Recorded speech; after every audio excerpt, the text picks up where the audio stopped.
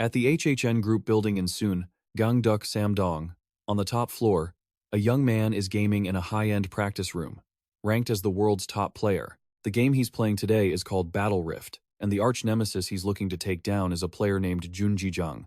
Looking at Jun Jijang avatar on the computer screen, he thinks this jerk is incredibly arrogant. You see, it's a 1 versus 5 match. One side is a full team of 5, while the other side is just him alone. In terms of numbers, Jun Jijang seems to be at a disadvantage. Without wasting any time, as soon as the game starts, both sides immediately charge into a fierce melee. First, our young man, burning with intensity, lunges at Jun Jijang as if he wants to devour him whole. Jun Jijang, however, stands calmly, gripping his sword tightly, not moving an inch. As soon as his prey gets close, Jun Jijang instantly unleashes a sharp strike, cleanly severing the young man's arm. With just that single, effortless blow, one of the team's NPCs is officially defeated. The remaining 4 members of the team can't believe their eyes. To take down an opponent that easily with just a single combo is absolutely insane. But the team doesn't give up. Another member advances to provide cover. He tries to get close to Jun Jijang, attempting to control him from behind. But this game isn't that simple. Jun Jijang easily spots him, quickly blocks the attack, and immediately counters. He successfully lands a finishing blow to knock his opponent out. But while there is life, there is hope. One of the group members encourages the rest not to panic, insisting that as long as they hold their formation, they will definitely win. They're right that holding a formation leads to a win, but it's Jun Jijang who's going to win. The remaining 3-man formation doesn't even last 2 minutes before Jun Jijang gently gifts them a few sword strikes, slicing them into hundreds of pieces. And just like that, the game is over. The young man still can't believe that his entire 5-man team has been wiped out. Officially, game over. That one guy, Jun Jijang, easily handled all 5 without the slightest bit of difficulty or trouble. And the NPC named Jun Jijang, who conquered this gaming world, is none other than our protagonist, Jijang. Actually, Jun Jijang is just one of many nicknames that Jijang has used to play games. But to him, that doesn't matter, because Jijang's only goal is to reach number 1 on the leaderboard. Once he achieves his goal, Jun Jijang quickly deletes the game, leaving his opponents feeling frustrated and bitter. A day has passed since Jijang abandoned his Jun Jijang persona. This has caused a stir among those in the gaming world, leading to endless speculation. The reason Jun Jijang quit is quite predictable, as many gamers have been leaving the profession lately. It seems the era of traditional gaming has ended, gradually being replaced by something newer and more compelling. Accadia. Accadia Online is a secret joint project between the world's 3 leading corporations, AGAN, ARG, and Silicop. Instead of using a PC or laptop, you access it through a device called a dreamer, which creates a virtual world containing infinite new possibilities. Although it was just released, Accadia has already attracted a huge number of buyers eager to experience it. And the delivery truck carrying the Accadia gear is currently standing in front of the address of the final dreamer buyer. Of course, that buyer is none other than Jun Jijang. However, seeing the dilapidated, crumbling house makes the delivery person a bit curious. Buying a gaming rig in this situation? But circumstances don't matter at all to Jijang. Seeing the hot, new dreamer gear being delivered makes him excited, his eyes shining bright. Without a moment's hesitation, Jijang immediately opens the device and clears all the info for the Jun Jijang character to make room for his new, beloved dreamer. Jun Jijang, 20 years old. Today, he leaves behind all these outdated games to transition into a non-game virtual world, the world of Accadia, a true dream world. There are countless games existing in this world, and there are many elements hidden by the game developers within those games. They could be simple pranks, but they could also be significant tricks that have a major impact on the players, and we call them Easter eggs. For more info, Easter egg is a term used to describe interesting things hidden subtly by the author in a game to add to the player's enjoyment. Continuing with the narration, they are like mysterious puzzle pieces. In a mysterious location, a pair of hands with a large bracelet on the wrist is outstretched. The mysterious person with an enigmatic smile says, "So, I'll entrust it to you, Alice." Alice is the owner of those hands. She receives something from the other person, which is emitting a bright, greenish light. She softly replies, "Yes, everything is for the sake of future generations." The scene ends with an image of a book sinking deep into the water. Kwanmyung-hang, a virtual reality technology built by directly connecting the human brain to a machine and stimulating the senses digitally. It creates a virtual world that allows us to have realistic experiences.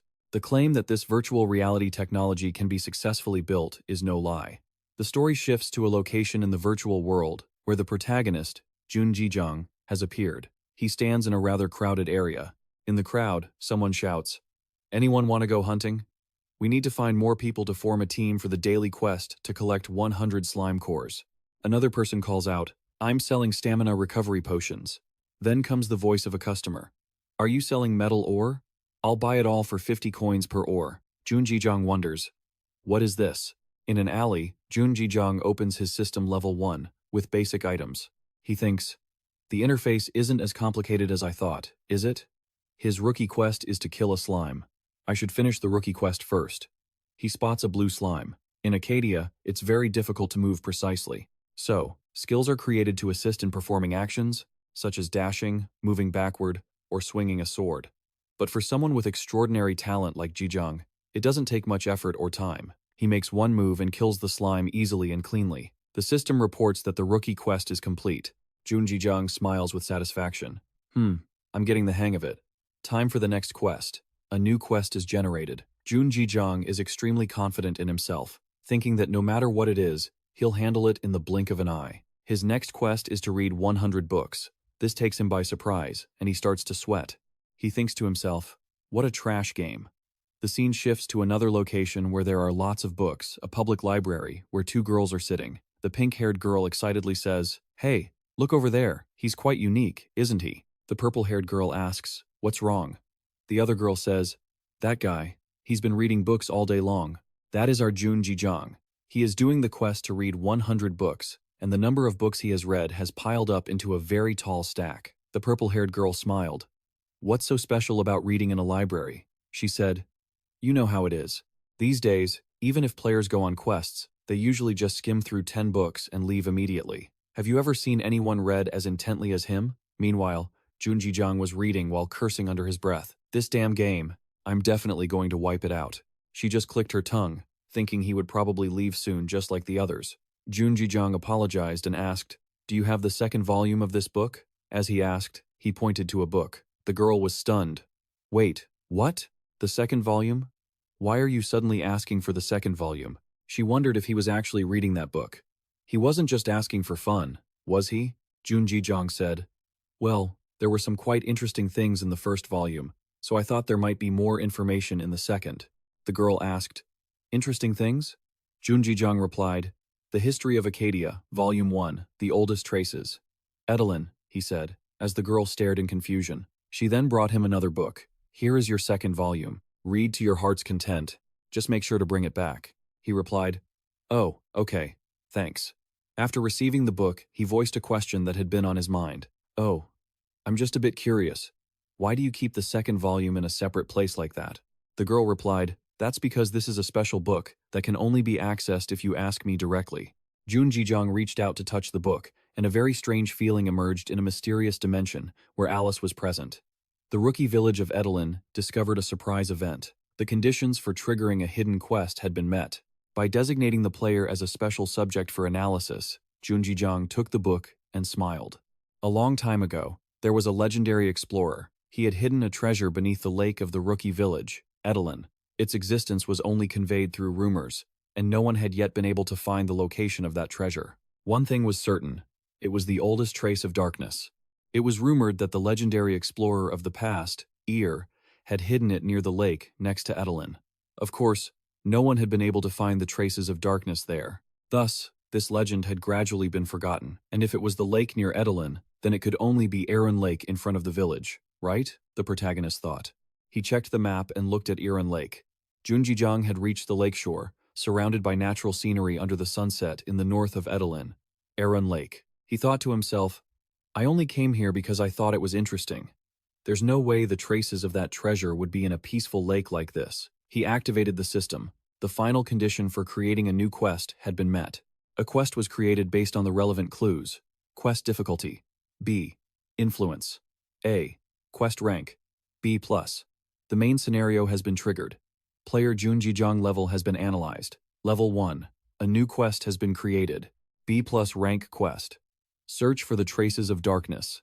You have found records indicating that the oldest trace of darkness is at Aran Lake. Investigate whether the record is accurate and track down that trace. No way, he thought. Is there a B+ rank quest in a brand new game like this? I thought the highest level was only C. Finally, this game is getting interesting, right? The sunlight still shone on the beautiful natural scenery of the lake. The water surface was calm. Beneath the water, however, was a terrifying creature. This creature opened its eyes with a glowing red light. By now, it was late afternoon, just about to get dark. The sunset fell, dyeing a corner of the sky golden. Jun Jijiang was strolling through the trees in the forest. He looked around, surveying the area, and sighed that there was nothing special about it. It made the whole thing even more suspicious. Suddenly, Jun Jijiang opened his eyes wide, as if he had discovered something special under the lake. He stared at the calm, tranquil surface of the lake, which was covered in a layer of golden shimmer from the setting sun, then lowered his gaze with determination and rolled up his sleeves. All right. After saying that, he immediately dove straight into the lake, creating a large wave that splashed water everywhere. As soon as his body sank deep into the water, Jun Jijiang quickly and keenly realized, what? A small lake like this being this deep is a bit too much. In another development at the South Korean branch of Accadia, a group of people was extremely tense in front of a large screen with glowing red warning signs. Main scenario warning triggered. The person in charge was the authorized executive director, who was also the general manager of the South Korean branch of Accadia, currently pulling his hair out. I'm about to go crazy. He frowned and spoke annoyedly. What the hell have you guys done in a continent that has been open for less than a week? And the main quest, a staff member standing nearby interrupted to offer an opinion. According to the quest analysis team, it seems a player has caused a dispute with an element related to the main scenario of the game. Hearing this, Kwon Myung-hang turned around and asked, an element? What kind of chaos could he have caused that the entire game would be shaken just because of one player's actions? The staff member replied awkwardly, We aren't really sure about that either. Kwon Myung-hang sighed wearily, sipped his tea, and gave an order. First, report this matter to the chairman and ensure that every department is well prepared to respond immediately to emergency situations.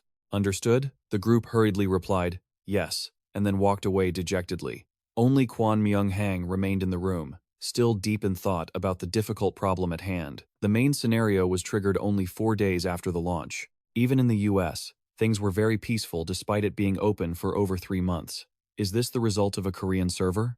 Meanwhile, Jun Jijiang had just surfaced from the water, struggling to breathe after his recent exploration. One by one, square boxes of the system board appeared before his eyes. Diving skill has increased to B rank.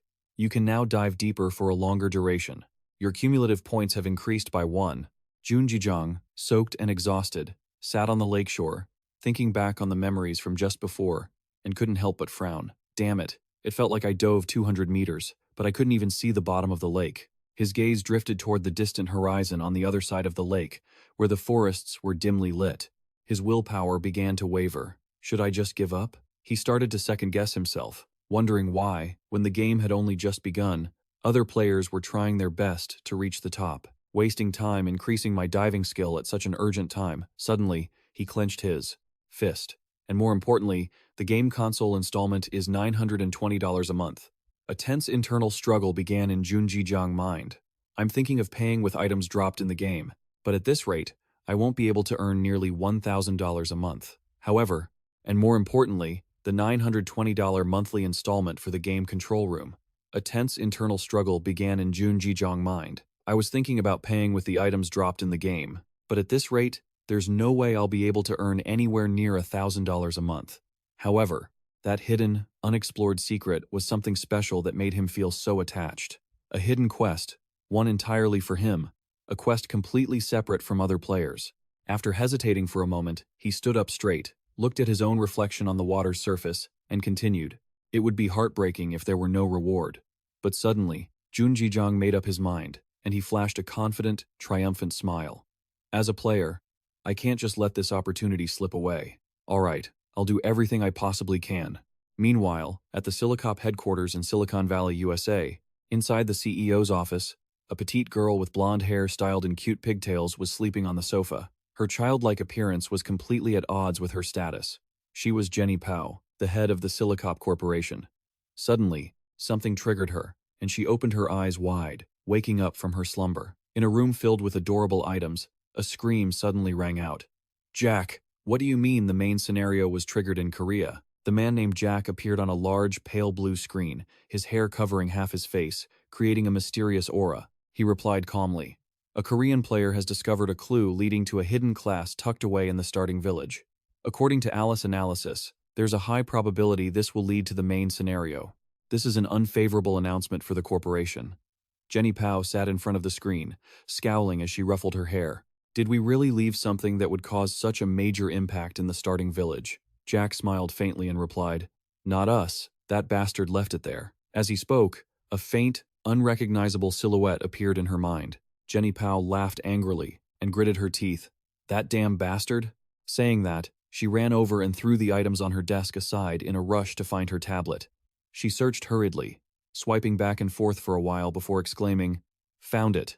However, the information before her made her feel surprised to the point of confusion as she read it. Hidden class, anarchist poet. No leveling method, no attack skills. What the hell is this? How is anyone supposed to play the game with this? She complained indignantly. Facing her fiery attitude, Jack remained calm as he said, But in exchange, they receive a special ability. Jenny Pao was enlightened. A special ability? Wait a second. After saying that, she bowed her head again to search for something. However, who knows what she saw the very next second, and who knows what it was that caused her to open her eyes wide, trembling and breaking out in a cold sweat, before letting out a loud scream that echoed throughout the building. This is insane. Back in the virtual game world, 10 days had passed, and the familiar scenery of the lakeshore and distant forests appeared. Jun Jijang emerged from the water holding something strange. After a long period of diligently sticking to this place, he finally reaped the rewards he had been hoping for. He stood waist-deep in the water, holding the strange item up to inspect it before breaking into a satisfied smile. Awesome. I finally found it. Beside him, the system board was announcing notifications one after another. Diving skill has increased to rank A. Your accumulation points have increased by 1. Your water affinity has increased by 10. You can now dive to very deep places. While he was deeply engrossed in admiring the item he had worked so hard to find, a sudden noise caught his attention, making him turn around. Written on it were long lines of notification text. Quest. You have completed the quest, Find Traces of Darkness. You have found notes providing evidence of the oldest clues to the darkness in Aran Lake. Verify that these records are true, and seek evidence to support them. Completion progress. 11. You have received the reward, Dark Rank Chain. The Dark Rank Chain was the name of the beautiful item he had just found. Within it lay traces of the void from ancient times. If you use this item, you will need to consider it very carefully. He lifted the item to observe it once more, then pondered to himself. So, you people are saying this necklace is a clue. Are you telling me I should use it or not? This explanation is almost a threat at this point. Even though he said that, when the system board popped up with the question, Do you want to use the Dark Rank Chain? Jun Jijang did not hesitate to reach out and select yes. It seemed as though the decision had already been set in stone, but unexpectedly, the system asked again. Are you sure? Jun Jijang, though feeling a bit confused, reached out and selected yes once more. The system seemed unwilling to accept this result, as it asked again. Are you really sure? Jun Jijang didn't even bother thinking, still remaining very confident in his initial choice. The system didn't give up either. It just kept repeating the reminders. Are you truly, sincerely sure? I will ask one last time. Even if you are sincerely sure, you will not be able to take it back. Each time that happened, Jun Jijang would quickly press the yes button without even glancing at it. After going back and forth for a while, he got irritated, clenched his fist, and shouted, I already told you, I'm going to use it. Why do you keep asking me if I'm sure?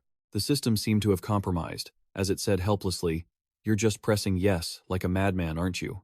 I know it all. And then the system board suddenly changed, making Jun Jijang startled. In some unknown corner, a young man with thick hair covering his face was smiling mysteriously behind the system board, speaking to Jun Jijang. If you've come this far, it seems you really want to use this item. I won't ask anymore. Don't regret it. After all, I've warned you enough. The mysterious young man looked seriously at the screen and continued. From now on, try to use all your power to cause chaos, just like I am doing right now. The strange voice made Jun Jijang feel bewildered. Who is that? The system did not answer his question, but began to update with new notification bars. Hidden quest. Your class has been changed to Anarchist Poet. The rank system will be deleted. You have received reasonable stats. A quest system has been added. The character will always belong to the player.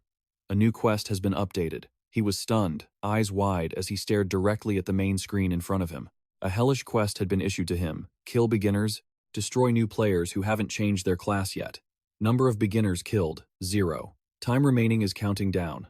6 days, 23 hours, 55 minutes, and 24 seconds at Ein West Grassland. This was the Slim Territory beginner hunting ground. Beginners were fighting slime monsters. Among them was Junji Jang. He was swinging his fist and shouting, "Take this." He sent a slime monster flying into the sky. In another corner, there were 2 beginners, and in the male player's hand was a blue orb. He said happily, "Got this drop from a measly slime." The female gamer next to him had wide, admiring eyes. "Wow, you sold it for 50 bronze? I'm so jealous," she replied to the male gamer, who was beaming with joy over his lucky find. "I'm so lucky. This is what gaming is all about."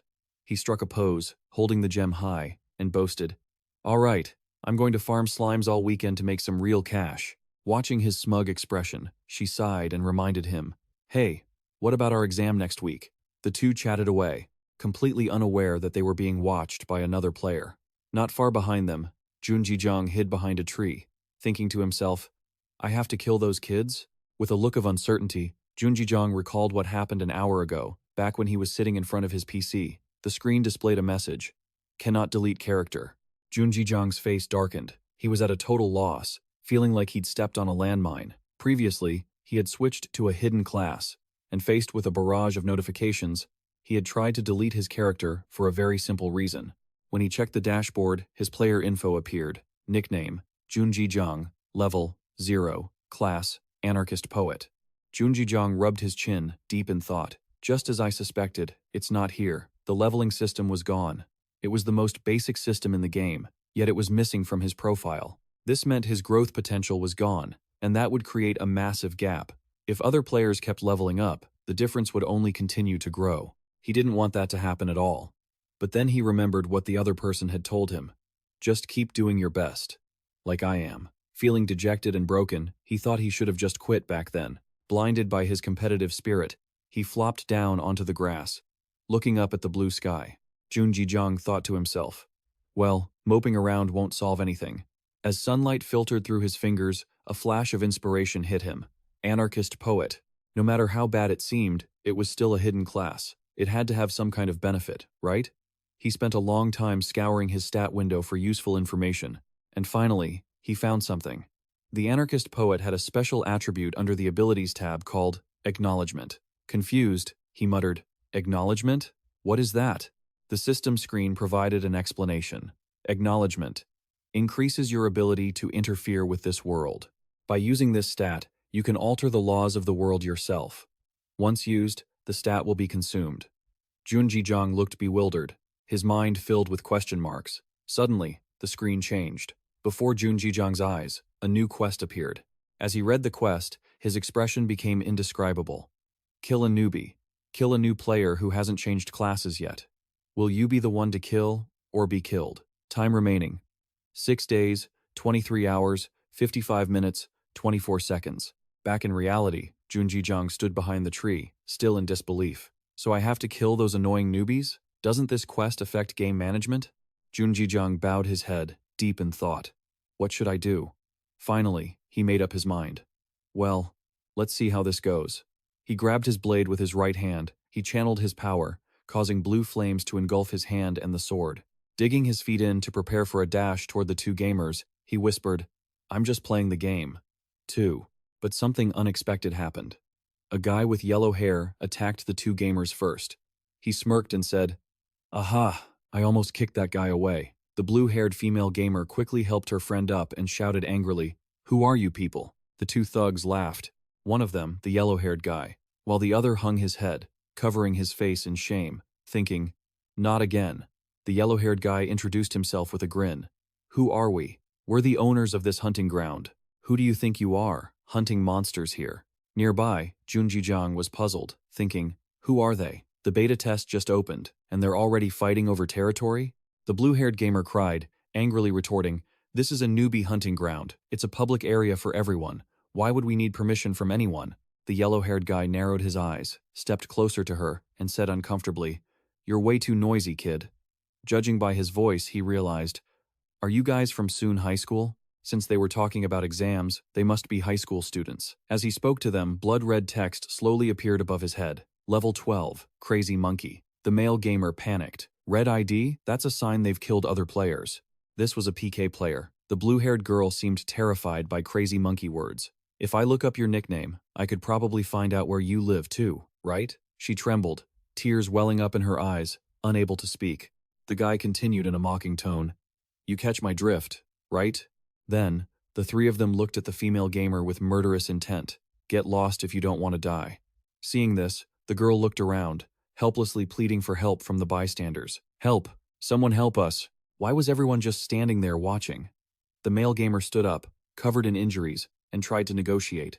Why are you doing this? It's just a game. Can't we just have fun? The three thugs responded with an indescribable look, then burst into laughter as if it were the funniest thing they'd ever heard.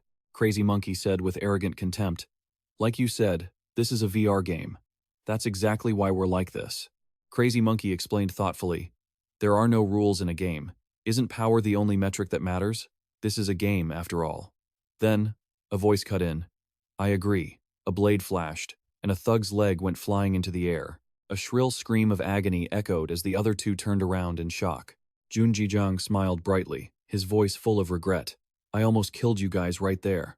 Without waiting for them to react, he slashed his sword, quickly ending the lives of all three. At the same time, his nickname changed from green to red. The system sounded 3 times in a row. Acknowledgement increased by 1. Jun Jijang looked at the notification, thinking, so killing 1 person equals 1 point. I don't know what it's used for, but increasing it is pretty difficult. Suddenly, a voice came from behind him. Thank you, sir. It was the 2 gamers. They knelt down to thank him, thinking Jun Jijang had saved them. In unison, they said, Thank you for saving us. How can we ever repay you? Jun Jijang replied coldly. No need to thank me because I was planning on killing you 2 as well. The 2 gamers stood there in total shock. He rested his sword on his shoulder and gave a gentle smile, but his words made their blood run cold. Don't be so dramatic. It's just a game, isn't it? The male gamer only had time to realize that the look in his eyes was real, before he was sliced in 2. At that moment, the system chimed twice more. Acknowledgement increased by 1. It meant 2 more gamers had vanished from the game. In front of the stunned onlookers, Jun Jijang silently whispered, Next. Then he turned his head and gave a wide grin, the blade still resting on his shoulder, ignoring everyone's look of sheer terror. Jun Jijang said, All right, your turn to stop watching and step up. Any last words? Suddenly, the forest erupted with blood-curdling screams. The sound of frantic footsteps and people begging for mercy filled the air. After that day, a rumor began spreading across the Accadia homepage. Everyone was saying the same thing. A real psychopath had finally appeared. In a forest at night, the full moon cast a shimmering glow, illuminating the woods. Perched on a dry tree branch, an owl with glowing eyes sat still. Its eyes emitted a golden light as it stared intensely at something below. Reflected in the owl's eyes was a figure running for his life through the forest. A green-haired boy screamed as he scrambled away. Ah! The guy was sprinting, sweat pouring down his face as he screamed, Somebody help me, please! Suddenly, he tripped over a rock, and a loud thud echoed through the night air, along with a painful cry. The system notification popped up. Injured. Your movement speed is reduced. He crawled on the ground, struggling to reach his system interface. Ugh, damn it. He nervously looked back, his brow furrowed. In the dark forest, a pair of red eyes seemed to be tracking him, filling him with dread. From the shadows, a boy in a green cloak emerged, causing the green-haired guy to panic, his pupils shrinking in fear. Jun Jijang smiled, his eyes glinting with excitement. The green-haired guy tried to scramble back. As he backed away, he shrieked in a panic. You bastard! Instead of killing regular players, why don't you go hunt monsters? Why do you want to kill me? Jun Jijang raised his knife and swung it down with all his might. The green-haired guy braced himself, squeezing his eyes shut as he screamed, Do you really think the developers will just let you get away with griefing as soon as the game launches? I'm definitely reporting you, you piece of trash. Hearing that, Jun Jijang stopped in his tracks. He stared at him, puzzled. Huh? What are you babbling about? He frowned. Think about it, who's the one who made me have to do this? The green-haired guy asked, confused. Huh? Before he could regain his composure, Jun Jijang slashed his blade, and the green-haired guy was split in 2. Suddenly, the system chimed. You have killed a novice. You have received an acknowledgement. Jun Jijang stared ahead intensely, a red knife in his hand. Then he yawned. Wow, I'm so sleepy. In the Arcadia online system, there is something called a death penalty. The death penalty prevents logging in for 24 hours. At the company, everyone was busy working. This was a mechanism created by the developers to prevent game addiction and increase the sense of attachment to the game. Suddenly, someone screamed, "Hey, unban me! I was the victim of a griefer. Why am I the one getting banned?" Arcadia Online Customer Support. The company director frowned. "What's going on?" The employee behind him wiped off sweat and explained. Questions related to PK issues have suddenly spiked. The director furrowed his brow. "We're already busy enough with bugs. Which maniac has this much free time?" The customer support department was already resigned to overtime. The system displayed Junji Zhang's information window. Junji Zhang, no class, anarchist, equipment, stats, skills, acknowledgement, 1025, strength, 10, vitality, 4, mana, 10, intelligence, 4, agility, 5, evasion, 3, accuracy, 4, luck, 2, resistance, 0. Day looked at the system board and muttered, the 1025th kill, huh? 2 days of no sleep. And finally some results. He yawned again, thinking, man, things are tougher than I thought. Or maybe I should say, every time I get criticized for killing people, it's a mental drain. Besides, is it really okay to keep doing this? Massacring novices right when the game is just launching? He wondered. It's clearly meant to disrupt the game's activity, so why am I the one getting this quest? Novice massacre. Kill novices who haven't changed their class. Novices killed, 1025. Time remaining, 6 days, 23 hours, 55 minutes, 24 seconds. He sighed. Not really my business anyway. Suddenly, a sound from behind him made him turn around. From the forest, a group of slimes emerged, leaving him surprised. The system rang. You have saved a slime from danger. Friendship with the slime species has increased. Kyu! Kyu! He scrambled back in a panic, breaking out into a sweat as he yelled, "Wait!" The slimes piled onto him, swallowing him up, with only his hand waving frantically. "Ah," he hugged the cute little slime and said happily, "Haha, I thought I couldn't get along with humans anymore, but turns out I still have you guys." Suddenly, a noise made him and the slimes pause in curiosity. From the forest, 4 torches approached them. He looked up at them with dark eyes. He stroked the slime's head and said, "Sorry guys, I really wanted to play with you, but if I don't run now, I'm going to have some trouble." The green-haired guy, along with several others holding torches, ran toward him with annoyed expressions. The green-haired guy looked around, not seeing Junji Zhang. He frowned, sweating, then suddenly pointed toward where Junji Zhang was escaping. He shouted, "Over there! Catch him! Hurry!" He ran like the wind through the forest. After running a distance, he discovered a cliff ahead, getting closer and closer to it. D stopped at the edge of the cliff, the others standing right in front of him. The green-haired guy looked arrogant and said, "Haha, ran until you hit a cliff, huh? How pathetic. Don't you look just like a sewer rat caught in a trap? Prepare to die." Hearing that, Junji Zhang's expression turned dark, and suddenly, he gave a faint smile. He let himself fall off the cliff. The others watched him in shock. The green-haired guy stared, stuttering. That crazy lunatic, he actually jumped. Is he an idiot or what? De smiled wickedly. Log out. On YouTube, images of him were being broadcast with titles like Urgent News, Dirty Player, The Massacre Behavior of a Serial Novice Killer. Right under the video were heated debates about the incident. Lol, really? Going down the path of a novice killer? Interesting. Interesting? Try being the one killed and see if it's still interesting. Looking at his items, it seems he just switched to the most overpowered warrior class. LOL. But what is wrong with that guy? Does he have psychological issues? Now is not the time to laugh. The green-haired guy, unable to catch De, was furious. He stared at the screen. I'm a novice who died at his hands 2 days ago. Since then, I've been monitoring the notice board. Sure enough, there are over 700 reports showing up. On the screen were various comments debating Junji Zhang. 700 kills. It's like a bad joke. Just gather 10 people, and you could kill him as easily as candy. The green-haired guy gritted his teeth and said, "That's right. I'm also planning to form a party to kill him. Anyone who wants to join, please contact me. Time and location to be announced." At the fountain in the game, the green-haired guy gathered a group of people who had been killed by Junji Zhang. "Everyone, thank you for joining me today," he said, seriously. "Now, we will begin the meeting to eradicate the villain. If you had to choose one of the most attractive features of Arcadia, it's the events initiated by the players themselves. not only in-game, but the reactions of players on the internet can also shape the storyline. It was truly brought to life inside the game, thanks to someone capable of conditioning everything. This being appeared as a young girl with white hair and a white dress, accented by her piercing blue eyes. Her name is Alice, and she discovered the formation of large-scale parties, analyzed the related causes, associated quests, main events, and the birth of darkness. She pointed at the control panel, and suddenly, the system notification rang out, initializing a new quest.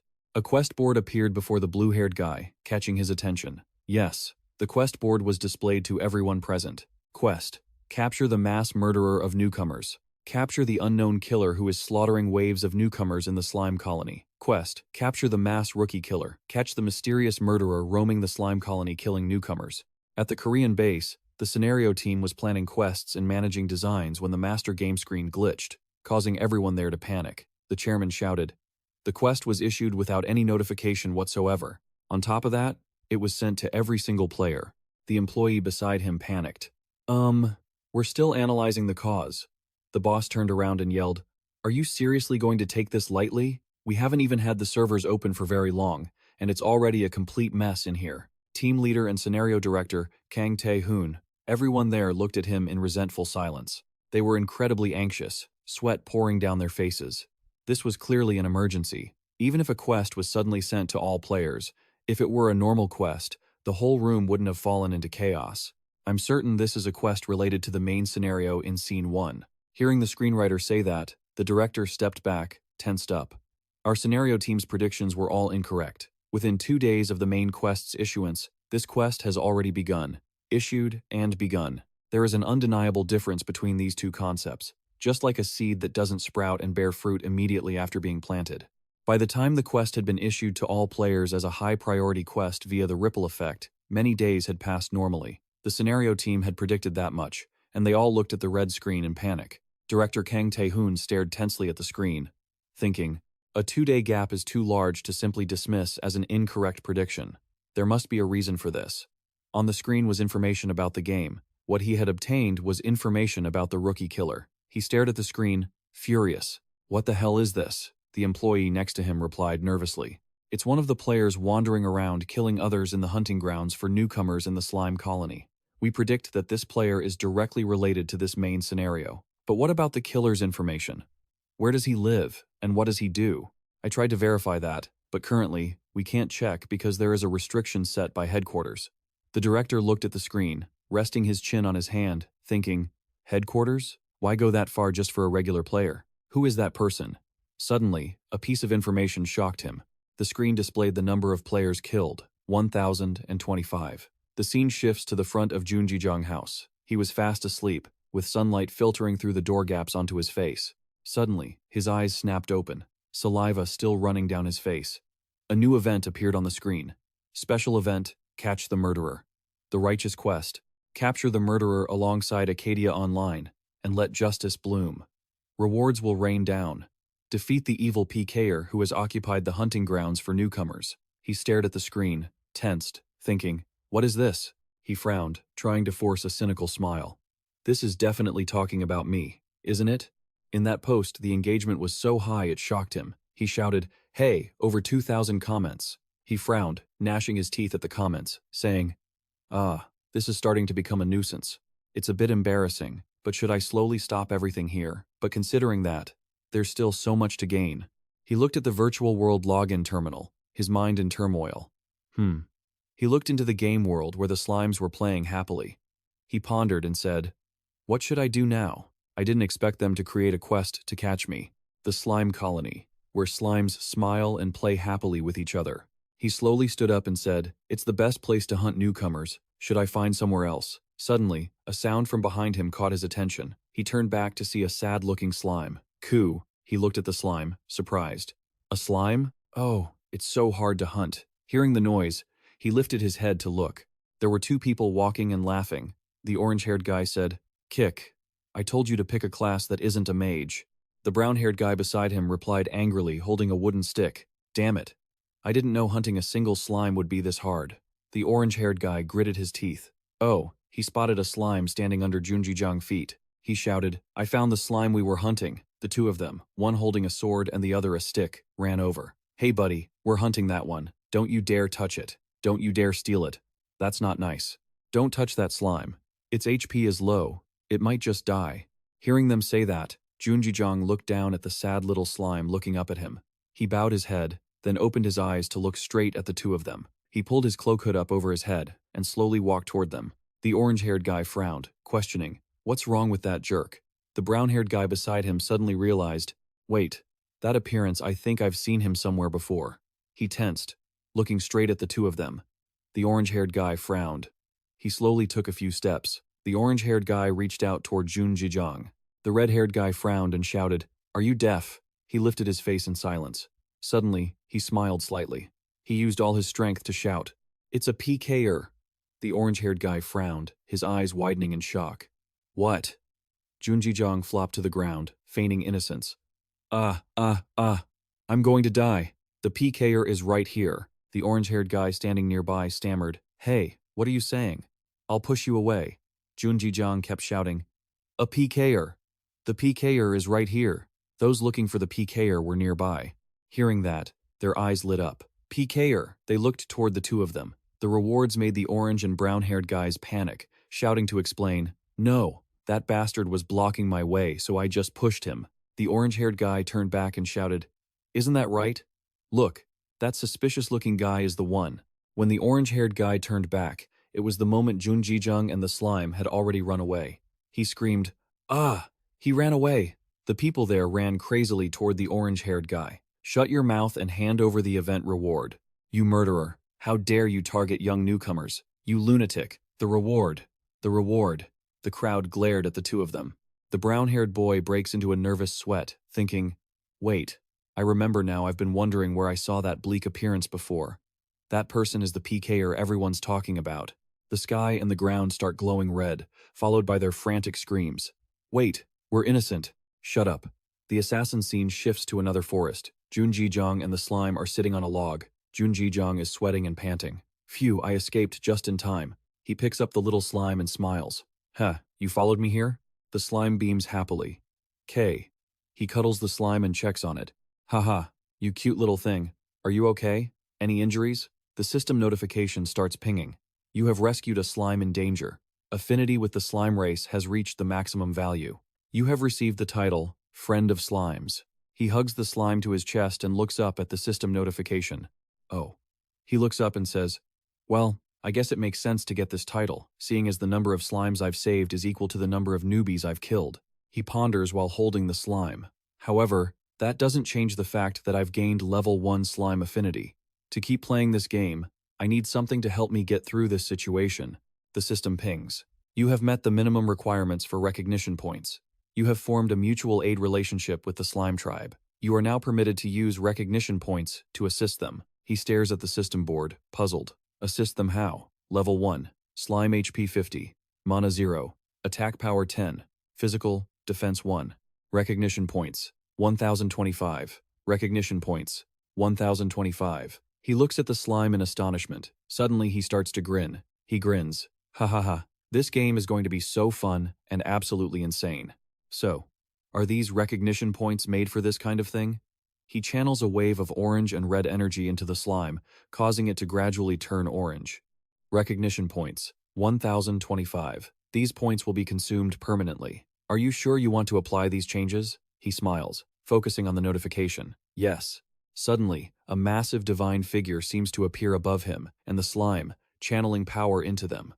A beam of light illuminates the entire forest. The base stats of the slime race have been altered. Monsters are targets for players to defeat, from succubus to stone demons. Their existence is vital in RPG games, meaning games where you fight monsters to level up. Among them are those meant for beginners and hunting sessions for newbies. They provide basic combat training. These monsters are known as newbie starter monsters. In the world of Accadia Online, these monsters are called slimes and look like little walking blobs of jelly. However, what would happen if these monsters became too strong for beginners? The results can be found on the official Accadia YouTube channel. Videos with titles like "I tried to become the strongest with a level 1 wooden stick" or "tower climbing." Videos like "Guess if I'm a newbie" or "These slimes are too OP." These videos even reached massive view counts. The video content goes as follows. A realistic game scene appears before the player's eyes. The experience is so realistic. Whoa, I can even see my fingerprints clearly. The graphics in here are amazing. Through the player's perspective, the scenery looks incredibly lifelike. The entire field of view feels like a real-life experience. Suddenly, the player sees a blue slime monster right in front of them. Oh, is that a slime? It's so cute. Look at it looking all drowsy. Well, I'll try to take it down. After saying that, the player grabs their weapon to engage. The seemingly harmless monster lets out a soft sound. The player hesitates for a second, and the slime, previously gentle, immediately lunges. It proactively attacks the player, catching her off guard and knocking her backward. What the hell? Wait, someone save me. The player can't resist the attack for long, and quickly dies. A notification suddenly pops up in front of her. You have died. You have received a penalty. You cannot log in for the next 24 hours. Be more careful next time. The comment section under the video is just as active. Everyone is busy leaving lively comments. My god, did he just get killed by a slime? What is this? Is he faking it? How did he die in just one hit? These slimes have been unusually strong lately. I died too. What are you guys saying? Are the slimes stronger? Results of 125 recognition points. Level 15 slime. A tragic end caused by a creature that looks so weak. Accadia averages 10,000 newbies every day. An absolute slaughter. New players are slowly becoming terrified of this tiny monster. A very cute-looking slime approaches, making a coo sound. It is quickly sliced in half. But the players around it are also struggling. What the hell? What is wrong with these slimes? Why is my HP bar almost empty after being hit just twice? Some people are even helplessly crying as they get chased. Save me! This thing is chasing me so relentlessly. Someone help! Right then, from the cliffside, Junji-jong looks down, thinking, haha, what a mess. Come to think of it, these slimes are passive types, only attacking when hit first. Why have they turned into aggressive monsters that attack first? The slime stands confidently in front of the newbie, stepping closer. I wonder, did their nature change after leveling up? If that's the case, recognition. Is that the ability to change the nature of monsters when recognition is added? This might be a complex ability of this anarchist bard job class that I need to learn more about. Suddenly, he notices the people below look very familiar. Are they the ones who were following me earlier? Meanwhile, the group below is surrounded by the slimes. A blue-haired young man yells, "How dare these slimes attack us?" No sooner has he finished speaking than he sees a slime jump at him. He can only stand there frozen, taking the full force of the blow. The slime chirps happily, and another notification pops up. Enhanced slime has defeated a newbie. The group sees this scene, instantly terrified to the core. He was taken down in one hit. Afterward, a series of frantic screams rings out. Ah, save me. Enhanced slime has defeated a newbie. Recognition increases by 1.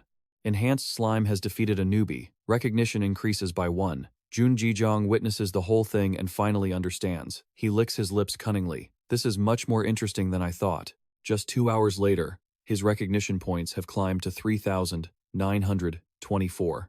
He rests his hands on his hips, laughing triumphantly. I earned all this in just 2 hours, 4 times the amount of recognition I had before.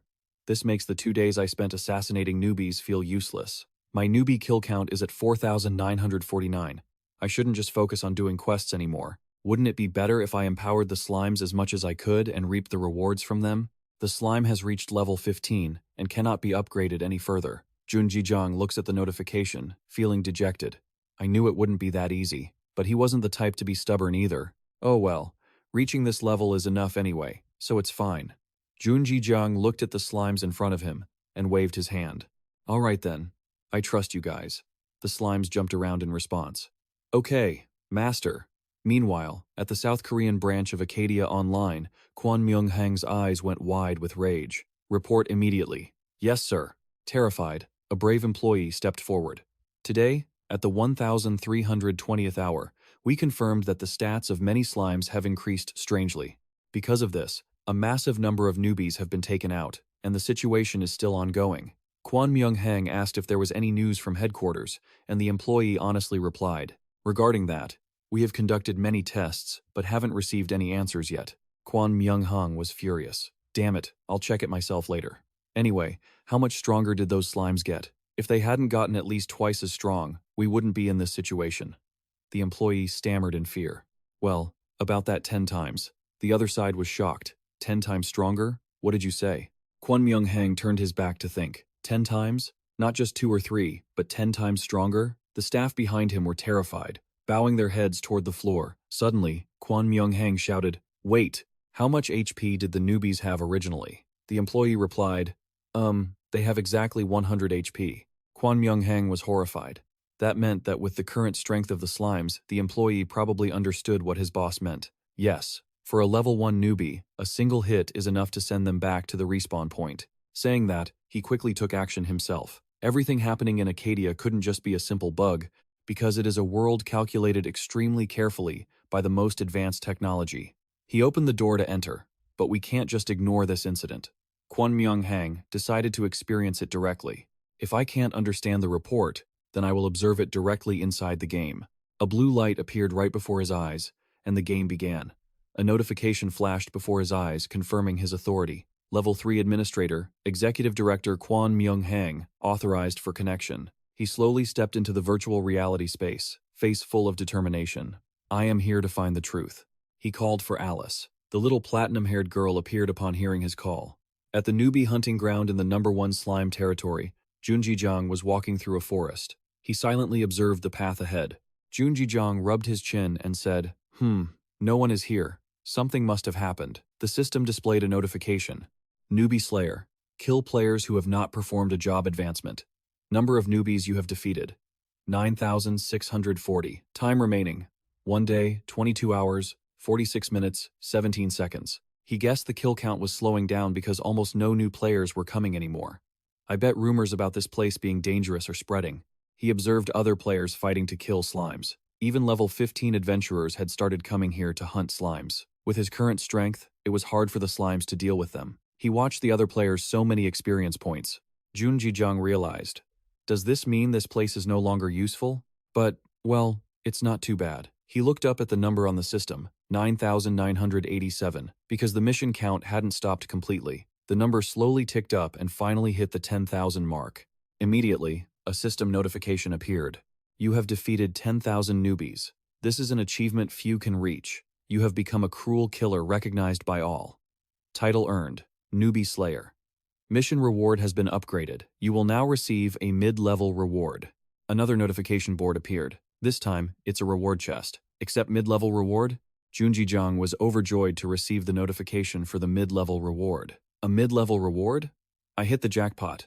Let's see what's inside. He quickly tapped accept on the notification board. After opening the chest, a purple light appeared. The light was blinding and grew larger and larger. Junji-jang frowned and gritted his teeth, full of anger.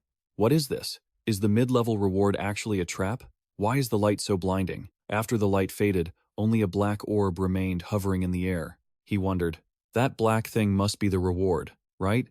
It's an egg. The black egg began to show a large crack, then shattered completely. Another blinding light poured out from inside the egg. Another system notification immediately appeared. You have opened the mid-level reward.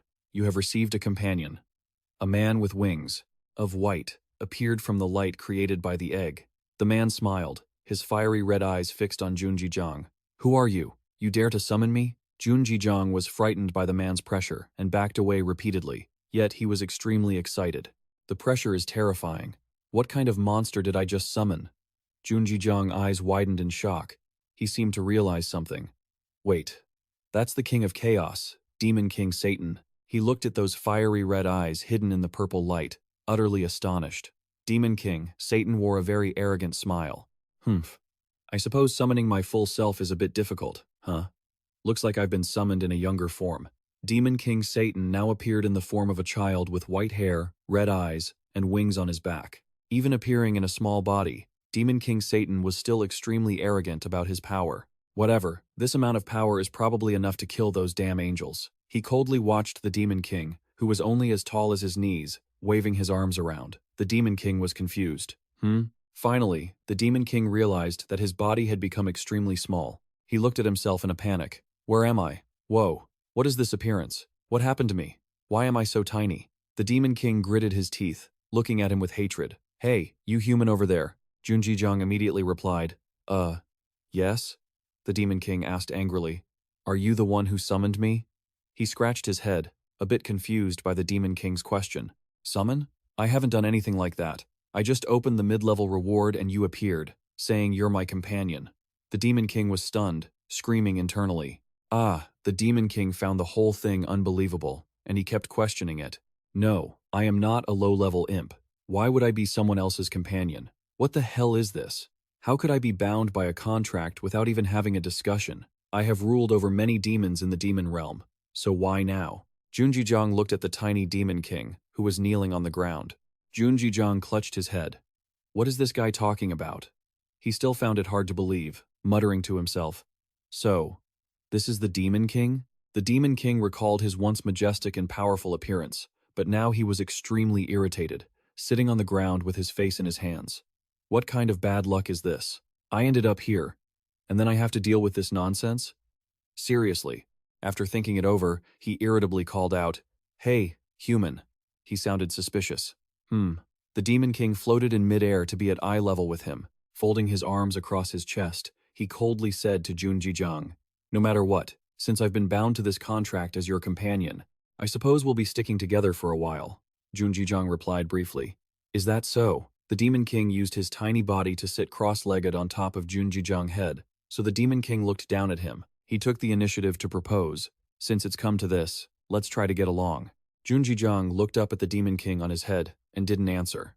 He cast his eyes down, wondering, should he even be happy about the Demon King sitting on his head? Seeing no response, the Demon King angrily cleared his throat. Hey human, it seems like you possess a pretty decent source of power, huh? Junjijiang looked at him, confused. Power? What power? Right then, the system notification appeared. You can use recognition to unlock power for your companion. However, your companion is a demon, so please be careful. Don't let yourself be deceived or manipulated. The Demon King broke into a truly wicked smile. Oh, I see. Is this why I was bound to this contract? If things go well, I'll be able to crush those damned angels. Junjijiang asked him, confused. What are you talking about? Explain it to me. The Demon King flew in front of Junjijiang, asking with a sinister grin, Hey, can you give me that power of yours? Junjijiang had been listening to the Demon King the whole time, but didn't understand a word. What power are you talking about?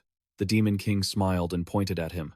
What else could it be? The power that allows you to overturn the laws of the world, that thing you possess.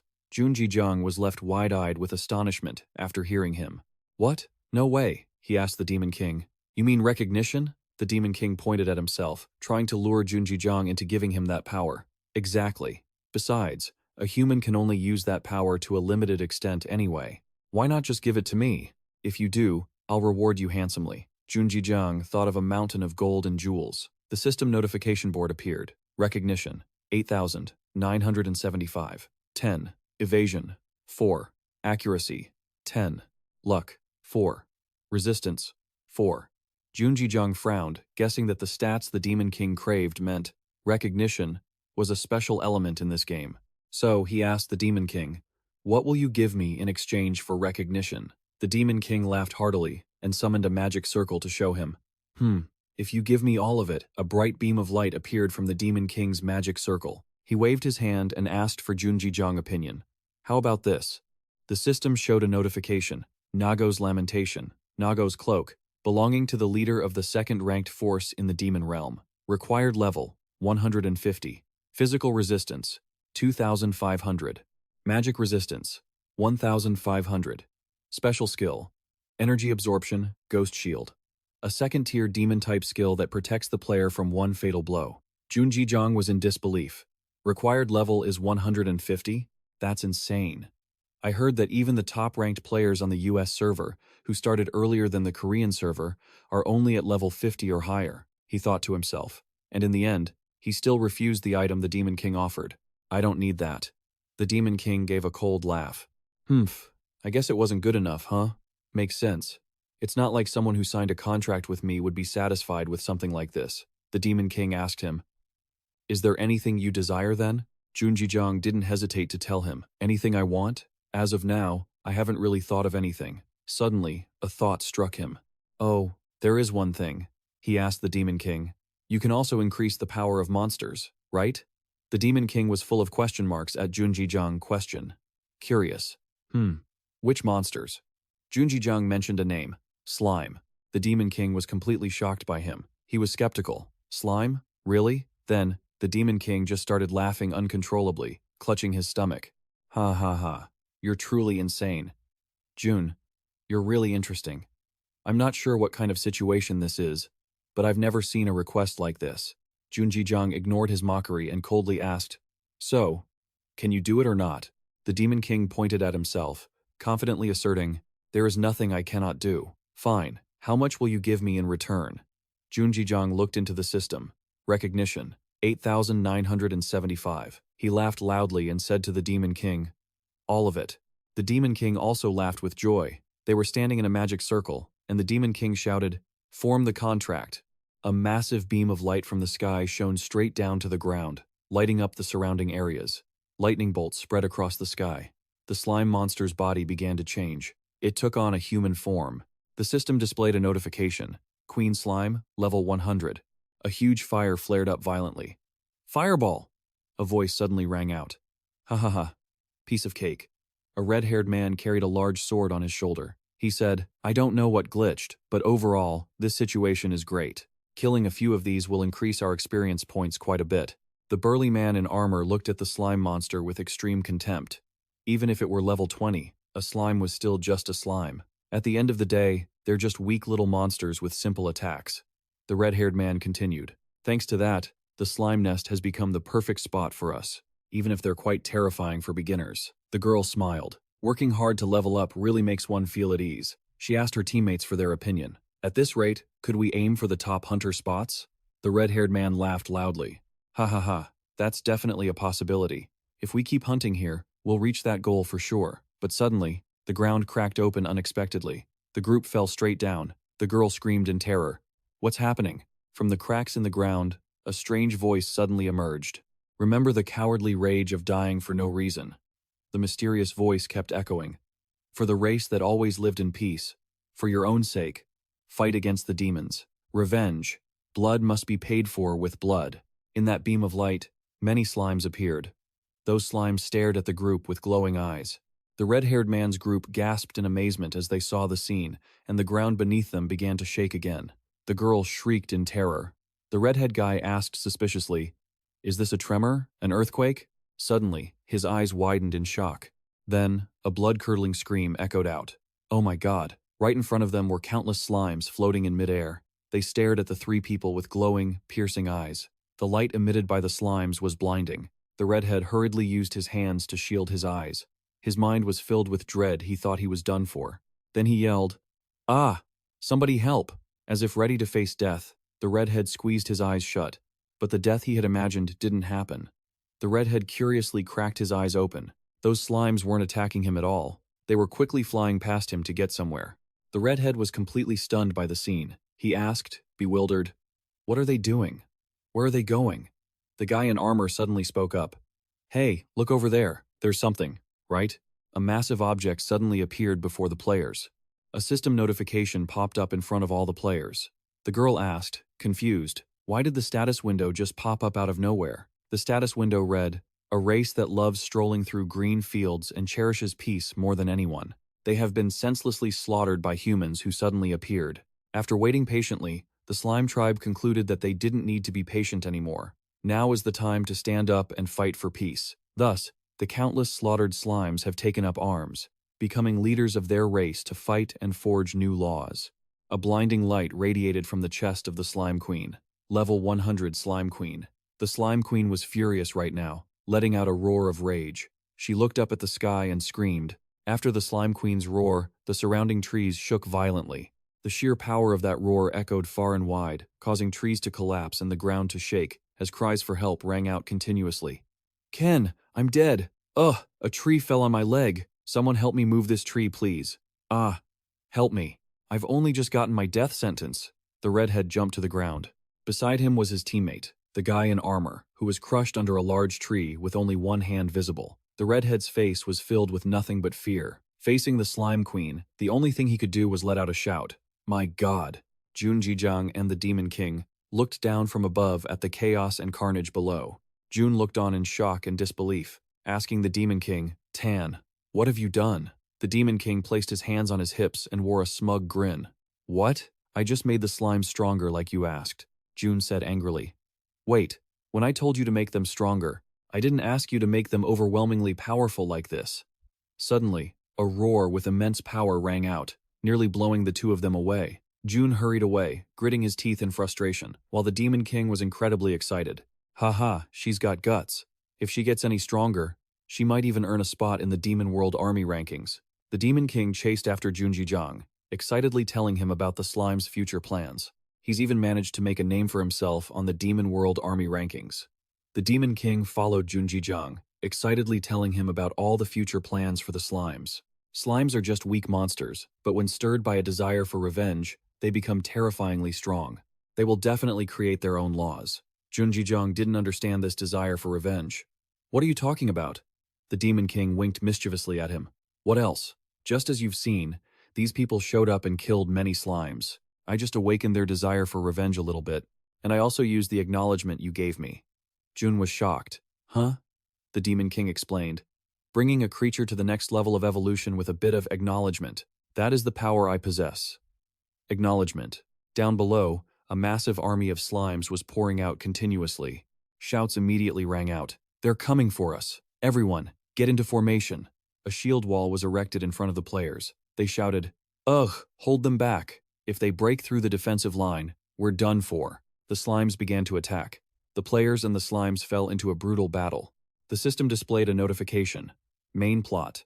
The Forgotten Darkness has begun to form. Link quest. Defeat the player killer has been removed. Link quest. The slime's rage has appeared. A status window appeared in front of all players. In the status window, the system announced that the main scenario, the Forgotten Darkness, has begun to form. The slime's rage has appeared.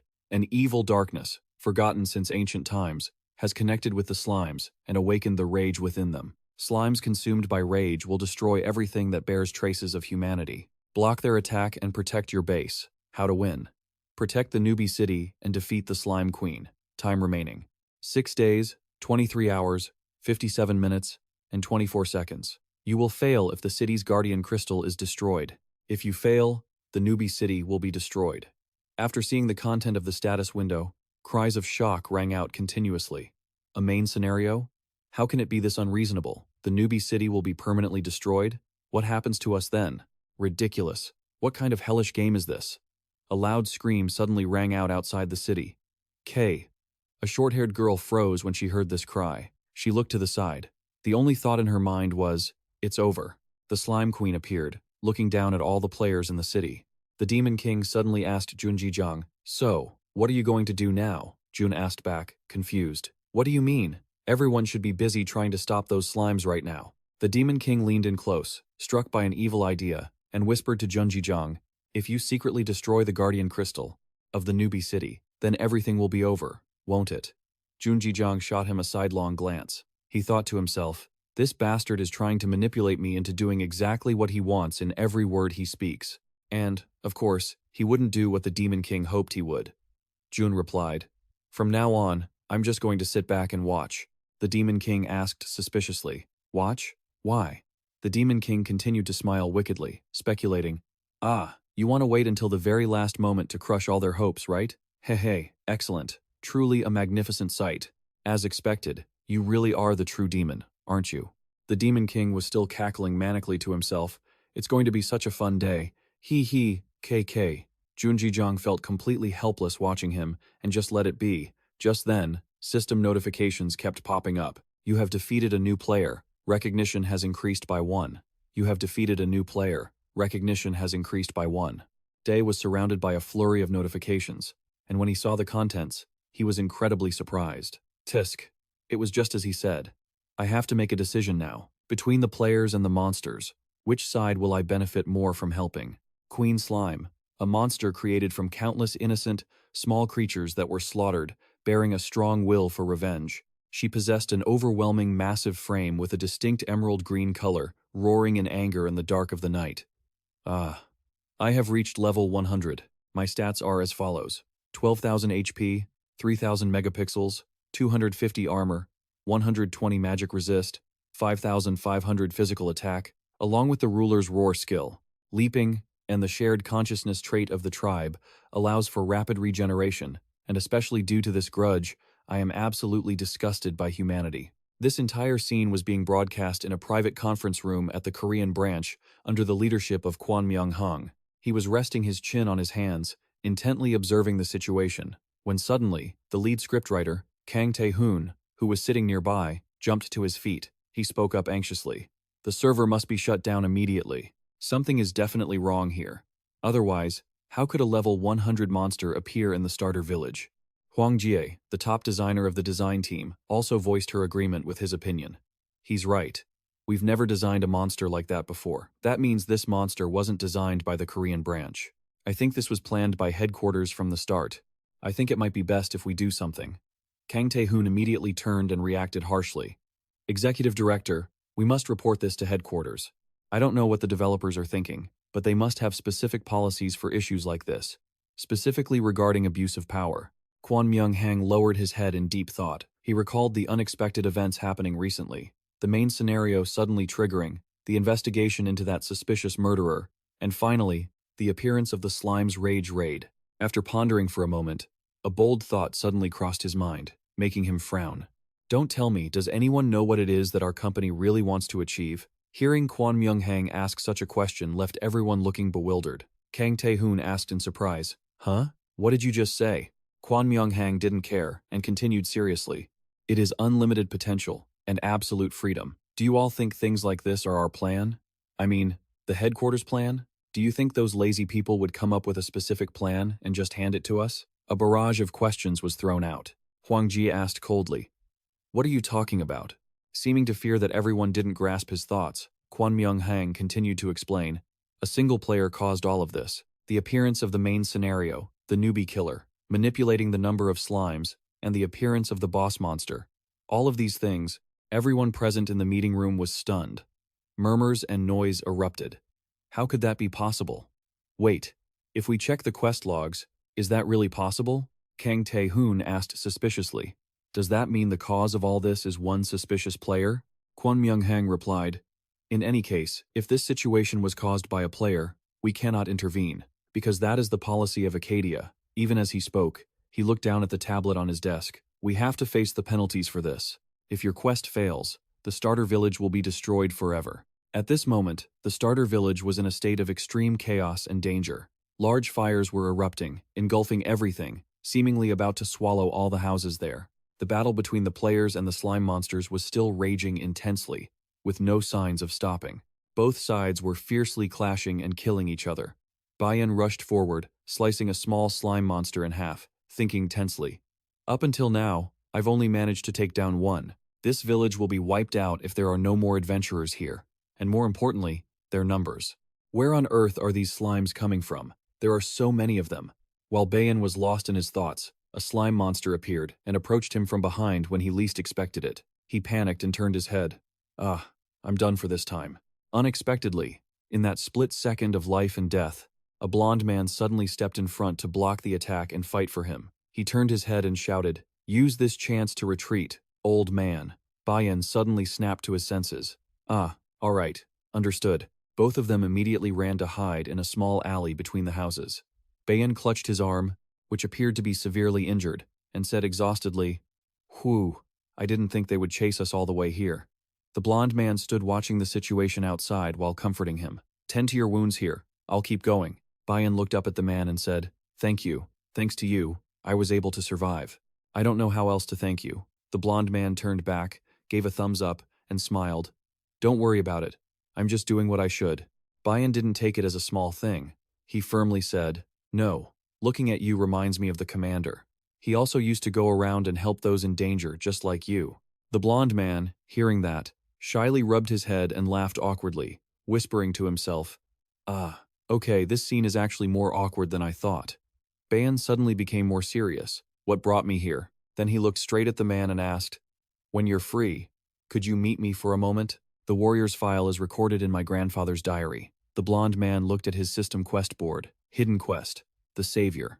You have met all conditions to upgrade your class. Do you accept the title of legendary hero? He was a bit surprised, unable to believe his eyes. A hidden quest? Have I finally found the hidden quest that everyone was rumored about? Wow, this is crazy. Is this something people can find in the main scenario? After that, He struck a very determined pose. I will do it. I'm really curious about what that guard was talking about. Bayan was amused by this sight. Ho ho ho, I will be waiting for you. But first, he said, we need to stop this monster. It has been 3 days since the Slime Rage raid began. For half a week, the players have been completely helpless against the slimes.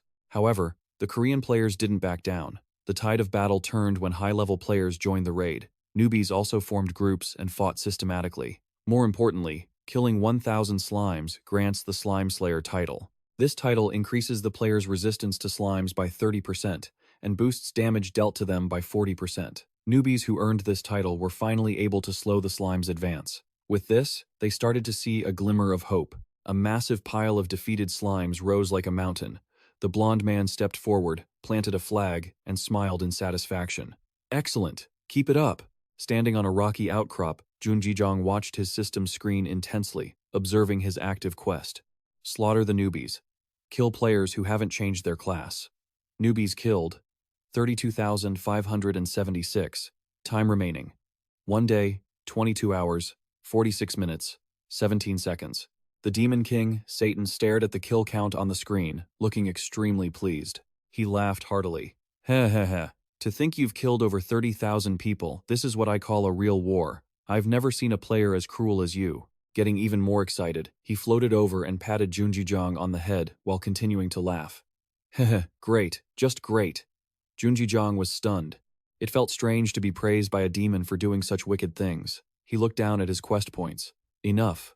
22,576. I can't believe I've accumulated so many. It would have been impossible if I had to kill them one by one. Satan asked. So, what will you do next? Junjijong asked back, bewildered. Do what? Satan crossed his arms and replied calmly. What's next? I'm talking about the current situation. If you don't do anything, humanity will surely win. Looking at the crowd below, he pondered for a moment before breaking into a cold, sinister smile. That wouldn't be any fun. He began manipulating the system. Satan, standing nearby, was curious. Why are you suddenly quiet? Junjijong didn't answer. He simply put on a tattered, black cloak. When Satan saw the dark bloodstains on the hem, he panicked. What is that? Don't tell me you smeared blood on it. Junjijong smiled coldly. Either way, it's time to choose our side. Along with Satan's triumphant laughter, Junjijong finally made his decision. We're siding with the slimes. Meanwhile, in a high-rise building in South Korea, Kwon Myung-han was pleading with his leader. Please, stop the raid. Please, CEO. Hearing the plea, she looked over with a seductive gaze. She had a beautiful face with a noble aura that could stir anyone's heart. That was Lim Mi-yun, the female CEO of Accadia. Like an eagle, perched on a high branch, spreading its wings to soar across the vast sky, she knew the raid's 7-day duration was both long and short. It was a place better described as a battlefield than a newbie village. The end was drawing near. Life there seemed to have returned to its initial peace. People gathered in small groups, chatting away. Time until the raid ends. 10 minutes and 42 seconds. The boy in black said happily. The slimes have become quieter. Maybe they've given up? After a whole week of failing to break the defense line, what else can they expect? The blond man next to him agreed. Yeah, 10 minutes. Only 10 minutes left. It's almost over. The timer began counting down tick by tick. The players were filled with hope for victory, unaware that this was merely the calm before the storm. Just as everyone thought the outcome was decided, the system timer hit exactly 10 minutes, and the true moment of life and death began.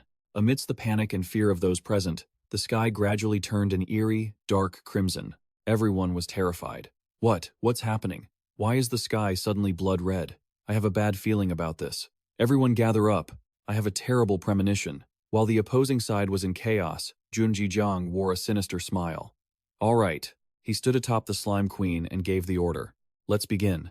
The hunt officially starts now. On the front lines of the newbie team, the blond man frantically waved his hands, trying to stabilize the situation. Everyone, don't be afraid. So what if the sky changed color? It doesn't matter. It's almost over.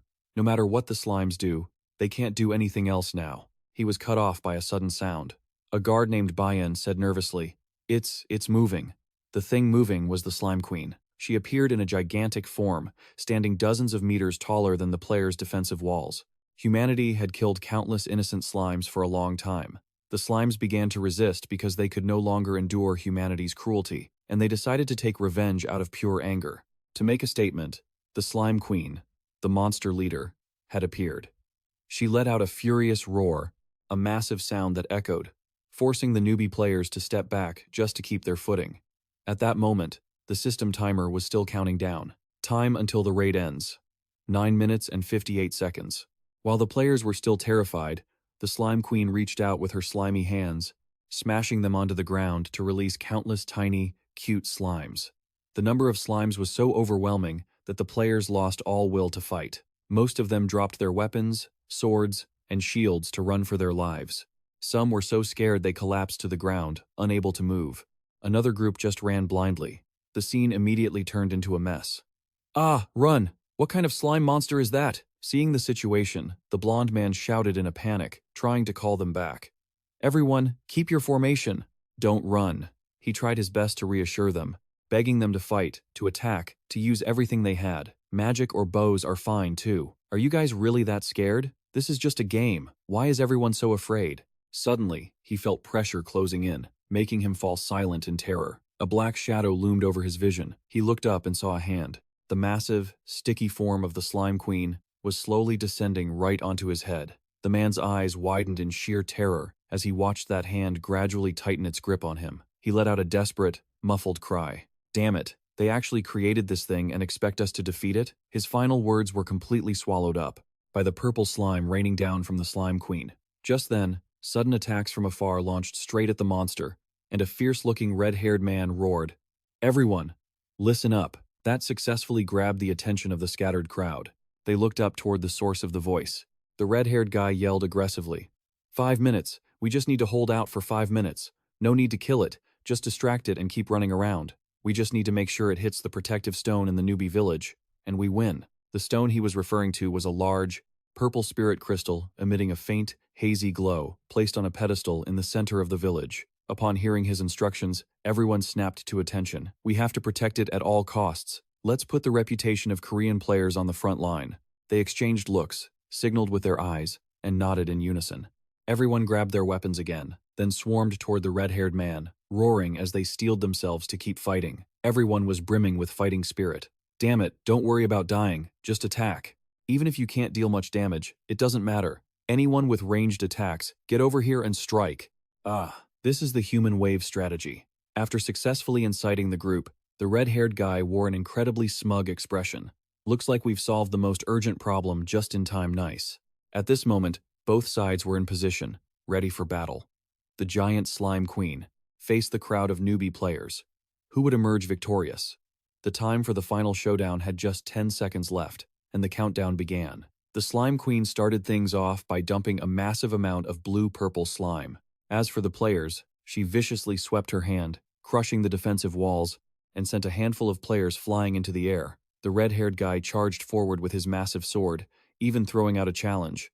"Come on, I'm right here, you filthy pile of slime." With that, he slammed his sword into the ground, using the momentum to lunge straight at the Slime Queen. He charged with immense force, his sword flickering with flashes of golden fire. The Slime Queen wasn't rushed. Just as he was about to get close, she used her magic to conjure a barrier, causing the man to be repelled by his own force and sent flying backward. Still, he was stubborn and wouldn't give up. "Humph, too late. Take this and it's over, you damned slime." Cutting back to the CEO's office high up in the skyscraper across from the game, Kwon Myung-hang stood before the desk. Lim Mi-yeon asked coldly, "So, you want to request permission to stop the slime raid?" Kwon Myung-hang replied nervously, "That's right, I already told you." Lim Mi-yeon stood up and replied indifferently, "I already told you that's impossible. We aren't the gods of Accadia. We only manage it to implement appropriate measures. We can't just erase the entire event. That is our role." Back inside the game, after delivering a strike to the Slime Queen, the red-haired man sat panting under the pedestal containing the village's protective spirit stone. He gasped for air, muttering to himself, "Humph, it's really over, right?" Just when he thought everything was settled and the outcome was sealed, there was a sudden noise behind him. The protective stone began to crack, much to his horror. He never in a million years expected that after taking down the one he thought was the final boss of the quest, the Slime Queen, he would be caught off guard for even a second. Jun Ji-jong had quietly approached from behind him and plunged his sword straight into the protective stone. He said calmly, "Oops," the system announced. "The protective stone of the village has been shattered. Linked quest. You have failed to quell the slime's rage. The newbie village will be destroyed forever. The red-haired man looked absolutely shocked, barely able to choke out the words, You, son of a butt. The insult had barely left his lips before it was completely silenced by a ruthless, cold-hearted sword strike. He struck decisively, yet Junji Jong didn't show a hint of emotion. He just coldly wondered to himself, I didn't get any extra recognition points after killing him. Was he a newbie? Well, I've done it so many times it doesn't matter. The other players, upon receiving the system notification, rushed over in a panic. Damn it. I can't believe the protective stone was destroyed. When did the slimes even get into the plaza? But when they arrived, the sight before them left them stunned. Looking at the place where the protective stone had been, a figure in a flowing black cloak stood there. Wait, that's not a monster, that's a player. Junji Jong turned to face them directly. A large, mysterious purple crystal was slowly cracking. A chilling voice echoed out. The protective crystal has been destroyed. As the voice faded, Junji Jong, in his black gear and familiar sword, stood on the pedestal where the crystal had been. The three men witnessing this were initially gaping in surprise, then trembled as they asked, Who is that? Terrified, they looked at where he stood and shouted, What the hell is wrong with this bastard? The blonde guy yelled. Hey, you! One of the other three continued. What the hell are you doing? He gritted his teeth and roared, You son of a... His screeching voice echoed, but Junji Jang just calmly turned his handsome face toward them and offered a cool, faint smile. Everyone started to get angry and rushed forward with their weapons, not forgetting to shout, Capture that bastard. We'll ask for his identity later. I'm going to spend the rest of my life torturing you. He smirked and replied with a tone full of gunpowder. Is that so? He continued. But this isn't the time for that. Everyone looked confused. One man asked, What do you mean? The system notification rang out. Main scenario Act 1. The Forgotten Darkness rises. Quest. Slime's rage. Status. Failed. The newbie village will be destroyed forever. A powerful purple light shot out, soaring into the sky before exploding. Those below were in an uproar. Someone shouted, The slime queen exploded. Green slime began to rise from the cracks in the ground. They started growing larger and more powerful. People around screamed in fear. Something is rising from the ground. Everyone watched in amazement as the slime floated toward the sky, standing frozen in fear, not knowing what to do. Someone added, It looks like they're merging into one. A man raised his sword to hack at them and said, Don't tell me a slime is actually being born right now. Someone nearby heard that and shouted in agitation, What the hell are you saying? That's ridiculous. I know we're being ambushed, but there's no way a monster could just be born in the middle of a village. Just as they predicted, a giant slime merged together, radiating a terrifying aura. Before anyone could react, it slammed down onto the ground, causing them to scream in terror. A pool of green, mucus flew toward them, making them frantically cover themselves with their hands. Right before their eyes, giant, eerie-looking purple slimes appeared. Everyone was terrified, whispering, They're huge. System notification boards kept popping up. The slimes, which were looked down upon in the Accadia continent, had defeated the humans who had been slaughtering them, and now they were hunting humanity down. The slimes shrieked, Q! The system updated. The slime army has risen in a human territory. A girl with pink hair floated in the night sky. The system continued, along with their leader, revealing the slime queen sitting on a turquoise throne. Her appearance had changed into a beautiful, cold, and icy woman, as if to say, I've returned, and I'm stronger than ever. Below, Day and Tan exclaimed, Whoa, she's actually pretty cool.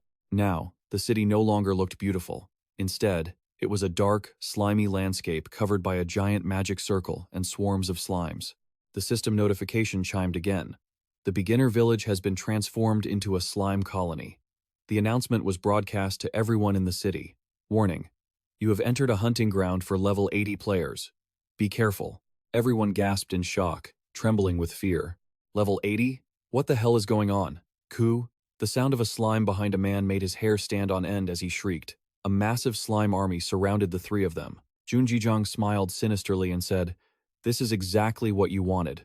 He continued, putting the cart before the horse. Huh?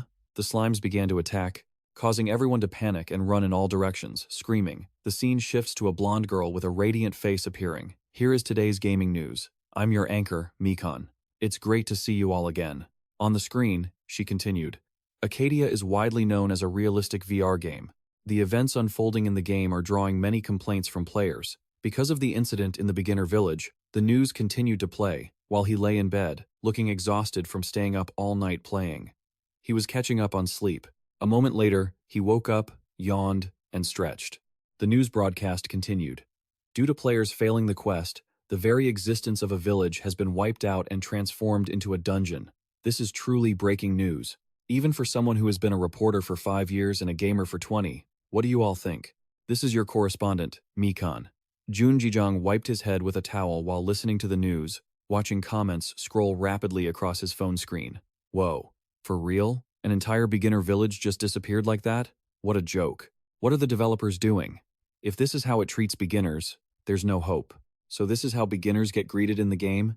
Give us back our beginner village? You bastards. Suddenly, one account's comment caused a stir. However, I heard this case is related to that beginner killer. Really? How so?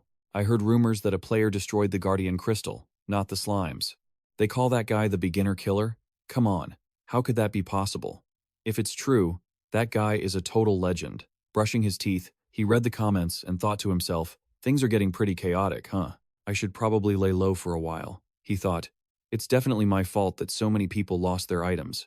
As he thought that, he read another post. My level, a super high level, all gone. I was also there during the beginner village incident. I was just finishing some quests and getting ready to level up, but then the NPC told me, those quests don't exist anymore. Kwon Myung, how is the game company going to explain this? He rinsed his mouth, thinking, I only did what the game told me to do. What do they expect me to do? He thought about his titles and his companion. Companion, Chaos. Companion, Demon Lord Satan. And that person, let's do everything we can to stir things up, just like me right now. He put on a pensive look, scratching his head. But who cares? If I broke the rules or something, the company would just ban me anyway. He opened the door, muttering, besides, I need to focus on my real life. As he spoke, he looked out the door, which was flooded with light. The scene shifted to a school. Students were walking in. Beside the door was a large sign, Seomin University. Computer Engineering Department.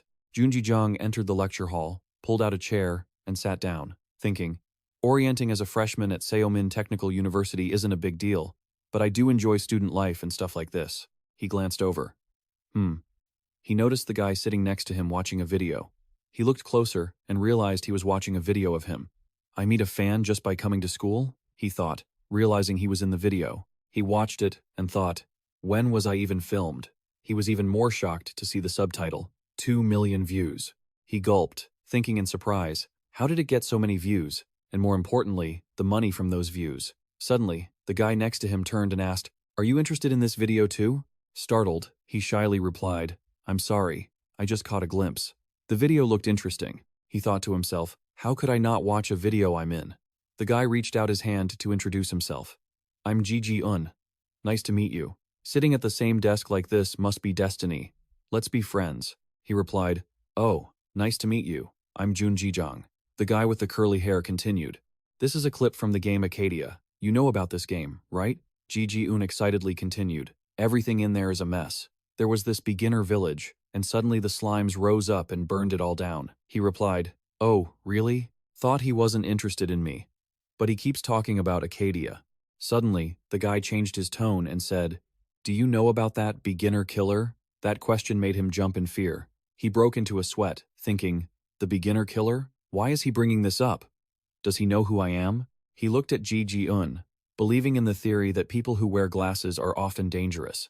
The entire scene of the event at the beginner village was being watched live by Lim Mi-yun via a tablet in her office. Facing this outcome, she didn't have much of a reaction, only sighing softly, the beginner village has been destroyed, huh? I'm going to be very busy from now on. After calmly taking a sip of coffee, she mused that while, according to Accadia's settings, extreme cases were certainly possible, this was something else. She let out a soft sigh and smiled. At least this will bring more attention to Accadia. Let's just consider it a valuable lesson. Recalling her subordinate's intense reaction earlier, Lim Mi-yun stretched, thinking, this is the first time I've seen the CEO that angry. Although she didn't care much about the situation inside the game, she couldn't help but be curious. Since it was all the work of a single player, she really wanted to see what that person looked like. Cutting to the entrance of Seomin University, Jun Jijong wore a look of surprise. He knows who I am? Ji-un leaned against the wall, looking slightly amused by his expression. He gave a light smile and patted him on the shoulder. "What's with the face? Why are you suddenly acting so bewildered?" Ji Ji-un laughed and told him not to worry if he didn't know anything yet. "Let me tell you, you're really lucky, you know." June looked helplessly, sweating nervously. "Really? Is that true?" June secretly wondered if he was just pretending to know everything. Ji Gi-un showed him a video. "This is the latest newbie killer incident," he said, continuing. "They say the newbie killer is closely related to the slime raid on the starter village that day." He excitedly told him this was top secret info only he knew. June pretended to be confused and asked how a single player could possibly do that. He secretly thought the guy was much sharper than he looked. He observed him carefully. If he let anything slip, things would get really complicated. He definitely couldn't let this guy find out he was the newbie killer. Seeing June's expression, Ji Ji-un thought he might have talked too much. At the computer science freshman orientation, the professor stood at the podium. "Ahem. It seems everyone is here. It's a pleasure to meet you all. I am Kang Tae-hoon, head of the computer engineering department here. While I regret interrupting this welcome meeting, I had to stop by to speak with you and the upperclassmen about the future of this department." Immediately, the students began whispering among themselves. "What is the professor doing? You all must have heard the news and media talking so much about virtual reality technology. It has led to a major revolution in computer science." The professor looked up with a somewhat stern expression. Accadia. The name instantly caught June's attention. Those who have experienced that world must also know that we can no longer keep up with the world using only traditional computer science. The professor's face hardened.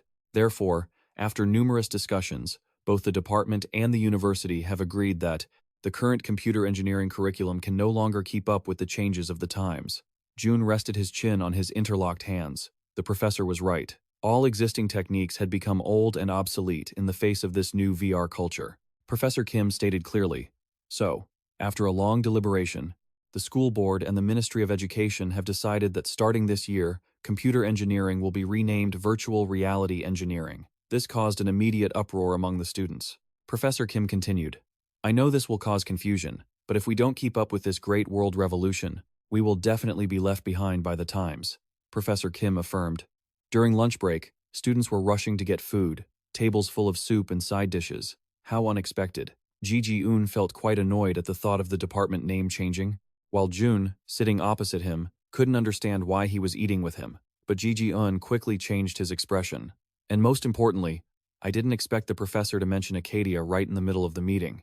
It's amazing, isn't it? You don't care?" "Oh yeah, he's totally addicted to Accadia," June thought to himself. "Damn."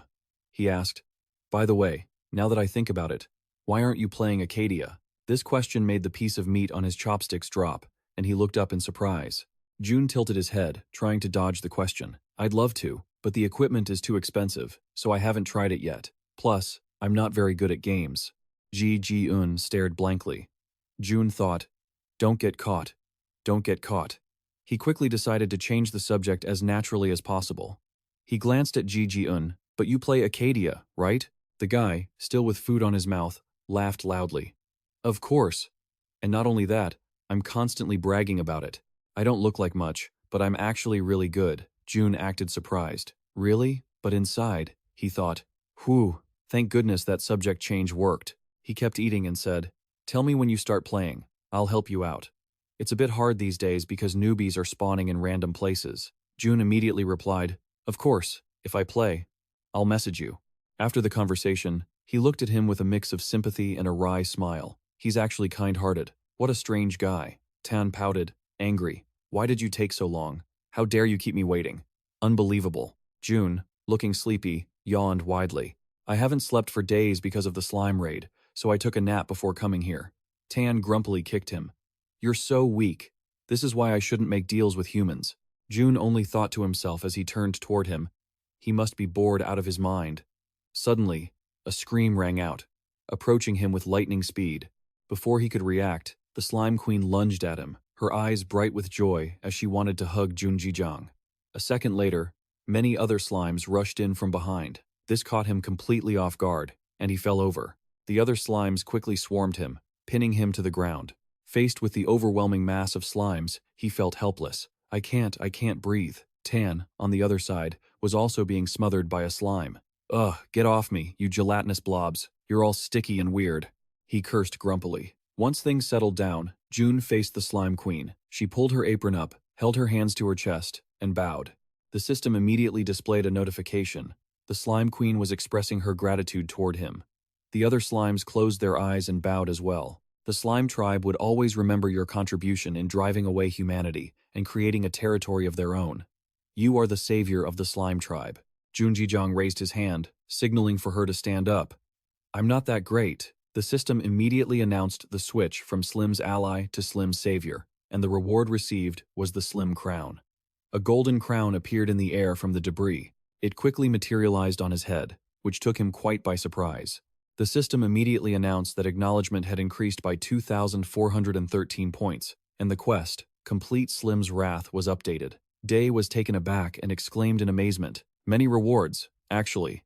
The system notification showed the title, Savior of the Slimes. You saved the slime race from a major crisis and helped them become more prosperous. They have remembered your kindness. This has helped your stats increase rapidly. June sighed. I've received the titles Newbie Killer and Savior of the Slimes. Better not brag about it to anyone. Hey Master, Tan called out from behind, making him turn around. What are you doing? Tan flew in the air, his face looking a bit disgruntled. Why don't we leave this area? If I see one more purple thing, I'm going to throw up. June helplessly sighed at the clingy slimes, while Tan frowned in annoyance. The slime queen shouted happily, wanting to say goodbye to him. Having left the slime's territory, he turned to look at them one last time. Everything was finished, so he turned back. All right, let's go. On to the next location. At the foot of some high mountains, a village deep inside was passing another peaceful day. Deep in those mountains, an aura was suddenly released, intense and carried far by the wind. A woman with blonde hair and glowing angel wings, even with her eyes closed, could not stop the light radiating from her. Because of the slime raid incident earlier, the newbie village was completely destroyed, but players were able to find a replacement site for a new village faster than expected, mainly because a post recently appeared on the forum like this. There is a barony called Mihai, 10 kilometers away from the newbie village. I'm recommending this place because the monsters around here aren't too strong, and the items the NPCs here sell aren't very expensive. The person thoughtfully attached pictures of the prosperous Mihai barony. This post quickly caught everyone's attention. The comment section exploded too. Hey, I've been there before. I think this is the closest place to the newbie village now. No wonder everyone's been gathering here lately. That's great. Does anyone want to team up to go hunting?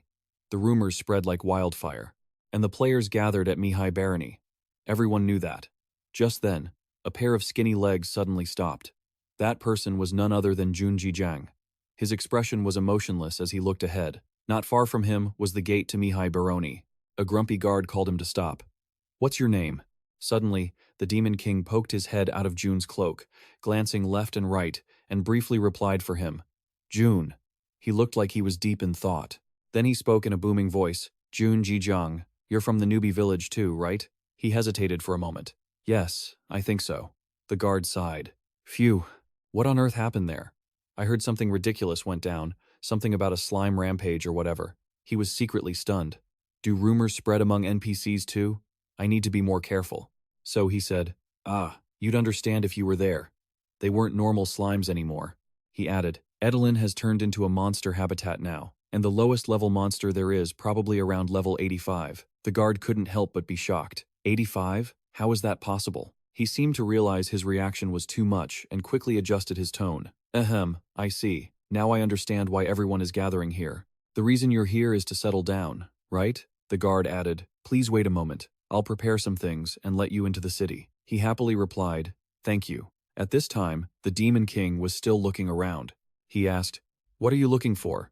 It scratched its head irritably. This place feels familiar.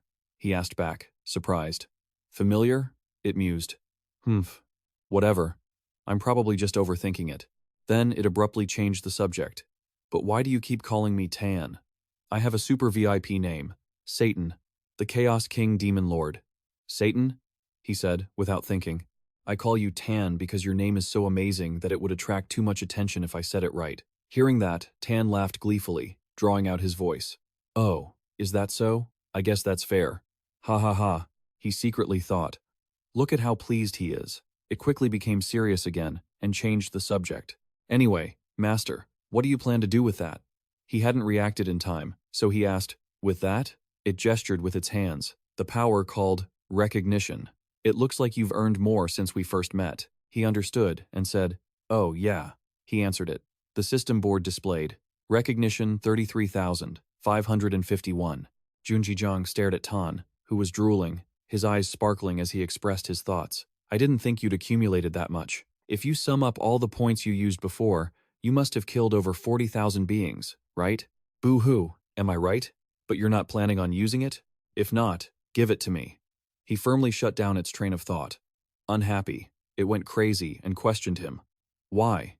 Anyway, you can only use it because of me. If you give that amount to me, I'll give you some incredibly powerful items. Just say the word. I'll give you the items you want." It started painting a picture. "I guarantee that you could easily rule this whole continent if you equipped these things." The things it mentioned were a sword, a shield, armor, and a crystal orb. It added, "Not only that, but you would live a life of leisure just by selling one of them." June sighed. "I'll tell you later, just wait until then." It could only cross its arms in dissatisfaction. Tisk, I've said all I can say. Actually, deep down, he was thinking that Tan's idea was tempting, because the items it showed him earlier were indeed level 150 unique items. But he didn't think it was a good idea to just rely on Tan, and this system called recognition. Surely there was something more valuable to do with recognition than the items Tan was trying to get him to trade for. He secretly clenched his fist. "I should be more cautious when using recognition, especially when I don't know much about it." He suddenly smirked. More importantly, doing it that way would be quite boring, wouldn't it? Inside, Mihai Barony was a bustling, prosperous scene. The streets were full of people shouting their wares. Good goods, at low prices. Step right up. Everything can be traded for iron ore. "Hey handsome, do you want a good sword?" Seeing Junjijang wandering around aimlessly, Tan asked, "So, where are we going now?" Actually, he didn't know. He just said, "I'm going to walk around once, look for something useful, and find a suitable quest if possible." He suddenly widened his eyes. He noticed two burly men sitting in a pub across the way. One said, "Everything doesn't look right." "Does it?" The brown-haired man complained. "The Lord has demanded we increase ore production. This isn't right at all. How can we produce more than this? We're already eating and sleeping less as it is." The bald man also sighed wearily. "I know. I'm afraid he'll punish us severely if we don't increase production within the allowed time," De muttered, recalling the two lords. He suddenly covered his mouth and chuckled suspiciously. "Huh? Something like that is happening?" Satan looked at him, startled. He said profoundly, "Interesting." Satan suddenly felt frustrated. "Is this cowardly rat starting something again?" A voice rang out. The two people in the shop immediately looked over in confusion. Day smiled warmly, looking extremely confident as he spoke to them. "I think I can solve your troubles." The faces of the other two immediately lit up. They said loudly, "Oh, really? Then please, help us." The system displayed the quest Miner's Worries, which involved collecting iron ore for the miners.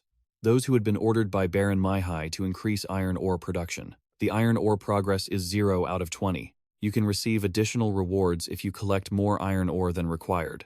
Tan read it and then scoffed. "What kind of lame quest is this? Oi, master, just do what you did before. This quest seems repeatable. Anyone can do it." But Day felt quite interested. "I'm wondering if that's really the case." He said to him, "Look around, Tan," he grunted. Although he didn't understand what was going on, he still looked around. They only saw people buying and selling very busily around them, selling iron ore for 20 gold. Free repairs for equipment under level 20 here. I'm selling self-made equipment. Items made with C-rank blacksmithing skills here. He glared, confused, and asked, "Is there anything to look at? Aren't these just ordinary blacksmiths?" He smiled. "Well, I guess you could say that," he said with almost complete certainty. "Most of them aren't NPCs, but players." He added, "This is also easy to understand because a bunch of players have come here due to demand, but many people refuse the iron ore collection quest. Because as you said, this is just a normal, repeatable quest." He asked him, "There is an increase in demand, but supply remains the same.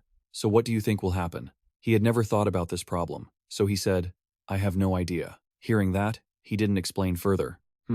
You'll understand soon enough, even if you don't like the outcome." To the newbie, he raised his hand, gave a thumbs up, and asked, "Should I start making my first bit of money?" At Baron Maihai's territory. In a magnificent room, Baron Maihai was sitting in contemplation. Last month, iron ore was only 10 gold, but now it's 15 gold. Prices are rising too fast. She couldn't help but feel dejected. At this rate, it's impossible to have enough for the blacksmiths in the village. If that happens, Only low-quality items from apprentices practicing their craft will be sold on the market, and ultimately, the quality of items in our territory will decline severely. She became increasingly worried. Everything would go to waste if she didn't do something, so she decided she had to take action. At the same time, at the desolate Fu the Mountain, in a high mountain area, which was the entrance to the mine, the path inside was pitch black, though fortunately, there were still lanterns providing light. A voice echoed in the tunnel. "Surely there aren't many people here since it's already this deep," Dee said eagerly. "Shall we start now?" he added. "I'm counting on you," Tan asked suspiciously. "Is this really okay?" He didn't understand why his master was wasting acknowledgement points on something so useless. He pouted. "Quiet." The attempted resistance failed. He had to follow his master's orders. While exerting his power, he said, "Ch, fine. I'm starting." A bright purple light flashed in the middle of the dark tunnel. At the same time, the system displayed a notification that 8,000 acknowledgement points had been consumed for the contract with your subordinate. A drill with a red eye in the center suddenly appeared in mid-air. The system quickly introduced the item, Blacksmith's Destroyer, a drill made from the toenails of a predator, a species of mole in the demon realm of unknown rank. Durability, 10,000 out of 10,000. Special skills. Mining speed up. Sharp, greatly increases mining speed, greatly reduces mining failure, and can find high-quality raw materials. Dee praised it with satisfaction. Top tier. The purple light shone on his face, making him look somewhat frightening. He thought excitedly. Time to start getting rich. At Baron Mihai's territory, trading and business chatter resonated throughout the corners of the city. Recently, iron ore has become increasingly scarce. Players accepting the quest to collect iron ore for the blacksmiths are constantly searching. Need to buy 20 iron ore cheaply for a quest. A female player was looking to buy iron ore to complete her quest. "Hey, is that the miner's repeatable quest?" A male player spoke up after hearing the girl's request. He laughed and revealed, "Haha, don't do that. It doesn't help with anything except increasing a little favorability with the blacksmith. Instead, you should just mine the ore and sell it. It'll be more profitable than that." It seems the problem with the mines and blacksmith quests is becoming increasingly troublesome, as players constantly buy up iron ore and craft items indiscriminately instead of giving them to real blacksmiths. Upon witnessing the two players' conversation, blacksmith Adrian couldn't help but get angry. "Those damn adventurers. I can't believe they use precious iron ore to craft those low-quality items. That's right, these nameless people don't know where they came from, yet they claim to be masters and artisans." Blacksmith Jen Chasm agreed with Adrian. "It's all a mess. It seems that if the Baroness doesn't solve this problem soon, this territory will perish." The economic setup in Accadia is not much different from real life. Production and consumption, supply and demand distribution. It's like the skeleton of an entire economic system, stretching out, connecting, and compensating so that everything develops together. Materials, as well as specialties from different regions, all have differences. Iron, wood, wool, mules, rice. Each region is responsible for a certain material. Then the demand for materials will also change depending on the situation and season, followed by trading and selling. And currently, the material in highest demand on the market is iron ore. They are in critical short supply, while the demand for iron is increasing steadily. Finding iron ore is so difficult that players are going crazy over it. According to the players' speculation, it might be because too many people chose the blacksmith profession, making iron ore harder and harder to find, and the price of iron ore is rising ridiculously high. That's it. That's the consequence of a supply shortage. That pushed the ore price from 10 gold to 17 gold. The current price has jumped 1.7 times. Even crafting smelting items from iron ore doesn't bring much profit anymore. Players are complaining more and more. It seems they still don't realize they are the ones causing this. I know this game aims for realism, but this is a bit too much. If I had known, I would have just chosen to be a warrior and saved myself the trouble. Players are complaining everywhere. They just buy iron ore from the market instead of mining it themselves. That's because they think it takes about 2 hours to get from the city to the mines, and manual mining is really tough. You don't just dig and find it immediately. Mining is quite difficult since tools can break at any moment. So, they push this exhausting work onto others, hoping someone else will do it for them. So, it's better to leave that task to others and focus on leveling up skills by repairing items. That's right. In terms of profit, mining it yourself really isn't worth it, but not everyone is like that. At Fu the Mountain, Junjijang is frantically drilling into the ore veins with the Black Destroyer. Iron ore is constantly being discovered. The system chime rings incessantly, and a blue light flashes on the interface. "You have collected iron ore. Lucky you. You have collected iron ore. Your mining skill has reached level A. Mining speed and success rate have been upgraded. You can now mine rare iron ore at a low rate. You can detect hidden ore, stats increased by 10. He stops to rest. Opening his inventory, the item data displayed is incredible. 1,024 iron ores, along with many types of rare ore. Suddenly, Tan rushes in. Master, there you are. I've been looking everywhere for you. Seeing Tan, Jun Jijong wonders where he went. Before he can react, he hears Tan say, "Come to think of it, I guessed you wouldn't be satisfied with just a drill. After much consideration, I've found the perfect item to win your full approval." With that, he summons a strange-looking eye-shaped necklace. It's an item called Tear of the Dark with a required level of 220. Permanent durability. Harmony with darkness plus 50. Darkness attribute plus 80. It has special skills. Veil of Night, Night of Fury, and Darkness skills plus 2. After equipping it, you will be shunned by spirits. The wearer will not be attacked by dark spirits, and you have the ability to detect invisible enemies. After all the noise, Junjijang doesn't even pay attention, calmly wiping his sweat, not forgetting to say, "I already told you I don't need anything. A required level of 220, who could even buy that right now? I can't even use it. More importantly, this thing is way too strong. If I equip it, everything will become too easy and boring, so I don't need it." Seeing Tan still persistent, Junjijang can't help but sigh at this kid. Surely others would notice if I sold it. Maybe if I sold it and quit the game, but that would be like selling the goose that lays the golden eggs, right? Tan is hurt by Junjijang words and quickly tries to stop Junjijang, relentless stream of complaints. "Well, anyway, where have you been this whole time? You've been missing for a while." Junjijang asks about Tan's whereabouts. The hesitation and the dangerous look on this Demon King's face, as if he's plotting something, make his nonchalant response hard to trust. Just as suspected, he's definitely up to something suspicious. Tan's smug laughter and punchable face make Junjijang feel like he's looking at an idiot who just escaped the asylum. Seeing the amount of ore collected, Tan can't help but be surprised. "You really collected a lot.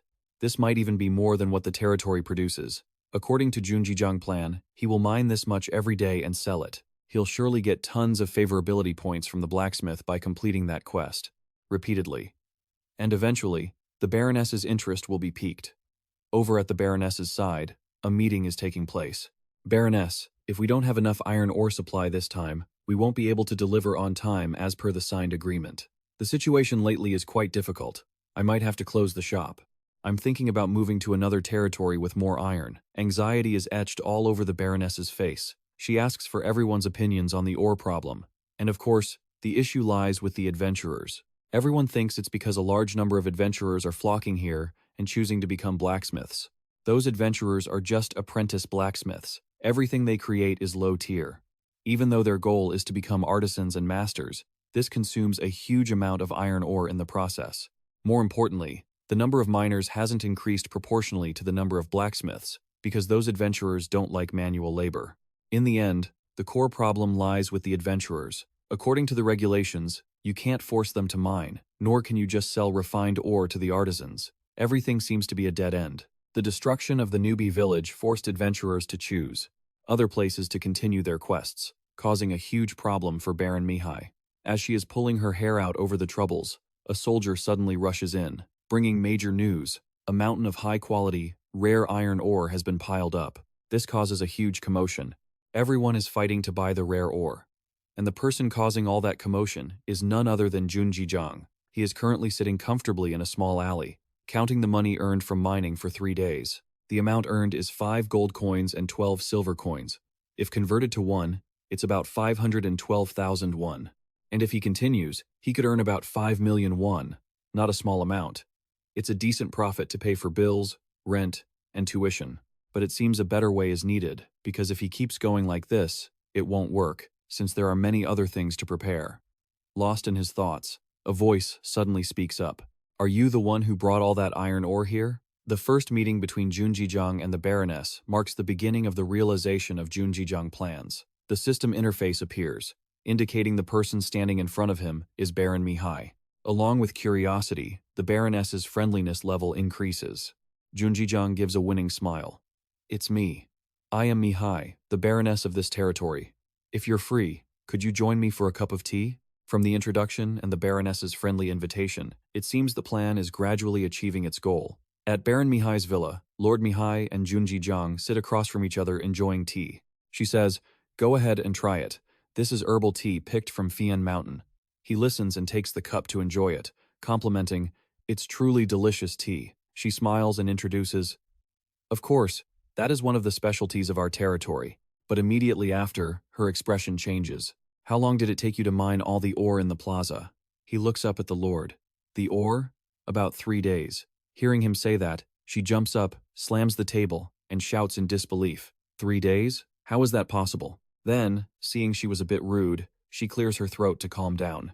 "Is there any other adventurer who can mine as much as you?" Junji replied, "No, that might be too much for them." She nodded in agreement. "You did offer a suggestion, but if you could gather everyone together, it might actually be useful." She sighed in frustration. "I know, but gathering them isn't simple." She asked Junji, "Can you help me?" She poured out her troubles. "As you know, the economy of this land is in turmoil because of the massive influx of adventurers." Just then, a system notification popped up. A special quest appeared. The Baroness's worry, the territory's iron ore supply is struggling. Increase the number of miners and the amount of ore mined. The daily iron ore mining goal is 100,000 pieces. The system asked if he accepted the quest. Junji grinned, thinking he'd hit the jackpot. "Great." He asked Mihai back, "You want me to find a way to get adventurers to mine ore?" She answered, "That's right." Junji placed a hand on his chest, confidently accepting. "I'll take care of that for you." At Junji house, he was sitting in front of his computer. He pondered, "The quest the Baroness gave is actually very hard to solve. That's Accadia for you. Players get bored easily and don't want to do manual labor." He moved the mouse and immediately smiled. He told himself he first needed to change their perception. 2 lines of status appeared on the screen. "You have created a channel, The Daily Life of a Saboteur. Subscribe, right? Son Mapogu. Seon Jane Middle School." In class 2 to 3, someone called out, "Choi Hyung Tak." A cheerful teenager asked, "You not playing Accadia today?" Choi Hyung Tak turned, looking gloomy. "I'm not playing anymore." His friend asked, "What's wrong?" Choi Hyung Tak slumped over his desk, dejectedly replying, "It's just that game is weird." He explained, "A noob like me just stepped into the game and got killed by some weird murderers. The next day, I logged back in, and for some reason, the slimes were suddenly way stronger." His friend was speechless. "Oh right, you were in Dark Aaron at the time," Choi Hyung Tak said, frustrated. Then suddenly, the whole village just vanished. "I don't know how many times I died before I finally escaped." His friend burst out laughing. "Just bad luck, forget about it." He scratched his head and asked, "But you went to Baron Mihai's territory, right? And you picked the merchant class too?" Choi Hyung Tak slammed his hand on the desk, sitting up straight. "That's the problem." He recalled his situation back then. Baron Mihai's territory had few classes, so he chose merchant, and his skills were all useless stuff. Hunting was hard enough, let alone combat. "My character is only good for serving as a target for others," he grumbled. "I'll just play Accadia solo from now on." Hearing that, his friend thought, "That's a pity."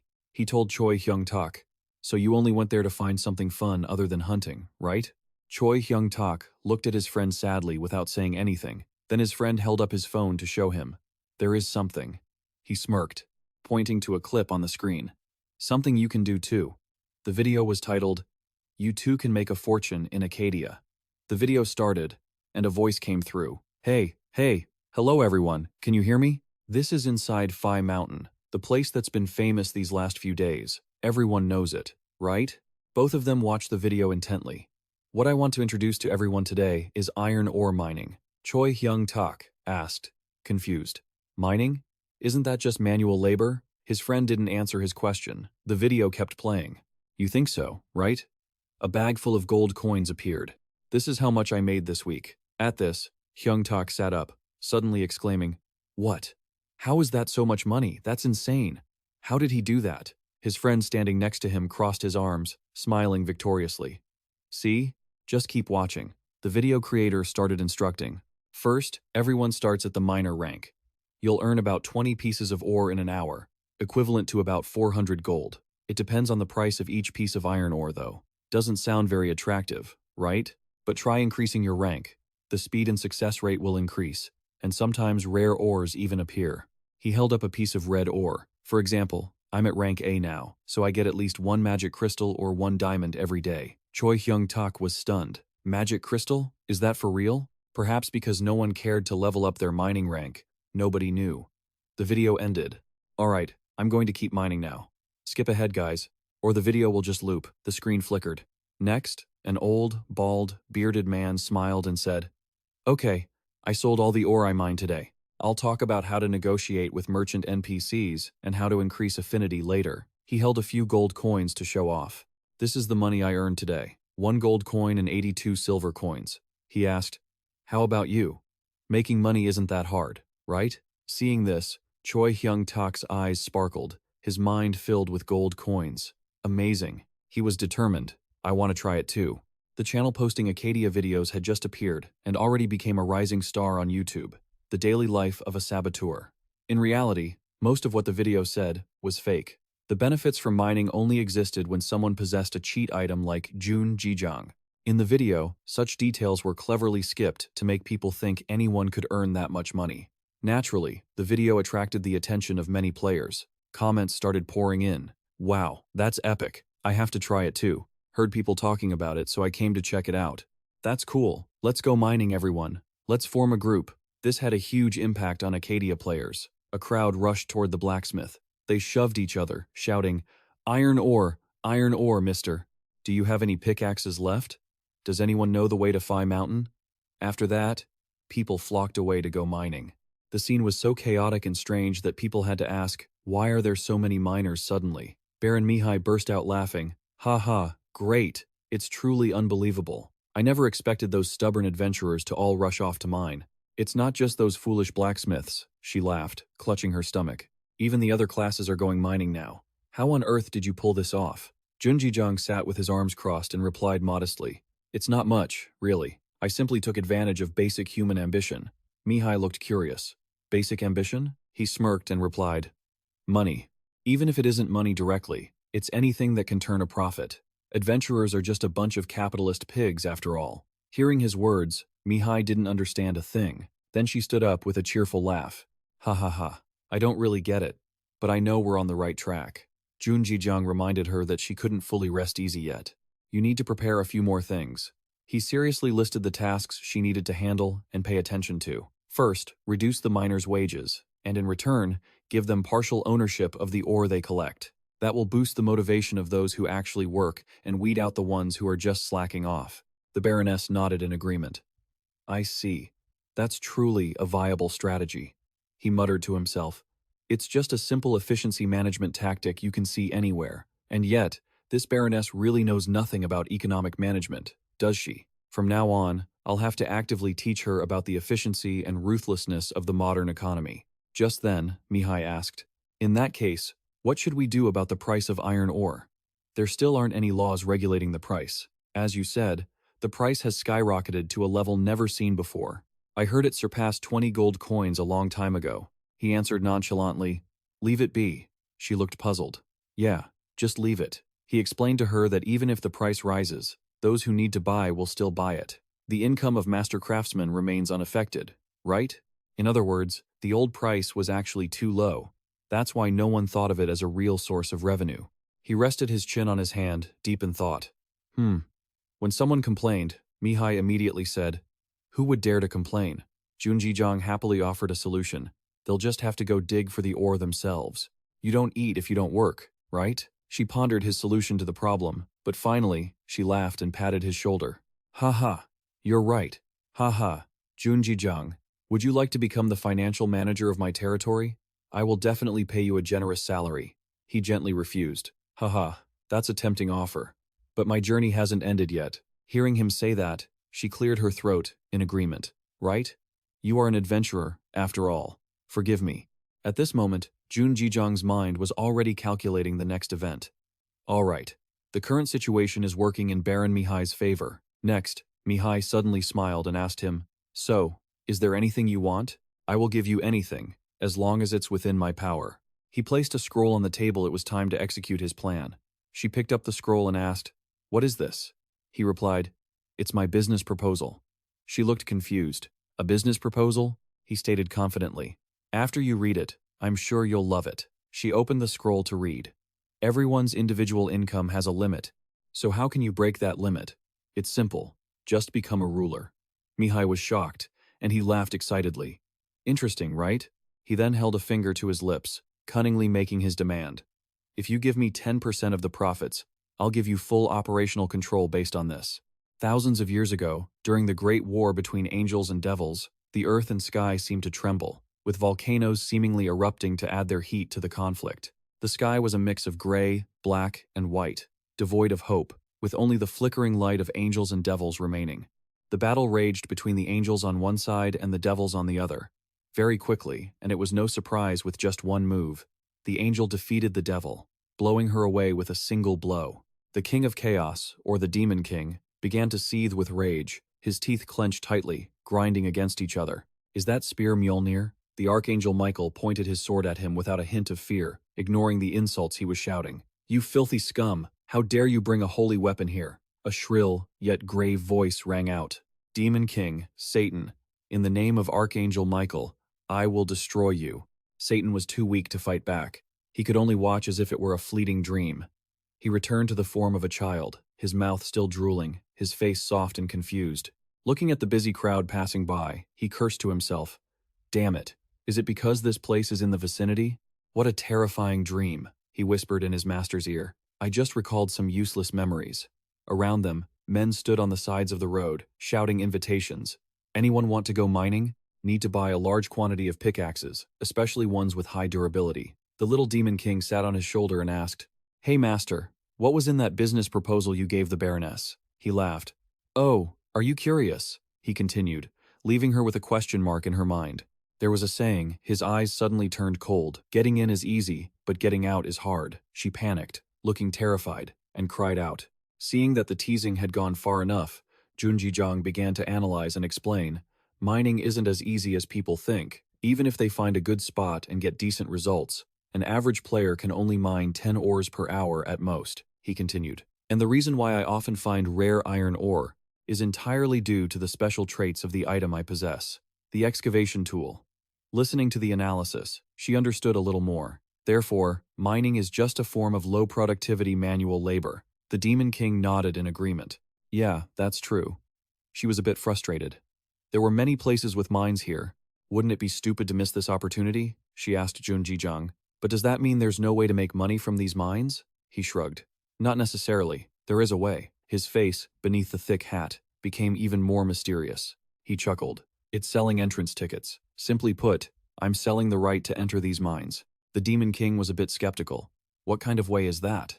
That's no different from giving it away, yet the right to enter is taken from their own hands. He added, those who don't have money will pay later, but that's not important when we tell them this at another time. She didn't sit still anymore and flew off his shoulder. How much are you selling a ticket for? He looked thoughtful. Since there's a high chance people will only be fooled once, about 1 gold coin. Her face showed she had received shocking news. What? She hurriedly tried to explain, her voice rising in panic. 1 gold coin? Even I, who don't know anything, can see that's absurdly expensive. Even if they're as stupid as can be, isn't paying that much a bit too much of a rip-off? He chuckled. Many people have gathered here because of the information I spread beforehand. Besides, it's highly likely they'll blindly pay up, thinking they can earn way more in the mines. Keeping that same look and demeanor, his eyes slowly turned sinister. And just like that, I'm raking in a fortune for doing absolutely nothing. Well, that was the plan, at least. The Demon King was stunned, frozen solid. This guy is even worse than he is. Turns out he's no saint either. He really is a demon. He exploits everyone around him without a shred of guilt. The one who got scammed is the one at fault. Ugh, he sighed, clutching his head with a look of utter annoyance. You really are something else. You truly are the perfect person for me to acknowledge as my master, without a shadow of a doubt. He wondered. Satan? He called out clearly. Master. She used the most respectful tone she could muster. There is a place I hope we can go together. I guarantee you won't suffer any losses if you follow me. He felt a bit confused by her mysterious demeanor, but he decided to follow her to the place she wanted to go. After a long journey, they finally reached their destination. He asked, Where is this? She scratched her head. It took me days of searching to track this place down. The Demon King looked proud and triumphant. At first, I didn't know why this place felt so familiar, but once we arrived at the mine, it all came back to me. I've been here before. He observed the area thoughtfully while listening to every word she said. You've been here? Satan bowed her head, her eyes flashing with anger, though she kept it well hidden. Finally, I've found it. Open your eyes and watch closely, you feathered angels. They both stood there in contemplation for a long time, not yet intending to open the door. He silently observed the small details around them. This place seems to have been abandoned for a long time, but there isn't a speck of iron anywhere. Is it due to magic? She urged him. Try opening it, master. I think if it's you, it will work. He pointed at himself, slightly skeptical. Me? But just as he moved his hand closer to the door, intending to touch it, the system immediately sent a notification. A powerful seal had been placed upon this door. You cannot approach it. You do not meet the requirements to break the seal. You cannot dispel the seal. If you report the location of this place, which is hidden within the mine, to the Baroness, you will receive a special reward. After gaining the relic excavation skill, the two stepped back as he complained. It won't open because of some powerful seal. The Demon King, upon hearing that, flew up in a rage and roared. Of course it's sealed. That's exactly why I brought you here. You're driving me crazy, he asked. What do you mean by that? Junjijiang realized Satan had likely misunderstood his skills and magic, so he explained. It's not like I possess some kind of seal-breaking skill. How the heck am I supposed to open it? Sure, this door looks magnificent, but it's useless if we can't open it. She asked back angrily. Do you really not understand your own power? Not wanting to stand next to him anymore, she went to sit elsewhere, cursing under her breath. Why give that kind of power to a human? If this were a little imp, I could have put a spell on them and made them do all sorts of things. Standing on the other side, he heard her loud and clear. Was she really just admitting she wanted to boss him around? After his anger subsided, she turned to ask him, Master, answer me honestly. How much do you know about the power you possess? He stepped closer. You mean acknowledgement? She nodded. Exactly. No matter what you call it, the power you hold lies beyond the control of fate. It can do whatever it wants, with everything created for the purpose of balancing the world. A power that can control everything, whether natural or artificial. A power closest to that of the Creator. The gemstone in his hand glowed. She looked at him and asked, I'm sure you understand what you can do with it now, right? Seeing him just bow his head, she hesitated. Then he looked up and replied blankly. Not really. Getting an answer she didn't want, she flew into a rage again, shouting, Anything. You can do anything. Everything. Anything. Whatever you desire. 10 minutes later, they were still standing outside the door. Junjijiang asked, So this power called acknowledgement that I possess is necessary for superior beings like you to move around? Satan nodded in agreement. That's right. The Demon King pointed at the door and explained further. Usually, it accumulates bit by bit over a long period, but even then, the amount is very small. Yes, I don't know the reason why, but the amount of acknowledgement accumulated in you is abnormally high. Just the amount of acknowledgement from our agreement alone would have taken at least 500 years to accumulate. Junjijiang pondered, finally understanding. I get it now. So that's why Satan is so hungry for acknowledgement. All right, I think I understand for now. So you're saying I can open this door, right? He hesitated because the previous incident still made him doubt his own abilities. But when he touched it, the system told him there was a seal on the door. She urged him from behind. Seal or not, it's probably just some nonsense requirement set by those feathered angels, probably using the excuse of saving the world or something similar. The Demon King tempted him. Whatever the case, while it might be a problem for others, it isn't for you. You might not have realized it yet, but with your amount of acknowledgement, a seal like this is nothing. The problem is just that you haven't thought of it that way yet. Her face grew mysterious. What you need is the determination to do it. Satan encouraged him. Try opening the door again. This time, thinking that he wanted to open it, sure enough, a seal was broken. The door began to rumble, and the system responded positively. The door's seal is reacting to the player. You have the ability to bypass the requirements needed to dispel the seal by consuming acknowledgement. Do you wish to dispel the seal? Required amount of acknowledgement, 15,000. He pondered to himself, 15,000 is double what I need for a special item. However, where else would I use it if not to open this door? Junjijiang laughed out loud. Open it. The system continued to report. 15,000 acknowledgement consumed. The seal has been dispelled. You have discovered an unidentified holy sanctuary. As the seal broke, the Demon King sighed in relief. The first step of her plan had been carried out. This place is the temple of those feathered angels. The Archangel, the great war of saints and demons, a fierce and bloody battle where angels and devils confronted each other on the Accadia battlefield. Millions of lives were lost, and the entire continent was stained red with blood. The consequences that the war caused were so devastating that if it weren't for the World Tree's salvation, no weak faction belonging to the neutral side could have survived. 1,000 years after the Great War ended, it still caused many people to carry the fear inflicted by the Saint Devil War of the past. They prayed that nothing similar would ever happen again and left behind a warning for future generations. The Memoirs of a Traveler. The system sent incident notifications continuously. Alert. The heavenly page of Mount Flan has been infiltrated by a user. Alert. An error has occurred, triggering a myth-grade quest. This is an emergency. There's been a glitch with a mythic-grade quest, involving 693 separate incidents. The atmosphere in the operations room is incredibly tense. Kang Tae-hoon, the scenario team manager, stands up to lead the meeting. Right, let's begin this emergency meeting. I know everyone's been having a rough time and you're all exhausted, but I hope I can count on your understanding, as this is an extremely urgent matter. Hearing this, all the staff slump over their desks, looking visibly drained. They grumble and whisper to each other. What is it this time? I was actually looking forward to going home and taking a shower. The incident in Newbie Village happened just a few days ago. I just want to go home. The director stares deep in thought at the computer screen. Kang Tae-hoon continues. As you all know from the information sent out, exactly 32 minutes ago, an incident occurred within a mythic-grade quest. After investigating the related cases, we confirmed that the cause stems from content located at Mount Flan. Details are attached on page 3 of the meeting documents. Please take a look. The director follows instructions and scans through the file the team prepared. He asks in confusion, "Wait, is Mount Flan the territory of the angels? I've never heard of it." The manager bows his head and explains, "This is the first time we've encountered it, because of this incident. First, I will explain the backstory we've uncovered. In ancient times, Mount Flan was known as the Gateway to Heaven, and rumor has it that it was the first place on the Accadia continent where an angel set foot. The various ores surrounding the mountain are believed to be a kind of barrier hiding the gateway to heaven. Simply put, it's a secret holy land." Mi-ung-han ponders, deep in thought. This game is truly full of mysteries. Aren't there way too many hidden storylines we've never even touched? So, what is the name of the mythic grade quest that caused this incident? The manager, hit with a difficult question, looks startled. Regarding that, we need to conduct further research. But after reviewing the quest that glitched and all related missions, our conclusion, though still uncertain, is Director Kwon Myung-han grows impatient and urges, "Stop beating around the bush. Tell us clearly what kind of quest it is." The manager breaks into a cold sweat and stammers, "The Second Great War of Heaven and Hell." The director drops his phone. Upon hearing the answer, his expression shifts from calm to total shock.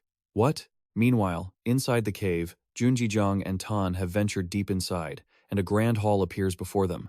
Junji-jong stands before the high steps and quickly realizes this is the upper heavens. The Demon King, looking triumphant, laughs and says, "Haha, how about that? You chicken-winged brat. I told you, I'd make it here and finally meet you, didn't I?" He runs and skips, pushing ahead of Junji-jong. "All right, let's do this. Master, let's loot all their treasures and ruin their plans." Heh, kekeke. Junji-jong nods, not particularly enthusiastic. All right. Junji-jong takes a few more steps, arriving before an iron chest covered in a layer of shiny gold plating. "So, you're saying there's treasure here?" Having hit his sweet spot, Tan starts babbling excitedly. "Yes, exactly. So open it up right now." Junji-jong reaches out to touch the delicately carved patterns on the surface of the chest. The system displays a warning. This is a language you do not understand and cannot decipher. Someone learned in ancient languages might be able to decode this.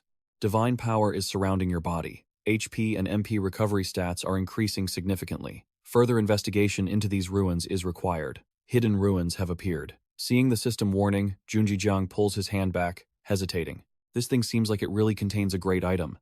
If I just leave it, I wonder if that's okay. The previous quest said I only needed to report this to the Baron to get a special reward. The Demon King watches from a distance, seeing him stand around doing nothing for a long time. He growls, urging him on.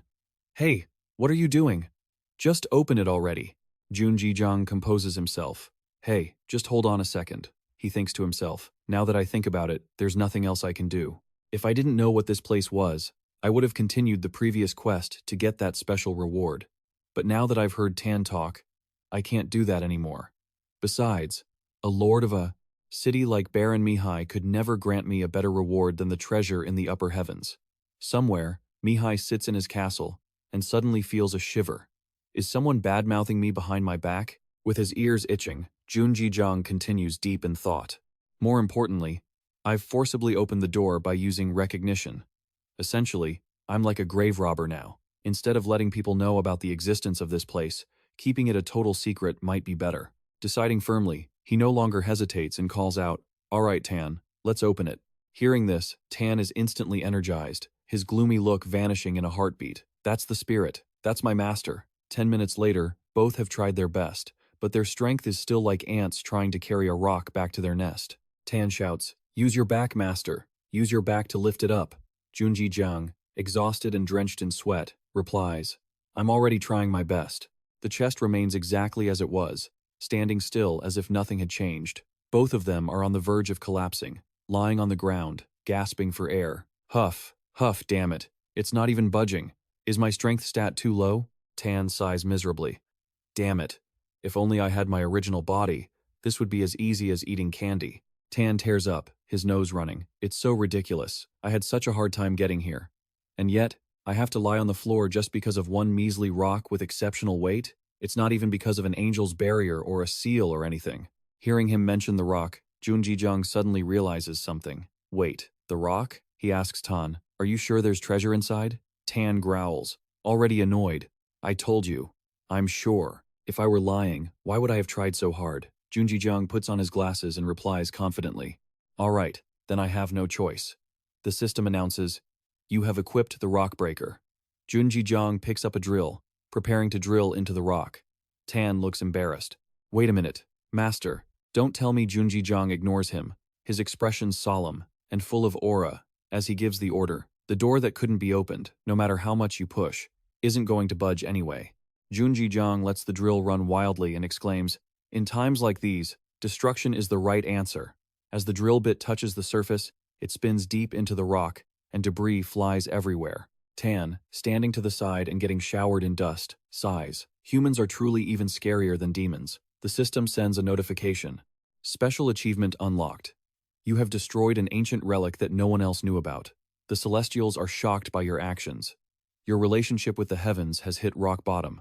We advise you to stay out of the Celestials' sight. You have earned the title, Relic Destroyer.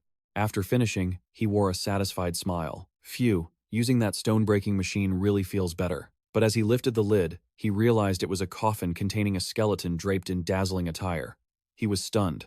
Wait, is this the treasure? Junjijiang pointed at the skeleton and asked, Satan, if the treasure was this, you should have told me sooner, right? Why would you let me break someone else's coffin? I'm not that shameless.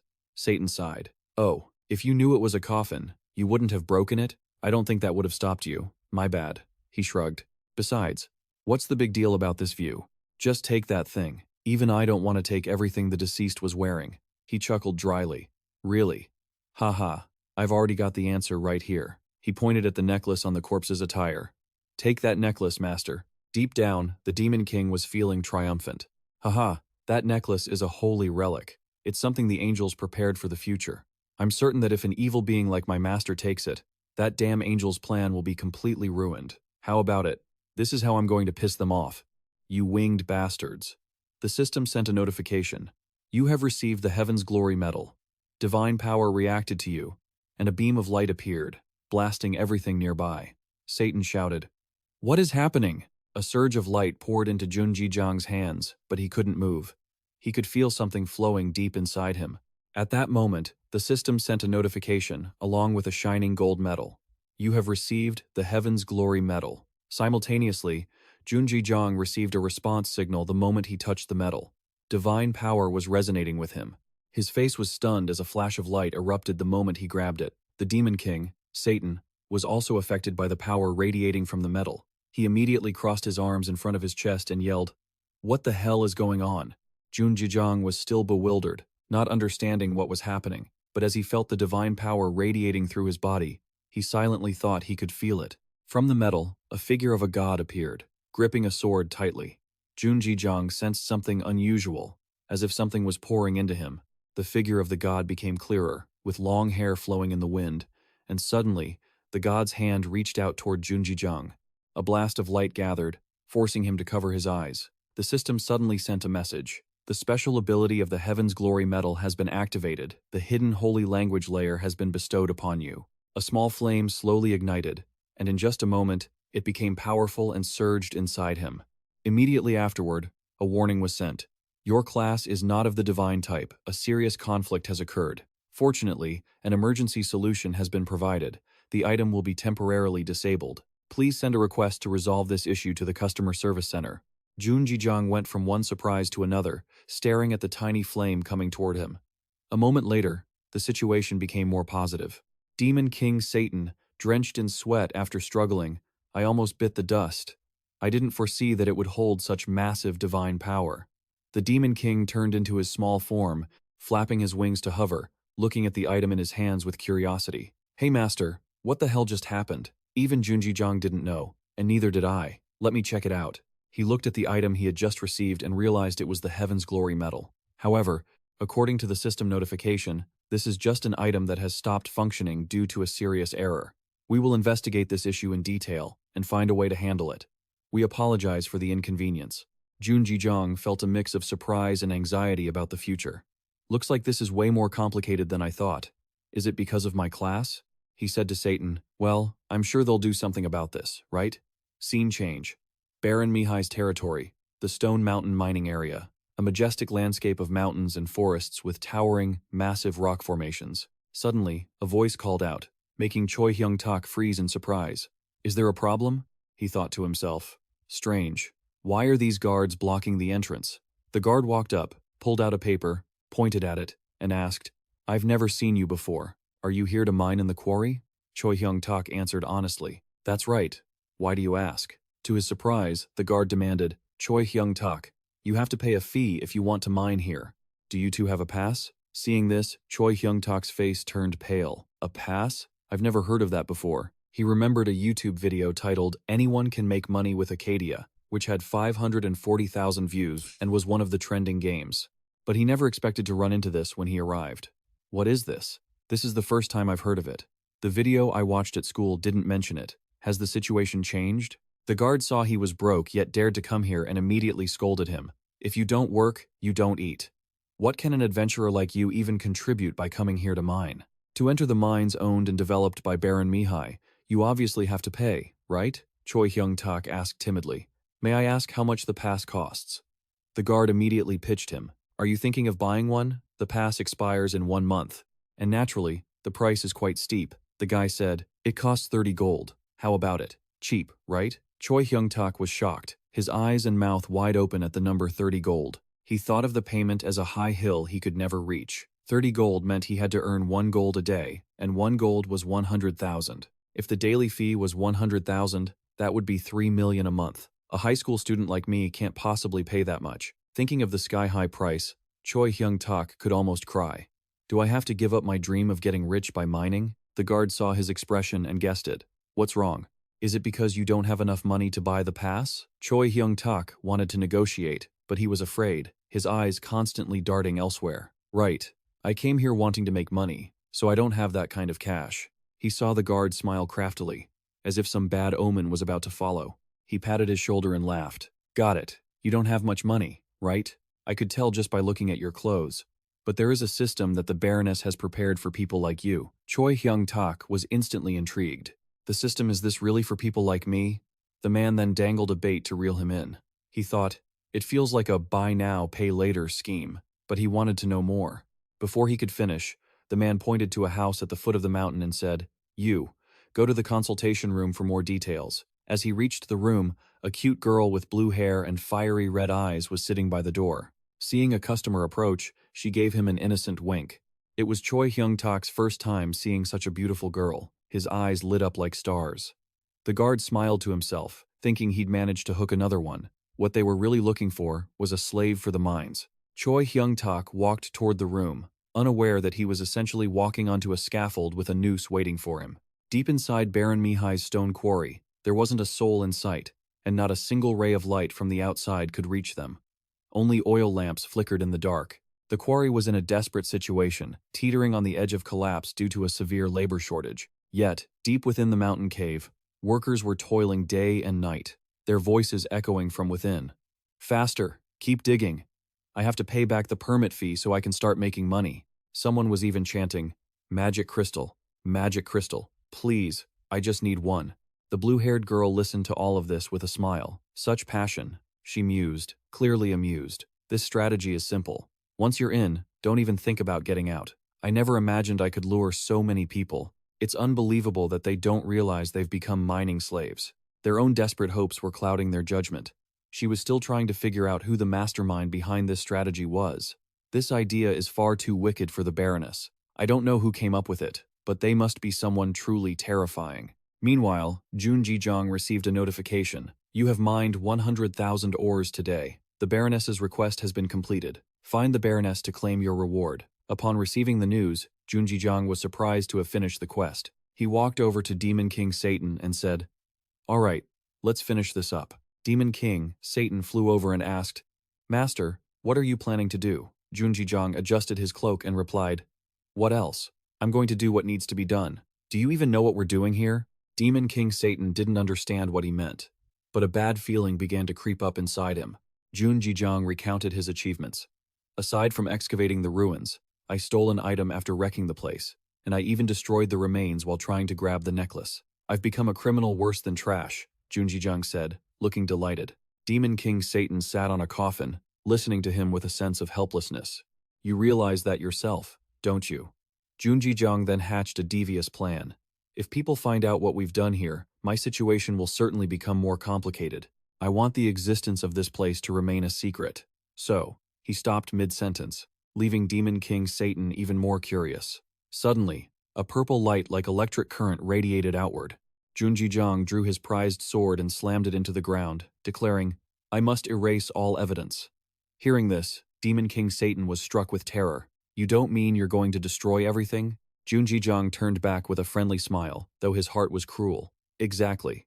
No sooner had he finished speaking than the cave began to shake violently. Rocks from above crashed down everywhere, and everywhere Jun Jijong went turned into ruins. After finishing the job, Jun Jijong let out a satisfied sigh. That's all the evidence gone. I just need to seal the entrance, and it'll be perfect. Demon King Satan stared at the man, smiling brightly in front of him, and froze. Truly, one can learn a lot from humans. In another scene at Baron Mahai's mansion, she suddenly slammed her table. "Welcome. I've been waiting for you." Jun Jijong spoke first. "I guess you have a lot more miners for your quarry now?" Mihai said excitedly. "Thanks to you, I don't think I'll have to worry about this issue, at least until next year. I don't know what you did, but there really are a lot of adventurers picking up pickaxes just like you said." As she spoke, she wore an expression as if she wanted to devour him whole. "Do you know how many people signed the slave contract we proposed after telling them the ridiculous price of the permit?" Jun Jijong looked at her expression and felt a bit of fear. "I'm not sure. How many?" she shouted with a level of joy that showed clearly on her face. "We're talking about a total of 9,693 people. If you consider the usual number is about 800 miners, this is an incredible achievement. Isn't it wonderful? Not only do I get 30% of the ore trading fees, but the iron ore must also be sold within the Baroness's territory. How did you come up with this idea? You really are a genius." Jun Jijong turned his head away to avoid Mihai's gaze. "I got the inspiration from somewhere," he thought to himself. "From news about some evil corporations, for example." He looked at her expression and prayed for himself. She seemed even crazier than when he first met her. "Will things be okay?" Mihai kept mumbling to herself, looking like a deranged witch. "With things going this way, I must exploit these little slaves to the fullest. Who knows, I might even become a duchess." Now, getting to the main point, Jun Jijong said, "Baroness, it seems you have achieved what you wanted. Let's talk about the reward." As soon as that was mentioned, Mihai immediately turned back. "That's right. I've prepared the reward." She held out a bag filled to the brim with gold coins, bulging at the seams. "Here is the promised 10% additional profit."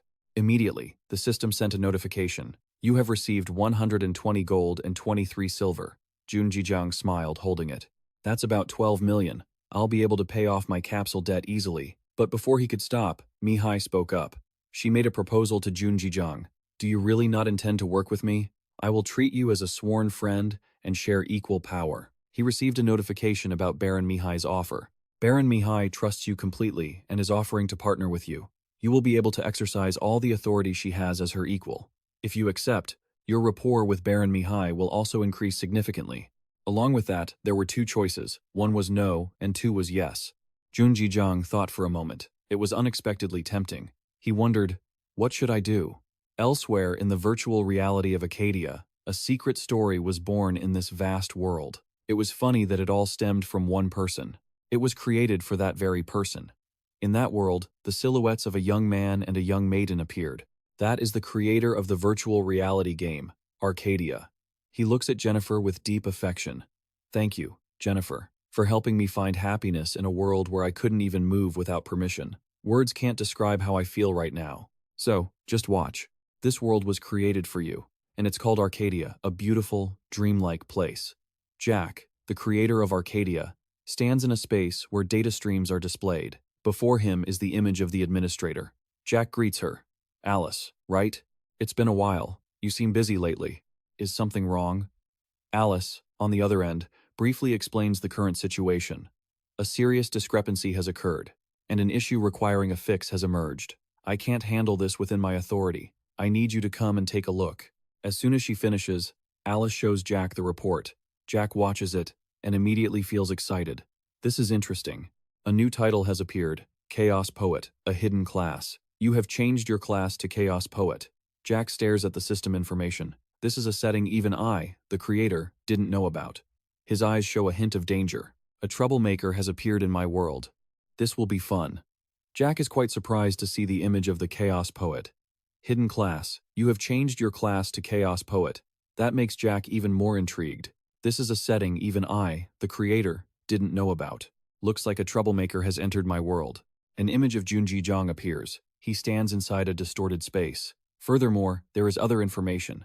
He also possesses an item for upgrading the Saintess's honor, a Medal of Heaven. That is a class reserved only for the protagonist of the Great Holy Demonic War. That makes Junji Jang the strongest player, as someone has now obtained both.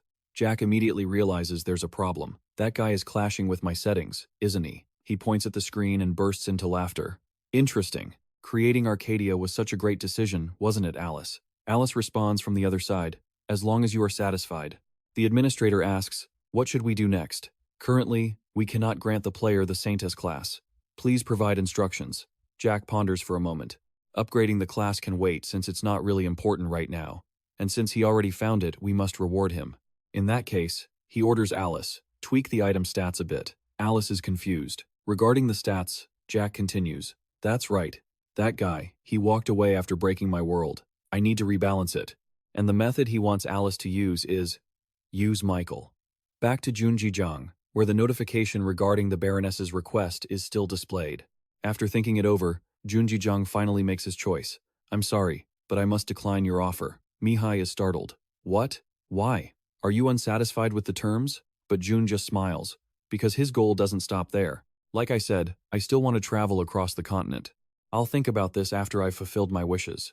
And above all, he insists that getting involved too deeply would definitely be exhausting. Hearing this, Mihai becomes even more delighted. Really? Then it's a promise. He is startled as she steps forward suddenly. He says, mind your distance, Baroness. She speaks. Then Mihai pulls out a white envelope. Take this. She says happily. This is a letter of recommendation, written in my own hand. With this, you can receive protection anywhere in this kingdom. Immediately, the system sends a message. You have received a quest reward. The Baroness's recommendation letter. Jun holds the letter in his hand, questioning his life choices. Thank you, but will I really need protection just to fight in this kingdom?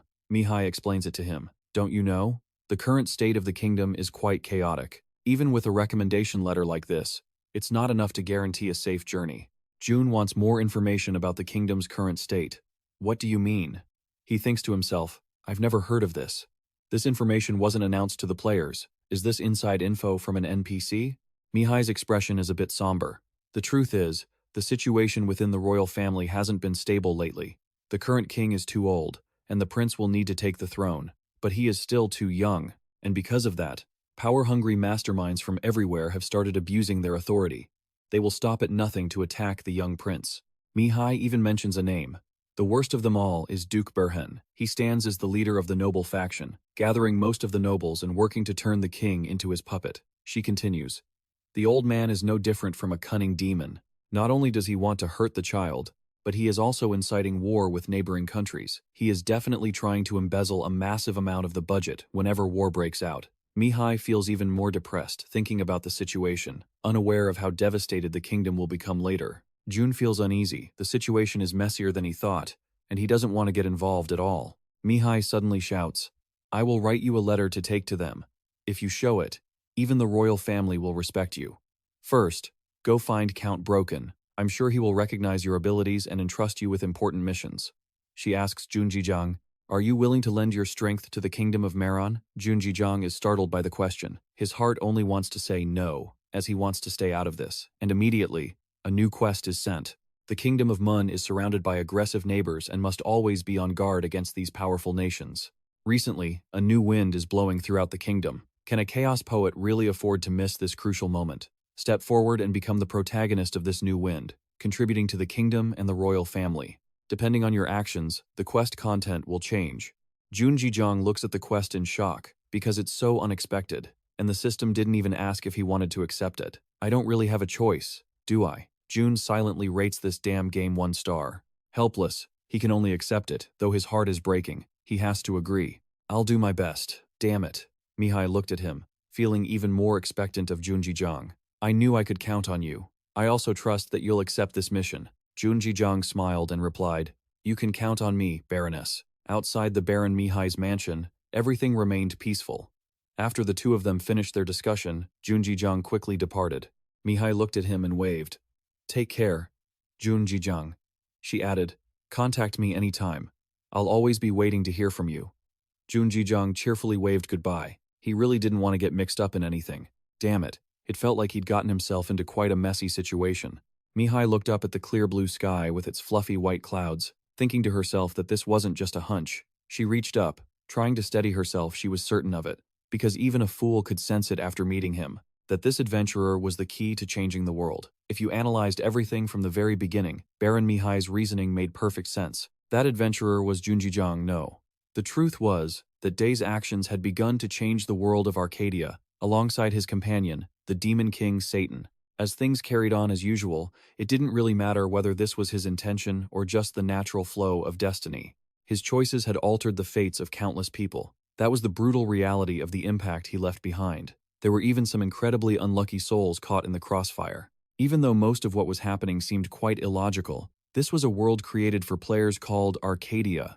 So, how could the system punish someone whose playstyle was the closest to the world's original purpose? And more importantly, compared to the achievements he would reach later, his current success was just a tiny grain of sand in a vast desert. Dee stepped out of the city gate, heading toward a new journey. The Demon King, Satan, always felt like something was off.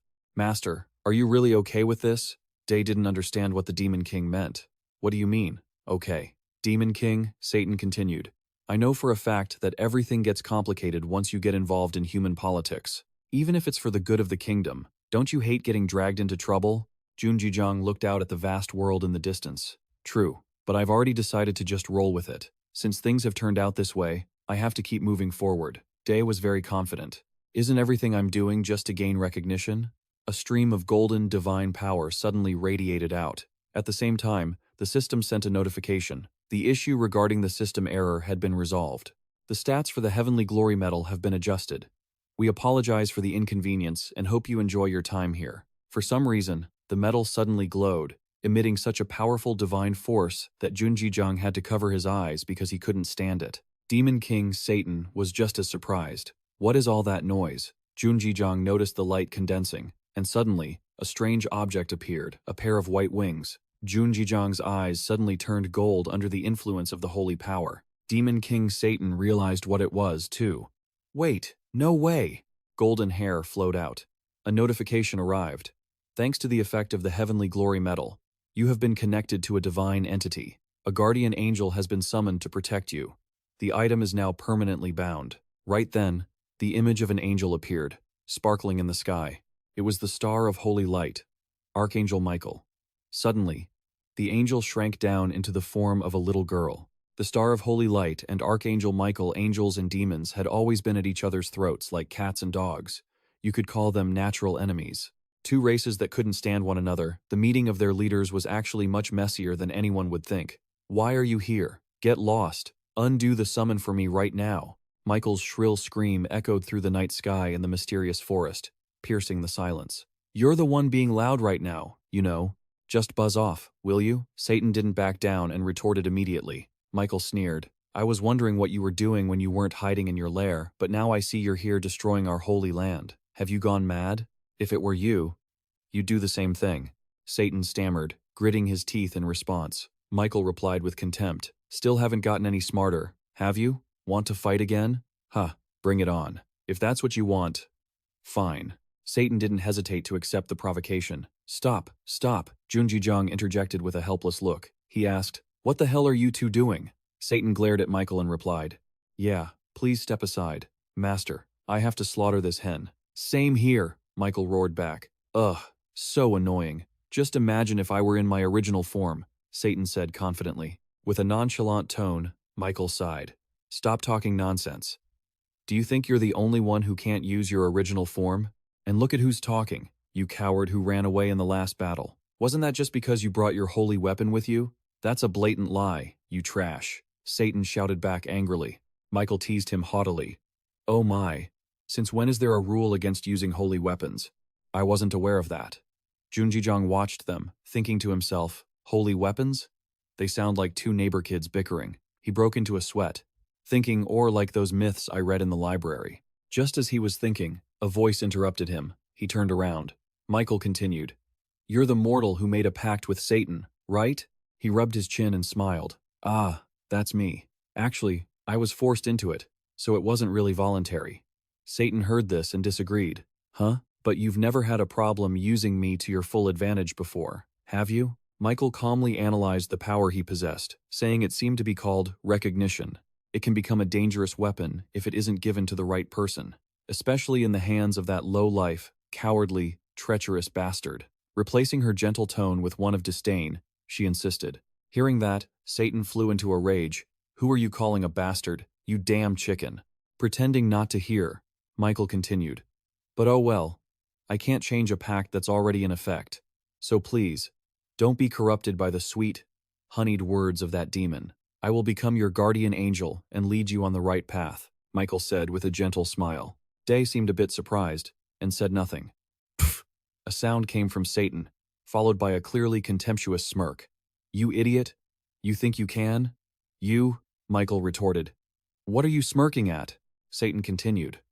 I guarantee you, as the commander of demons, and as the one standing before you right now, he is the human closest to the standards of a demon I have ever met. No, maybe he's even worse than a demon. Satan suddenly yelled, making Day jump and think, damn, he's on to me. He continued to ponder, but Satan wasn't wrong. The Bard of Chaos's profession he possessed was clearly a job meant to turn the world upside down. And if people commented on what he had done in the game so far, it was definitely closer to a wicked way of life. To fulfill her wish in this situation, suddenly, Michael spoke up. I don't think so. She held her chest with both hands and said, with a smile as gentle as a saint, why are you crying? Wait, I mean, our Creator fashioned humanity and human nature to be inherently good, so showing them that goodness is the sacred duty of all angels, myself included. Amidst small, glowing golden specks, she continued, from now on, I'll try to find your kindness for you. Michael said this with a bright smile as she flew closer to him. Junjijang remained silent. Michael continued, from now on, just call me Io. Heh, Junjijang replied dryly. Fine. Satan stood with his arms crossed, pouting with a resentful look, but Little Tan begrudgingly pointed at Io and said, listen here, I'll turn a blind eye and let you come along for the master's sake, but his recognition belongs to me. Get lost, or I'll send you back to heaven right now. Oh, man, that's hilarious. If outsiders could hear you, they'd actually think his recognition belongs to you. Demons really are shamelessly thick-skinned. You should have given up on trying to hog his recognition the moment I showed up. Io retorted with a disdainful tone. Satan shouted back angrily. What was that? I was the one who signed a contract with him first. Don't you dare make excuses. Io wouldn't back down and barked back. What are you even hoarding recognition for? Planning to wreck the heavenly realm again? You think I don't know what you're plotting? You filthy mangy bird, Io shouted.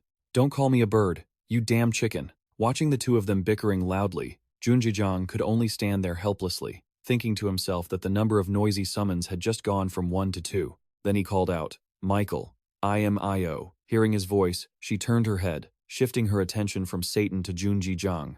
Is something the matter? It doesn't matter if it's an angel or a devil.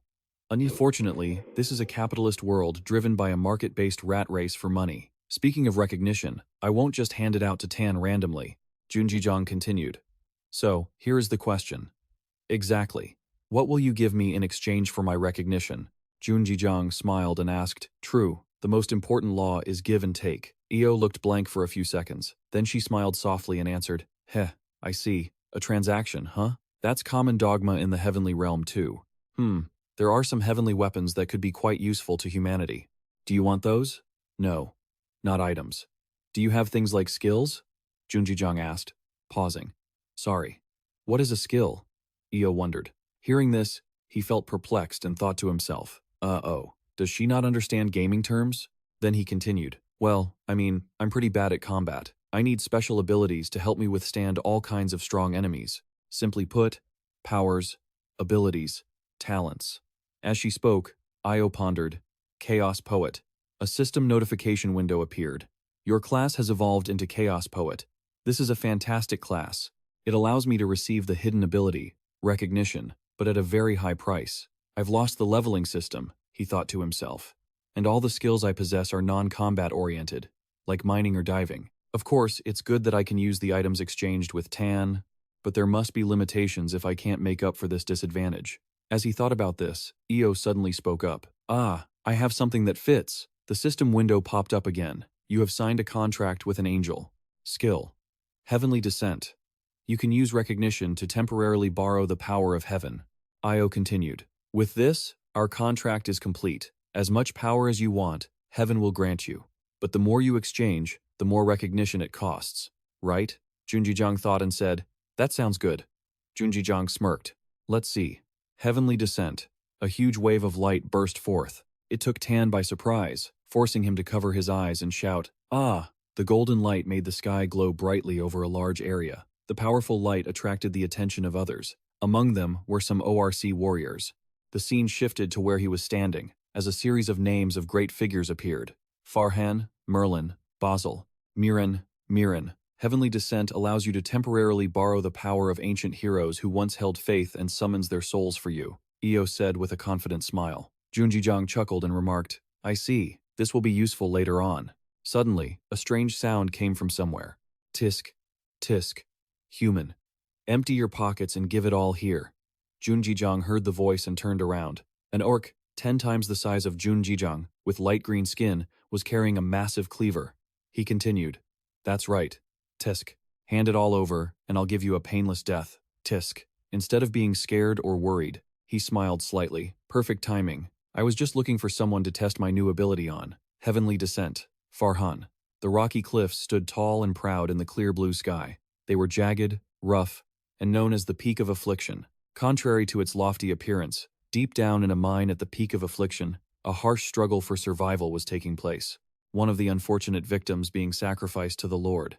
It's hard to believe, but everyone was here, playing a game of trying to get rich just by finding one item. They weren't stupid.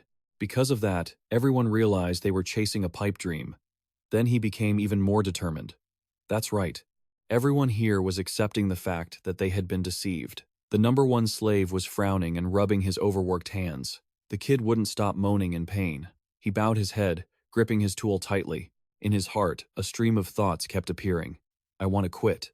All my friends have gone hunting, and I can't even tell them I'm stuck in this mine because it's too embarrassing. The kid's eyes began to open, and he started blaming himself. Why was I so stupid to play this game? Money, riches, I just want to escape this place. I want to run away. After thinking that, he suddenly let out a sigh. For a moment, he was dazed. The words run away echoed once more in his small mouth, and then a flame of determination began to ignite in his will. Should I just run away? A piercing scream rang out. Let me go! It was one of the people who had been captured, shouting continuously. I bought that capsule to play a game, not to be a slave. The man on the left asked the man on the right, What is this guy babbling about? The other replied, He must have lost his mind. Just then, two guys approached Youngsik and started a conversation. A middle-aged man with a sweat-drenched brown shirt spoke up. Oh, for goodness sake, you were thinking of running away, weren't you? Tsk, tsk, that's really stupid. The guy with blue hair next to him also added. Seriously? You were planning to run away, weren't you? Tisk tisk, that was a real boneheaded move. The guy with the blue hair chimed in as well. Haha, what a pointless struggle. Hearing that, Young-sik looked confused, not really understanding, and asked what they meant. Then the blue-haired guy looked at him and said, Wait, you really don't know? If you run away, you'll be considered a deserter and will have violated your contract with the Countess. Every village, town, and city will treat you like a criminal. The middle-aged man next to him laughed, wiped the sweat off his face with a towel, and said to the kid, Yeah, and in the end, if you want to keep playing, you'd just end up coming back to these mines even if you tried to run. So instead of all that whining, it's much faster to just get back to work and pay off your debt. Then, he turned to the kid and asked, You aren't planning on running away, right? Hearing that, Young-sik quickly waved his hands to deny it. Of course not. The clanging sound echoed through the mining area. Young-sik's face twisted in frustration. Damn it all. Suddenly, system notifications started popping up one after another. Your mining skill has leveled up to 5. Your mining speed has increased slightly. You can now mine for long periods without getting tired. You have earned the title Resilient Miner. The Eternal Flame is showing interest in your soul. The Eternal Flame has a favorable impression of you because you've spent so much time working with iron. Young-sik was completely stunned by the sudden system alerts. He stood there with a blank expression, muttering to himself, The Eternal Flame? What is that? Suddenly, a loud sound cut through his train of thought. Hey, number 1, get to work. That shout made Young-sik yelp like a stuck pig. I'm sorry. Elsewhere, Junji-jung activated one of his special skills, Heavenly Descent. He had successfully summoned the soul of the honorary knight Farhan as an ally. Farhan is a legendary warrior who always brings victory to those on his side. His sword has struck terror into countless demons, and his shield has saved countless lives under his protection. There is a legend on the continent that as long as he is around, victory is within reach. People call him the Messenger of Glory, but conversely, the demons his enemies call him by a different name. Standing before Farhan was one of those very demons. It was clearly terrified. He destroyed it, my strongest shield. Unlike the demon, Farhan remained completely calm, slowly stepping toward his foe. Why are you so surprised? You were going to end up like this sooner or later anyway. With that, he swung his sword powerfully, leaving the demon trembling in fear. It let out a painful shriek, then was swiftly sliced in two. Those trembling demons call him by the name Farhan. That is his other nickname. A blue notification appeared. A celestial being has descended upon your soul. You can temporarily use the celestial's power. Just then, Farhan appeared behind Junji-jung with dazzling rays of light filled with infinite power. A yellow notification appeared once again to remind Junji-jung. You can now use all of the skills of Farhan, the honorary knight. Witnessing the scene unfolding before him, the Demon King began to grow tense. That sword and that shield, it can't be. Feeling Farhan's power surging through his own body, Junji-jung spoke up. So, this is the Heavenly Descent skill. It really lives up to its name, doesn't it? A celestial being descending upon my soul? This is even more insane than I imagined. The Demon King hovered above, looking at Junji-jung with a stiff expression. He asked in confusion, Ugh, but why did that bastard have to descend? Junji-jung replied, completely calm. Oh? You know him? Hearing that answer, the Demon King's eyes turned red with rage, and he roared, Are you kidding me? Every demon in hell knows that monster. He hunts down even the demons who are just sitting around doing nothing and destroys them all. He's a total psychopath. Hearing that, deep down, young Junji-jung couldn't help but chuckle. Wait, doesn't that just mean he's a crusader who's achieved a lot? Well, to the demons, he really is just a lunatic who escaped from an asylum. After thinking that, Junji-jung broke into a bright smile. Alright, kept you waiting long enough. Let's start the fight, shall we? Facing him were 3 orc warriors, massive in size. Suddenly, one of the 3 warriors spoke up. Leader, that guy, the orc leader, hearing that, replied, I know, he's completely different from a second ago. He's strong now. Junji-jung's gaze sharpened. He glared at the 3 of them and shouted, Guess even you guys know something's changed, huh? If they were regular monsters, they would have charged in already. These area bosses must be a bit smarter. A map appeared in his mind, and he began to calculate. Junji-jung had entered the route, especially after leaving the territory of Count Mi-kai. He had taken a path deep in the woods, where no one passed. It was a shortcut to his next destination. But most players didn't dare set foot here. The reason was the area boss, the orc warriors guarding this spot. He lowered his head slightly, his expression dangerous. Level 25 is pretty strong, huh? So, before he could even finish his sentence, One of the three orc warriors swung a large blade toward him. Suddenly, a wave of golden light radiated outward. It was the power Junjijang had summoned. It was strong enough to hold the blade suspended in midair. Junjijang looked at his opponent with a smug smile. Ah, so that's how you use it. Then, he delivered the final blow. All right, my turn now. Don't go down too quickly. A blue notification popped up. Holy Shield has entered battle mode. Sentence of Justice has been activated, and Twilight Flame has been activated. Despite his small stature, Junjijang possessed immense power. The power of that sword made the three orc warriors panic in an instant. It's too scary. Stay away from us. Junjijang's eyes were filled with fury. Stick your necks out, you bastards. A bolt of light like lightning flashed down. The entire forest seemed to light up. A notification appeared. The Heavenly Descent skill has ended. Calculating the remaining cost based on total duration and usage, 352 points were consumed. When the battle ended, only the bright moonlight remained in the sky, along with a slender young man, Junjijang. He spoke up. Whoa. One-hit kill. The Archangel appeared with an astonished look and praised him. Incredible. After saying that, she lowered her head slightly and began to think. This makes no sense.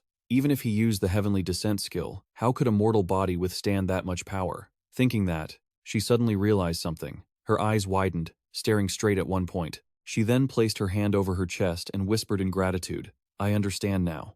Oh, Creator, I understand why you sent me down here. It turned out she had finally realized her purpose in the mortal realm.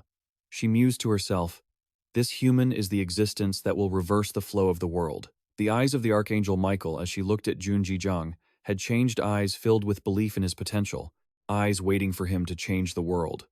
She said to herself, I, Michael, have witnessed it with my own eyes. His potential is not like Michael thought, her mind filled with reflections.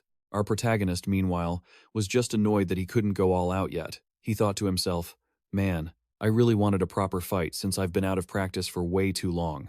Night fell, and the moon was full and bright. The Chaos King and the Archangel Michael were fast asleep on the ground. Over there, Junjijang sat deep in thought, staring at the system screen. The Heavenly Descent skill was displayed. He mused to himself, it's a good thing I used Heavenly Descent early. Thanks to that, I could figure out its pros and cons. Junjijang remembered fighting the monsters and thought the advantage was how it reduced the level gap during battles. He still thought about the fight when he held the cheat item, the Demon Slayer sword, which cost 300,000 recognition points, and admitted that initially, he only could buy items from the shop to close the distance between him and his opponents. But buying those products cost a lot of recognition points. He continued to think that he had to keep using the items he bought, which meant there were certain limits when attacking. So, until he owned an item he could use in any situation, he had no choice but to keep fighting in this state. Back in the present, he rested his chin on his hand, thinking, this is why I haven't bought any combat items. Thankfully, this issue was finally resolved. But there was one significant drawback. The system screen popped up again. Heavenly Descent. Recognition points. 352. The consumption of recognition points would increase depending on the duration of Heavenly Descent. Junjijang remembered that it only took him 3 minutes to kill 3 orcs, and even with the time spent checking the skill window, it wasn't more than 10 minutes. A look of worry appeared on his face. But with such a high point cost, I wonder how much it would drain if I fought a strong opponent. He scratched his head and said aloud, so, the real issue is the level of the opponents I use Heavenly Descent on, though it's quite interesting. Suddenly, a voice spoke from behind, making Junjijang glance back alertly. Hey, you find the downside of Heavenly Descent interesting? That's surprising. It was the voice of Archangel Michael. He said, oh, you're awake? El chuckled. Angels don't sleep much, unlike some people. Across the way, the Demon King, who was sleeping but mentioned in the conversation, started awake. El added, it seems you're worried about the amount of points consumed? She said that even though he might not know of Farhan was a holy warrior with immense power.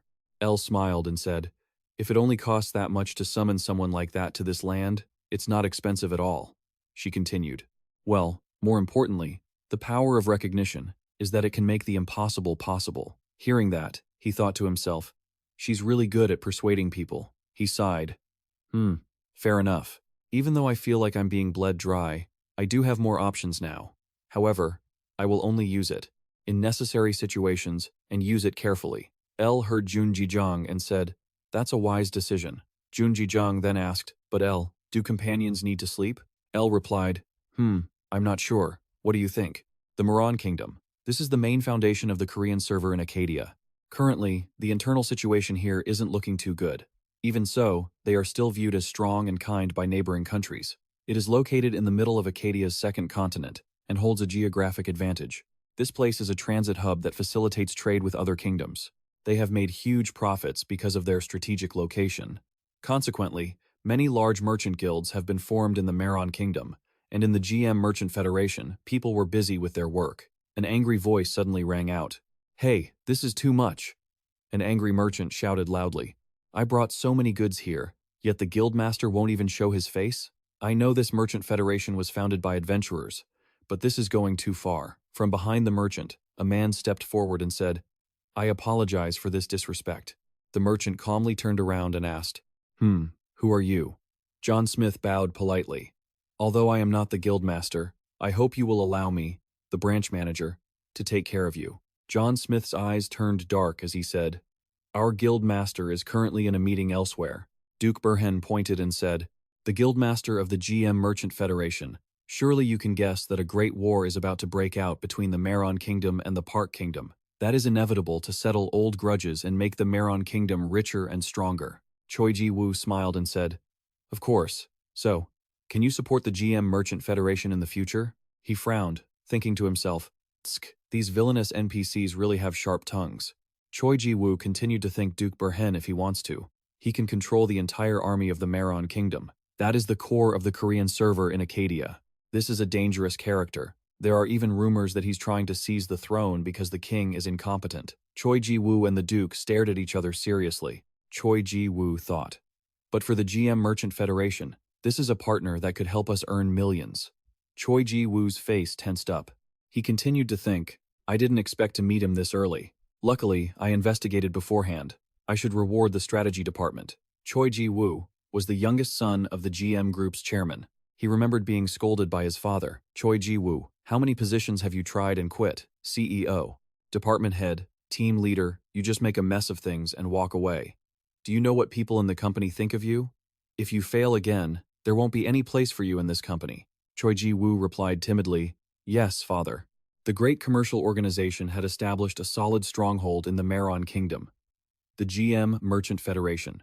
It was actually owned by a large corporation in Korea, the GM Group, led by Choi Ji-woo, the chairman's youngest son. It was a community of Accadia players purely for the sake of making lots of money. In other words, at this very moment, real power and virtual reality were intersecting. Duke Burhen said, The GM Merchant Federation was built by adventurers. I came here because I heard that this guild not only grows fast but is also very united. Meeting you now, those rumors must be true. Use all the resources you have to buy up all kinds of grain. I will pay you a generous price. Choi Ji-woo smirked, meaning Duke Burhen's response. Exactly. Kwon Myung-hong, acting as Duke Burhen's proxy, continued. We will grant the GM Merchant Guild partial authority to resolve the Maroon Kingdom's food supply issues. Therefore, you only need to act without drawing attention. That's why I came to you. An adventurer. De laughed loudly and replied, As you wish. Kwon Myung-hang left. Choi Ji-woo leaned back, resting his chin on his hand, thinking this was his big break. He spoke up. Branch Manager Smith, you heard that, right? The massive business opportunity we've been waiting for has finally arrived. John Smith replied, Yes, Guildmaster, I agree with you. Choi Ji-woo laughed loudly and stood up. Right? Contact my father immediately. An incredible opportunity has appeared. We need to secure more investment. John Smith looked somber and replied, I disagree. Hearing that, Choi Ji-woo asked, confused, Huh? Why? John Smith smiled kindly and said, Guild Master, aren't you aware? John Smith continued, As of now, the company has already invested $8 billion, so it's quite difficult to secure any higher funding. Choi Ji-woo immediately retorted, It's just a small amount of money. Why make such a fuss? I'll pay it back later. Then, Choi Ji-woo crossed his arms, gritting his teeth, and said, Fine, have it your way. He pondered his plans regarding Duke Burhen. Even if he couldn't get more investment, the wealth he had accumulated so far was enough. He would help Duke Burhen supply the Maroon Kingdom. And if the Duke succeeded in conquering the Park Kingdom, he could seize the throne from the aging king. If that happened, the economy of the Accadia Korea server would basically fall into the hands of his group. Choi Ji-woo adjusted his collar and laughed. Haha. Just you wait, father, he continued. With this Accadia game, I will prove my worth to you. No one will be able to stand in my way. Elsewhere, a man said. So that's Broken, he continued. Did the stubborn Baron Mahai send you here? Broken was talking to Junji Jang, and he added, It's a pleasure to meet you, adventurer Junji Jang. Broken stared intensely at Junji Jang, who was standing right in front of him. He was holding a letter. Broken tightened his grip on the letter and asked with a smirk, Is this the letter of recommendation that Baron Mahai gave you? Junji Jang replied, Yes. I don't know what's written inside. But the Baroness said I would receive protection if I handed it to you. She also mentioned it contained some information about me. Broken didn't answer and instead ripped the letter in two. That surprised Junji Jang, who thought. He tore it without even reading it. Broken smirked and said, Now tell me, why did Baron Mahai send you here? His gaze gradually turned cold. Junji Jang smiled, thinking, I see. He wants me to state the reason myself. He laughed and said, I'm not really sure myself. She just asked me to find you. Things like reasons are usually the duty of people in high positions, not a simple adventurer like me, don't you think? The two stared at each other with serious expressions. Broken gradually started to smile. Suddenly, he laughed loudly and said, Fine, I like you. Junji Jang stayed silent, not knowing what to say. Broken continued. The reason you were sent here is clear. The war between the Maroon Kingdom and the Bow Kingdom will happen soon. She probably thinks you have the ability to prevent this. Junji Jang replied with a smile. Is that so? I never thought I had such abilities. Broken went on. Oh, you didn't seem surprised when I mentioned the war, did you? Baron Mahai must have told you something. She seems to trust you quite a lot. So then, Junji Jang, do you have any good ideas? Junji Jang smiled and said, I've heard that the prince who is supposed to ascend to the throne can't make any good decisions, and most of the nobles are siding with Duke Burhen, right? Broken sighed and replied, That's correct. Junji Jang touched his chin and said, I understand. His gaze turned cold as he continued. First, there's an easy solution and a difficult one.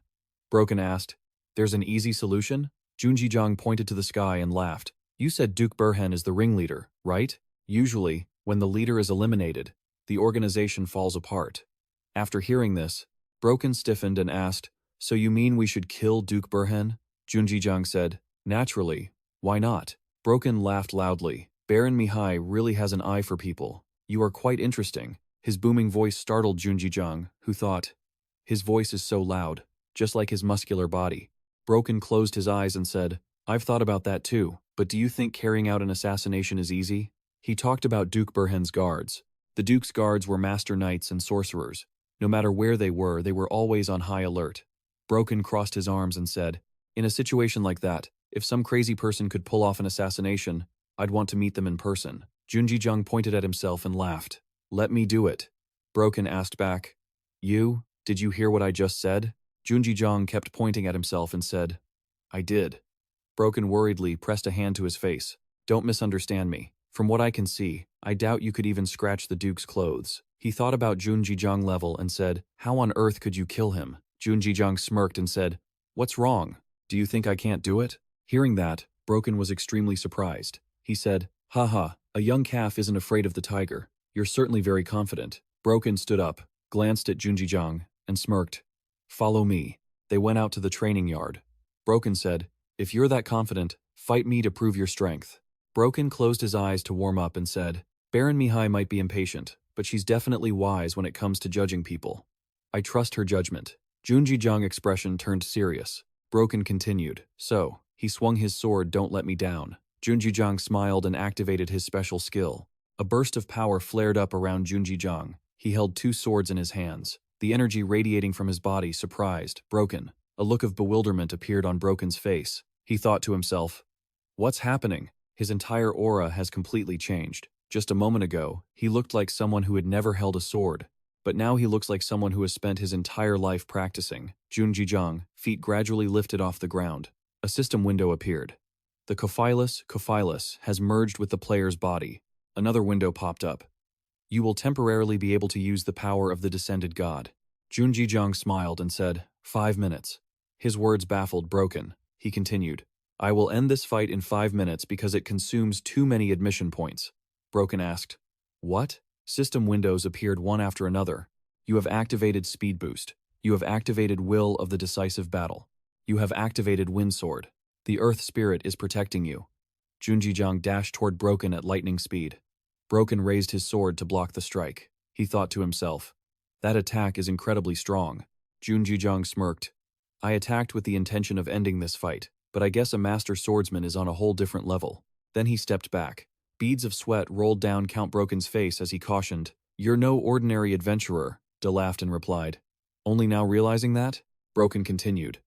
You spoke of carrying out the assassination alone, and now I see you were serious. Hearing this, Junjijiang said, Is that so? Then shall we finish this fight? Broken replied, I'll show you my true power as well. He raised his sword to the sky and declared, Sword of Void, Sword Aura, as a wave of red energy enveloped his blade. Count Broken's expression turned solemn as he spoke. I've only just become a half-baked swordmaster, but I take pride in my own skills. He pointed his sword downward and said, This is proof of that. Junjijiang grew anxious and said, You're really taking this a bit far. Broken charged at him with his sword, saying, Let's see how you handle this. The immense wave of energy forced Junjijiang to lean back, his face filled with shock as he witnessed Broken's overwhelming power. The clash between the Duke and Junjijiang caused the air to grow tense. White smoke began to rise, revealing the figure of his opponent to Count Broken. The Duke's cold, sharp gaze was quickly replaced by utter disbelief. It was the Sword of Void. Count Broken, despite still being in a stance ready to strike, felt a massive internal shock, confirming that although it was different from his own, it was definitely the Sword of Void. It was surely a skill that could only be used by those who had reached the realm of a sword master. Don't tell me, you too? Day's system notification chimed in. You have used a skill restricted to players level 150 and above. The Sword of Void aura you are using has just been empowered. Seeing this, Junjijiang couldn't help but exclaim aloud. What? You want even more? Be careful with the amount of acknowledgement you're burning through. Facing him, Count Broken wondered to himself. Is he talking to himself? Junjijiang said, Duke, making the Duke look confused. I won't hold back this time, which left him wide-eyed with astonishment. Junjijiang rushed forward, swinging his sword down from above. His speed was incredible. Count Broken held his sword horizontally to block the attack, causing the ground beneath them to sink. Broken gritted his teeth, blue veins popping on his face, but Junjijiang didn't yield an inch. Finding an opening, he said coldly, Gotcha. Saying that, he struck the opening, causing Count Broken to panic, drop his sword, and fall to the ground, facing the tip of Junjijiang's blade. He sat there, gasping for air, his expression one of disbelief, whispering, So I'm still alive. At the same time, the system notified Junjijiang. You have stopped using the Heaven's Grace skill. Calculations are based on your usage time and actions. 2,812 acknowledgement points consumed. An extraordinary achievement. You have successfully defeated someone who has reached the Master Realm. You have earned the title Miracle Warrior. Your strength has increased by 10. Hearing the notification, Day's expression changed. He couldn't believe his ears. 2,812 acknowledgement points? What the hell is that? Just then, EO appeared, excitedly explaining that even though he didn't use much power last time, this time was different, right? This is the first time I've seen you this happy. Honestly, you aren't really complaining, are you? After a moment spent looking at the sword marks on the arena floor, EO continued, But you know, this is actually quite interesting. Usually, even if you could summon the power of the heavens, you wouldn't be able to use it perfectly. Have you ever practiced with a sword in the past? Hearing this, Junjijiang hesitated and replied, Sword? Well, I might have messed around with one somewhere else. He thought to himself that since he had once been ranked #1 in Rumblade, he wasn't technically lying. Watching Junjijiang from afar, Count Broken stood up while clutching his chest. He still couldn't believe what had just happened, blurting out, Unbelievable. A sword master of the Mun Kingdom, and I couldn't even read his sword path. This young man is truly a powerhouse who has been hiding his talents all this time. Count Broken approached D and suddenly knelt on one knee, asking, Would I have the honor of knowing what it is your sword pursues? Hearing this, Junjijiang pondered for a moment. Probably the wind. Broken was surprised. The wind? The wind that carries the power of unparalleled speed, freedom, and is sharper than anything else. And he thought to himself, if I can get closer to something like that, as if he had found a new goal. Broken began practicing his swordplay tirelessly. Satan saw this and asked Junjijiang, Master, why is he suddenly swinging his sword alone in the middle of the night? Junjijiang didn't know either. Inside the room, Count Broken bowed deeply, sincerely apologizing to Jun Jijang. I sincerely apologize for my rudeness earlier. This incident was entirely due to my own ignorance. Please, I beg you to kindly forgive this foolish old man. Count Broken, Day saw this, waved his hand, and laughed. It's fine. Things like this happen all the time. Broken raised a question. To continue our previous conversation, are you truly serious about assassinating Duke Burhen alone? Jun Jijang looked at him and answered calmly. Isn't that the simplest way to solve this problem? Since he is one of the bad guys. Broken kept his head bowed and continued. If it's you, assassinating him is entirely possible. But even so, I worry that chaos among the royal family is unavoidable after Burhen's death. Day didn't answer right away but asked back, Duke, do you know what the Gordian knot is? And of course, Count Broken didn't know what it was. Jun Jijang smirked and explained, a knot so complex and tightly tied that it's impossible to unravel. Then he continued with a question, without waiting for Broken to answer. In your opinion, what is the simplest way to get it off? Broken was confused. I'm not quite sure. Day smiled and replied, just slash it. Even if you try your hardest, you can't untie something that cannot be untied. Just cutting it is the simplest way. Jun Jijang looked down, continuing to talk about what would happen afterward, then gave a bright, cheerful smile as if offering a sound opinion. Won't things settle down sooner or later? Count Broken was shocked, viewing Jun Jijang in a different light, thinking to himself that it was terrifyingly irresponsible. Yet surely, only he had the ability to point out the problems festering within the royal family of the Maroon Kingdom so easily. There was no better solution than what he had proposed. As if deciding, Broken said, if that is what you desire, then we shall do it. Adventurer Jun Jijang, beyond just your sword aura, inside this person is the most terrifying man in the whole world. A moment later, the system notified him. You have successfully taken the step to become the key player in changing the Maroon Kingdom. Updating quest. A side quest has appeared. Quest update. The Maroon Kingdom is surrounded by nations bullying it. A change is stirring within the Kingdom of Meron, a place that has always been busy just trying to survive, while carefully watching how it behaves around neighboring kingdoms. You wouldn't be worthy of the title anarchist poet if you just let a moment of change like this slip by, would you? Step forward and take control of this moment. Contribute to the Kingdom of Meron and its royal family through your actions. The details of this quest might change after all. It is a sub-quest. The first objective is to assassinate Duke Burhen. The second objective remains a mystery. Jun Jijang stared at the notification, speaking up in surprise. A sudden sub-quest? It seems the system really wants me to kill Duke Burhen. Man, this game is actually interesting. Hearing this, Satan, who was by his side, replied, so, are you going to kill him?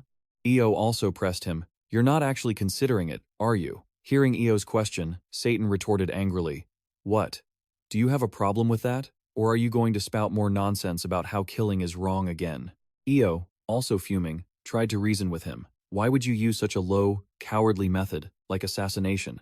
That kind of thing is only used by scum with no honor. We should demand a fair duel and judge him properly. Standing between them, Jun Jijang couldn't help but interject. So, killing him is fine. But you want me to give him a heads up? Eo nodded firmly. Yes. You should notify him at least 3 days in advance about a duel in the arena, or send him an assassination notice so he at least has time to prepare for his own death. That is the right thing to do. Hearing this, Satan's face darkened, unable to stand such nonsense. I knew you were crazy. With that, the two started bickering again, each holding on to their own beliefs. Eo shouted, I don't want to hear anything from a wicked demon like you. On the other side, Satan snapped. What the hell are you talking about? Jun Jijang stood by, helplessly sighing. I never intended to kill Duke Burhen right away. Satan and Eo turned to look at Jun Jijang, their faces full of shock. Jun Jijang calmly explained, whenever a conflict arises, it's not wise to just listen to one side. You have to hear what both sides have to say before making a decision. Then, Jun Jijang smiled and continued. Do you really think Duke Burhen started a war for no reason? That's impossible. I suspect there's some other reason behind it. Indeed, from the perspective of an adventurer like Jun Jijang, someone who wasn't even born in the Kingdom of Meron, the power struggles and wars happening in Meron were actually a good thing, because there is always something more important than profit. Jun Jijang's eyes shifted to a deep, ambitious purple. I plan to help whichever side brings me the most profit. You two don't have any complaints, right? Satan couldn't believe it. Well, you really, Eo, couldn't hold back. That's not right. If you make a promise, you have to keep it. You must kill Duke Burhen immediately. Satan heard this and mocked him loudly. Are you kidding? You're an angel and you're saying that? Being perfectly self-centered and knowing that promises can be thrown away whenever necessary to pursue greater profit, that is the life motto of an adventurer wandering near the GM Group headquarters. In the chairman's office, the screen displayed a news anchor. In our next report, the price of electronic corporation stocks has surpassed $5,000 today, setting a new record. The reason was the massive influx of investors. After Chairman Lee Kang-pil and Jun Hee announced the opening of Accadia, the Dreamer virtual reality machine was being hailed as a device that turns miracles into reality. Hearing this, GM Group Choi Sun-young rubbed his temples and groaned, "That damn Dreamer machine again. Those bastards at Electronic Ain? What kind of tricks did they use to create that thing?" Choi Sun-young frowned, lost in thought. 5 years ago, GM Group stood shoulder to shoulder with Ain as two rival competitors, but his group had been steadily declining after they lost the leading position to Ain's revolutionary technology, like smartphones. And now they were going even further. Most importantly, Dreamer was extremely dangerous. They weren't just changing the market flow in Korea, they were impacting the entire world. He broke into a cold sweat, his anxiety growing with every thought. This means we can't just stand still in an outdated industry like construction and automobiles forever. If GM Group doesn't move past this industry, it will surely collapse soon. Choi Sun-young desperately searched for a solution. I need a way to solve this. I need something. Just then, the desk phone signaled an arrival. Chairman, the CEO is here. As soon as he spoke, the office door burst open. Choi Ji-woo rushed in, beaming. Father, I have good news. I need 8 billion from you. Choi Sun-young looked stunned. What? Didn't you just get into a huge scandal after wasting 8 billion on an investment, and now you want another 8 billion? Choi Ji-woo's eyes lit up. That's right. I'm sure this time it will be enough. This is the last time I'll ask, Father. Please believe in me. Choi Sun-young glared, his face twisting in anger. Do you think 8 billion is play money? I've let you play around with that stupid game created by those Ain tech geeks.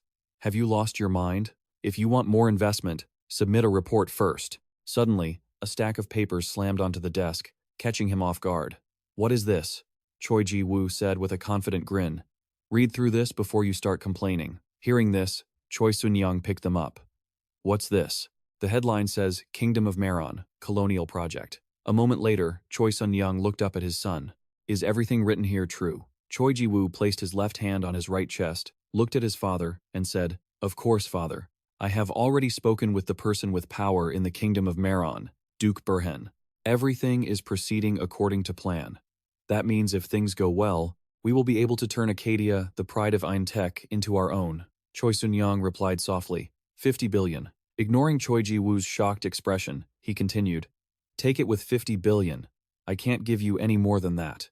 And don't forget, this is the final chance I am giving you. Choi Ji-woo couldn't believe it. He cheered, shouting loudly, Thank you, father. Thank you so much. After the door closed, Choi Sun-young sat, arms crossed in deep thought. A count, a duke, and a love quarrel indeed. It's a completely different world from this one.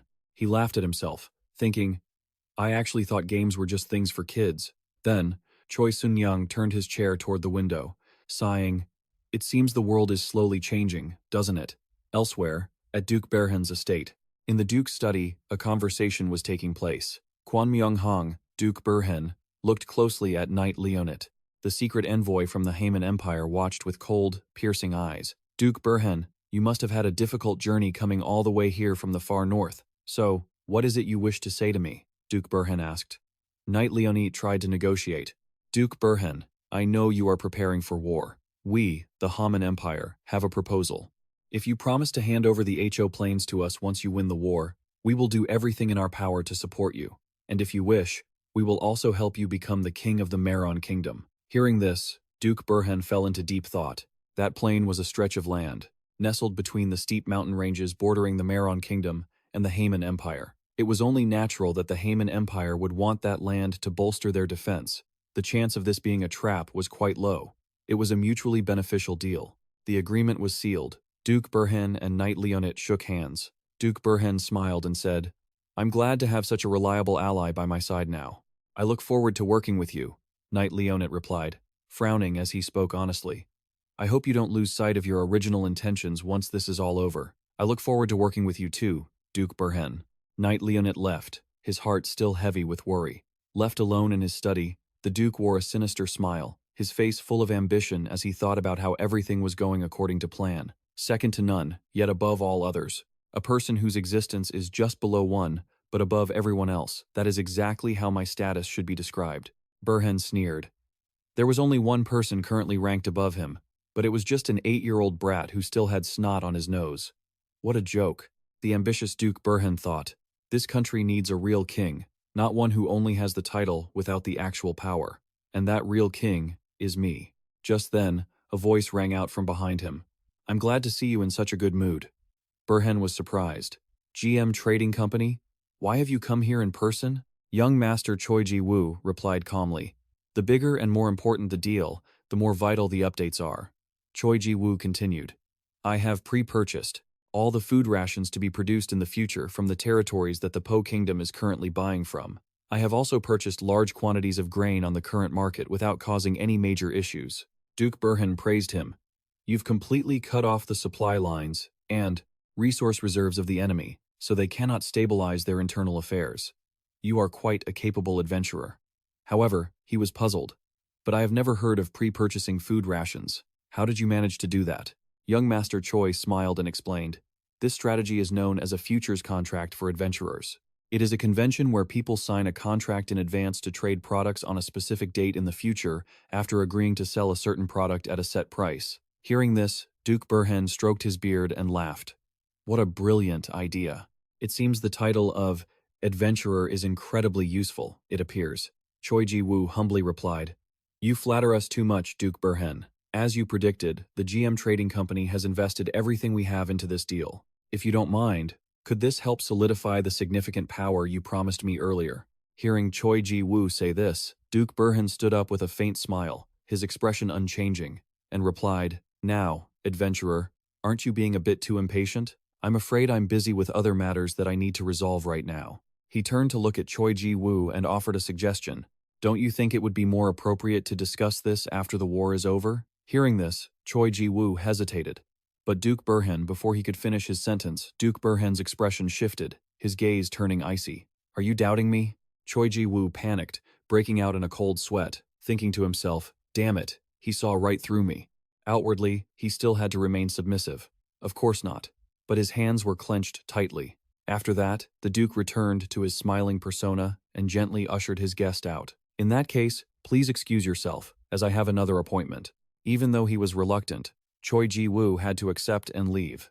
Duke Burhan watched him go with a smug look. While walking down the hallway toward the main entrance, Choi Ji-woo punched the wall hard, grinding his teeth with eyes full of rage. That bastard NPC dares to play tricks on me. He calculated internally, but now he had no other choice. He had invested too much into this capital. To get entangled in a power struggle with him. It would be better to act alone for now and wait for the right moment. The 500,000 gold that I used to buy up all the grain on the market, I've already spent the 50 billion I invested, but that's still not enough to control the entire food supply in Accadia at the moment. So, I used the brilliant idea of futures trading. Choi Ji-woo steeled his heart. With this, I will definitely be able to significantly neutralize the Po Kingdom. But for this plan to be carried out, the 10 million gold promised in the contract, if I convert that to the G exchange rate, that's 1 trillion G. It's an astronomical figure. But conversely, if this plan fails, not only the GM Trading Company, but the entire GM Group will collapse with it. Choi Ji-woo frowned. This was truly the final counterattack. He carried it out in secret because he knew his father would definitely oppose it. He gripped his trembling hands, telling himself, It's okay. The war is definitely going to happen. I know that for a fact. I must stay calm. Once the war starts, the price of grain will skyrocket. This is not a gamble based on luck. I invested in it because of a certain future that I understand clearly. This will definitely succeed. Choi Ji-woo spoke with difficulty, as this was the last chance he had been given. Suddenly, someone flew in through the window, breaking his train of thought and leaving Choi Ji-woo stunned. That person was none other than Jun Ji-jung. He quickly realized what he needed to do and immediately chased after him, shouting, Hey, wait. Running through the long green carpeted hallway, Choi Ji-woo shouted loudly to draw attention. He was drenched in sweat, looking ahead with a complex gaze, blaming himself for letting him slip away. Damn it, he immediately recognized that outfit. Even though the hood was pulled up, it couldn't hide it. It was the beginner gear that low-level adventurers usually wore. He scowled in anger, his face turning dark, his teeth grinding together as he wondered, what is an adventurer doing at Duke Burhan's mansion? Why? For what reason? Many thoughts flashed through his mind. He didn't know who this bastard was, but he assumed he knew about the plan and intended to interfere, making him even more furious. He held up 2 fingers, his face black with rage, apparently planning something huge. Immediately, 2 figures cloaked in black appeared behind him, bowing swiftly and silently. Someone was inside the meeting room.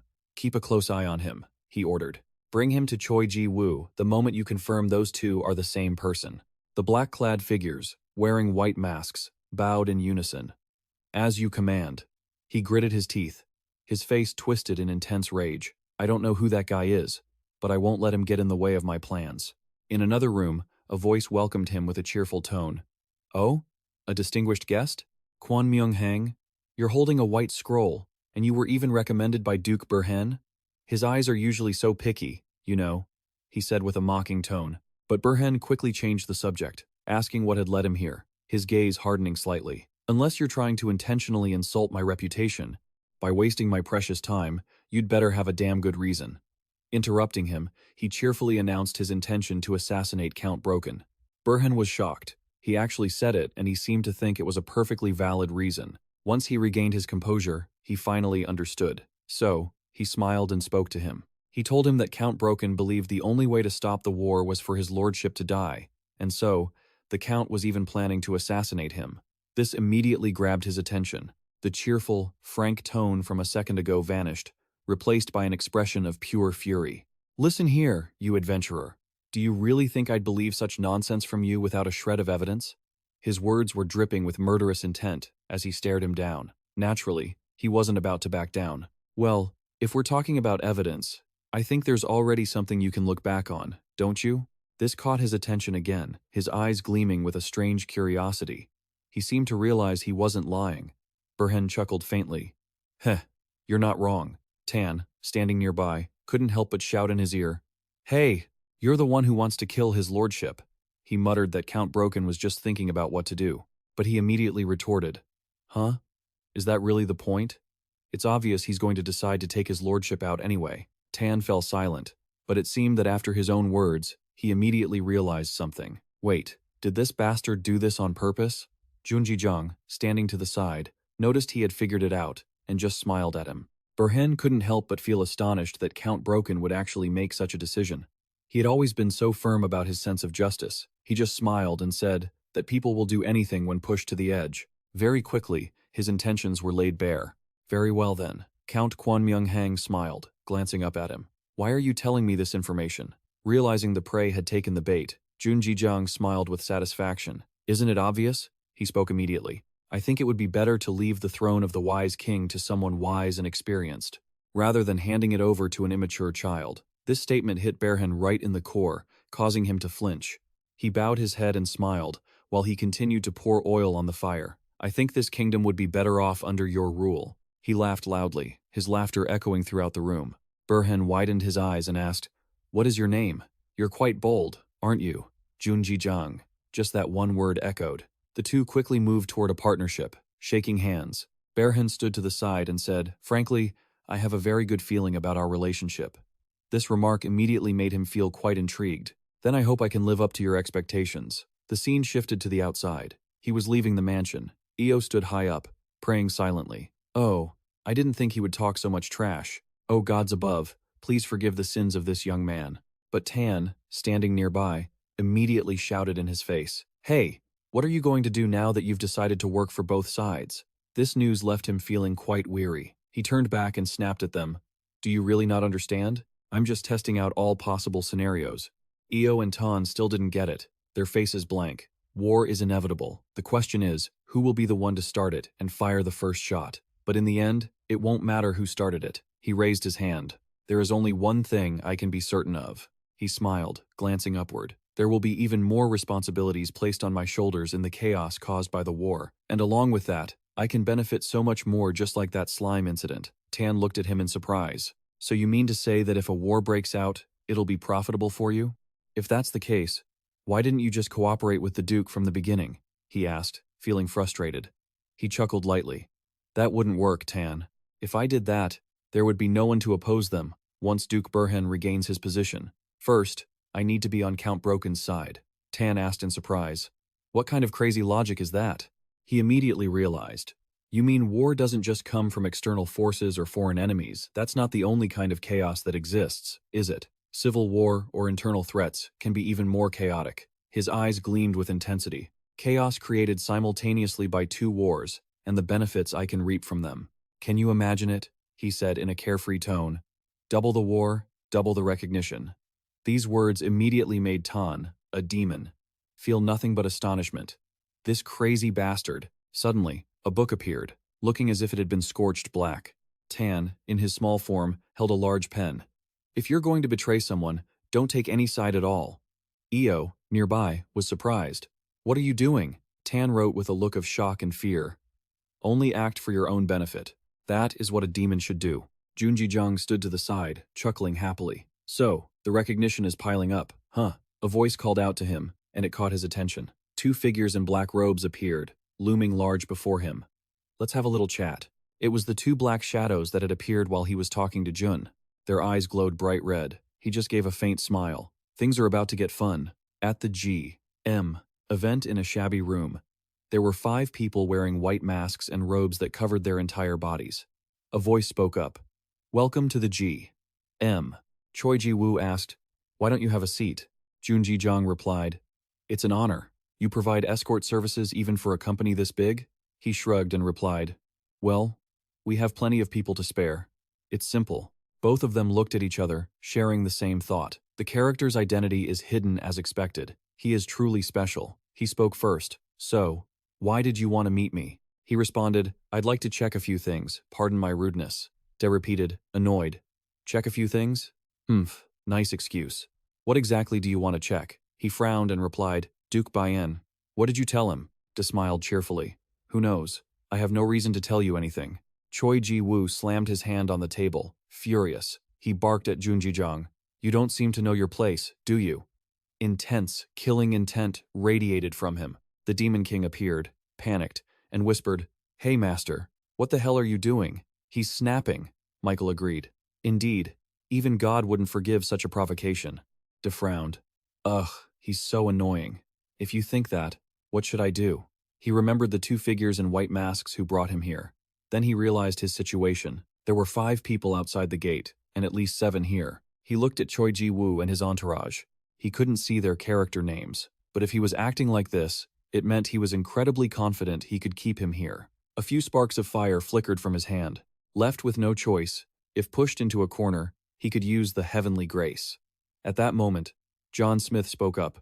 Please, don't misunderstand. We only wanted to ask if Duke Burhan had given you any specific task. He looked at him. Finally, someone was talking reasonably. Is that so? His attitude didn't seem like he just wanted to ask me that. Choi Ji-woo slammed the table again. He pointed at his face and shouted, I don't know what kind of relationship you have with Duke Burhan, but don't interfere in his affairs. If I see you near him again, De crossed his arms, smirking provocatively. Or what? Choi Ji-woo gritted his teeth, glaring at him, and growled, From now on, this game no. Your life is going to become a lot more difficult. Suddenly, a hand reached out. John Smith pretended to adjust Choi Ji-woo's scarf. He stared blankly and called out, Branch manager? Then Smith glanced at him reassuringly, trying to calm him down. Young master, you're crossing the line. He bit his lip and stayed silent. Then, John Smith bowed respectfully to Junji. I am terribly sorry. He has invested a great deal in Duke Burhan, so he is a bit sensitive. I will explain in detail. Junji smiled to himself, thinking, this guy is not simple at all. John Smith looked up at him. We are not a branch. We belong to the GM Corporation. Junji was surprised. He asked, You mean that GM Corporation? He confirmed. Yes, that is correct. Just then, a bag of gold coins was slammed onto the table. He continued, We have invested heavily in Accadia, not in Duke Burhan. Junji looked down to examine the bag of gold. I cannot tell you the details, but I am sure you understand why we are gifting you this. What do you think? A mysterious traveler. The Merchant Guild leader put a hand to his head, quietly watching him. John Smith asked, Do you understand? De hesitated, looking at the 2 of them, then smirked. Mysterious, huh? He cheerfully grabbed the bag of gold. All right, I get it. I just need to give up on the Duke's quest, right? Both of them looked stunned as they watched him smiling, seemingly very happy. Under the moonlight, Tan and Michael appeared. Tan asked, "What is this?" "Even those people want the war to end," Michael added. "Everything would be better if we were honest from the start. Honesty is very important." He smiled at them. "It's fine, I even got more funding." Then he thought to himself, the GM Corporation is involved too? Obviously, they wanted a slice of the pie from the war weapons trading, for example, or perhaps they had some commitment to Duke Burhen. But he shook it off. "Whatever, it has nothing to do with me. If a war happens, I'll benefit anyway." He suddenly stopped, hesitating, but he really couldn't do it. He told himself, annoyed, "I can't let that arrogant young master have it his way." Then he told the other two, "All right, I've decided," he said with a calm smile. "I'm going to kill Duke Burhen." Hearing this, Tan looked helpless and weary, while Michael seemed incredibly excited and intrigued. Tan groaned, "Ah, he's snapping again. Why kill a good duke? Can't we just let it go?" But Michael flew over with sparkling eyes, praising him. "You're finally becoming more reliable. If you've decided, challenge him to a duel. This is your chance to keep your word to Count Broken." He looked at her. "Ugh, I told you that wouldn't work. It only makes things harder. I plan to assassinate him secretly." Hearing this, Michael's face went completely blank. She turned away, sulking. "Then I cannot help you this time. You won't get any heavenly grace for that," he replied, flustered. "What? Don't be like that," she tried to explain. "Assassination is a cowardly act. It is a cruel deed that denies the opponent a chance to say goodbye to their loved ones. I cannot allow you to use the power of heaven for such a cruel act," he stammered. "But, seriously, look at the situation." Tan stood to the side, sighing. "What are you guys doing?" Suddenly, he smiled, as if he had come up with a clever idea. Tan thought, "Wait, this could work," he called out. "Master," he smiled cunningly, "would you like to borrow power from me if you don't mind the power of the demon realm?" He looked at Tan, surprised. "Wait, Tan, are you saying you can?" He grinned and replied, "That's right, I can provide that too." His words left him stunned. Demon realm power. He immediately pointed up and said, "Then." Immediately, a circle appeared under Junjijiang's feet. "I will begin." The circle emitted a massive amount of aura. Junjijiang felt a bit nervous. A notification appeared. "Your contract with the demon realm has succeeded. You can temporarily borrow power from the demon realm through acknowledgement." Junjijiang placed a hand on his chest, feeling the power. He finally smiled enigmatically. He touched his chest, feeling the strength, then smirked cunningly. After that, a selection menu appeared in front of Junjijiang. Several shapes appeared on the character selection board. He examined them. Let's see. Interesting." Tan approached and asked, "What do you think, Master? Do you like any of them?" He looked at him and replied, "Yeah, it's better than I thought. If the heaven side focuses more on raw power, this side focuses on supplemental skills, they'll be more useful and practical." Tan was confused by his answer. "I don't know what you're talking about, but you seem to like it," he asked, puzzled. "Why didn't you mention it before? It would have been so much better if you'd told me sooner." Michael stepped forward, sulking, ready to strike. He blocked her with his hand and turned to reply, "Hey, no reason. Honestly, you never asked, so I just assumed you needed the strength of the heaven party." He wore a confused look. "You thought I cared?" He sighed, in defeat. "True." He swiped through the menu excitedly. "So, which character should I choose? It feels just like shopping." Then he exclaimed, "Oh, this looks good." I looked at the character he pointed at, and he looked dissatisfied. "Wait, why that character?" He looked at him and explained, "I saw him in a history book at the library." Michael also looked at the character he chose. She realized it was definitely a gamer, the Death Legion. A gamer, the pinnacle of necromancy, the most cruel dark mage, who defeated one empire and 4 kingdoms, spreading fear throughout the entire continent. No life, not even the smallest, remained where the Legion passed. Now, even centuries later, his name is still known by many. He is the personification of death. In the darkness, a cloaked figure stands on the roof looking down.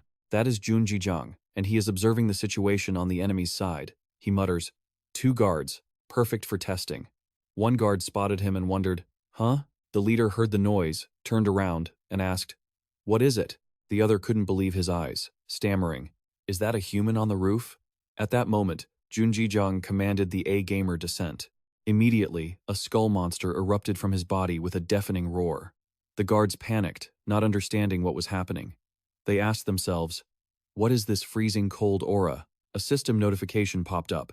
The A-Gamer underworld has possessed the player's body. You can temporarily use his power. He was satisfied. The skills are set just as I thought. The blonde guard panicked, thinking, this terrifying energy is completely overwhelming me. I'm sure this is dark magic, and high level at that. He looked at Junji Jong, determined to give it his all from the start, and shouted, Lesnar, listen, we aren't going to try to capture him alive. The soldier next to him replied, but we won't be able to verify his identity. The leader retorted, this isn't the time to prioritize that. He drew his sword. The entire Burhan Count's castle could be controlled by him if we lose here. He smiled with amusement at their panic. Let's go. Then, streaks of purple lightning struck the guards. The blond man gritted his teeth, thrust his sword into the ground, and shouted, Holy shield! Watch out for him! Oh, that young man is smart. I guess the rumors that the Count of Burhan's guards are skilled are true. He looked at the leader rushing toward him, adding a comment about his bravery. He yelled, Forgive me, but I will show you my full power, you damn intruder. Unlock divine power, judgment mirror. Junji Jung just stood there, provoking them. Looks like we're going to have a heated battle. Junji Jung's eyes glowed brightly. Spear of the Spirit. Immediately, the giant demon above him launched a strike, piercing through the blond man. He was dazed, only able to utter a few final words. He is a necromancer. He finally fell to the ground. The other soldier saw his leader die like that and trembled, saying, No, it can't be the amount of mana, it's impossible. In the kingdom of Marun, Kolich turned around and shouted to his teammates, Urgent. He turned his head, running for his life while screaming. The Lich appeared. Everyone gathered, and immediately after, one of the Lich's strikes pierced through him. He was still not satisfied. Still not enough? He pointed down at them and said, A necromancer is weakest before summoning the undead. Even if I use the descent, I don't want to gamble my life by facing all the guards right now. The soldier who had just been stabbed was in such pain and fear that he cried, unable to speak. He then collapsed. He smiled sinisterly. Now I have everything I need, so let's test it out. Following that, the two he had just killed were immediately covered by a purple aura. They floated up and rose. An explosion occurred, and the system notified. Low rank undead, demon warrior. Mid-rank undead, death knight. He was amused and excited. Welcome to the team. I hope my plan succeeds spectacularly. Necromancers, the image of a mage with a body shrouded in a black cloak, evil glowing red eye sockets, and a bright red magic circle beneath their feet. They can summon endless spirits, provided they channel mana and have corpses. Images of tens of thousands of skeletal knights appeared. In other words, it is not an exaggeration. A single necromancer can be considered a massive force. So, why are they considered highly effective in large-scale or siege warfare? Just like now, under the bright full moon, a horrific scene unfolded.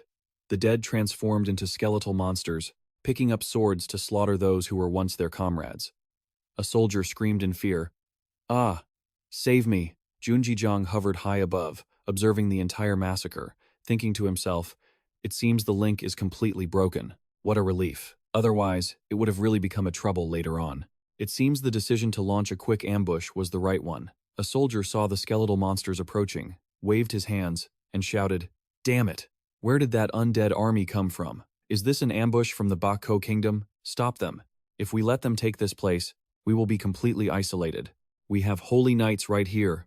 Someone pointed at the white, armored skeletons, speaking a cruel and cold truth. They are all dead and have turned into the undead. Even if a few were left, now they are all on the Count's side. The soldier heard this, his expression turning pale and desperate. What are you saying? Then what should we do? There are too many to handle. Junji Jong stepped forward, saw the scene, and whispered, How pitiful. It seems you have been abandoned. He held out his index finger, slicing through the air with a line of deep purple death magic, calmly saying, But even so, don't be too sad. Junji Jong said, I will organize you and use you well. Under the moonlight, a giant skeletal monster appeared, 10 times larger than a normal human, holding a sword as big as a giant tree. The soldier looked up at the monster, sweating profusely, trembling, and whispering in disbelief. Heek, what on earth is that? Blood sprayed high into the air with a painful scream. Purple mana enveloped the corpses, their flesh vanished, and their mouths let out mindless roars. As the mana dissipated, 3 obedient and loyal warriors appeared before Junji Jong, kneeling in front of him. Junji looked at the three skeleton soldiers and smiled, saying, "Congratulations on becoming part of my army. I will give you all a special mission. I want you to find the one who used you, Duke Burhen." The three skeleton soldiers bowed, kneeling on one knee, listening silently. He said with interest, "I'm giving you a chance to find a way to take your revenge." The skeleton soldier with hair in the middle heard this and shed a stream of tears. It emitted a mindless sound. The three skeletons left. Their speed so fast they left 3 purple mana trails behind. Junji looked up at the moon and whispered, "Now then, Duke Burhen, you had better hide well. If you want to survive, though it might be a futile effort, the entire main building of the Duke's estate is covered in a deadly purple mana." The sound of that energy was repulsive and jarring. Duke Kwon Myung-hang of Burhen, wearing red pajamas, jolted awake. He hurriedly shouted, "What is that sound? Is anyone there?" The bedroom door flew open, and a soldier appeared, looking frantic. He quickly said, "Duke Kwon Myung-hang of Burhen, you must evacuate immediately." The Duke was startled and asked in confusion, "Evacuate? What are you talking about so suddenly? There is no place in the Mun Kingdom safer than my estate." Tears streamed down the soldier's face, and he said in terror, a corpse has appeared in your villa." The Duke couldn't believe it. "What? A corpse?" The purple mana silently flooded into the room, but no one noticed it. Duke Kwon Myung-hang barked, "What are all of you doing? Protect me at once." The soldier replied, "Yes, your grace. I will gather the holy knights immediately." He narrowed his eyes and whispered, "Found you." The mana in other areas surged, and all of it rushed toward Duke Burhen's bedroom simultaneously. The Duke felt the tremor and screamed in panic. "What is this?" 3 skeletal soldiers charged in. The guards saw them and fled in terror, but they couldn't escape. Blood splattered everywhere. The skeletons trampled over the bodies of the fallen. The Duke stumbled back in fear, shouting helplessly, "Stay away, you damn undead! Where on earth did you come from?" Suddenly, his pupils contracted in disbelief. He watched as a giant skeletal soldier smashed through the wall into his bedroom, and he fell backward. "That sword," the Duke gasped. In the giant skeleton's hand was a familiar greatsword. He immediately recognized the sword's original owner and shouted, "Lesnar!" It was a holy knight with blonde hair and brown eyes. Looking at the other skeletons, Burhen realized, thinking to himself, "It's not just him, these undead are my own personal guards." The Duke gasped in disbelief. "Don't tell me the corpses that appeared in this villa, no. In the Maroon Kingdom. Found you." A familiar voice rang out like a demon coming to collect a soul. "It's Junji." He stepped in through the hole the giant skeleton had made. His tone was as casual as if they were meeting on any normal day. "It's a pleasure to meet you, Duke Burhen." The Duke's face turned pale. "Are you the adventurer from before? Are you looking for me? If you have something to discuss, I will make time for you if you just ask." The Duke spoke agitatedly. "What are you doing?" "No, what are you after? I will provide you with anything you want." He smiled and repeated, "What I want? Your death." His answer shocked the Duke. He stepped in front of the Duke and said, "That is exactly what I want." The Duke was desperate, his spirit shattered, trembling as tears fell, asking why he was doing this. He leaned down toward the Duke, his expression mocking as he said, "Well, Duke Burhen, you should be more careful about who you employ, don't you think?" The Duke just stared blankly, not understanding. "As for me, I don't care about the war. Whether you become king or make a fortune from it all, I don't care." The Duke asked, bewildered, "How do you know all that?" Junji didn't answer. He continued, "But you know what? You shouldn't have worried me." He smirked. "How did you think you could use those mindless idiots to get things done? Better luck in the next life." "Well, I'm not sure if NPCs even have a next life." The Duke pleaded in fear. "Wait, please, spare my life. Please don't kill me. I'll do whatever you say. Just please don't kill me." He didn't care. He turned to leave, saying, "You guys, finish it." The skeletal soldiers closed in on the Duke. His eyes went hollow, and he whispered in despair, "Ah, I never expected my life's ambition to end so hopelessly." The skeleton lunged, its bony arm raised the sword, and the Duke's head was severed from his neck. A system notification appeared. Duke Burhen is dead. With his death, the plans that were unfolding in secret were abruptly halted. Detailed statistics were provided afterward. A total of 321 related quests had been deleted. You have achieved the title, Noble Assassin in the Bedroom. The Duke's body knelt on the ground. The system notification recorded that the subquest had been completed. Calculating rewards, you have gained 53,000. Junji looked at the notification boards and said, "Wow, I knew it would be like this. They really are generous." These rewards are on a completely different level than the slime incident. I'm definitely going to benefit a lot, as long as I keep shaking things up. Satan and Michael cheered from the side. Satan said, "Wow, Master, you got so many rewards." Michael's eyes turned into stars, asking, "What just happened? I'm feeling an even stronger power from you now." He thought to himself, "These clever little brats. They're certainly good at sniffing out these kinds of things." He asked Satan, "Tan, this descendant of the A-gamer remains there isn't any time limit on using you continuously, is there?" Satan, like a cunning merchant, rubbed his hands together and smiled brightly. "Of course not, Master. You can use me as much as you like, as long as it's reasonable." He heard this and wore a chilling smile. "I see. That's how it is." Satan's expression changed as he looked at him. "What are you planning to do?" Purple mana appeared. He had used the resurrection spell on the dead. He explained, "If I don't want to leave things messy, I have to do it right." Junjijang laughed. "There are still plenty of places waiting for us to destroy, right?"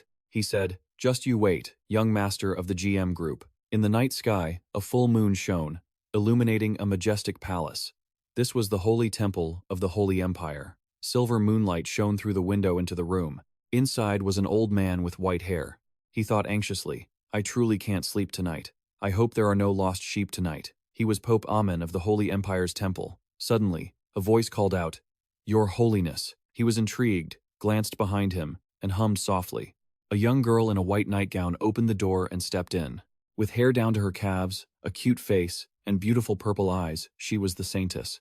Her eyes darted away, and she hesitated, saying, "Could you spare a moment for me?" The saint kindly said, "Ho ho, saintess, what brings you to visit me so early?" The saintess replied, "I saw an omen in my dream." The girl nervously added, "Somewhere in the Accadia continent, there is a massive disturbance of darkness." Images of the necromancer flickered by. He was shrouded in deep purple mana, emitting the stench of death. The Pope's expression turned solemn as he heard this. He hurried toward the saintess to ask for more details. "Do you know anything else about the location? Even the smallest clue would help."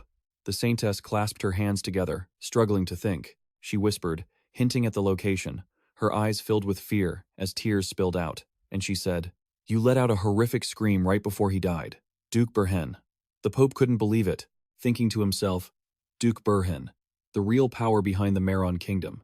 An image of a powerful, arrogant man with sharp eyes flashed in his mind. The saintess covered her face with her hands in fear, sobbing, "Hick, they're so pitiful. They were all innocent, yet they met such a tragic end."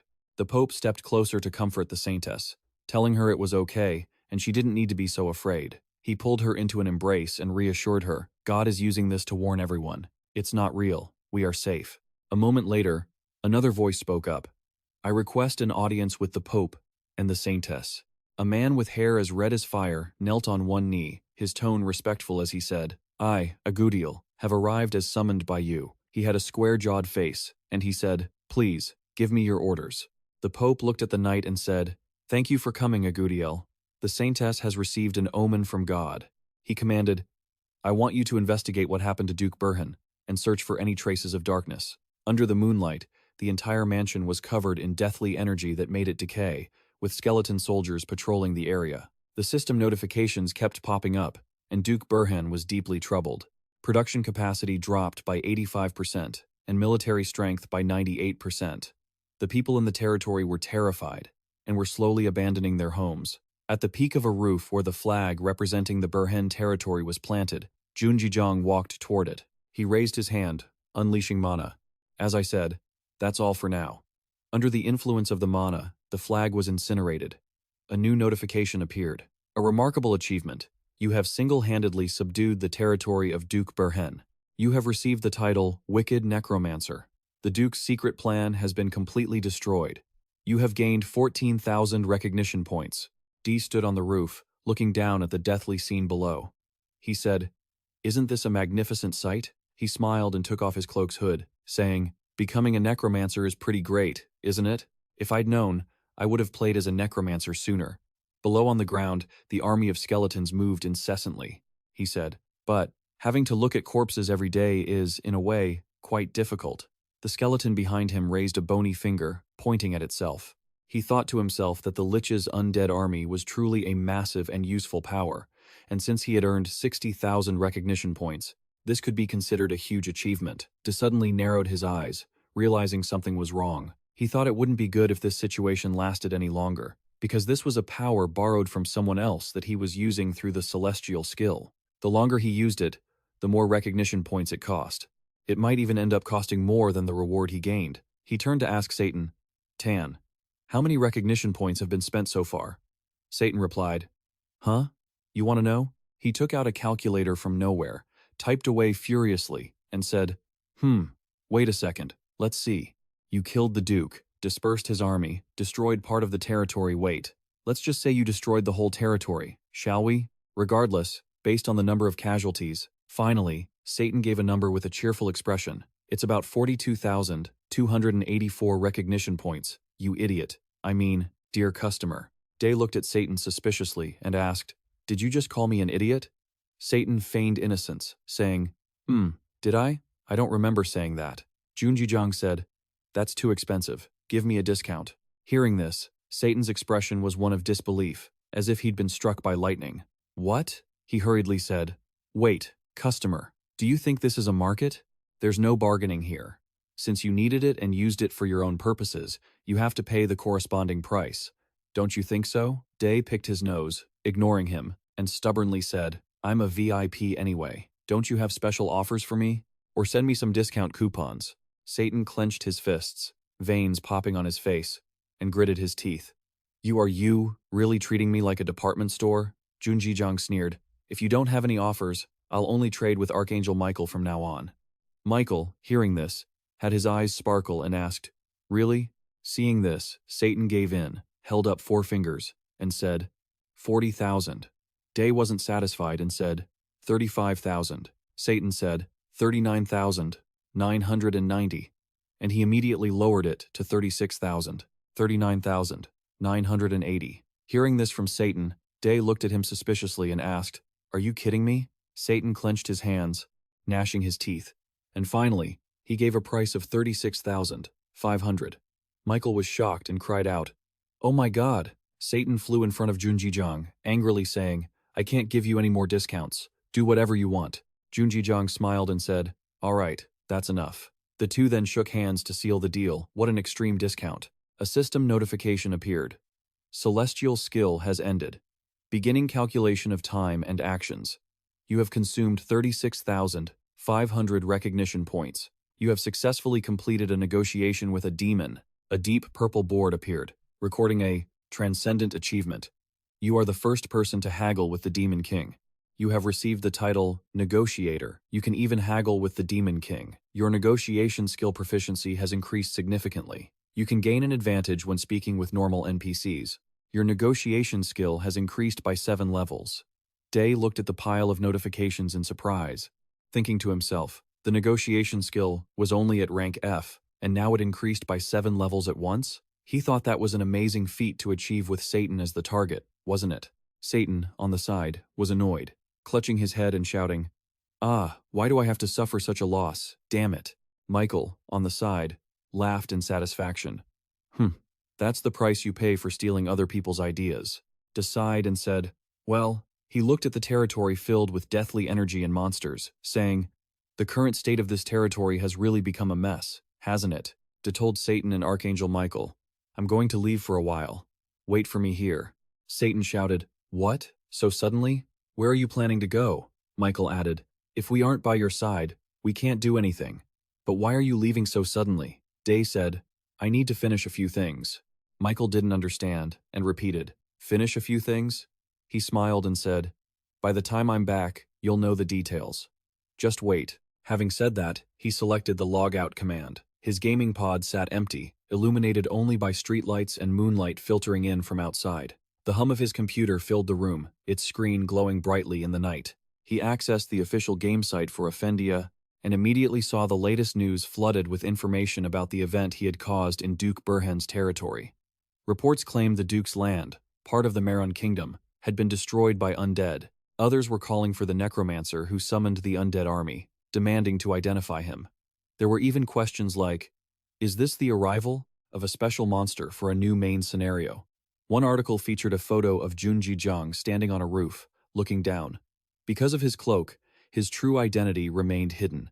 The headline read, "Photo of the necromancer who destroyed Duke Burhan's territory." People argued, it has to be an epic-grade boss to cause that kind of damage. It couldn't possibly be a player, could it? Below were tons of comments. What the hell is going on now? Looks like the dev team is having too much fun after ruining the starter village. Damn it, what is this? I died again. I died again while in the vicinity. Damn it, these undead are impossibly strong. I can't even fight back. It's a good game, but the way it's being run is stupid. Whoever did this better not get caught. I won't forgive you. Junjijang propped his chin up, reading the comments and chuckling. Just as expected. Everything is in chaos. He wondered to himself, I wonder how people would react if they knew I was behind the slime incident and this one too? But anyway, I don't intend to get caught. He stretched, thinking, all right, everything I need is gathered now. Junjijang smiled smugly, his expression turning a bit wicked, ready to cut short that young master's life. Ju always loved to play dirty. Looking at his old-school character graphics, the character name was still Junjijang. It wasn't the first time he had dealt with people like Ju and the GM Trading Company. Using his past experience as a foundation, he had found the perfect method to deal with those who abused their power to treat others unfairly. Ever since the moment Junjijang decided to face off against Choi Ji-woo, he had started preparing for that perfect plan. He hovered his mouse over a video file and clicked play. He muttered to himself, found it. It was a video recording of Ju's conversation with the Duke. Jun immediately typed furiously on his keyboard, muttering, I had Tan and EO track and watch him. Now, the rest is simple. I'll remove all parts involving me and edit it so it looks like something else is happening. Then the video changed. First, Duke Burhan's voice came through. If a war breaks out, how much profit can we make? Then came Ju's reply. It will depend on food prices, but our estimated profit is about 8 million gold. The video shifted to Ju. He boasted, ha ha ha. If Duke Burhan keeps his word, the GM Trading Company will dominate the entire continent, not just the Muran Kingdom. The profits earned from food monopolization will just be the tip of the iceberg. We will make 10, no, 100 times the profit. He added that this was all thanks to the idiots simply playing and enjoying the game. The video ended with him saying, I hope a war breaks out soon. Junjijang watched the video, feeling satisfied. He whispered, this should be enough. Now, I can't wait to see everyone's reaction. He immediately logged into his YouTube account and uploaded a video titled, revealing the culprit behind the Duke Burhan territory incident. It wasn't caused by a monster. The view count skyrocketed to 174,286. Below were a series of angry comments. Atra Akun wrote, so stupid. No idea how much they had to pay for this many weapons. E wrote, this is insane. The GM Trading Company is really terrible in this game. NK wrote, have they lost their minds? How could a trading company do things like this? Daj wrote, they've crossed the line. Goodbye. Sanjin wrote, trash.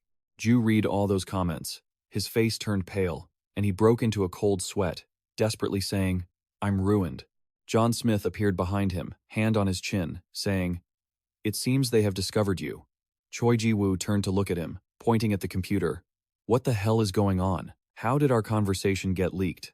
John Smith also felt incredulous. He said that the conversations were held in places the trading company didn't even know about. That means no player should have been there. What exactly happened? Choi Ji-woo snapped. If no one was there, then what the hell is this footage? He screamed in anger, clenching his hand into a fist and lashing out. What is this? He punched the computer screen, his face twisted with rage. I don't care who did this, but I will find them and slaughter them with everything I've got. His hand was bleeding. John Smith placed a hand on his shoulder, his expression calm. Young master, I understand how you feel, but finding the culprit is not the most urgent thing we should be doing right now. First, we must find a way to get this footage taken down. If this continues, it will cause trouble for the GM Trading Company. His phone suddenly rang. The screen displayed Chairman, which was Ju's father. Ju saw this and panicked, not daring to answer, and cried out, it's father. John Smith said, it seems it's too late. He said, damn it. I'm really ruined. This was an urgent news broadcast at 9 p.m. This was an incident occurring in the currently trending game. Accadia Online. A video has exposed a certain player who abused the game's economic system to try and hide the items that people are buzzing about. Surprisingly, the GM Trading Company is now known as the culprit behind this incident. The news anchor stated, the Korean branch of Accadia, a subsidiary of the Ain Power Group, has revealed that the GM trading company invested a large amount of capital to buy gold. The most shocking part is that the capital fund used is estimated to be around $750,000. She said the GM trading company is waiting for the Fair Trade Commission and the prosecution to announce their stance on this incident. Lim Mi-yeon watched the announcement on her computer. She was the CEO of Accadia Limited. She lowered her head and said, "This is getting quite noisy. It's the first time a virtual reality event, something that shouldn't even exist in the real world, has actually impacted reality like this. I guess it's not too much of a surprise, though." CEO Kwon Myung-hung looked at her and asked if it was really okay for the public to know about this incident. Lim Mi-yeon stood up and said, "Of course. This is a perfect opportunity to make an example out of those corporations that have been keeping an eye on us." Kwon Myung-hung replied, "But CEO, I'm certain the GM Merchant Guild won't just sit idly by. Will things really be okay?" Lim Mi-yeon said with a smile. "I have to see this through to the end, no matter the cost." Kwon Myung-hang was startled, not expecting that answer, and said, "But," Lim Mi-yeon asked, "who do you think has more to lose if this incident is exposed?" "I don't think the GM Trading Guild is that foolish. She said that this matter is actually quite beneficial to us. We will teach them that they'll be in trouble if they try to pull any business stunts in the world I created." Miss Mi-han thought to herself that her intensity was the real problem. Lim Mi-yeon thought to herself, "Wow, I honestly don't care what happens to the GM Trading Guild." She was more concerned about a different issue. She thought the player who uploaded that video was the real issue. She muttered with a hint of excitement, the slime raid incident, the iron ore slave incident, and the Burhen territory. Actions of one player having such a huge impact on the game, not on the real world, she whispered. "Don't you think you're revealing your true identity here?" she said the mysterious player, and the person she was referring to was currently at school. Ji Ji-un suddenly appeared next to him, excitedly rambling. "Have you heard about it? About the stock manipulation incident by the GMA Trading Guild? They colluded with a super powerful NPC named Burhen and tried to do crazy things." Junji-jang had no interest, feigning ignorance as he asked, "Really? Why would such a large trading guild do something like playing a game?" Ji Ji-un didn't agree at all. He said, "Just a game? Do you really not understand? It has such a massive economy that a real-world corporation would want to get their dirty hands on it. And the thoughts and actions of an NPC were supposed to just belong to the system. And the fact that this incident is already on the front page of real-life news." He excitedly claimed that Accadia is no longer just a game. It is a world in itself. Junji-jang rested his chin on his hand, looking at him, and said, "Wow, that sounds about right," he thought to himself. Thank goodness everything is still going according to plan. It wasn't just the reaction of an Accadia addict like Ji Ji-un. He looked elsewhere. There were a few students gathered there discussing it, thinking to himself that the other students were reacting exactly as he had planned. He picked up his phone, thinking, and finally, all that was on his phone was a picture of Ju, who was being swarmed by a bunch of microphones and recording devices to the point of distorting his face. The headline read, "Son of GM Chairman Choi Ji-woo uses virtual reality to hoard goods," and reporter Jo Hu-yu. Junji-jang smiled with satisfaction as he watched that scene, thinking to himself that he had successfully taught him a lesson. A vibrant and unfamiliar voice rang out, "It's a pleasure to meet you all." Junji-jang curiously lifted his head to look at the podium, thinking, I've never heard this voice before. On the podium stood someone in a white lab coat, with his hands resting on the lectern. He was a young man with soft brown hair, parted to the sides, wearing black-rimmed glasses. He opened his mouth to speak. "I am an investigator from the Survey and Development Team of Accadia Limited. Kang Pil-jun. I will be in charge of today's special lecture. I am also your senior at this school," he said. "I hope you will listen very carefully to what Kang Tae-hoon presents. It might seem very boring, but some things will be very useful." "Ha ha ha," the professor replied to this punk. "Stop saying useless things and start the lesson." The students above were buzzing with excitement upon seeing this special lecture. Junji-jang thought to himself, he's an employee of Accadia. Yes. At the same time, in Accadia, the territory of Duke Burhen, Satan lay lazily on a tree branch, yawning and muttering, "When will Master come back? I'm so bored." Suddenly, the golden light of the divine appeared. Satan immediately sensed it. He sat up, looked into the distance, and thought to himself, "What is this evil source of power? This is no ordinary foe." Satan thought about that level of power, the white flag with an 8-pointed star inside a circle drawn in gold. The flag fluttered in the breeze. Satan exclaimed, thinking, "Extremely massive." The source of that power was Agudiel, with an elite holy army behind him. Satan said annoyedly, "How annoying. I have to avoid this area. What is that woman doing right now? Satan said in disbelief. I can't believe they appeared when Master wasn't here. The undead army, created by Jang, even without his orders, still gathered at the entrance to the territory to confront Agudiel. He held out his hand, and the force of the light radiated intensely. He shouted, "Holy light!" and divine light shot from his palm. That light engulfed the entire undead army, dispelling the mana of the dead and cleansing them. The skeleton soldier screamed. When the light faded, what remained in front of Agudiel were suits of armor scattered on the ground. He knelt on one knee reverently before the armor, saying, "Rest in peace, my comrades." On the chest of the armor was an imprint of a cross. Agudiel said, "A truly terrible sight. This situation matches the Saintess's prophecy." He angrily frowned and said, "If only I had known about this sooner." Agudiel's hand clenched and pressed firmly into the ground. He said calmly, "This is where my investigation ends. The undead I just cleansed were higher than intermediate level. If the undead at the gate were at this level, I would be at a disadvantage if I just charged in like this." The holy army behind him heard this and hesitated, thinking, "Intermediate?" Agudiel had a grave expression as he turned to look back and ordered, "Report this to the Pope." Under the full moon, in the desolate and decaying territory, Agudiel's voice rang out, saying, "Tell him that an undead who could disrupt history has appeared." The sunlight gently shone onto the school campus. In classroom 2, the instructor's voice echoed, "Now, we will begin with a new lecture." Kang Pil-jun spoke logically. "I am here today to talk for the benefit of all of you sitting here about the technical proficiency of the first virtual reality technology in the world. I will be the one watching over and fostering your dreams. I'm sure you all know that virtual reality technology can connect directly to our brains, right?" he explained. "The direct communication between the machine and the brain is the core technology that is a prerequisite in virtual reality. However, just as each person has a different face, so does the brain. Each brain has a different way of using signals to connect to the machine. In other words, they are called deviations." Kang Pil-jun squinted slightly and said, "It means that talent in using virtual reality really does exist." Zhang was a bit surprised, paying more attention to what he was saying. Kang Pil-jun continued to explain, "The ratio at which the brain and the machine exchange electronic signals, which shows the difference in possessing talent or not, we call that the synchronization rate. After that," he said, "it will be easier to understand if you can observe it for yourselves. Today, I'm going to test your synchronization rates. This should be an interesting experience. Anyone care to volunteer?" The students immediately started whispering to each other. Suddenly, an arm shot up. A young man with neat black hair stood up and said, "I'll give it a try." It was Kang Tae-soo. He smirked.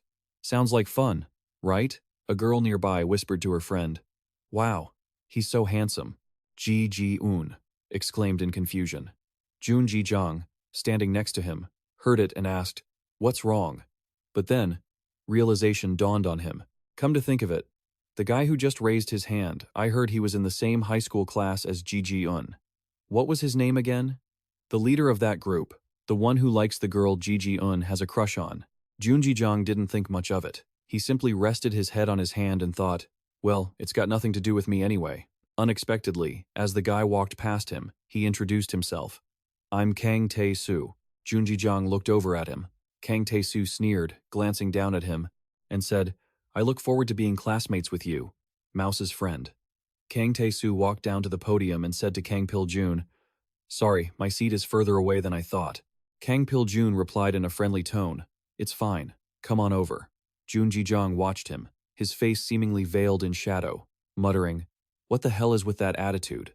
Kang Pil-jun placed his hand on the equipment pod, where Kang Tae-soo was lying, and explained that this was a device to measure synchronization rates.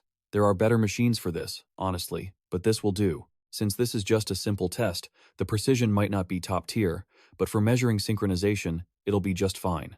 He finally emphasized, and of course, it's perfectly safe. Kang Tae-soo, wearing a VR headset inside the pod and sweating nervously, thought, "You should have mentioned that at the beginning, man." Kang Pil-jun picked up his tablet and said, "All right, let's begin." The device hummed to life, emitting a blinding blue and white light. Inside the pod, Kang Tae-soo thought, this measurement is pretty meaningless since there's no way my stats are low.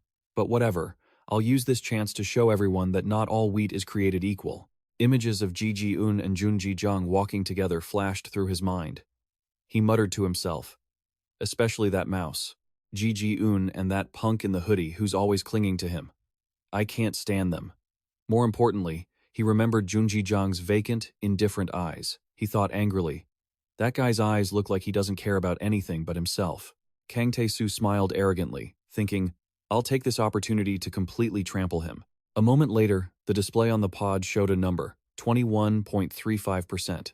Kang Pil-jun adjusted his glasses, checked the tablet, and said, truly amazing. Considering the average scores for teenagers, this is a massive number. He added that it was almost a record. The highest rate I've ever measured was only 26%. Kang Tae-soo stepped out of the pod and said modestly, haha, you're flattering me. Kang Pil-jun looked back at the students and said, let's keep going. Who wants to be next? Kang Tae-soo suddenly pointed a finger. Oh, what about him? How about that guy over there? He was pointing right at Junji-jang. Junji-jang smiled cunningly. Ji-un, standing beside him, said hurriedly, I'm so sorry, Junji-jang. This is all my fault. Junji-jang pushed his chair back and stood up, saying it was fine. He looked at Kang Tae-soo and said, actually, this is pretty interesting. Kang Tae-soo glared at him as Junji-jang climbed into the device. Kang Pil-jun said, all right, we're starting the test. Junji-jang lay inside, smiling, as the number representing his synchronization rate began to skyrocket. It went from a flat 0 to 45% in just a few seconds. The numbers didn't stop, climbing up to 55%. Everyone in the classroom stared in utter shock. Kang Pil-jun watched in excitement, muttering, incredible. The researcher beside him whispered, Sir Kang, the synchronization rate is abnormal. It looks like the machine is malfunctioning. Please, let me stop it immediately. Kang Pil-jun quickly stopped him, saying, no, wait, this isn't an error. Finally, the machine stopped. An unbelievable number appeared, 92.89%. Kang Pil-jun's eyes went wide. The measurement is complete. 92.89%. Kang Tae-soo heard this and his jaw dropped, his gaze blank, his expression one of pure panic as he stammered, what the hell? Kang Pil-jun asked excitedly, Junji-jang, have you ever played Accadia before? Junji-jang lied. Not yet. Kang Pil-jun persisted. Really? Then have you ever played other games on a PC? Those simple ones? You have a truly incredible talent for them. Junji-jang feigned ignorance. Really? I didn't know that. He took off the VR headset and said, well, Junji-jang smiled and added, this is actually quite fun. Time passed, and on the school grounds, holding a gimbap roll, Junji-jang cleared his throat. Ahem. His phone showed a video of Ju forced to kneel with his head touching the ground. He muttered, I have a lot of people to apologize to today, don't I? Seeing the news, Junji-jang hummed a tune happily, took a big bite of gimbap, and said, because of this, I'm feeling extremely happy. Reading the articles, Junji-jang thought. Once the news spread across all the media channels, the view count went through the roof. Not just in Korea, but interaction came from Accadia players all over the world. The video view count surged past 88 million. He switched to the statistics page, where the earnings graph, which had been flat, suddenly shot upward in jagged peaks. His earnings had increased to $11,000. Junji-jang thought, thanks to this, I don't have to worry about money anymore. He sat on a wooden bench, leaning against the table, and thought, still, the profit is lower than I expected. Why does MedUp pay so poorly? Oh well, it's fine.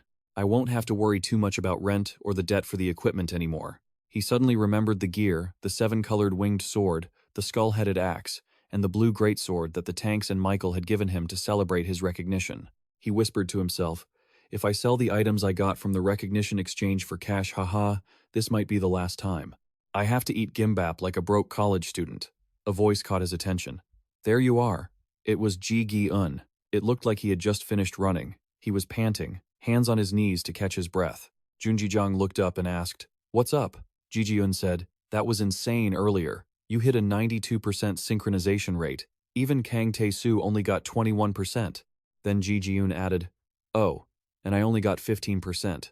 Haha, everyone, even the professors, is talking about you now. Junji-jang didn't care. He took another bite of gimbap and replied nonchalantly, really? Oh, this is a new type of gimbap. It's delicious. Want to try some? Ji Gi-un, it's okay, I'm good. I just ate at the school cafeteria. Ji Gi-un said, it seems like everyone has a good impression of you. Junji-jang looked at him, curious. Ji Gi-un lowered his head, scratched his neck, and said, his voice dropping, you're really amazing at everything. He said he was just curious about who was telling these stories, and what exactly had happened. Jun Jijang silently looked at Ji Ji-un. Then, he suddenly said, I'm already playing it. Ji Ji-un was stunned and asked, Wait, what did you just say? Jun Jijang wondered if it was because everything had gone smoothly according to the plan for the article about the kneeling incident. The headline read, The youngest son of GM Corporation Chairman Choi Ji-woo apologizes to the entire world. And there was a picture of a reporter looking completely shocked upon finding out his synchronization rate. He thought of another reason. Or perhaps it was because the new kimbap he ate was just too delicious? He wondered if it was because the weather was nice. The sky was truly clear, and the white clouds floating by were beautiful. He thought, for some reason, he looked straight at Ji Ji-un and said, This is the first time I've told anyone this, but I've been playing Accadia since the beta test, using the character name Jun Jijang. Ji Ji-un didn't expect this at all. He thought to himself, I just revealed my true identity to him. The room suddenly fell silent. Ji Ji-un acted as if he had just woken up from a dream, and asked in a startled tone, Wait, hold on, what did you say? The expression on Ji Ji-un's face was one of pure disbelief as he leaned in and said, Jun Jijang? No way. Ji Ji-un thought to himself, Of course I know who Jun Jijang is. Every player in Korea probably knows him. The person ranked highest in every single game genre. That name Ji Ji-un thought to himself that name, Jun Jijang, glowing in green. He thought with disbelief, It couldn't possibly be him, could it? Ji Ji-un asked, Are you a fan of Jun Jijang? How could you possibly be him?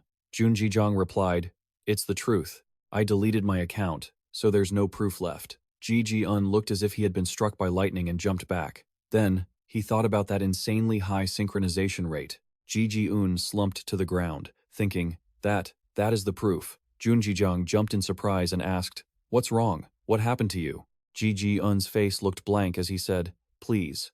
Then, Ji Ji-un looked up at Jun Jijang and shouted, Please give me your autograph. I'm a huge fan. Jun Jijang didn't expect this at all, looking blankly as he asked, What? Afterward, it took a long time for Jun Jijang to calm Ji Ji-un down. The Valley of Frozen Hearts, this place was covered in white snow, and the temperature was bone-chilling. The recommended level for this map is 85. A massive blue snake, along with a swarm of humanoid monsters, was surrounding a party. The tank held up his shield and said, Damn it, there are more monsters than we expected. Everyone stay calm. If we die here, we'll get a death penalty. Someone angrily shouted, Where is that necromancer? Why does she keep making us lure the monsters? Suddenly, a purple magic circle appeared. A young girl with short white hair reaching her chin, her face obscured by shadows, whispered, Dark feather. Countless skeletons, coalesced from the mana of death, appeared and flew toward the giant snake, dealing damage to it. Watching the snake writhe in the magic, the swordsman said, That mage's damage is incredible. She could probably take down this whole group of monsters in one hit. The purple-haired mage replied, You're so slow. Don't you think all mages are that strong? The girl said, She is the #1 mage in this game. The white-haired girl in a black outfit, with black feathers attached to her arms and glowing red eyes, had the text, LV86, Dark Fire, Dark Dragon above her head. She looked at the party and said in a friendly tone, Thanks for luring the monsters.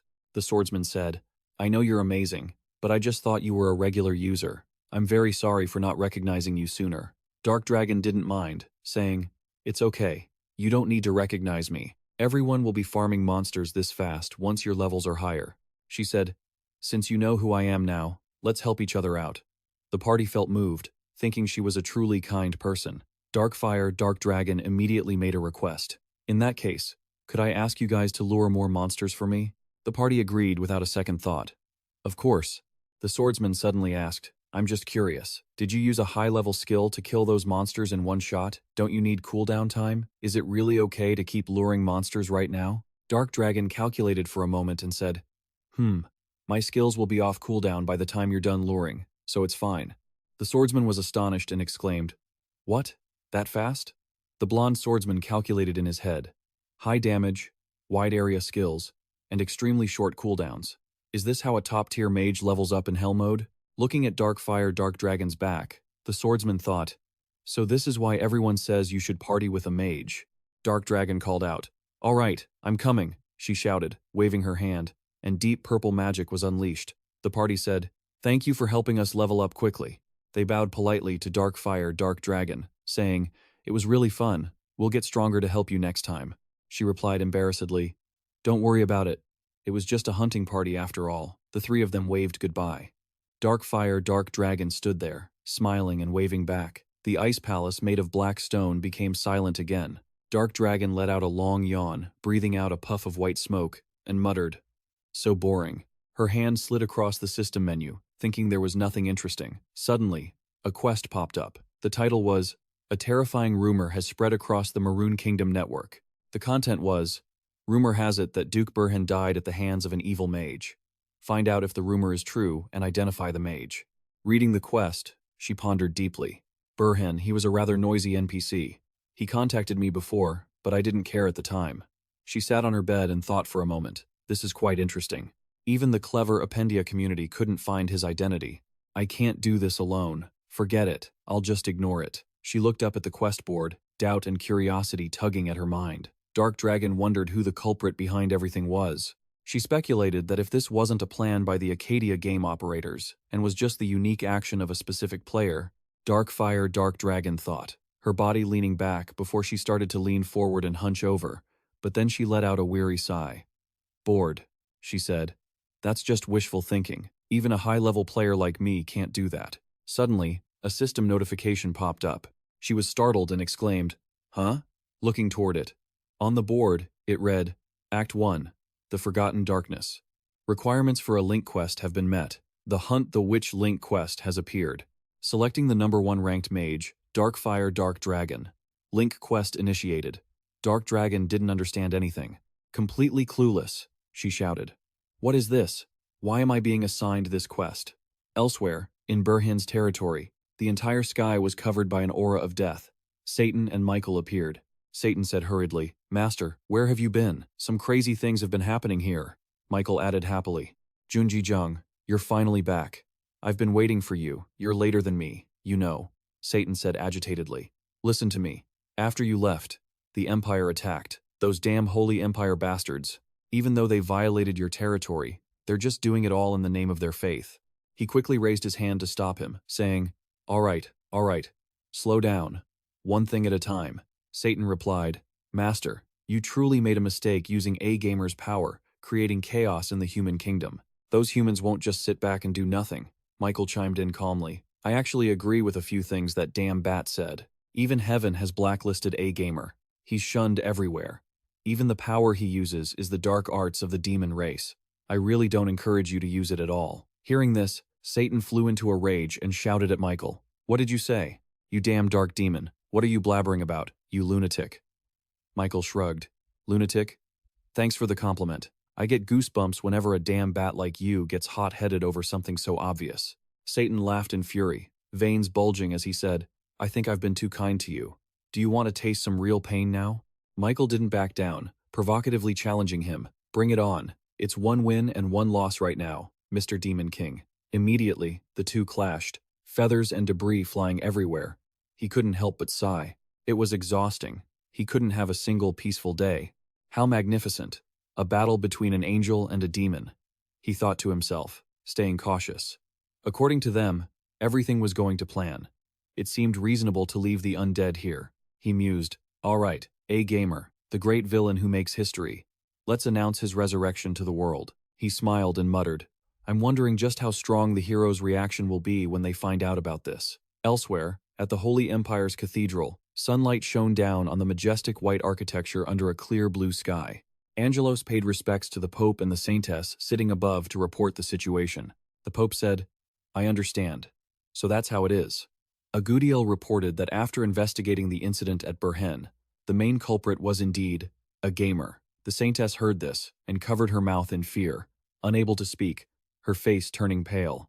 She whispered, My lord, I have seen it manifesting nearby. The Pope rubbed his temples in frustration, his expression grim.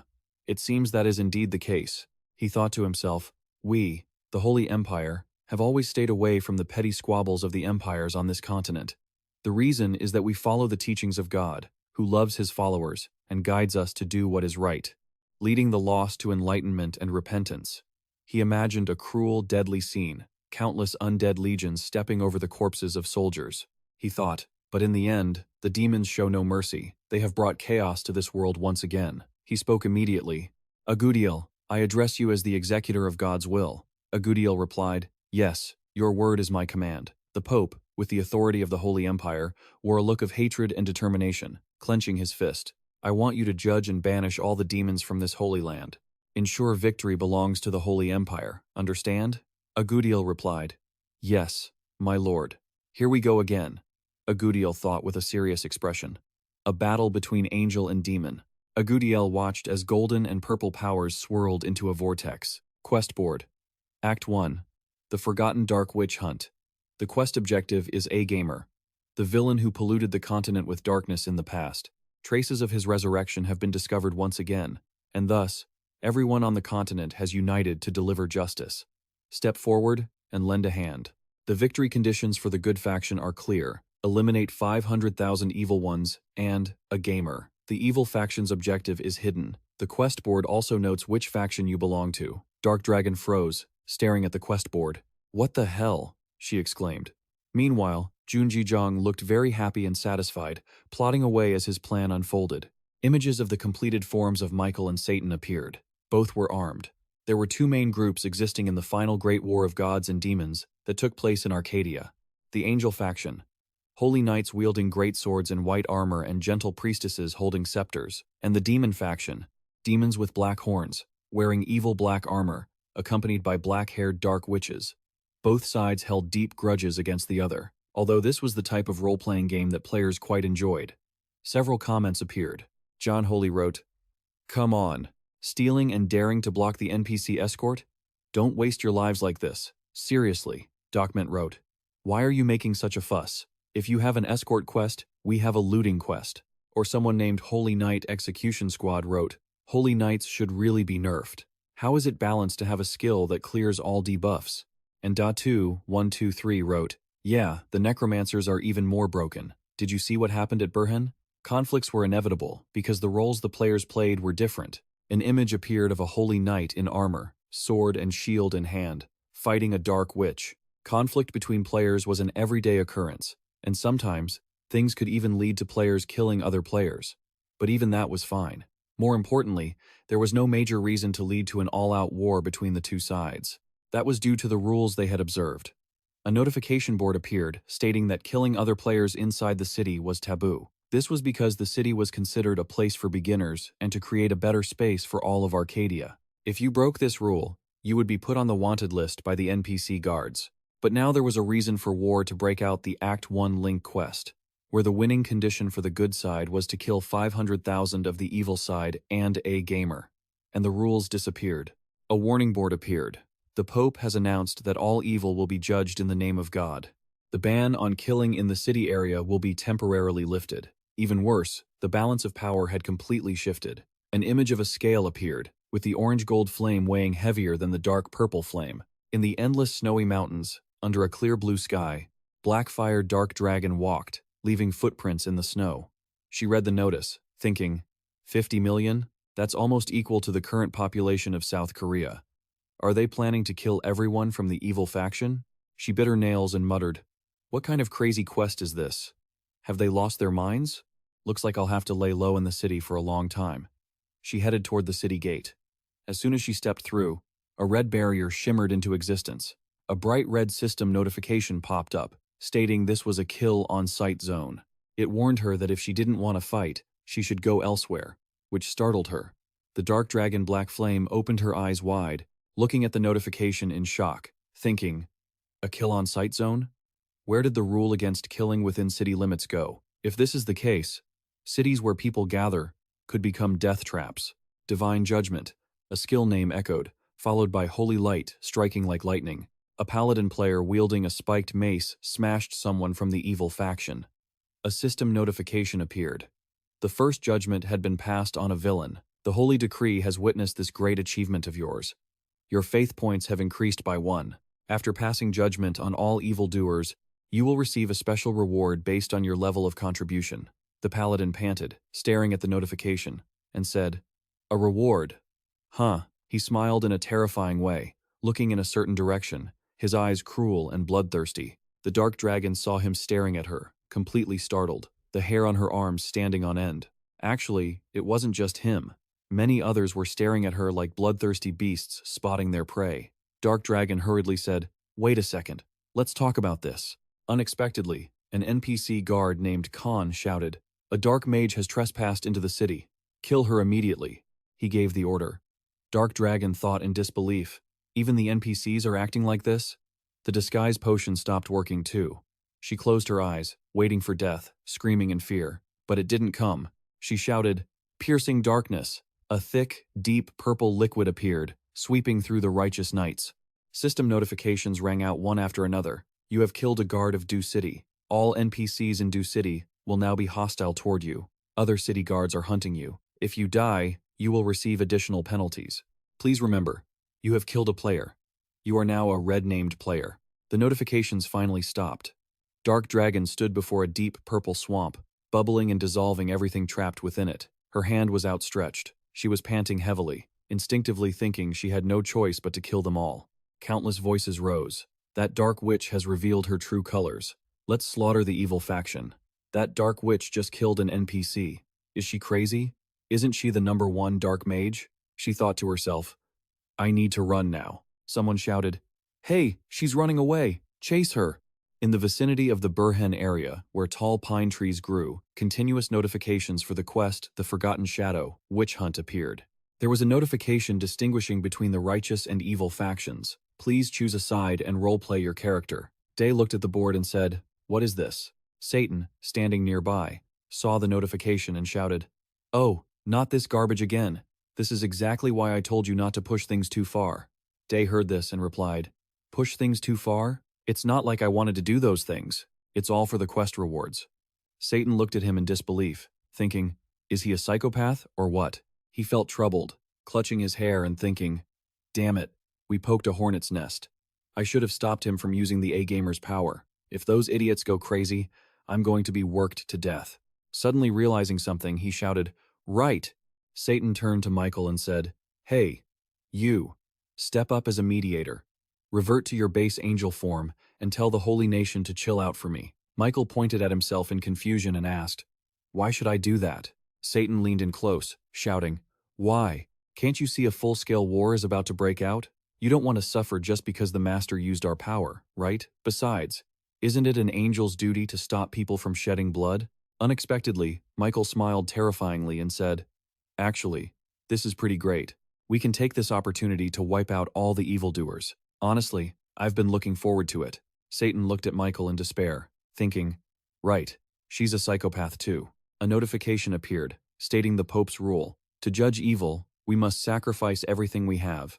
Even if we have to dye this entire continent red with blood, we will not stop until God's justice is fulfilled. Junjijang looked at the board and said, "Damn, those prophecies sound pretty determined. Doesn't look like this is going to end peacefully." Satan, flying beside him, said, "We're screwed." He screamed, "Master, take responsibility for this. This is all your fault. Everyone on my side is about to be finished just because you used the A-Gamer's power to create this mess. If you decide to do nothing, I'm never lending you my power again." Not having enough of it, he looked at Satan and, annoyed, said, "You're acting like a child." Although he said that in his mind, he was thinking, but he's not wrong. People's reactions are worse than I thought. I need to neutralize this situation. More importantly, at this rate, the whole game is going to fall apart. Day asked Michael, "Archangel Michael, can't you help me neutralize this situation?" Michael, flying in midair, said, "Neutralize? What do you mean by neutralize? This is a choice humans have made themselves. It would be troublesome if I got involved too." De looked at the quest board and said, "Well, like this part," pointing to the number of villains that needed to be judged. "Judge 50 million evildoers." The count was rising, already over 1,400. He said, "Not all of them are actually guilty. I don't think all of them deserve to be executed just because they are dark mages. There's an old saying, hate the sin, not the sinner, right? It would be going too far to make innocent people bleed too." Finally, he closed with, "And I'll definitely give you more recognition. Please help me." Michael heard this and was moved. She placed her hand on her chest and said, "Well, I am your guardian angel after all. I can't just ignore your request. Fine, I'll help you." Junjijang heard this and said, "Really? I'm so grateful." Satan was furious inside, thinking, that calculating witch. A notification appeared. "You have received 1,500 recognition points." "All right, I'll be right back," Michael said. A golden light emerged. The Archangel Michael, symbol of the sacred divine artifact, had temporarily returned to his true form. A golden system notification appeared in the Holy Empire's cathedral as the fully manifested Michael descended. 3 pairs of glowing wings fluttered behind him. The believers saw him and shouted in fervent, pious worship that the messenger of God had descended. It was truly a blessing for Anto, the holy ground of the Holy Kingdom. A believer spoke, and behind the 2 of them stood the Saintess Sylvia. She clasped her hands together, her face filled with joy and excitement. "Truly, how divine," Michael said gently. "Now, I shall bring you words from the Lord. Please, pay attention," he declared as a system board appeared. "Changes have been made to the details of the witch hunt quest. Please review the changes." Junjijiang looked at the notification board and said, "Oh, looks like something has been changed." Satan hurried to his side and said, "Let me see." He was startled and shouted in disbelief, "What the hell is this?" Even someone like him couldn't help but gasp in shock. "Wait, is this for real?" Just then, a petite girl with golden hair appeared with a bright smile. It was E. She said, "Junjijiang, I'm back. As expected, the lambs of the temple have met my demands." E covered her mouth and giggled, surrounded by sparkling light. "Heh, do you see?" But Junjijiang didn't even pay her any mind. He looked lethargic, staring straight at the blue notification screen. The Forgotten Dark Link Quest. Witch Hunt. An evil gamer polluted the continent with darkness in the past. Traces of his rebirth have been detected once again, and thus, everyone on the continent has united to deliver justice. Step forward and help humanity achieve this. Victory condition for the good faction. Judge the evil one. 314,999,990. Victory condition. A gamer? Junjijiang questioned. The blue notification board in front of him clearly stated, "You belong to the evil faction." Satan was a bit angry and asked suspiciously, "A reduction of 100? Junjijiang sighed. "I've been had."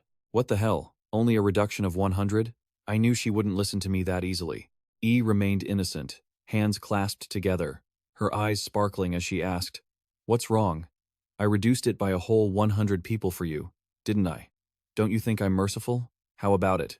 Are you satisfied?" Satan turned and yelled right in E's face, "Hey, you crazy woman, we're done for real today." E replied indignantly, "Oh my, I already brokered a peace for you, and now you're changing your attitude so suddenly?" As expected, demons can't accomplish anything. Satan heard this and became even angrier, shouting, "What kind of peace is this? This is truly insulting, you lunatic." Junjijiang stood to the side, sighing quietly to himself, thinking, who on earth designed the angels in this game? Regardless, this condition was technically still doable. The warlock class wasn't bad. He needed to pay more attention to it. He continued thinking. Luckily, I had already calculated for situations like this. Thanks to that, everything is playing out as expected. He turned to look at Satan, who was being grabbed by the collar by E, and said, "Wait, Tan, I have a favor to ask of you." "What is it now?" Satan replied. Junjijiang asked, "In short, you want to help the evil faction, right?" "I have a great idea." Satan didn't rush to nod, his face filled with suspicion. Shouting echoed through the mountain range. "All right, it's a success. Everyone, come over here. Finally, I've cornered the mage." A group of people was surrounding a lone girl, pushing her toward the edge of a cliff. A knight with golden hair, a sword resting on his back, laughed and said, "Haha, you know there's no escape, right? You're just a bunch of devious evil faction trash anyway." The girl with white hair on the side chimed in, "Give it up, little mouse." The Blackfire Dark Dragon panted heavily, worried. "I'm done for." The long battle earlier had used up too much mana. At this rate, she could only use her skills once or twice more. She was in a dangerous situation. The higher the PK count, the greater the penalty. But if she didn't PK now, she would die immediately. What should I do? She was caught in a dilemma. A man let out a sadistic laugh and said, "I wonder what special reward we'll get for taking down the #1 mage. I'm so curious." The golden-haired knight added, "We have to split the items fairly, okay?" Saying this, he drew his sword and took a combat stance. "All right, let's go. The special reward is waiting." The Blackfire Dark Dragon was stunned, closing her eyes, waiting for death to approach. Her eyes welled up with a few tears. Feeling nothing, she slowly opened her eyes. Satan had blocked the attack with just his pinky finger. The Blackfire Dark Dragon couldn't believe her eyes. The golden-haired knight looked at the person in front of him, stunned, and asked, "What is this? This demon blocked our attack?" "No, you little brat." The question had unintentionally touched a nerve. angering Satan. His expression darkened. A purple orb appeared out of thin air in front of the knight. He didn't understand what was happening. The orb grew larger and then suddenly exploded. Purple flames, like hellfire, consumed the unfortunate soul as he screamed in pain. Satan looked at the knight, coldly asking, his finger pointing at the raging flames, "You dare call me a little brat when I look this majestic? Do you guys want to see if I can wipe you all out?" The group saw the tragic state of their comrade and couldn't help but step back. The bald man with a silver beard shouted, "What is this? I've never seen this skill before." "That mage over there, this is a pet you secretly summoned, right?" Another person said, "Nonsense. How could a pet be that strong?" The Blackfire Dark Dragon was bewildered and whispered, "What is this?" She looked at the person in front of her who was yawning and associated him with the Demon King, Satan, that monster. Satan tilted his head back to look at her. He asked, "You're the Black Dark Dragon or something, right?" His question surprised her. She could only say, "What? He knows my name? Who exactly is this guy?" She thought to herself, "If he were an NPC, I would have sensed something different." A blue notification board appeared. "You have confronted the greatest master of darkness. You have reached a major turning point in the witch hunt quest chain.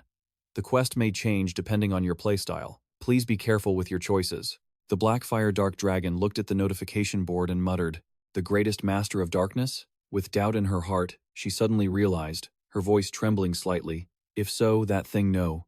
Could it be him?" Satan pointed at the crowd and said softly, "Don't just stand there, be quiet. First, I have to take care of this trash." The trash looked confused, all of them letting out a gasp as purple flames drifted through the air. Satan said, "All right, let's wrap this up quickly." Purple flames blazed fiercely in his palm. "It's time for you all to respawn and recover." The group didn't believe him and charged forward recklessly. The bald guy shouted, "We just need to defeat that guy's summoner. That woman can't have much HP left. Everyone, use your strongest skills." A barrage of attacks flew toward him instantly. Satan doesn't care. "I'm just a summoned pet, right?" Honestly, I'm speechless at how stupid they are. All their attacks were blocked by a purple glow, the bald guy said in shock. Every single attack was just neutralized. The female archer standing on the side stared in disbelief. What on earth was this crazy monster, and why was it so strong? A purple orb swirled, concealing terrifying power. Satan's red eyes glowed bright. Notifications kept popping up. The shadow aura was unleashing its full power, and any player infected by it could face sudden death. The divine light of the temple is boosting your defense. Defense failed. Divine powers are temporarily unavailable. The shadow aura has completely taken over the player's body. The final notification read, "You have been corrupted." Amidst the crowd's shock, purple light wrapped around their bodies. The group panicked immediately. "What is this? No, I can't use my divine powers. Damn it, I've never heard of anything like this before." A voice crept into their minds. "This is a command. You corrupted holy followers, die now." The command was incredibly cruel. Cracks appeared on their bodies, and finally, they shattered like pieces of glass.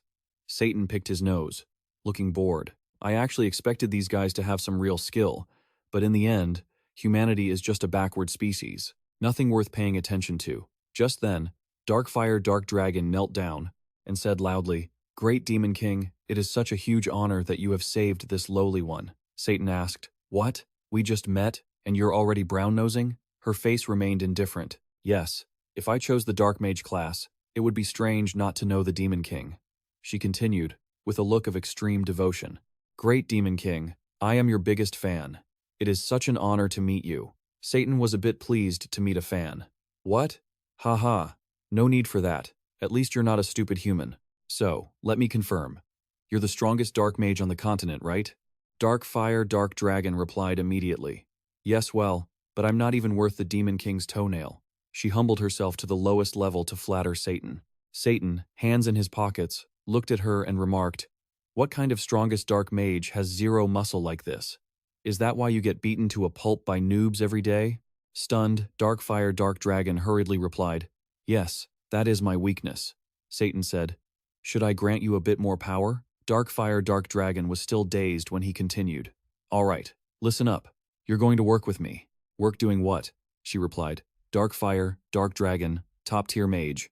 Darkfire Dark Dragon, top-tier mage. "From now on, you will be the representative of the evil faction."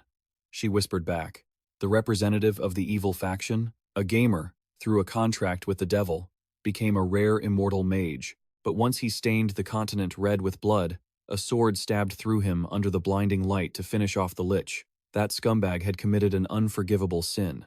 The Supreme Saintess of Maria clasped her hands in prayer. Divine Aura, please use his life to redeem the horrific crimes he has committed. This A-gamer would never submit to another's blade, just you wait. One day, I will definitely return and make you pay for this humiliation. Punishing a gamer. From that event until now, it felt like centuries had passed in the depths of hell. He was imprisoned by countless enchanted chains and special abilities.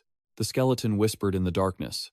They charged me with causing chaos that affected the world's balance and imprisoned me here.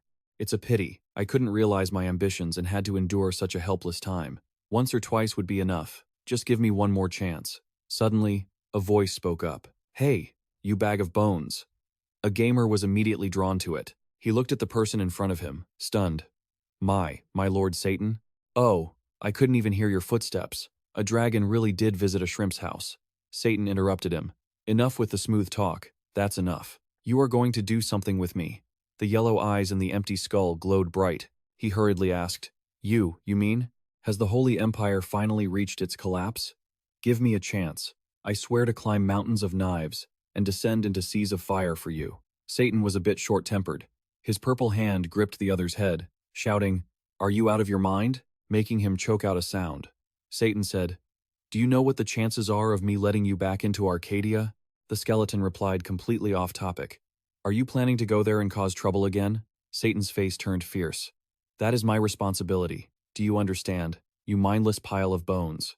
A gamer felt afraid and asked timidly, thinking to himself, I feel like Lord Satan is much more authoritative than usual lately. Is he troubled by something recently? Satan's finger pointed at him, saying, Listen closely. Our plan must be a perfect performance. From now on, you must possess the body of a mortal to make acting easier. Only then can you return to the demon realm. If you still harbor plans of revenge against the heavens, you're dead meat. They are even more demonic than I am, Satan warned. The image of Junjijang suddenly flashed. Satan asked, Understand? Yes. The skeleton mage replied immediately. He thought to himself, Someone more demonic than Lord Satan? Who on earth could it be? At this moment, Junjijang was yawning. Stupid Satan, it's so late. Returning to the present, on the peak of the snowy mountain, Satan raised his hand to summon a magic circle. Dark Fire Dark Dragon stood in the middle. The magic power is so strong. What is he planning to do? Satan said indifferently. Hey human, I've placed a big bet on you. Make sure you live up to my expectations. He suddenly switched to a pleading tone. I'm really counting on you. The silhouette of a gamer appeared, his bony hand reaching out as if to grab Dark Fire Dark Dragon. She received a stream of notifications. Absorbed the essence of A-Gamer. Unlocked title. Hell Leader. The privileges of the A-Gamer class can now be directly transmitted to Accadia through the player. The quest chain details for the Witch Hunter quest have changed. Please review the changes. Quest chain. A gamer. A villain who polluted the continent with darkness in the past. Traces of his rebirth have been discovered once again. And so, everyone on the continent has united to deliver justice against these evils. Step forward and assist the good faction to meet the victory conditions. Judge the villain. 542,350,000. Slay. A-Gamer. 01. Evil faction occupies the kingdom of Maroon. Eliminate the Pope. Satan looked at the quest board, sweating in boredom. Eliminate the Pope? Occupy the kingdom of Maroon? Is the ambition really that high? Master, how much effort do you think we'll have to spend? Dark Fire, Dark Dragon. Looked at the transformation in her body. My equipment? A notification reminded her. Player stats have increased significantly. Please review the changes. She didn't hesitate to open the status window. After one look, she could only blurt out, Holy crap. Has his combat power really spiked this much? I've never seen anything like it. Even a top-tier mage like me on the Korean server can't hold a candle to him. If I start now, maybe I could even hit rank 1 in the nation. Her mind began to race. Satan called out, Hey, you dummy. Yes, sir. The Dark Fire Dark Dragon replied with a look of pure devotion. Why didn't you answer faster? Are you really that dense? Are you going to say I'm sorry again? Seeing her earnest attitude, Satan continued. Fine. Whatever. Your look is actually pretty decent. It really fits the role of a representative. Luckily, we can finally get started on the next phase of the plan.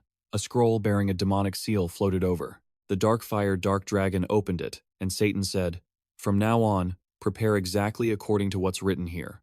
Satan then held up his hand, 4 fingers forming a rectangle, rotating it into a filming frame. All right, let's start rolling. Get ready to act. In the pitch-black room, the only light came from the computer screen. On the Accadia website, the free discussion board was flooded with posts. Junji looked at the screen and said, "As expected, it's just as chaotic as I hoped. At this rate, no one will even know who the real villains are anymore." He mused to himself. The anti-witch hunt quest, whether it's players or NPCs, as long as they belong to the evil faction, they get amnesty regardless of where or when they are killed, and conversely, their contribution points skyrocket. Things were going incredibly smoothly. With this opportunity, not only could he harvest loot from revenge and standard PKs, but he also had the perks from faction contributions. Tension was only going to keep rising from here. On the flip side, the resentment among the evil faction players who had been turned into walking targets just for choosing the wrong class was growing by the day, which meant it was time for the hero they needed most to step in. That dummy Satan is more useful than I thought. He had already resolved to settle everything just as he had tasked him. Junji stared at the image on the monitor. Now, it was time to slowly admire the fruits of his labor. The video was uploaded. The title read, "The representative of the evil faction makes an official declaration, addressed to all those who died unjustly, those labeled as dirty and evil, and the many players who have been, are currently being, and will continue to be slaughtered. I, too, was on the brink of death not long ago. I can no longer sit by idly. This is pure inequality. Justice has crumbled. All dark mages and night knights in Accadia, thieves, bandits, assassins, everyone must join forces to stop these senseless massacres. Stop suffering in silence. Rise up and fight, and show me your strength. I, the top-tier mage, Dark Fire, Dark Dragon. No, actually, as the leader of the Dark Legion, a gamer, I will personally lead you all. Anyone who wants to join me in standing against this wicked divine empire, gather at the Maroon Kingdom. In the Kingdom of Maroon, Baron Mihai." The girl with purple hair looked down and whispered, "He's lost his mind. What is that? Those monsters there are endless hordes of them in the distance. Yo, Baron Mihai, how have you been? I've come to say hello." Junji sat atop the head of a giant skeleton warrior, waving his hand. Michael gasped in surprise. Junji, the guard standing at the gate, trembled slightly at the sight of the skeletons. Inside the luxurious, pristine building, Michael said, "All right, fine." Though her expression was reluctant. "What on earth do you want here?" Junji looked stunned. "Me? I'm just here on vacation." Hearing that, Michael grew even more frustrated. "You brought an entire undead legion here for a vacation?" Junji asked. "Don't you know the war between adventurers is exploding right now? The only reason I brought them along is to protect this holy land from them, so don't worry too much." He continued, "I wouldn't want to lose something so precious, after all." Michael suddenly remembered Count Broken. To Count Broken, "I have received the letter and have a preliminary grasp of the situation." She looked at Junji and said, "Besides, looking at the commander of the Undead Legion, you really must have defeated Duke Burhan." Then, at this, Michael suddenly stood up, leaned in close to Junji and said loudly, "I knew I didn't misjudge you. You're amazing." Junji replied awkwardly, "Ha ha, no one's ever complimented me like that before." Michael suddenly shouted, "What are you saying? Quan Myung, the Duke Burhan you defeated, was like a parasite sucking the lifeblood of the people in the Maroon Kingdom. If you added up the wealth he swallowed, it would be enough for the whole country to live on for years. In the end, he even plotted to overthrow the kingdom, a wicked, corrupt official. If someone who punished a bastard like that isn't worthy of praise, then who is? I don't know what your intentions are, and I don't need to, but considering the results you've achieved, Junji, you are a hero to me and the entire Maroon Kingdom." Junji expression suddenly turned somber. He said bluntly, "Oh, I see. So the payment for my services has been a bit late lately, hasn't it?" Michael looked startled.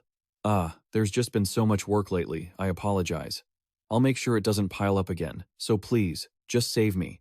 "Is that how you talk to a hero?" Accadia, Korean branch. A young woman was lying inside a VR capsule. She slowly opened her eyes and thought, "The anti-witch hunt quest, just because of that. Players across the 2 continents are at each other's throats. This is an unexpected situation for headquarters." A server-wide notice read, "We have no reason to stop it, nor are we even allowed to. On the contrary, it is a magnificent event that aligns with the nature of Accadia, which pursues infinite freedom. However, considering our future plans, we cannot just let this go unchecked. Therefore, even if we can't avoid this, we must minimize the damage as much as possible. She stepped onto the glowing blue floor and called out, Alice. The AI responded, Greetings, Chairwoman. How may I assist you today? The Chairwoman said, The current quest chain on the first continent is imbalanced, so I want to adjust it. Remove the death penalty for players in the evil faction entirely. The AI named Alice said, Requesting specific adjustments to the player death penalty system. Level 2, Manager Lijin, Chairwoman Lim Mi-yeon, with administrative authority, disabling the death penalty for evil faction players. The abolition of the death penalty caused a massive shift. Even players from the evil faction, who had been avoiding combat due to the pressure of the death penalty, began joining the quests without hesitation, and even after dying, they would respawn and continue attacking. I remember you now. You're that high-level holy knight who killed me before, right? I've been hunting you down to the ends of hell. Now it's time to settle that score. Endless scenes of revenge broke out everywhere. Everything had changed. Even until they were exhausted, the good faction didn't just sit there and take it, they also formed teams to help each other. Solidarity born from being outnumbered created a system, a rigid balance that led to an endless war. Battles within the Maroon Kingdom raged all day and night, without a moment's rest. Now, it's a true massacre. The conflict between the good and evil factions has intensified. Chaos between the good and evil factions in Accadia is escalating. Major changes in the landscape between the two opposing sides have occurred. Estimated casualties are around 63,921. Title achieved. Shadow Walker. D sat on the rooftop, quietly thinking, who would have guessed the war would get this intense? Lifting the penalty must be a huge deal for the game company. However, it doesn't matter as long as it doesn't affect the plan. He whispered, Heroes, huh? Just treat this world like a game and enjoy it. Perhaps my attitude won't change later either. But do I, the one executing this plan, deserve to hear praise from her? That's right. Is it all just for entertainment? After all, this really is a dirty game. Satan wailed. Oh my God. All my hard work has gone down the drain. Hey, why are you complaining? Didn't you agree to the plan too? Satan slammed his hand on the roof tiles and shouted, Hey, Master, do you know how much effort I put into getting an lich into your plan? If we planned it together, we should share the responsibility, shouldn't we? D dismissed all of his complaints. Humph. Anyone listening would think it was all your hard work. Didn't you cut out my part entirely? Satan was speechless, unable to add anything more. D continued. Remember, the losses from the evil faction have decreased significantly. Didn't you get something out of it? Satan stammered. Io, don't pay attention to what that brat says. Lady Io, those of the demon race, what they say and what they do are two different things. Her words successfully brought Satan to his knees. Io said, Angels are quite eloquent, aren't they? Anyway, you'll lend me the power as promised, right? Io replied excitedly, Of course. If you can take down that wicked lich, I will lend it to you. After all, angels have more credibility, so there's nothing to worry about. She summoned a soul. A streak of golden light brushed through the space. Junjijang looked at the screen and said, Look at this. This character looks decent. He's got potential. Selecting the character class. Wandering Knight. Io said, Surely his power is more than enough to kill that damned lich dog. Satan, beside her, said lazily, What? That pile of bones might look hideous, but he isn't easily defeated by just anyone. Then his expression suddenly changed, and he exclaimed in a panic, Wait, that guy, the owner of the Holy Sword, who defeated the lich back then. The angel's radiance is blessing the player. You have been temporarily granted a power boost. Looking at the sword in Junjijang's hand, he continued to shout, One of the 5 holy swords, the eternal sword, is appearing right before my eyes. With this, taking down that lich is easier than eating candy. Ao, standing by, smiled calmly. Haha, if you want to be sure, you have to invest. Being stingy like someone else won't work. I already told you, if it's about dealing with the roots of this damned evil, I can accept any sacrifice. Satan heard this and was extremely panicked. The more you invest, the greater the returns. That's the only way to have a chance at victory. If there's no chance, no matter how hard you try, it's all the same. I am neither on the side of good nor evil, Junjijang said to himself. Can we start yet? I am a player, and I'm here to take care of that lich, the one who caused this mess. The capital fortress of the Maroon Kingdom. Worried voices were debating. Your Highness, the demon army has attacked the castle gates. Please, give the order. The young prince, eyes brimming with tears, said, What should I do? Even if my father were still alive. A worried official spoke up loudly. Your Highness, we must leave the capital immediately. First, let's take refuge in the Holy Empire to preserve your royal safety, then find a way to retake the capital. The prince retorted directly. You want me to abandon my people and run away? Do you think my father would forgive that? The prince was still too young, his thoughts consumed by his father. The man stepped back and said, I apologize, my lord. Another person standing nearby immediately said, Your Highness, the adventurers are forming a defense line outside the capital. If we join forces with them, we might be able to stop the demon army. The prince suddenly became hopeful and hurriedly replied, Right, right. Adventurers revive after death. If we trust them and fight together. Before he could finish, the boy was interrupted by a violent earthquake. A soldier ran in, panicked. Your Highness, urgent report. What?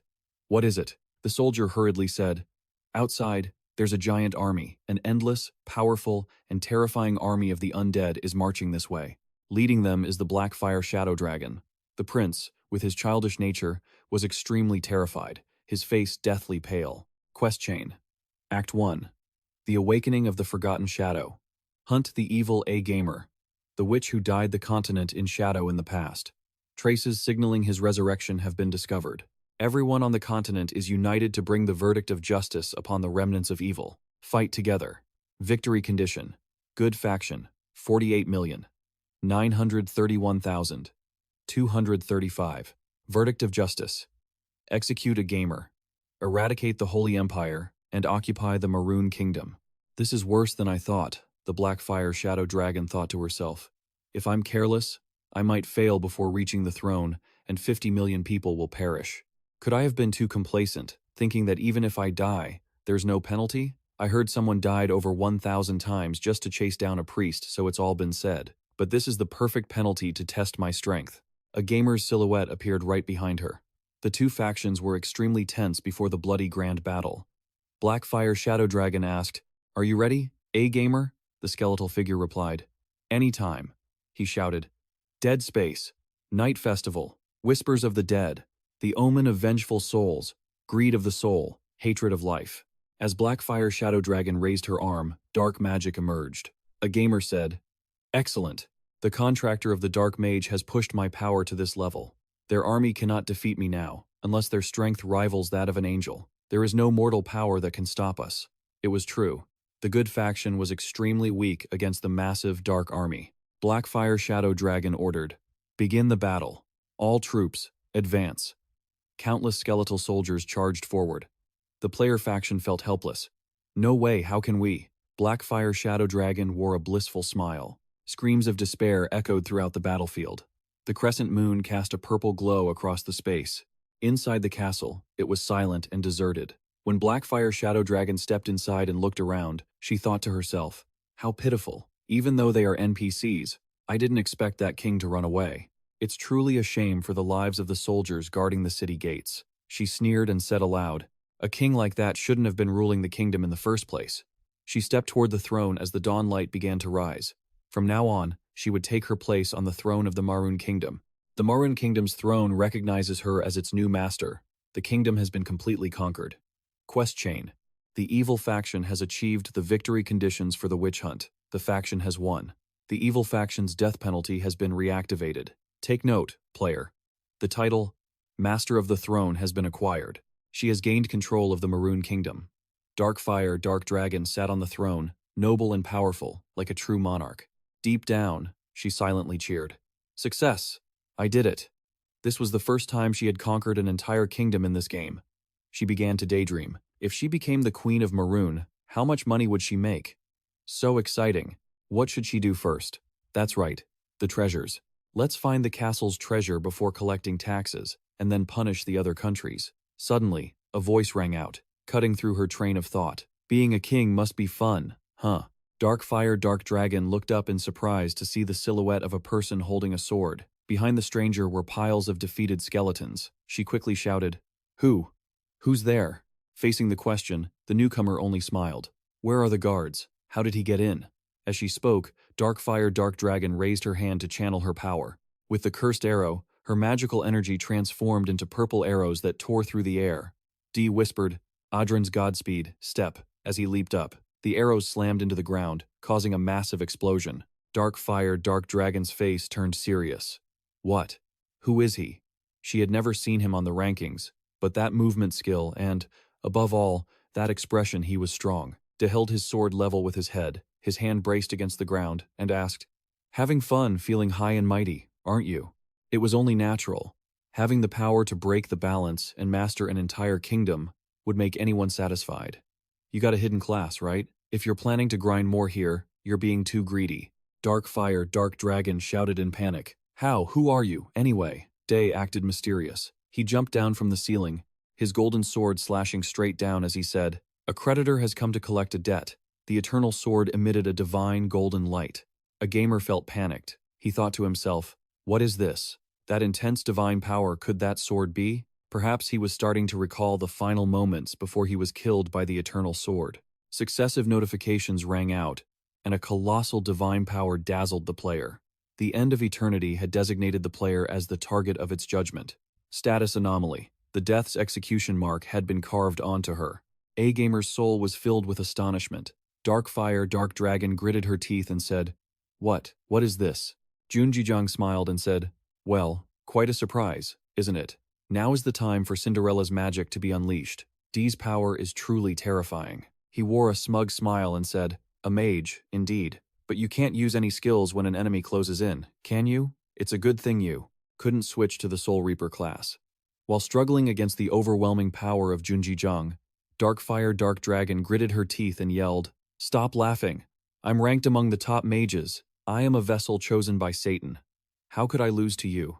At that moment, the magic circle seemed to trigger the power of the Shadow Dragon. The power that had always been waiting to erupt finally exploded. She screamed, This is ridiculous. Under that pressure, Junjijang, who had been a bit careless, was pushed back a few steps. Yet, Junjijang stood there, calmly smiling, and turned to speak to Satan. Right? Am I wrong? Tan, do you know what she's saying? That statement concerns that person. But unlike Dark Fire Dark Dragon, a gamer on this side was far more panicked. He thought, it couldn't be that sword. Before a gamer stood the blade, surrounded by a brilliant golden light. He reflected on the eternal ending sword that had slain him in their final battle. The fact that the sword had reappeared in Accadia, was heaven itself intervening in this? That realization almost made him understand Satan's previous panicked attitude. So, that was it. No wonder the Demon King warned that if things get messy, you're dead. At that moment, El made a very quick decision. He warned Dark Fire, Dark Dragon, run. Do not, under any circumstances, face him. Hearing that, Dark Fire, Dark Dragon was completely bewildered and asked, What do you mean, a gamer? But Dark Fire, Dark Dragon was quite stubborn and did not want to surrender or retreat. She complained, You said the only one who could defeat us was a Holy Templar. I haven't even had a chance to fight properly yet. Meanwhile, Junjijang had begun to unleash his next skill. He quickly grabbed his glowing sword and activated Adrin's step, sparks flying. He leaped high and lunged forward with lightning speed, toward Dark Fire, Dark Dragon, intending to deliver a killing blow that caught her completely off guard. She didn't hesitate, shouting with a determined face, Demon Summon. After that summoning chant, demons of all shapes and sizes slowly appeared. In just a brief moment, a defensive line made entirely of demons stood between her and Junjijang. Seeing this, he paused, gripping his sword tightly, staring straight at the massive wall of demons Dark Fire Dark Dragon had created. D was not afraid at all. Instead, he smirked and said, Really now? I wanted to let you go peacefully, but you're being so stubborn. As he finished speaking, the sword in his hand began to glow. With that golden light, Junjijang activated the soul-extinguishing sword. Divine authority flowed into the demon-slaying blade. Damage against demonic targets increased by 80%, ignoring all defense and magic resistance. Junjijang raised the sword, glowing with that intense light. He performed a beautiful high leap, aiming to bring the blade down on the demons below. As expected, Junjijang's sword descended. He swung his blade, and everywhere it passed, demons fell like wheat in a harvest. Even though they were high-level undead soldiers, they fell easily to a single strike from Junjijang. Now, Dark Fire, Dark Dragon, and Junjijang were one-on-one again. That golden glowing sword still overwhelmed the shield Dark Fire, Dark Dragon had created. Ah, she thought, looking at the sword. I can't believe it really be that strong? The high-level undead had been obliterated just by the light radiating from that blade. By now, Dark Fire, Dark Dragon was truly terrified. Her face twisted in panic as the sword drew near. She still stubbornly asked, "What on earth is that sword? Where did you get it?" Junjijang's face turned amused, a look of contempt combined with a fierce glint in his eyes. He pressed down on Darkfire Dark Dragon and said, "This? I think it's a holy sword. I don't know for sure, though, because I borrowed it." Hearing this, Darkfire Dark Dragon's eyes widened in shock, and she stammered, "Borrowed? Who are you?"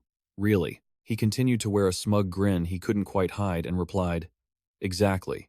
If you're a demon, this sword technique is your absolute kryptonite. Perhaps it was an angel's sword?" An image of an angel kept flickering before their eyes.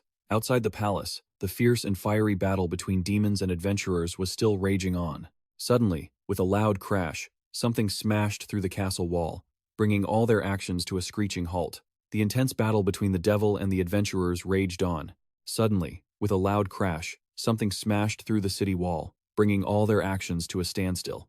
Everyone looked on in sheer shock, asking, "What was that? What just smashed through the wall? Who did that? And wait, was that really the work of a single player?" A young man suddenly realized what had punctured the wall after taking a closer look. He shouted, "Look! Look over there! It's the Black Dragon!" But it seemed she was losing the battle after being sent flying by Junjijang. Yet, the Black Dragon kept grinding her teeth, putting up a desperate fight. This sparked another question in everyone's minds. Wait a second, who exactly is she fighting? Just then, Junjijang rushed out, looking incredibly cool, his sword glowing with light as he chased after the Black Dragon. Refusing to give up, she continued to summon demons to block Junjijang, but with the skills and power he possessed at that moment, those attempts were no longer a cause for concern. He countered the darkness with his own moves, continuing to use his glowing sword to strike down every demon the Black Dragon summoned. Because she had used so many summons, the system issued an alert. Dark Fire, Dark Dragon's demon summoning has been immediately blocked. Summoning is impossible due to the effect of the Eternal Rest Blessing. This sent the Black Dragon into a deeper state of panic, causing her to lose her cool. She thought to herself, "Impossible, I can't summon? Is this the effect of that sword?" But she refused to admit defeat, and kept attacking. The Black Dragon screamed, "Don't look down on me. If I want to summon minions, I can do it as many times as I want. I'll just overwhelm him with numbers." She proceeded to summon a skeleton warrior. A few flimsy, skeletal demons appeared before Junjijang. Those tricks had no effect on Junjijang. He smiled, activated his sword, and replied, "Sorry, but this effect applies to all demons." The power to slay demons reacted. The summoning of the skeleton warrior was blocked. She couldn't summon demons due to the eternal rest effect. In a blink of an eye, the horde of skeletons vanished into thin air. Seeing her summoned skeletons disappear so quickly, she frowned in surprise, thinking, "I can't believe it. He sealed the summoning magic? He was not just a powerful enemy." Junjijang raised that glowing sword and lunged toward the Black Dragon. Only then did she realize, "He really is my kryptonite." Junjijang's eyes shone brightly, confident of his victory. He lowered his voice and declared, "Now, Miss Mage, let's end this." The Black Dragon looked on in fear as the sword closed in, her eyes wide with terror. Just then, the system notified, "A gamer is terrified of the contractor and is trying to flee." The sword striking the Black Dragon radiated a brilliant light, the sentence of obliteration. Junjijang delivered the final blow to the Black Dragon in style. She suffered a painful death. The holy power of the sword is invading your body. A gamer couldn't escape her cruel fate, and screamed. A gamer's soul shrieked in agony. Critical damage. You are in a dying state. The Black Dragon collapsed, trembling as she asked, "Why? Why are you doing this to me?" She clutched her stomach in pain, surrounded by the power of the sword god, and continued to gasp, "The witch hunt quest ended a long time ago. It brings you no benefit. We were supposed to be at 1-to-1 in conquering the Maroon Kingdom." Hearing the Black Dragon say this, Junjijang let out a devious, hateful laugh and said, "I deliberately waited until the quest ended with a victory for the faction. After the Maroon Kingdom was captured, you had to die to complete the picture I had painted." Upon hearing the answer, deep hatred and resentment appeared on the Black Dragon's face. Seeing this, Junjijang brushed it off. "Now, don't blame me too much. Whether it's the good side or the evil side, both will be very happy about your death." He held the sword before the Black Dragon, ready to finish her off. Under the blade, the Black Dragon's face showed rage, unable to accept such an outcome. Meanwhile, a gamer was in a complete panic when faced with her final moments. Only then did she realize and shout in surprise, "Wait, that's the one who borrowed my power." But it was too late. The time for the judgment had come.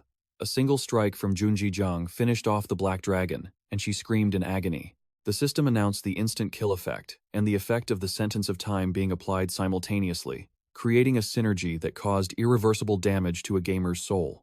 The contract with the demon realm within a gamer's soul was forced to terminate. A gamer completely vanished. The lich slowly dissipated, still wailing in despair. She wasn't ready to give up. How could this happen? Now, a gamer's magic core had been destroyed. Junji Jang received the title of Supreme Arbiter.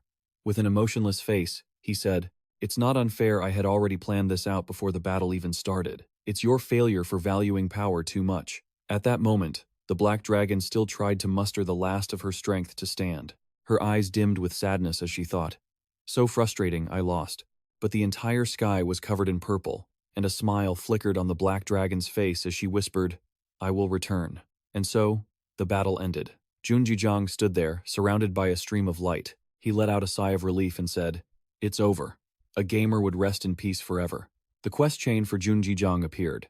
The good faction's witch hunt has achieved victory conditions. Seeing that, Junji Jang beamed with a radiant smile, enjoying his accomplishment.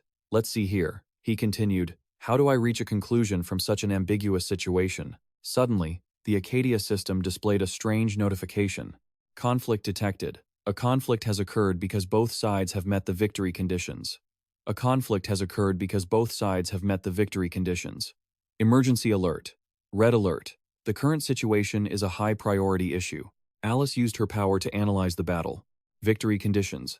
94% against 50%. Result. The Sanctuary has won." The balance shifted toward the righteous side, and they began searching for a solution. Alternative scenario. 43,923. 3. Emergency patch in progress. Code 283. Applied to modified content. Both sides have achieved victory conditions. Draw result for both the angels and the demons. The notification appeared for the players. Draw result for both factions. Everyone was surprised by the result for both sides. A draw? The system continued the announcement. The victory rewards will be split equally between both sides. Players on the good side will receive rewards based on their contribution points. Hidden classes on the good side will have an increased spawn rate. Everyone is thrilled by such generous rewards. The bonus rewards are based on contribution points. So, the rewards increase the more you contribute? Sweet. If you manage to snag a hidden class, it's like winning the lottery. The Dark Dragon has conquered the Kingdom of Maroon. An unexpected peace has fallen over the Kingdom of Mun. Creatures from Hell are watching the Kingdom of Mun. No nation can declare war on Maron for an entire year. As the center of evil energy, the Kingdom of Mun will grow even stronger. A soldier suddenly spoke up. "I never thought evil energy would have a place to call home now. Creatures from Hell will be hard to track down after evil lost the great war of angels and demons." Chapter 1. The Forgotten Darkness is complete. The linked quest, the Witch Hunt, has ended, and the commandments have been reactivated. PK between the two sides is forbidden. The Pope mutters, "So, it's starting again. The age of chaos, just as it was foretold, the chaos is growing. It's not because of the balance between the holy and demonic sides that Accadia created. Players are wondering, wait, a tie is actually allowed? If the system says so, that's just how it has to be. No one can predict the future anymore." The female director smiles at the results, while the HR manager next to her panics. President Silicop is getting another headache from the enthusiastic look on the game creator's face. She says, "Who would have thought this lunatic would manage to get the anarchist poet class?" The system awards titles and prizes to Junji Jang. An epic achievement. You have changed the state of the secondary world. Accadia. Evil energy has grown stronger. The balance between the good side and the demonic side has been established. You have earned 210,000 recognition points. 210,000, that's not bad at all. De smiles to himself. He starts wondering what the game developers actually want from him with this class. Luckily, everything went according to plan this time. Even though I revealed a bit of my identity to other players, I've gained a huge amount of recognition, and now I'm causing chaos all over the world. I'm really looking forward to what happens next. A system notification pops up. You have completed quest number 2. Special conditions have been met. A special reward is granted to the Hidden Anarchist Poet class for calculating player contribution points, triggering the Witch Hunt quest, and contributing to the judgment of 492,021 criminals who occupied the Kingdom of Maroon and handing them over to the authorities to eliminate them. You are granted a special ability.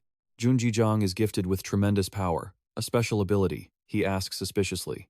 A new skill type has been added, grant recognition. You can grant recognition to any inanimate object and alter its nature. The system explains. Day lets out a disappointed, scoffing laugh. That's all the explanation I get? It doesn't even say how many recognition points are required. What kind of ability is this? Instead of worrying, it'll be faster to just see the ability in action myself. Junjijang clears his head and checks the skill on a rusted sword, a steel blade for beginners. It had rusted after being left unused for a long time. Item level limit, 1. Durability, 88. Attack power, 5 to 12. Tan immediately asks, I haven't seen that sword in a while, why did you take it out? Master, are you feeling nostalgic and planning to go kill some newbie adventurer? Day replies, why would I do that? Too much effort. I just took it out to test something. Io says, oh my, have you actually done that before? Ignoring him, Junjijang proceeds to grant recognition. A terrifying light erupts. What is this light? I can feel the massive power of the energy. Tan and Io gasp in awe. The system notifies, granting recognition to object. Level 1, rusted steel sword. Analyzing the nature and history of the object, success. Weapons recognition name. Steel sword, rusted by blood. Required recognition points, 9,000. Will you provide the points? Da thinks it over. 9,000? That's the price of a unique item that Tan or Io would offer. More expensive than I thought. He smirks. But to satisfy my curiosity, it's worth it. You have provided the recognition points. The registration of the steel sword rusted by blood is set. It's trembling. The steel sword, rusted by blood, is receiving a high-level class. The steel sword, rusted by blood, is adjusting itself to be worthy of the class. You have obtained the blood-sucking item. The system displays the new stats for the unique blood-sucking sword. A weapon soaked in the blood of a murderer's victims. It has transformed thanks to an unknown power to become much stronger than its original form. Level limit. 1. Durability. 10,000 out of 10,000. Attack power. 525 to 650. Skill. Enhancement level increased by 2. Greatly increases the chance of triggering a bleed effect. With every enemy killed, power increases correspondingly, up to 80%. Absorbs 30% of damage dealt to enemies as HP. When HP falls below 20%, the Berserk effect is triggered. Size, slightly disappointed that the appearance hasn't changed much. Did I expect too much? Tan asks in panic. What was that? What did you just do, Master? You have an ability like that? That's insane. Io cheers. I can see the massive amount of recognition points poured into a weapon to make it achieve that kind of power. You truly are extraordinary. Day answers indifferently, thanks for the compliment, but you both know nothing is free, right? Giving and taking recognition points has to be transparent.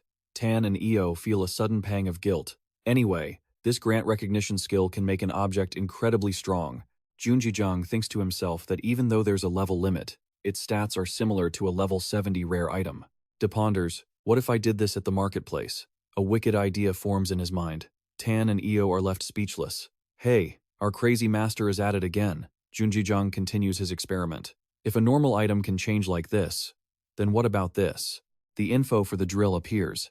De pours his power into it, granting recognition. The system gives another notification, analyzing the nature and history of the object. Failed. The object has no improvable traits. You cannot grant recognition to this object. Day is surprised and disappointed. Failed? The nature and history of the object. I've used both of these items for a long time. So, I can't grant recognition just because I've used them for a long time. There's only one difference I can see between them.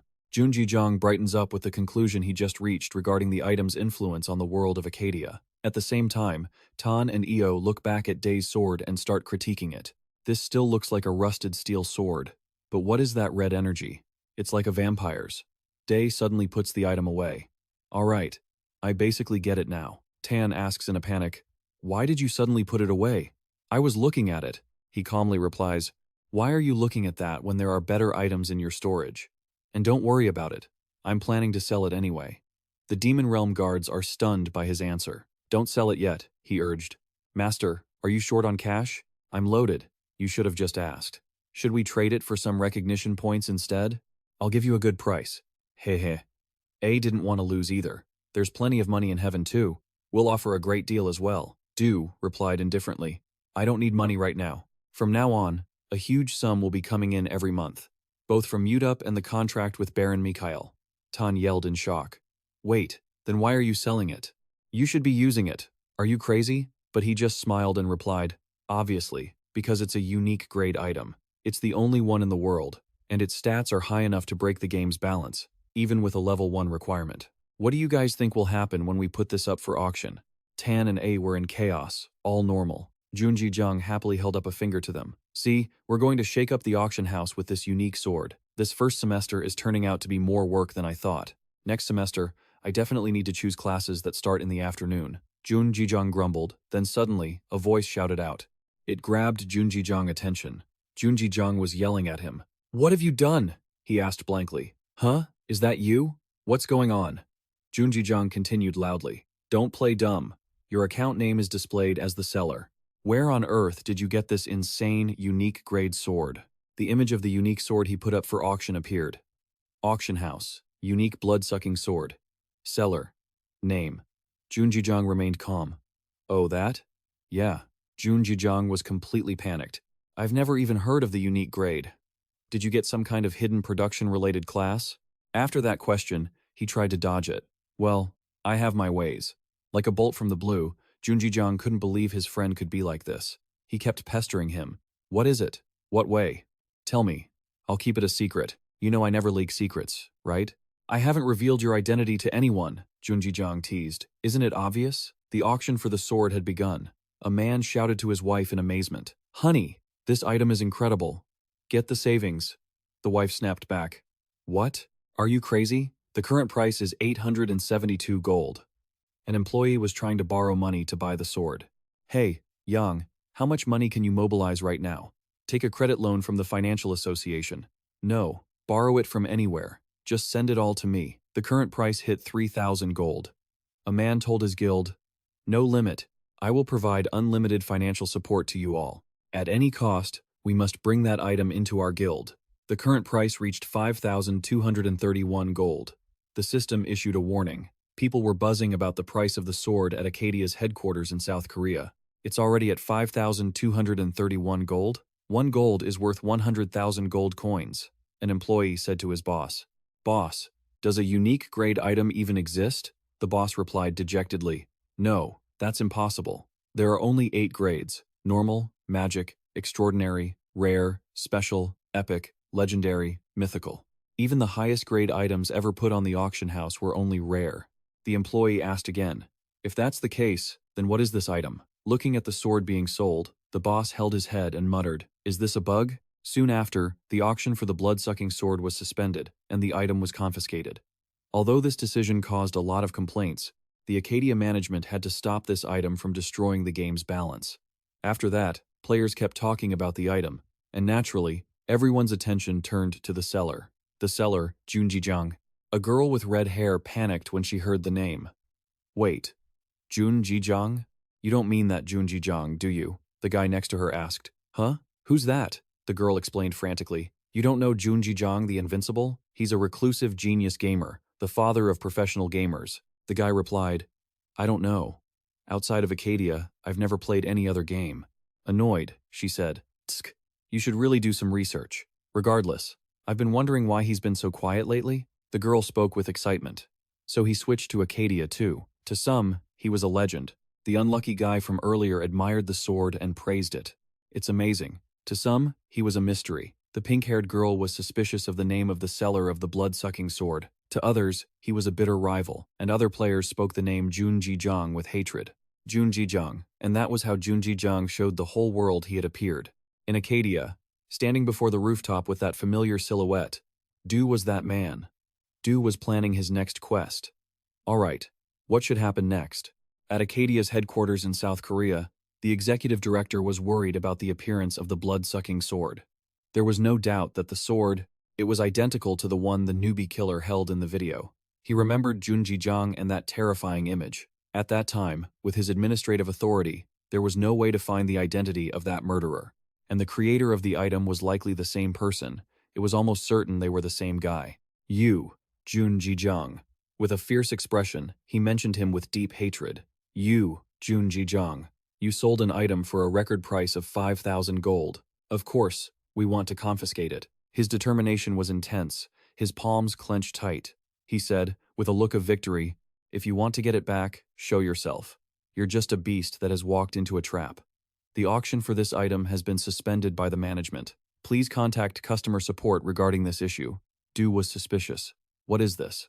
It's suspended? He started to wonder if it was because the item's stats were too much of a cheat.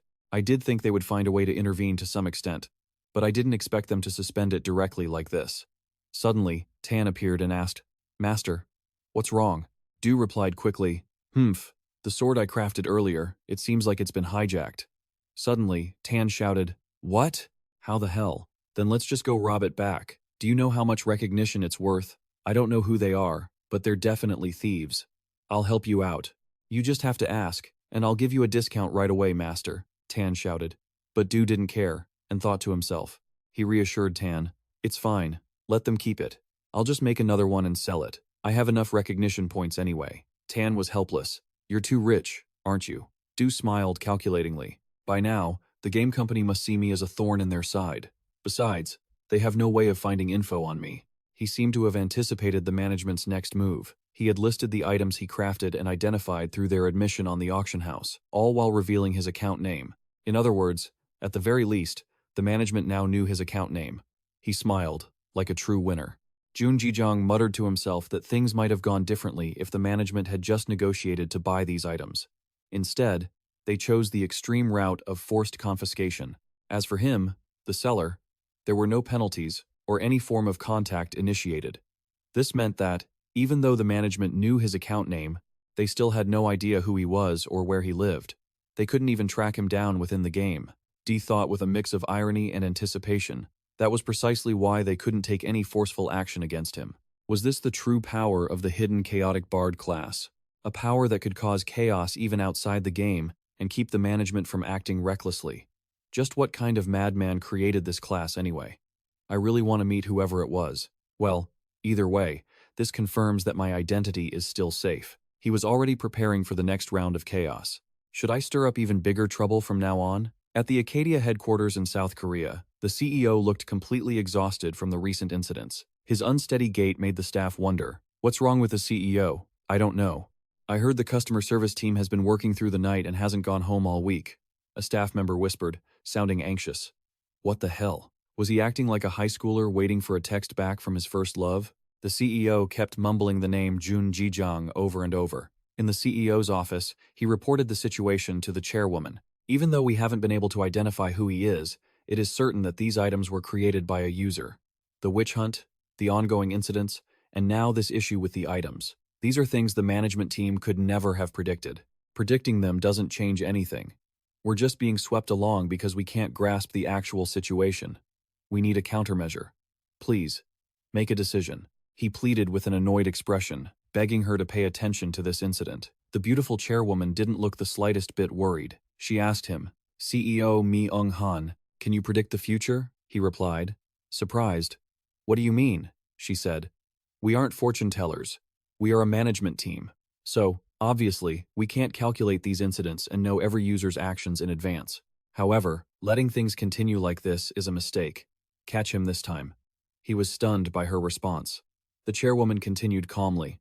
CEO, do you remember the previous plan? He asked naively. Forgive me, which plan? Suddenly, his face turned pale with dread. His eyes widened as he realized she meant to execute it. The order had been given to the CEO. The system notified Jun Jijang about a special event. What kind of event is this? The first official PvP tournament. Since Accadia launched, Jun Jijang was surprised by this event notice. In front of his computer, looking at the forums, Jun Jijang discussed this sudden event. Attacking a level 120 boss, the players are developing faster than I thought. Players who have passed level 100 are finally appearing. Now that they can fight on many other countries' servers, players' levels will continue to rise rapidly. In other words, the more time passes, Jun Jijang, who doesn't get any benefits from the leveling system, will face more disadvantages. The situation he was worried about had begun to unfold. He yawned, thinking, well, I can just buy a strong skill or item if someone tries to attack me. And it's about time I left. The event was about to start. The Bamboo Spear Tournament. Below were comments about the event. Bamboo Spear? Spitting out water? What is this Bamboo Spear contest? I don't know who came up with this idea, but they must have stolen it from another game company. They aren't developing the game, they're destroying it. along with countless other comments. The rules of the bamboo spear tournament were just as the name implied.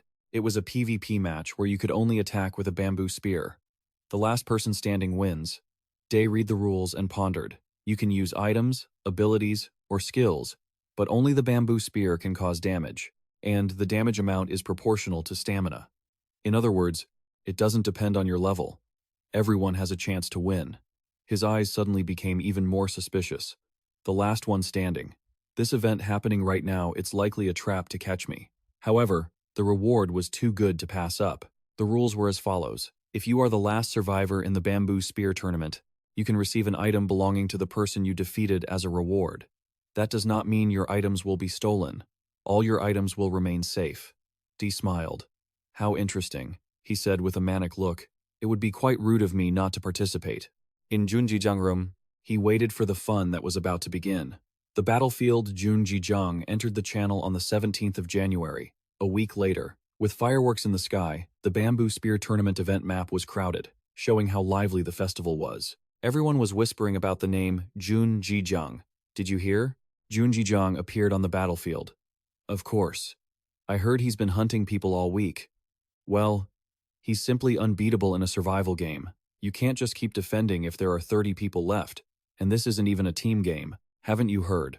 Other players have already faced Junjijiang, 1 against 99, and they still couldn't take him down. They continued, I don't know about other games, but when it comes to PvP, Junjijiang is a god. He's a true monster. Do you think he'll participate in the bamboo spear tournament? I heard he plays Accadia too. Junjijiang, walking by, was startled, thinking to himself, am I causing too much trouble? Everyone playing this game is the same. It's been 2 years since I played this, and they're still stuck on me. I just wanted to practice a little, and they've made a mess of everything. Junjijiang worriedly thought. Anyway, I didn't expect much from this map since it was only made for this event, but it's better than I thought. Looking at the new event map, Junjijiang thought to himself, you can eat without worrying about weight, and you can travel anywhere instantly. Junjijiang sighed with relief. This is what makes virtual reality different. At this rate, all travel agencies will go bankrupt. From somewhere, a scream rang out, catching his attention. Where am I? It turned out to be Tan and Io. While Io was marveling, this is an independent area, not the human realm. This isn't the spirit world or the demon realm. It's an entirely new world. Tan worriedly said, Master, no matter how cold-hearted you are, you have to look after your servants, don't you think? Being suddenly teleported to another world like this is too much. The master calmly replied, who cares? You two followed me on your own. Tan shouted indignantly. Do you have any idea how many worlds we went through to find you? Would it kill you to say something to us? The demon wondered. Anyway, Master, where are we? And why are we here? Io also added. Surprised. That's strange. There's no way we wouldn't know about this world's existence. Junjijiang replied. Well, this place. A voice interrupted him, taking him by surprise. Pardon me. I know it's rude since we've just met, but could it be that you have a hidden class? A woman's figure appeared, a charming girl with blue hair. Ho ho, that reaction looks like I was right, isn't that so? Junjijiang asked suspiciously. How did you know? She replied calmly. Oh my, how, you ask? With cold, sharp eyes, she looked toward Tan and Io and said, who wouldn't notice when those little ones appeared after tearing through the space here? Even they are surprised. The master broke into a cold sweat, thinking to himself, this person she can see Tan and Io. He turned his eyes toward the girl, and she continued. Those two little friends behind you, I can't see them clearly, but I can feel 2 massive sources of energy. Then she explained and asked, souls? No. Are they summons? You must have a hidden summoning class. She cast a suspicious gaze at Junjijiang. He felt anxious about his secret being exposed. This is bad. My trump card is being revealed before the PvP even starts. I need to put some distance between us before more information leaks. Suddenly, someone in the crowd shouted, Whoa! Isn't that the Stella over there? The second-ranked player they were referring to, the girl who kept questioning him. Oh my, really? Whoa, who is that standing with her? I have no idea. Never seen him before. Too late, I need to get away. The girl tried to keep him in the conversation. Actually, I'm sorry. I've made everyone notice you. Please don't misunderstand. I'm just curious about you. Then she introduced herself. I'm an hidden class mage, Stella from Accadia the Stella. I can't see through you completely with my eye of truth. It seems you're a powerful, mysterious player. But if you don't want to reveal it, I won't pry any further. On the surface, Junjijang tried to act normal to avoid suspicion. Thank you very much. Meanwhile, he was trying to remember something about Stella. The Stella.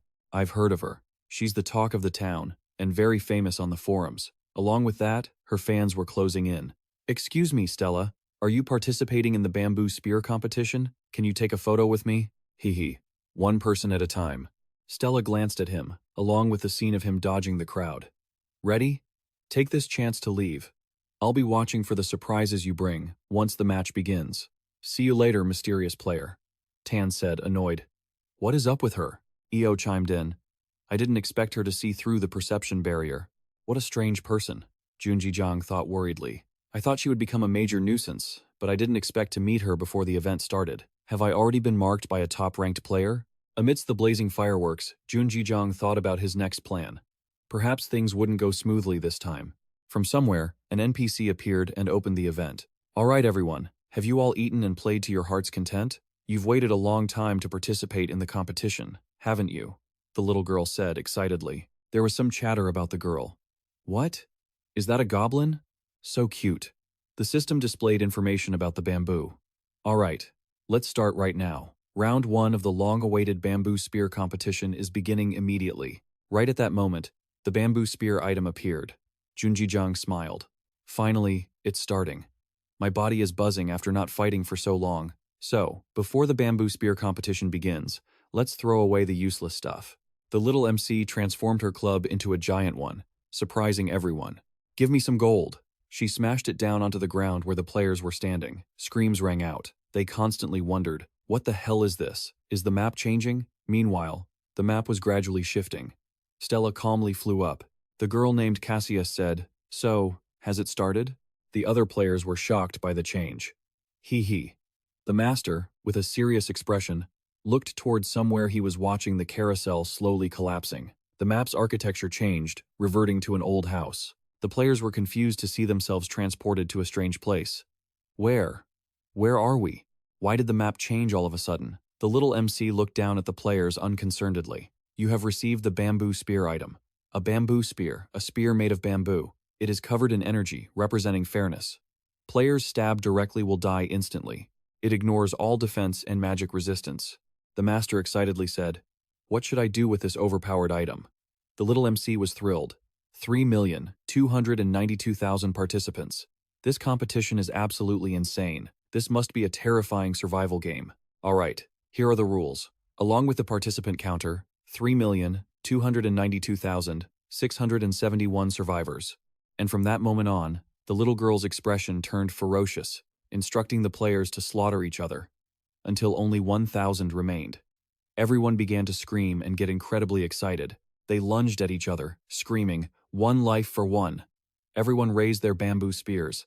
The bamboo spears began to be stained with the players' blood. The little MC was gloating. Hee hee hee. How interesting. I didn't expect a fierce battle to break out just as it started. Hey, you maniacs. Fight slowly, please. A red-haired guy was trying to stop everyone, but before he could finish his sentence, some lunatic lunged at him. F. Get away. All that remained was the scream.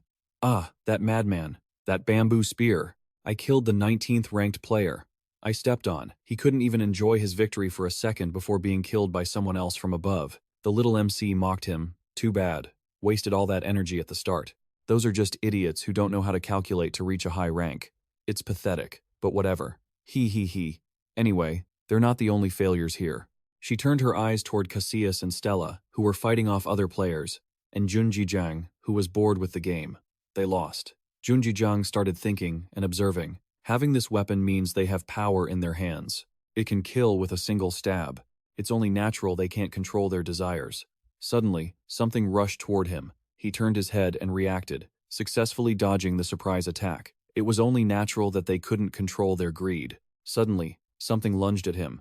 He turned his head in reaction and masterfully dodged the surprise attack. The player who initiated the attack started taunting him. Is this coward running away? Look at the weapon in your hand, you absolute newbie. Sorry, but you're the one who stuck your neck out first. Go ahead, pick up your spear. He was trying to bait D into a duel. D looked at him with annoyance. Man, he kindly warned the pathetic weakling. Watch out above you. What? The weakling asked, looking confused. He shouted again. Damn it. Do you really think those cheap tricks will work on me? Less than a second later, a spear pierced straight down onto him. Once D finished him off, he asked Tan, I need a stealth skill. Tan, can I use the Heavenly Descent skill on this map? Tan excitedly agreed. Of course, Master. If you have the right timing and positioning, you can use it anytime, anywhere. You help me take care of the one I've targeted. I obey. Leave it to me, he replied. The demon used his power to hide the corpse. I discovered something while practicing Heavenly Descent for this spear competition. Junjijang smirked as he figured out how to exploit the event. It wasn't just that Heavenly Descent could summon people. It was about the skill he was using. He suddenly transformed, his legs turning purple. Junjijang continued to explain. It also affects these hidden demons.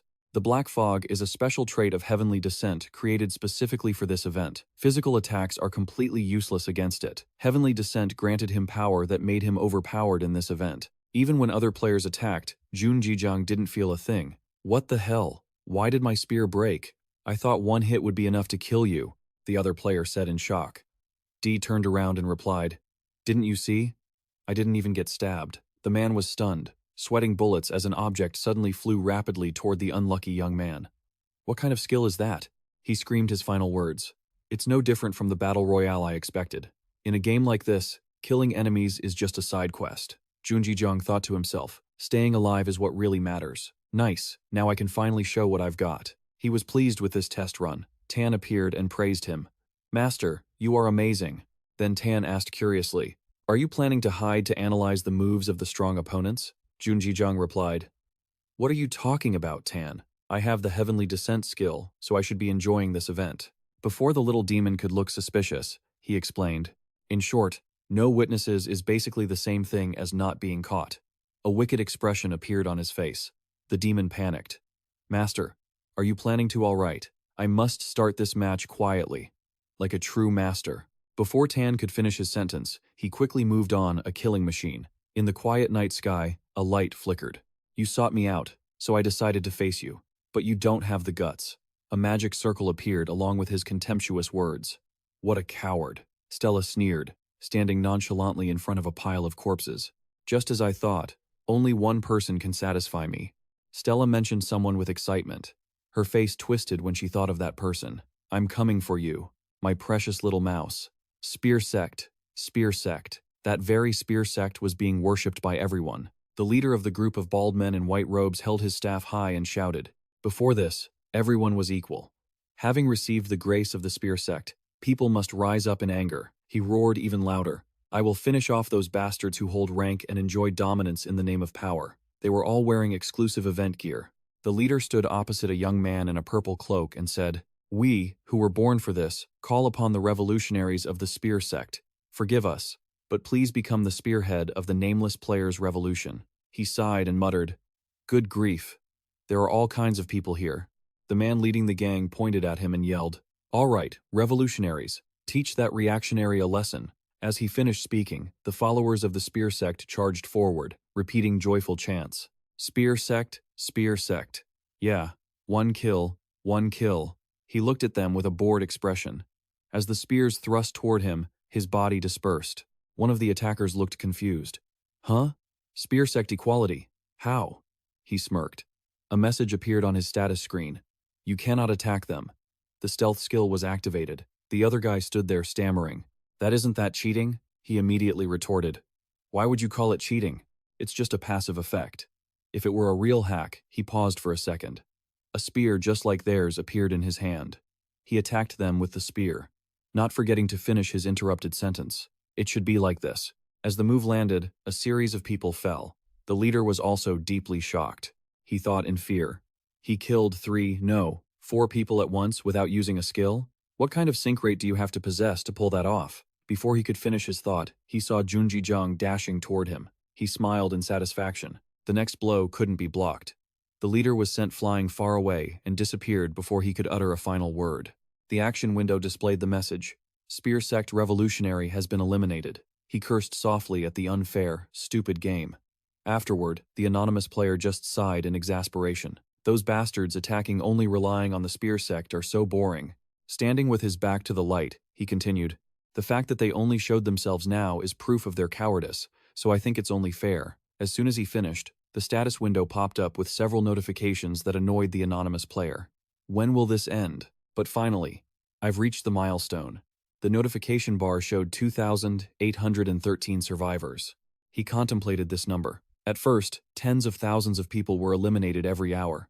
But later, as the weak players thinned out, the rate of decline slowed down. He stroked his chin and thought, if I want to hurry this up, I definitely need to put in more effort. This map is too big. Catching them one by one is very difficult. Suddenly, a shrill sound echoed from somewhere. Hey, watch out, move aside. The anonymous player turned around, confused, muttering a reflex, then stared in shock at a girl with pink hair, charging right toward him. She squeezed her eyes shut, bracing for the impact, her mind racing. Oh no, I can't stop. We're going to collide. And indeed, she crashed right into him. But she passed straight through a streak of purple mist where he had just stood. The impact failed.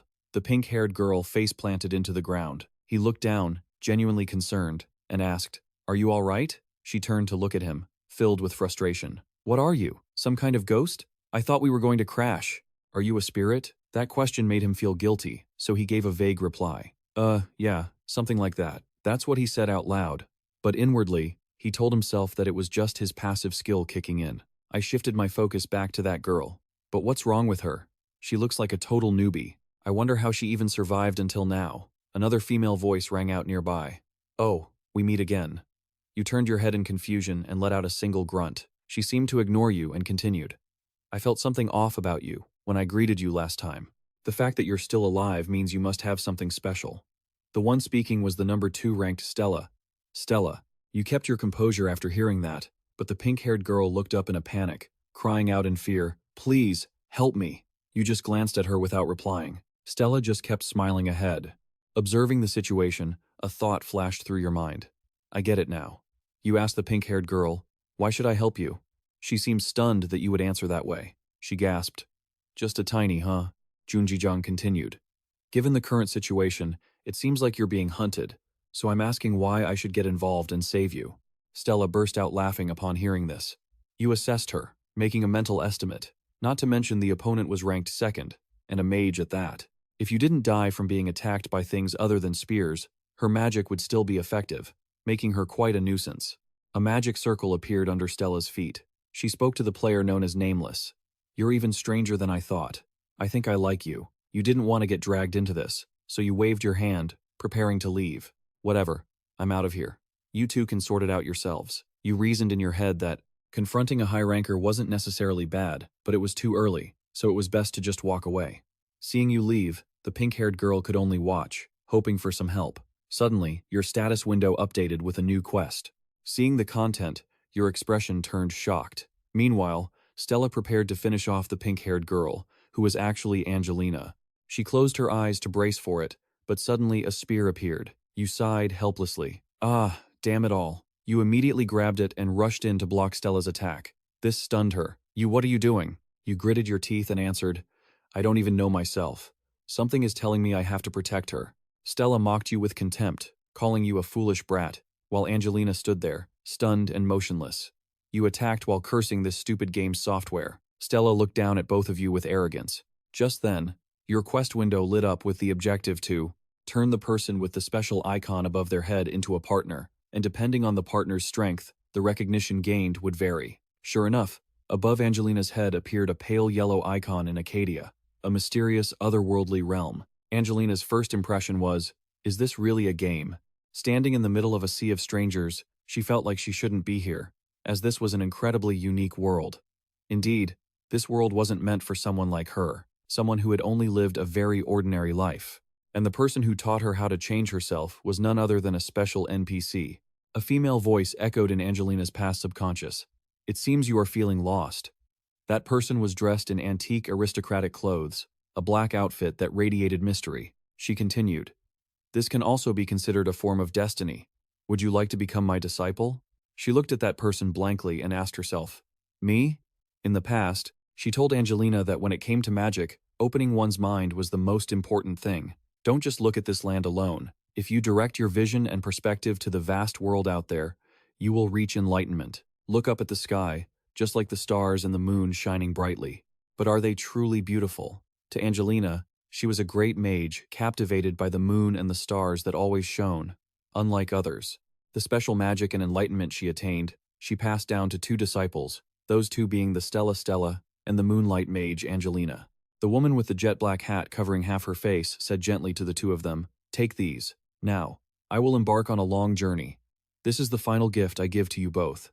The day these two grimoires are combined will be the day a great mage surpasses the limits of a human. This is an opportunity. This grimoire is a chance to become a great mage." She bowed her head to look at the magic book in her hands, silently thinking, in the end, Master still gave this opportunity to someone as mediocre as me. But Master, this opportunity might just be a curse for me.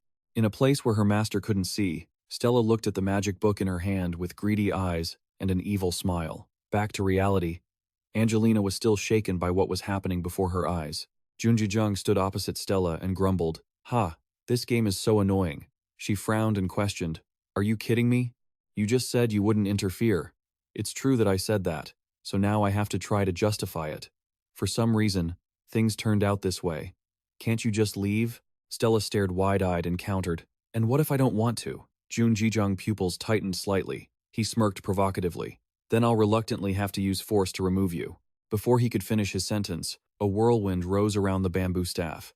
On the other side, Stella wouldn't back down either. Light from the magic circle under her feet flared brighter, accompanied by a warlike expression on her face. "You thought it was as easy to do as it was to say?" She raised her staff and shouted. Lightning chains instantly flew straight toward Junjijung, making him back away and curse under his breath. "Too fast, I can't dodge or block it." Red warnings appeared all over your status screen. "You have been hit by lightning chains. Your stamina has dropped sharply. You are in a slowed state. Your movement speed will be temporarily reduced." Junjijung was jolted repeatedly, only able to moan in short bursts, but Stella didn't stop. She summoned sparks, binding magic suppressed wind blades as they also attacked you. Angelina, not far away, worriedly thought, "Those magic circles have an immediate effect. She is trying to end the match quickly." She quickly shouted to Junjijung, "You can't block them, run."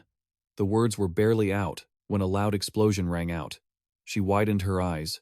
She couldn't see him anymore. The status screen notified you that you were in a critical state, and all abilities would be reduced, but at the same time, immortality was activated.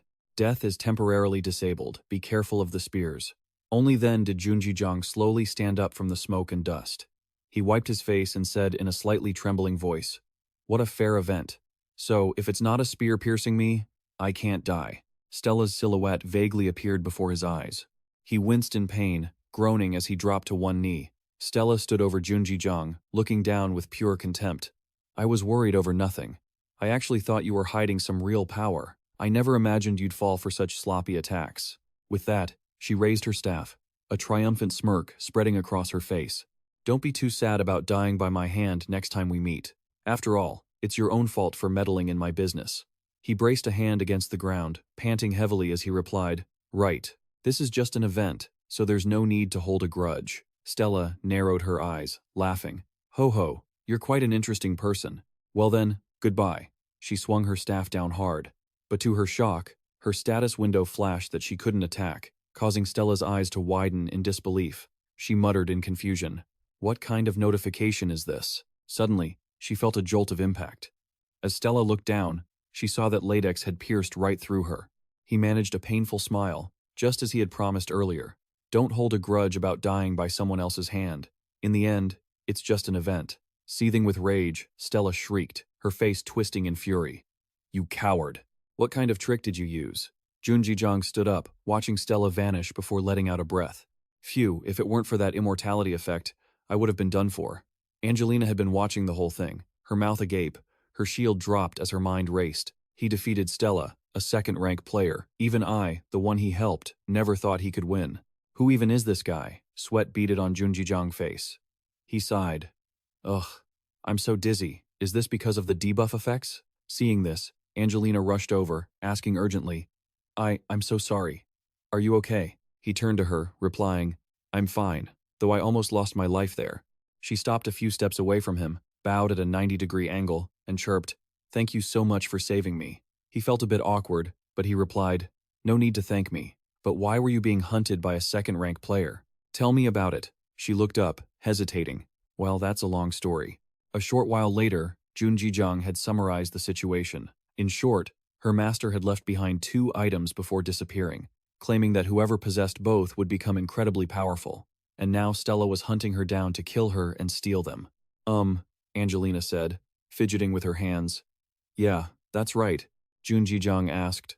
So, what are you going to do now? Before she could react, she stammered, He cut her off.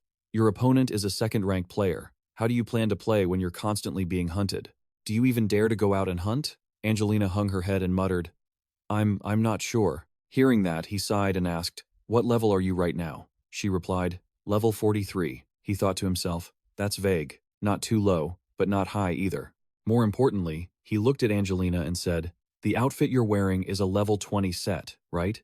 And those accessories are from a level 15 quest reward. Angelina replied shyly, I don't have much money because I've always been running away, so I didn't have any other choice. As if realizing something, Junjijang exclaimed, Wait, is this? A thought sparked in his mind. I might be able to test this. The acknowledgement transfer. Suddenly, he grabbed Angelina's shoulders, excited. Give me all the items you have. The gear was removed quickly. I did as you said.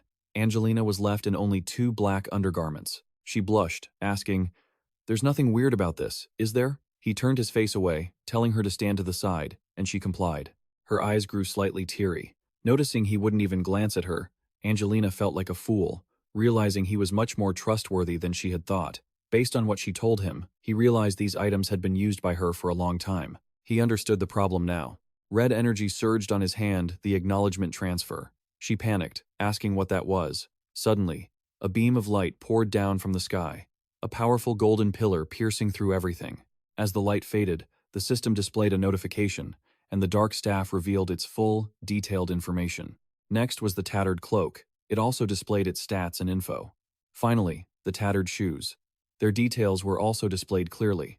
Junjijang was delighted. He was thrilled that the items had been enhanced. Just as he thought, the transfer effect changed based on how the items had been used previously.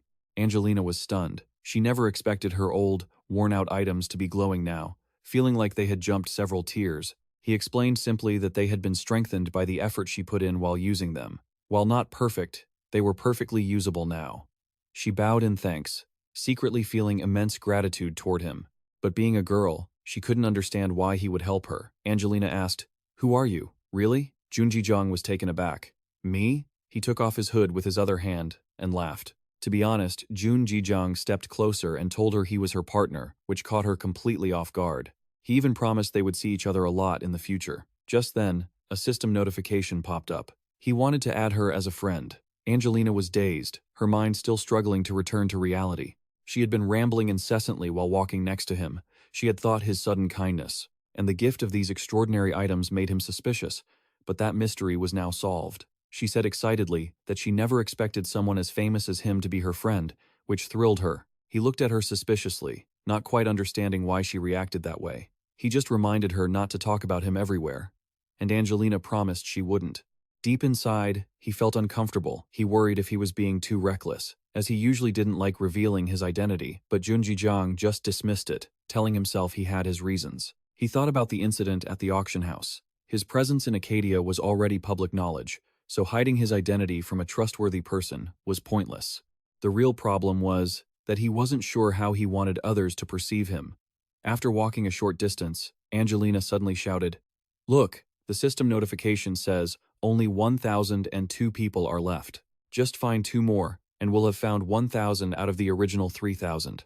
Junjijang felt that those who had been eliminated were truly unlucky. Suddenly, large shadows appeared behind them. Oh, look who we have here. The person spoke quickly, saying they would become part of their grand finale. Junjijang looked at the prey that had come to them with a hint of disdain. Angelina hid behind him in fear. The large figure assessed him, wondering how these two had managed to survive this long in such strange outfits. The small child beside him scoffed. Is that supposed to be important? They're clearly just noobs, perfect for the hunt. Seeing that, both of them laughed in delight. He quickly retorted, Oh, some trash has shown up, perfect timing. He turned to her and asked, Can you handle this, Angelina? She replied fearfully. What? You mean hide and stay out of your way? His eyes darkened, and he raised a finger. He meant for her to test her new gear and take those 2 guys out herself. Angelina jumped in surprise, gripping her staff tightly.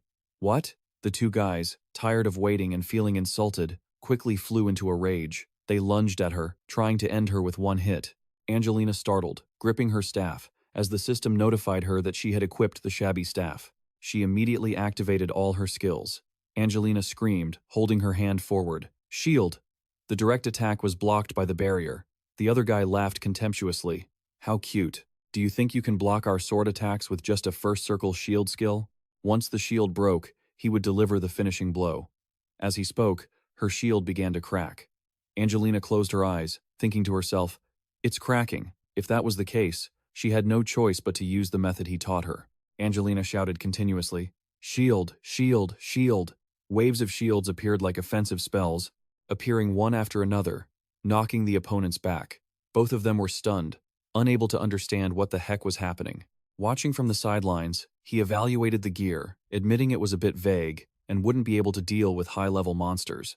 But it couldn't be underestimated either. He held his staff and watched, noting the special effect of the set. After he finished speaking, the system appeared with a clear info panel.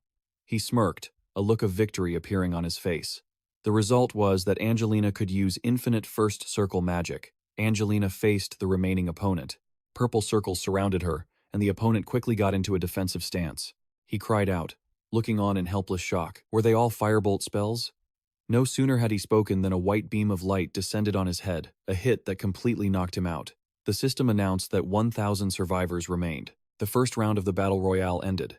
Angelina gripped her staff tightly. She knew nothing about the two of them. But today was a very special day. This was the birth of Angelina, a level 1 Grand Mage, the terror of PvP, and a lunatic who would torture her opponents to death. That was exactly how it was today. Angelina turned her head with a smile, shouting happily, I did it. The system notified him that he had gained his teammates' trust. Player Angelina has registered as your sidekick. Based on this playstyle, there will be a reward for recognition. The current score is 243 points. Junji felt quite helpless. A sidekick? But it had already come to this. He hoped she would just become a ridiculous monster. Her image quickly appeared on the TV screen. The man jumped up and shouted, Found him! The mysterious player Day. He had a manic expression. I don't know what you're planning this time, but I won't let you get your way. The system announced that the second round was about to begin, and immediately on the rooftop appeared a little girl holding a dagger. There were more unexpected changes than he had imagined. She carefully inspected the area. She had thought only experts would remain, yet there were still some weak, average players left. Quickly, she discovered a level 43 player was still alive. She didn't expect anyone under level 50 to survive. Is it luck or talent? This remark immediately made Angelina jump, but the little girl just smiled mischievously. Just wait until the second round, and we'll see. She jumped up and shouted into the mic. Before we start the second round, let me explain some sudden changes. The weapons in everyone's hands suddenly lit up, leaving them all shocked. She continued, even though it's not cheating, possessing specific skills is a huge advantage. In this second round of the Battle Royale, weapons will be able to inflict physical damage and ignore magic. In other words, effects that could block or neutralize physical damage were now useless. This made Junji down below jump slightly. Tan looked at him, annoyed. Hey master, this is clearly targeting you. Junji just smiled and brushed it off. He calmly said he wouldn't run from those coming for him. His eyes shone, his smile becoming amused. Let's see what they can do. The little ref spoke to the players below. Even if it isn't cheating, special skills are too much of an advantage in this Battle Royale. So there's been a slight change. First, weapons can now deal physical damage while ignoring magic. In other words, effects that block or neutralize physical attacks will no longer work against these weapons. A player asked in surprise, block or neutralize physical attacks? Are there really skills like that? Isn't that too overpowered? Who could it be? The little girl continued excitedly. And one more thing, we're worried that special items are leading to an imbalance. The Battle Royale is supposed to be an equal fight, so that's very unfair, right? So in the second and third rounds, you cannot use effects from any equipment other than your weapons. You must fight only with your skills and your weapons. Now it was Angelina's turn to panic. What? Then the effects from my gear, the Lolita announcer's voice rose again.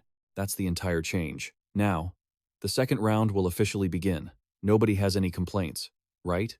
Hearing that last question, Junji could only sigh with a deadpan face. He thought to himself that even if they complained, she wouldn't care, so why even ask? The terrain map appeared, with only one area not being invaded by the blue color. The girl explained to the players, "From now on, toxic gas will start spreading from the outside of the map inward. The speed of the spread is equivalent to the speed of a person running at full tilt, so you must keep moving without stopping. Understand?" "All right then." The girl grinned craftily. "Let's begin." A notification sounded across the edge. The second round of the Battle Royale had officially begun. Next, the character Alice appeared on the screen with a notification frame. Administrator Level 3 Authority, CEO of Myung Korea has been activated. Changes in the emergency patch are now in effect. The restrictions of the Battle Royale have been partially changed. Due to inconsistent evaluation criteria from the Alice system, a penalty has been imposed outside the real world. A middle-aged man slapped the shoulder of the employee sitting in front of the computer. He said with excitement, "We did it." The employee looked a bit scared and asked suspiciously, "CEO Kwon, is this okay?" The chairman said, "We must try to avoid penalties if possible." He didn't seem afraid at all, responding firmly, "Don't worry about anything. I will take responsibility." His face turned ugly, and he continued, gritting out each word. "That user, Ding, is the one who created that troublesome, unique grade item. Blood absorption. We have to handle this situation for the absolute benefit of the administrator. Above all, the purpose of this young spearman competition is to appease the dissatisfaction among the users. This is the ace up the sleeve of the Korean branch. We need to eliminate troublesome players like him in round 2 at all costs." On the edge of the game, Junji Jung said to Angelina standing opposite him, "From now on, let's split up and act independently." Angelina, "If possible, we'll meet again in round 3. Hearing this, she cried out, feeling sorry for herself. "What? That's not fair. Do you think I'm useless because I can't use the item?" He felt helpless before this girl and had to open his mouth to explain further. "Are you stupid? I'm the one who crafted those items for you. If I were looking for someone useful, I wouldn't have helped you in the first place. Getting involved with a second-rate cheater would only be a disadvantage for me." Junji Jung's words hit home for Angelina. "Ugh, that's true." Looking at the girl before him, Junji Jung sighed and patted her head to comfort her. "I was just joking, but I don't think I can protect you from now on, because the trick I'm planning to use won't work on you." Angelina replied in a small voice, I understand." After saying that, he turned to leave, not forgetting to wave goodbye. "You'll be able to use the items on you soon enough. Do your best. And don't get involved with those weirdos." Angelina happily jumped up and waved back at him. "All right, Jun Ji-jung, you be careful too.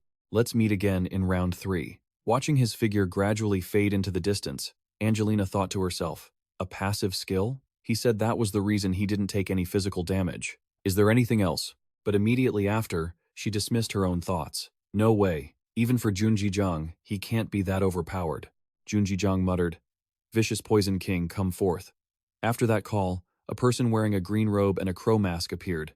A notification box for him also appeared. An entity from hell has entered your body. You can temporarily use the power of that entity. Master of Poison Resistance, Tier 2 Absolute Toxin Blockade. Master of Poison Mastery, Tier 3 Toxin Antibody Formation. Archangel Michael, seeing this, pouted. "You have summoned an entity from hell twice in a row. I am very sad about it." June had no other choice but to soften his tone to coax her. "Don't be like that, eh?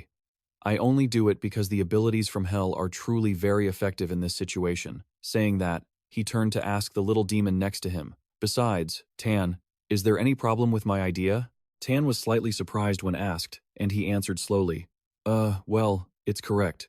But are you really going to be okay? This is like a competition. What if they impose more penalties because of your tricks?" The face behind the crow mask smiled. "Ha ha, Tan, sometimes you look way too innocent for a demon." Tan, hearing him say that, was startled and couldn't believe it. "Really?" he explained while jumping around. "Of course, according to the rules, I need to stay inside the map. That rule was set to force the situation to go their way. That's why I'm going in the opposite direction from everyone else. As the poisonous gas gradually spreads, everyone will have no choice but to head toward the center of the map. The system forces everyone to meet and fight each other, just as Junji Jung predicted. Somewhere on the map, there were people confronting each other to survive. He didn't slow his movement speed as he continued. "I've already earned enough kills in round 1, and avoiding combat in round 2 seemed impossible. The only way to safely pass round 2 is not to bump into anyone at all." Until the 1,000 people besides him were suffocated by the poisonous gas, June's notification box turned red. Warning: poisonous bone mist is covering the surrounding area. Deadly toxins are surrounding the player's body. Passive skill, Poison Resistance, has been activated. Passive skill, Absolute Toxin Blockade has been activated. Toxin Antibody Formation has been activated. Toxin is being absorbed into the blood. After a series of notifications, he landed at the destination. A satisfied voice came from behind the crow mask. Round 2 completed. Shouts of skills and colorful magic flashed across the sky. Things like whirling slashes, fireballs, wind steps, and armor buffs. The little Lolita girl flying in the air watched all the players' actions, and she laughed smugly. Hee hee, watching this round is truly so interesting.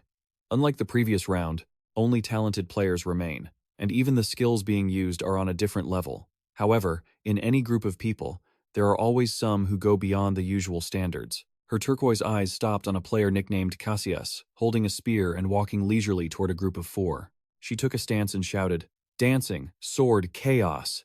In just one move, she defeated all 4 of them. Suddenly, a circle was aimed at Cassius. She felt the danger, so she suddenly tilted her head to the right. An arrow whizzed past her and stuck straight into the ground. The person who shot that arrow broke into a sweat in shocked fear. He muttered, "She dodged my arrow? From this distance?" Meanwhile, Cassius had already locked onto the target in that direction. She jumped onto the roof where the attacker was standing. Seeing Cassius above him, he panicked and shouted, "Who the hell are you? I clearly shot from a distance of 800 meters. Do you possess a hidden class?" As soon as he finished, he was killed by one move. She gritted her teeth and whispered, "How stupid. Even after searching around here like this, I still haven't found a trace of him. Where are you hiding, Junji-jang?" Immediately after, the game notification appeared. Round 2 of the Young Spearman competition has ended. 2 survivors. Night fell, and everything was still happening in the second round of the Young Spearman competition. The system's voice echoed continuously in everyone's ears. Player Cassius has defeated player Jonet. Player Cassius has defeated player Ricoret. Player Cassius has defeated player Horseshoe Maiden. Player Cassius has defeated player CD. Cassius stood under a tree branch holding her weapon, with dead bodies lying around her. Cassius heard a rustling sound and glanced back, making the people behind her feel terrified. The people behind her looked at her, thinking to themselves, 7 people at once, no, it's actually 8 people at once. A man wearing armor with many wounds on his face spoke up. "A super powerful combo attack with secret skills I've never heard of before. Where is the fairness in this young spearman competition?" Looking at the woman with a cold, sharp gaze in the armor standing there indifferently, they thought to themselves, "How can we fight against a monster like her?" In the girl's heart, there was a bit of disappointment as she thought, "I still need 3 minutes to take them all down, it's not enough. This still feels exactly like the game I used to play. I need to get stronger, strong enough to defeat him." Icaros was an action RPG released over 20 years ago. Back in the day, its loading screens were legendary. It was so popular, you could call it a national game. But not long after, the game system shut down. GMA service ending. Thank you for loving Icaros all these years. The game was great, but the downside was that it required ridiculously high physical and mental ability to play. Combined with the limited programming and low-quality graphics of the past, Icaros eventually went out of style. And I was one of the early players who gave everything to that game. Thinking back on myself at that time, I shouted in disbelief, "No way!" Back in reality, Cassius stood there, lost in thought. To me, AIK isn't just a game. It holds over 20 years of memories, achievements, and even my entire life. So, I can't let anyone take the #1 spot from me. Never. That was before he appeared. A name popped up in her eyes. Junji-jang. Junji-jang? I've never seen this player before. By the time she finished that thought, she had been defeated by him. The system sound rang out. "You have run out of PvP health and have perished." She couldn't believe her eyes and screamed, "What the? How was he that fast?" The rage effect should have lasted at least 3 more seconds. She suddenly realized something and shouted, "I get it now. He's using a server-side exploit." She stared intensely at her computer, a thought forming in her mind. He understands Icaros better than even I do. Who the hell is this guy? On the screen, only a male character named Junji-jang appeared. A chat box popped up with a message from him. "For a game like this, it's rare to find a player as good as you." Her eyes widened at the next message. "Oh, got first place? Time to log off." Along with the message, the in-game character performed a sword-wielding animation and laughed. Then, the character vanished. The screen displayed system info. Junji-jang has logged out. Cassius slammed her desk in anger, thinking, "It's as if that bastard didn't just clear AIK, but also kicked my pride to the curb." Back in reality, she stood there with one thought in mind. A secret class that allows me to use all weapons professionally, the warrior. Quick Bull is a secret skill that can adapt to all types of gear, allowing players to get accustomed to them quickly. Thanks to this Quick Bull design, I can fight just like I did when I played Icaros. It's like a cheat code, created just for me. I can't even believe this is a coincidence. Another chance has come. That bastard. Cassius gritted her teeth in anger, her hand forming a fist, thinking, one more chance to kick his ass. Meanwhile, on the other side, night fell and blue light radiated all around. Looking at the TV screen, the manager, Kang, and the man were terrified. The manager asked, Kang, how did you set up the toxic fog? Kang Ti-hun replied, I set it as a deadly toxic stream with a toxicity level over 200. Kang Ti-hun continued, the highest level on the Korean server right now is only 160. Yet that guy has survived for 30 minutes in the middle of level 200 toxic fog. Since every item and piece of gear has limits, he couldn't possibly be using a unique special item. What if it's because of a skill? Kwon Myung-han gritted his teeth and asked, a skill? Tell me. Does that sound reasonable? Kang Ti-hun gave a forced laugh. No sir. Haha, I guess there isn't a skill that OP in existence, right? Almost all toxic resistance skills are rank 3 or higher. And even if he had a high-level toxic resistance skill, it would have to be at least rank 5. Furthermore, at this stage, a player with such a skill couldn't have prepared thoroughly.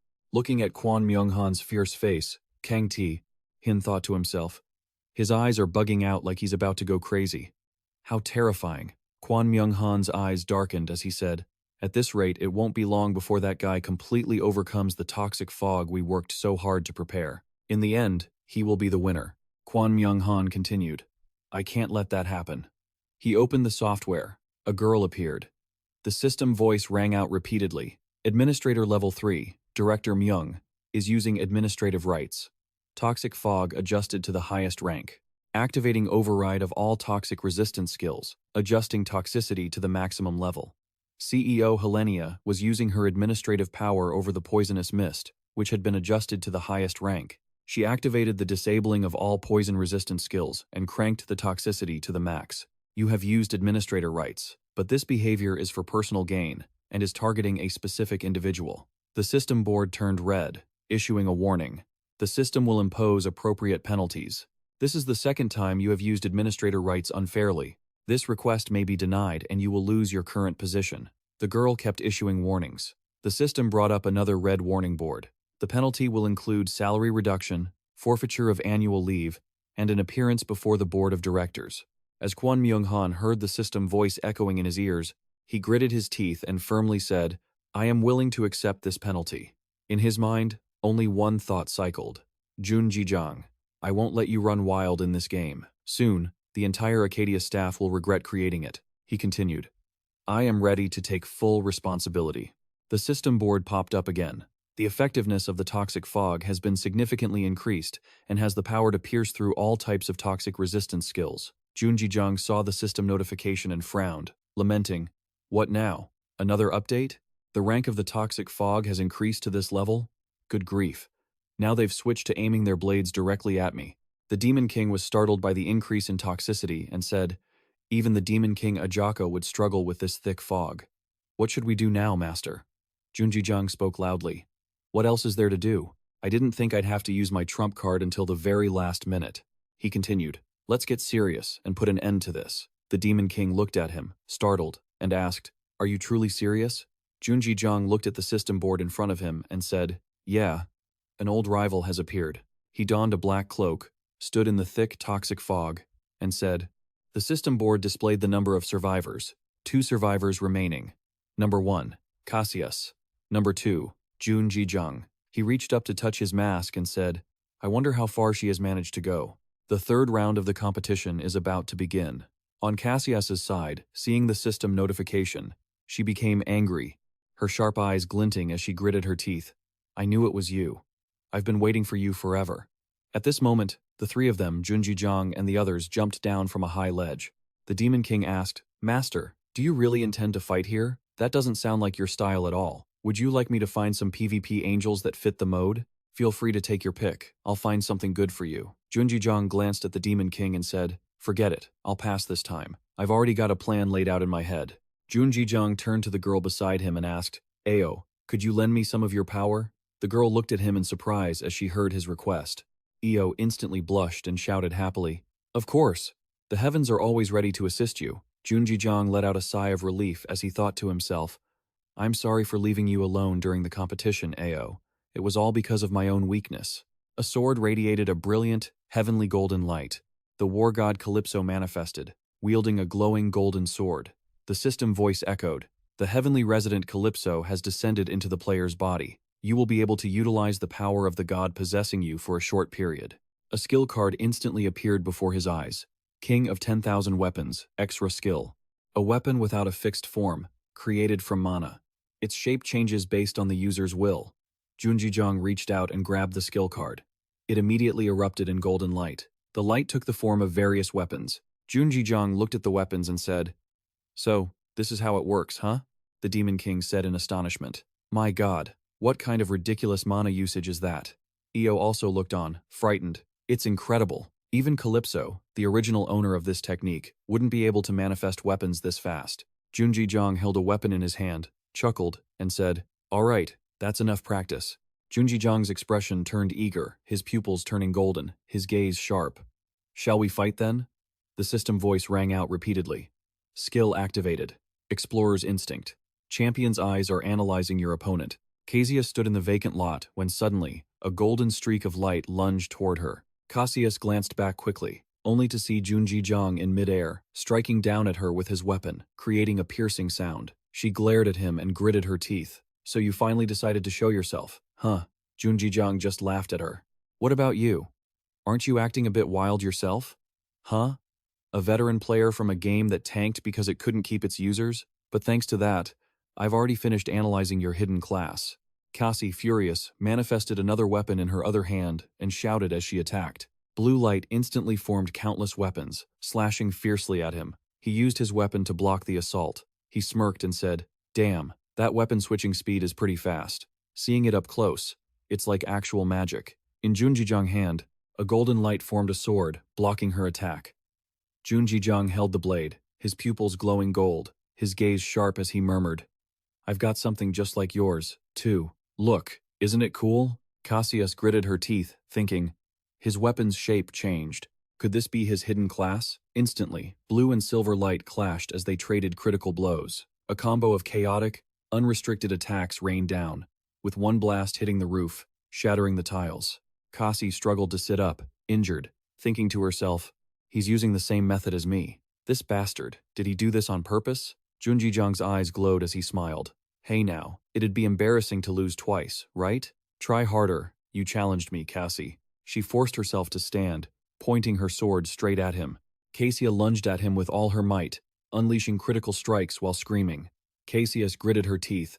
"Do you think we're the same?"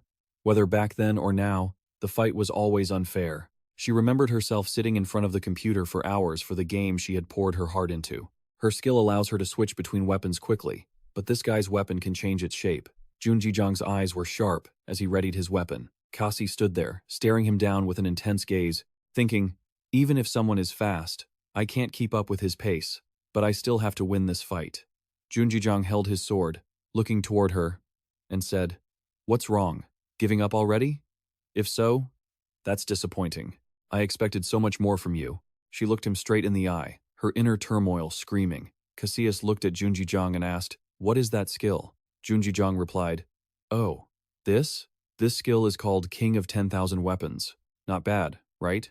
Cassie sighed, looking weary. "Having a broken skill like that, you're really lucky." Junjijiang laughed. "Is that so? Ha ha. Luck is a skill too, you know." She hung her head, her eyes darkening. "Whether then or now, you always managed to terrify me." The wooden spear was slammed straight into the ground. Cassius's expression sharpened. Her eyes filled with killing intent. She said, "Then I'll go all out too." In her hands, light began to condense into a weapon. She continued, "Trying to beat you with normal skills is impossible. Even with 10,000 weapons, if they can't hit you, they're meaningless." Junjijiang looked at her coldly, wondering. She put down the wooden spear. Is she hiding another trick? The moon climbed higher, and as night fell, Casey said, "Before I finish you off with the spear, I have to subdue you completely with this sword." Saying that, she grabbed her sword and drew it from the sheath, the blade's light blinding. Watching Cassius draw her blade, Junjijiang grew cautious. and thought, what is that? That artifact, it looks incredibly dangerous. Let's see. What weapon should I use to counter it? Suddenly, a flash of blue light brushed past his neck, cutting his thoughts short. The blue blade shimmered with murderous intent as it slashed toward him. The system voice rang out repeatedly. You have taken critical damage. Red alert. Bone fracture effect, bleeding effect. Your movement speed is restricted until you recover. Junji fell to the ground, clutching his neck, coughing as he wheezed. Damn, that was fast. Seeing him like that, the Demon King and Io gasped in fear. The Demon King asked, Hey, Master, are you okay? Io looked closely at the girl's sword, suspecting something, and said, That sword. Kasi sheathed her sword and stood still. Suddenly, she vanished from her spot, appearing before him at lightning speed, and swung her blade at him. Daehan blocked her attack with his shield. Cassius sneered, looked Junji straight in the eye, and said, So you're blocking it with a shield, huh? But if you keep doing that, you'll never be able to counter. Have you given up on fighting back, Junji? He locked his golden eyes onto hers. Deep down, he thought that although he didn't want to admit it, it was the truth. All he could do was block. It wasn't just a feeling. He was certain she had become faster after drawing that sword. He pushed himself up from the ground when, suddenly, a system voice echoed in his ears. The god Calypso requests to speak with the player. He yelled, What? Right now? Suddenly remembering something, he whispered in fear. Io immediately flew to his side and asked, Lord Junji, did you see the ancient sword that she is using? He replied, So it really is a strange item, isn't it? Do you know what it is? Io continued.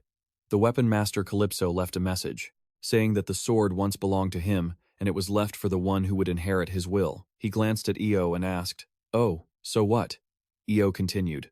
A piece of the sword will grant power to its owner. It seemed like an accessory that provided skills based on the owner's strength stats, but it was strange because he couldn't feel the presence of the corresponding item at all. Io stroked his chin in thought and said, It seems Calypso wants to talk because something has gone wrong. As he spoke, Io thought of the sword, the necklace, and that divine artifact. Hearing this, realized and thought to himself, I see. Originally, one should have gained a similar skill, but that swordsmanship didn't match at all. Cassius looked toward him, her sword still in hand, on guard.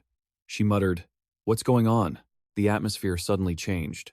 Junji thought to himself, Should I try to probe a little? I have a bad feeling about this. Thinking that, he asked, Hey, Cassius, that sword, is it a reward you got after completing a quest? She heard him and asked, Why are you suddenly asking that? Are you trying to stall for time? Junji didn't answer her question, instead insisting, Just answer honestly. Did you get it from a quest? She replied, Yes, this sword was a reward I got from some weird guy after finishing a quest. Is there a problem? A system voice suddenly echoed in his head. Weapon Master Calypso is excited. Weapon Master Calypso suggests you ask her what she did with the necklace that came with the sword. He gritted his teeth and asked, Did a necklace come with that sword? She was surprised and asked, Huh? How did you know? Junji didn't answer and kept questioning her. That's not important. What did you do with it? Do you still have it? Cassius looked at her sword and said, I received both, but unlike this sword, that necklace was an unidentified item. But because the shopkeeper in my village didn't have the appraisal skill, it was a mess. I need to find and buy an appraisal scroll. He stammered, So, what did you do? He thought to himself, Could it be that she? Cassius looked up at him and asked, Is it really necessary to buy an expensive appraisal scroll? Since that necklace looked useless, I pawned it. I think I got about 15 gold for it. I thought that's all it was worth. Upon hearing this, the weapon master's eyes turned red with rage. The system voice immediately blared. Weapon Master Calypso is furious. Weapon Master Calypso is enraged at his successor for daring to sell a holy relic. Weapon Master Calypso threatens to break his successor's neck. Weapon Master Calypso is a series of notifications popped up, causing Junji to scream in terror. What's wrong? What does that Calypso guy want now? He felt a sudden, fearful realization. What? The system voice continued. Weapon Master requests to possess the player's body. Weapon Master Calypso promises to take full responsibility for what happens. Junji glanced at Io beside him and said, If you fight for me, that's fine. Io, is this okay? This is the first time I've encountered this. Io said, Since he will take full responsibility, there shouldn't be any major issues. But the side effects will still be very dangerous. Is there a good reason for us to do this? Io pondered. It's hard to say. If you feel it's okay, then fine. Even though the possession would affect this world to some extent, A massive source of power entered his body in the name of Archangel Michael. He gripped the sword tightly, plunged it into the ground, and shouted, "I temporarily permit the intervention of Weapon Master Calypso." A huge wave of power radiated outward. Cassius thought to herself, "What is this massive power? Does he have other skills?" The system voice rang out. Weapon Master Calypso has fully recovered within the game. Control transferred. Physical control temporarily disabled. The player is currently in observation mode. Junjijang's expression grew grim. "You brat. So you're the one who sold the necklace? Not only did you disregard the care and sincerity of your predecessor, but you even sold my most precious holy relic at a pawn shop."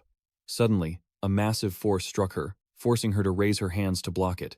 She shouted, "What? What kind of nonsense are you babbling about?" He roared, "You brat!" Then unleashed a massive burst of power. She was surprised and thought, "Weapon Master? So that's your real skill? This isn't fair at all. That power is too overwhelming." Junjijang thrust his glowing red hand toward her. The sword emitted a light, and the power surged. He stepped toward her. A system warning sounded. "Red alert. You have been trapped in a formation. You need to rest. Even while in combat, pay attention to your stamina. You have taken critical damage. You are currently in a critical state." Cassius's body was covered in wounds. She collapsed to her knees and coughed. She sat on the ground, leaning on her sword, and asked, "What is that skill?" Suddenly, the sword acted abnormally. The system voice continued. "The anonymous ancient sword is agitated." Cassius watched the sword in her hand trembling, wondering, "The sword is reacting to something. What the hell is going on?" Junjijang said, with a grim tone, "How pathetic. Are you whining because you really don't know?" He stepped closer and shouted, "Skill! Sleight of hand!" Immediately, countless weapons appeared around him. She panicked and said, "What? How do you know the name of my hidden skill?" He gritted his teeth and said, "The sleight of hand skill wasn't just created to swap weapons. It is also the will to wield every weapon in the world. The strength to wield those weapons comes from my sweat, my blood, and my resolve. Only by understanding that can you unlock the true state of the master of all weapons skill." Kasi looked at him, surprised, and stammered, "Master of all weapons?"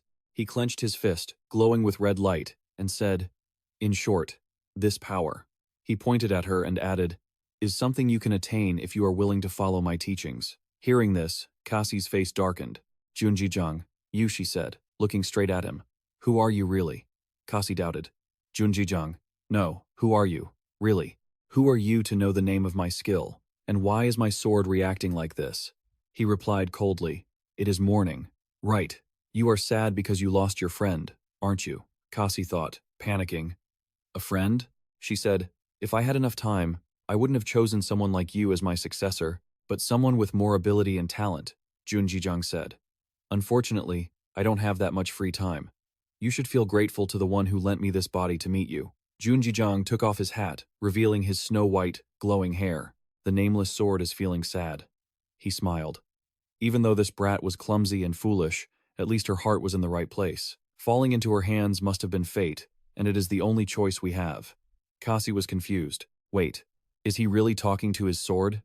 "What is going on?" He said to his sword. "I will leave this brat to you, my old friend." The nameless ancient sword was not pleased but understood the situation. The nameless ancient sword accepted you as its master. The nameless ancient sword has sworn loyalty to you. System notification. The item's hidden skill has been unlocked. The item's tier has been updated. Special magic. Hidden quest. You have received a quest to find the lost necklace. Kasi gripped the sword tightly. She could feel the sword's emotions, its longing, and its sorrow. "I understand now. This is the true meaning of the hidden class." She spoke out loud. Junjijang looked at Kasi and smiled. "That expression reminds me of my younger days." System warning. The weapon master has exceeded the permitted limit. Seeing the warning, Junjijang said, "At least I could help my apprentice a little bit." The system continued to warn. Effect cancelled. Control transferred back to the player. Exiting observation mode. Junjijang watched his body return to its original form, thinking that he truly did not have enough power to maintain his presence any longer. "Calypso, thanks to you, I got to see something interesting." Casey realized, "I understand now. That person was the master." Saying that, she collapsed to the ground. Looking at Kasi like that, Junjijang guessed, critical status. It must have been very hard for her to stay conscious for so long. "The more I look at you, the more dangerous you seem." On that clear moonlit night, Junjijang said to Kasi, "Well, I'll wait for you a little. Because I probably won't have another chance to chat with you like this. Did you really sell that necklace? Are you crazy? Any way you look at it, that was a hidden quest. You haven't played many RPGs, have you? That was just a normal plot point. And if you sold the necklace, why keep the sword? You're truly foolish beyond belief. Cassie didn't care much for his words. She lay on her back, looking up at the sky, and told him, I've played Icaros before, but nothing like this ever happened. Jun Jijong was confused. That ancient game? He advised her, seriously, that necklace is very important. Remember to go back to the pawn shop and buy it back. She looked annoyed. Humph, even if you didn't remind me, I would have done it anyway. But Jun Jijong, what is your class? The one I fought wasn't you. To be precise, it was more like an undead. He replied dismissively. Let's just say my class is a hidden warrior class. She thought to herself, this guy is even more guarded than I thought. Jun Jijong steered the conversation elsewhere. More importantly, I think we should end this. What do you think? Cassie lay there, sighing and laughing. Ha ha ha. What the hell are you talking about? To get out of this critical status, I need at least 3 minutes, and the poisonous bone signaling the end is right beside us. I think the result is already clear. Jun Jijong smiled slightly. It's a pity it ended like this. I hoped we would have a more interesting fight. She laughed brightly, challenging him. Just wait a little longer. Next time we meet, I'll be the winner. Jun Jijong stood up, holding his staff, and said, as I thought, I feel like I'm the one who lost out. As soon as he finished speaking, he thrust the staff straight through her. System notification. Player Jun Jijong has defeated player Cassie in the match. He said his final farewell. See you later. Cassie. The system continued to notify. Player Jun Jijong is the last one standing. The champion of the tournament has been determined. The overall champion is Jun Jijong. A small, beautiful, virtual crown appeared on his head. The key battles had always been broadcast live. There were many prominent championship candidates. The top-tier ranker, Starlight Mage Stella. The tournament's Liberation Army, those who always preach equality for everyone. And Cassie, who had a brilliant performance in the third round.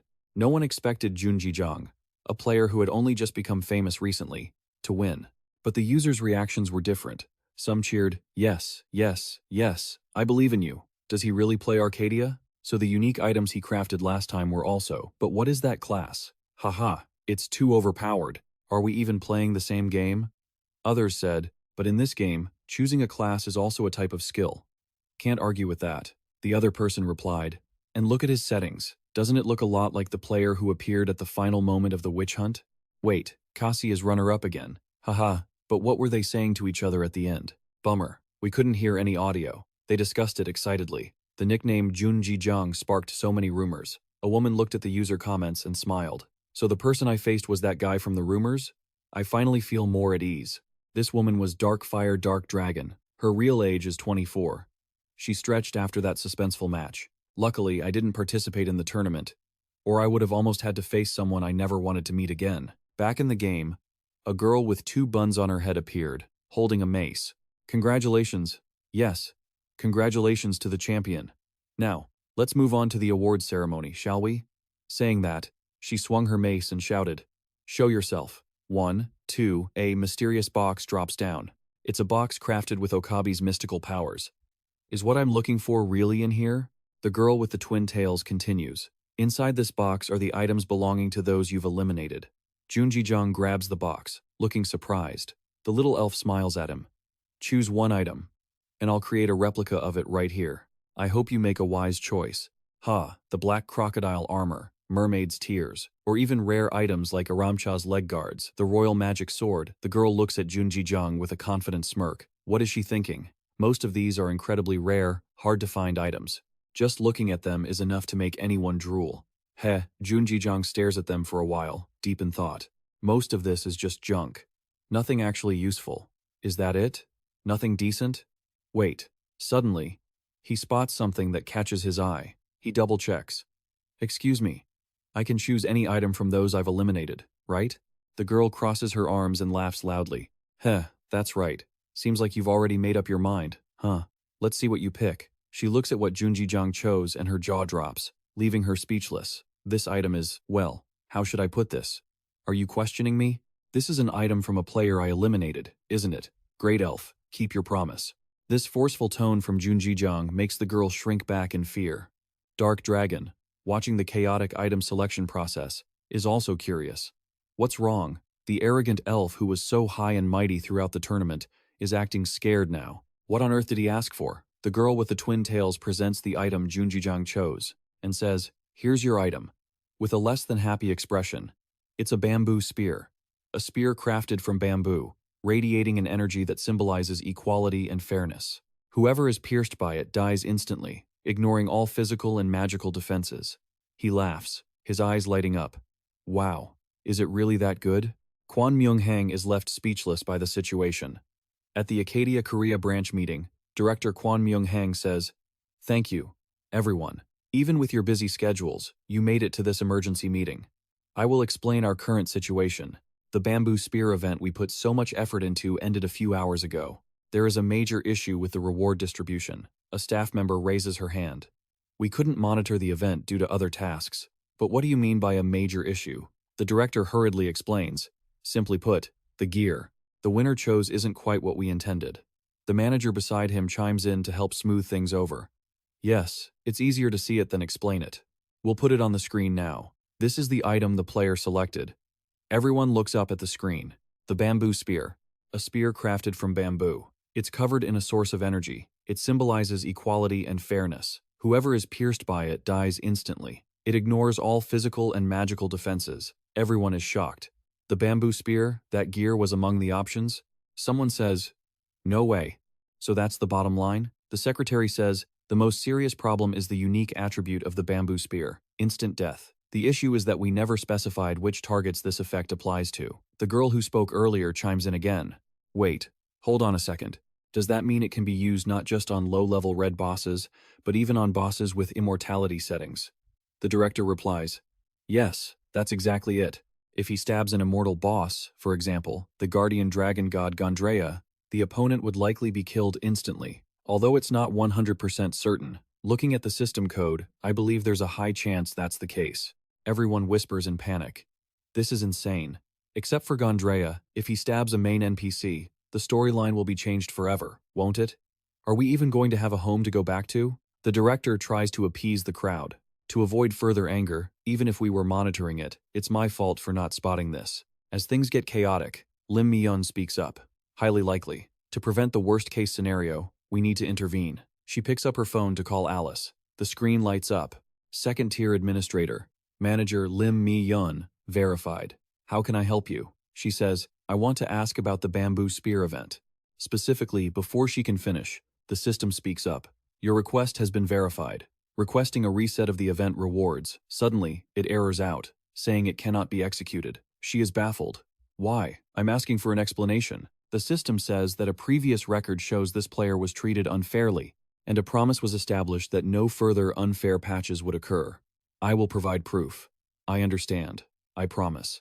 This is the final patch regarding this matter." She shoots a terrifying smile at Kwon Myung-hang. "Manager Kwon, I remember telling you to limit your interference as much as possible. Do you think this requires an explanation?" The manager turns pale with fear and immediately shifts the blame. "Director, it's all his fault. If it wasn't for that bastard in the game, Junji-jung admires the item he just obtained and smiles. Now, what should I do with this?" Satan approaches and shouts, "What kind of gear has such an eerie aura?" Junji-jung says, "What about you? Didn't you see this throughout the bamboo spear event?" Satan cowers behind him. Using it there and using it here are two completely different things. He adds, "That's right. The moment it appeared in this world, it emitted a completely different aura. It feels like one use is enough to change the world. The aura is so strong it's unsettling." He laughs. "Is that so? Picking this as a reward was a great move." Suddenly, a system notification pops up. "An administrator requests to summon you. Do you accept?" He makes a defiant face. "The administrator is summoning me already? What could they want? This is getting interesting." The system shows, "You have accepted the summon. Your skills are restricted. You are being moved to a special space." In the special space, the administrator speaks, "Hello, Junji-jung. I am the administrator of Accadia. Just call me Helenia. Please understand, I've called you here to negotiate regarding the item you received in the bamboo spear event." He cuts her off. "Don't beat around the bush. Get to the point. Why did you call me here? Do you think the administrator is she an elf? That's not right. An administrator is still an administrator, right? Helenia tells him. I'm sure you've guessed it, but regarding the bamboo spear, this is an item we never intended to be in the reward pool. Our conclusion is that using this gear will ruin Accadia, and it needs to be adjusted. Jun Jijang asks skeptically, You mean you want to take my item back? Helenia says hurriedly, No, not at all. Mr. Jun Jijang has already received gear of equal value. This incident was entirely our fault. That's why we want to find a way to fix that item, if you agree. Would you like to hear the proposal? The administrator gave Jun Jijang a choice. Limit the number of uses for the bamboo spear. Limit the targets the bamboo spear can attack, or exchange the item for something else of equal value. The bamboo spear was a dangerous piece of equipment, and no matter the choice, the risk was high. So, the decision fell to Administrator Helenia. Jun Jijang sighed in frustration. None of these options are good. This just means they've already thought everything through. Jun Jijang said, I understand what you're saying, but if I agree, what do I get? Helenia gave a gentle smile. She thought to herself, seeing his playstyle, I thought he'd attack right away, but it seems his level of restraint is higher than I imagined. She told Jun Jijang, the AI will decide that. Simply put, it works on the same algorithm as the goblin you encountered during the event. You will definitely receive a fair reward. She asked if Jun Jijang wanted a preview. Jun Jijang was suspicious, not believing the reality of the situation. Wait, you're actually going to just give it to me? Yes, Helenia said gently. Even though we don't have the authority to see the reward you receive, it's true. We at Accadia promise to reward you fairly, but the decision is yours. There is just one thing. Jun Jijang was surprised that there was still something else. Helenia continued, if you cooperate with us during this time, I promise you won't have to deal with any more unfair patches. Honestly, that's my trump card. He laughed. Up to me? Do you even have that kind of authority? Helenia replied. Of course. I promise you as the CEO of Accadia's Korean branch. Jun Jijang was shocked. What did you say? He thought. If she's the CEO of the Korean branch, could she be Lim Mi-yun, the director who has been famous in the industry since she was young? Is that really Lim Mi-yun? Helenia said her goodbyes to Jun Jijang and left. Thank you, Mr. Jun Jijang. I'm sure we'll meet again. I'm really looking forward to it. She winked at him and walked away. At the VR Tech Fair, the presenter welcomed everyone to the Accadia booth. I believe most of you came here because you were really looking forward to this product. Its exterior looks very similar to Accadia's Dream system. This virtual reality system is called Lucid Dream. I will explain its functions to you right now. After entering the world of Lucid Dream, when you think of a suitable image, the independent programming will transform that image into graphics, and a corresponding setting will be applied. Simply put, this is a magical device that can create a world using only your imagination. I hope everyone will experience this device at the fair. She happily continued. Thank you for trusting our equipment. Please follow the instructions to proceed. Jun Jijang heard this and found it nonsensical. When I tried it out, wasn't this harder than the advertisement? It uses even more energy, right? And imagining a specific image is harder than I thought, or is my imagination just limited? I'm so tired. Maybe it's because I've been staying up too late playing Accadia. He let out a long yawn. If it weren't for all this homework, I wouldn't have come to this fair. A shout from the crowd caught his attention. Look, who is using Lucid Dream? They created a video in just over 10 minutes. Usually, that takes a whole month. He turned around out of curiosity. The host asked. Excuse me, what is this student's name? The student asked back. Me? Hello, I'm Ji-un.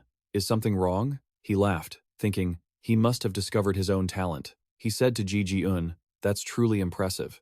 Receiving a job offer from Accadia, the largest corporation in the country. You're so lucky, Ji-un replied. It's nothing, really. I was planning on turning it down anyway.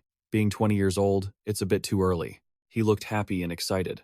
You're even better than that, right? Did you get the bamboo spear yet? I'm so annoyed because I couldn't hear clearly.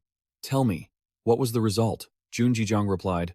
Oh, that? He laughed teasingly, not telling him.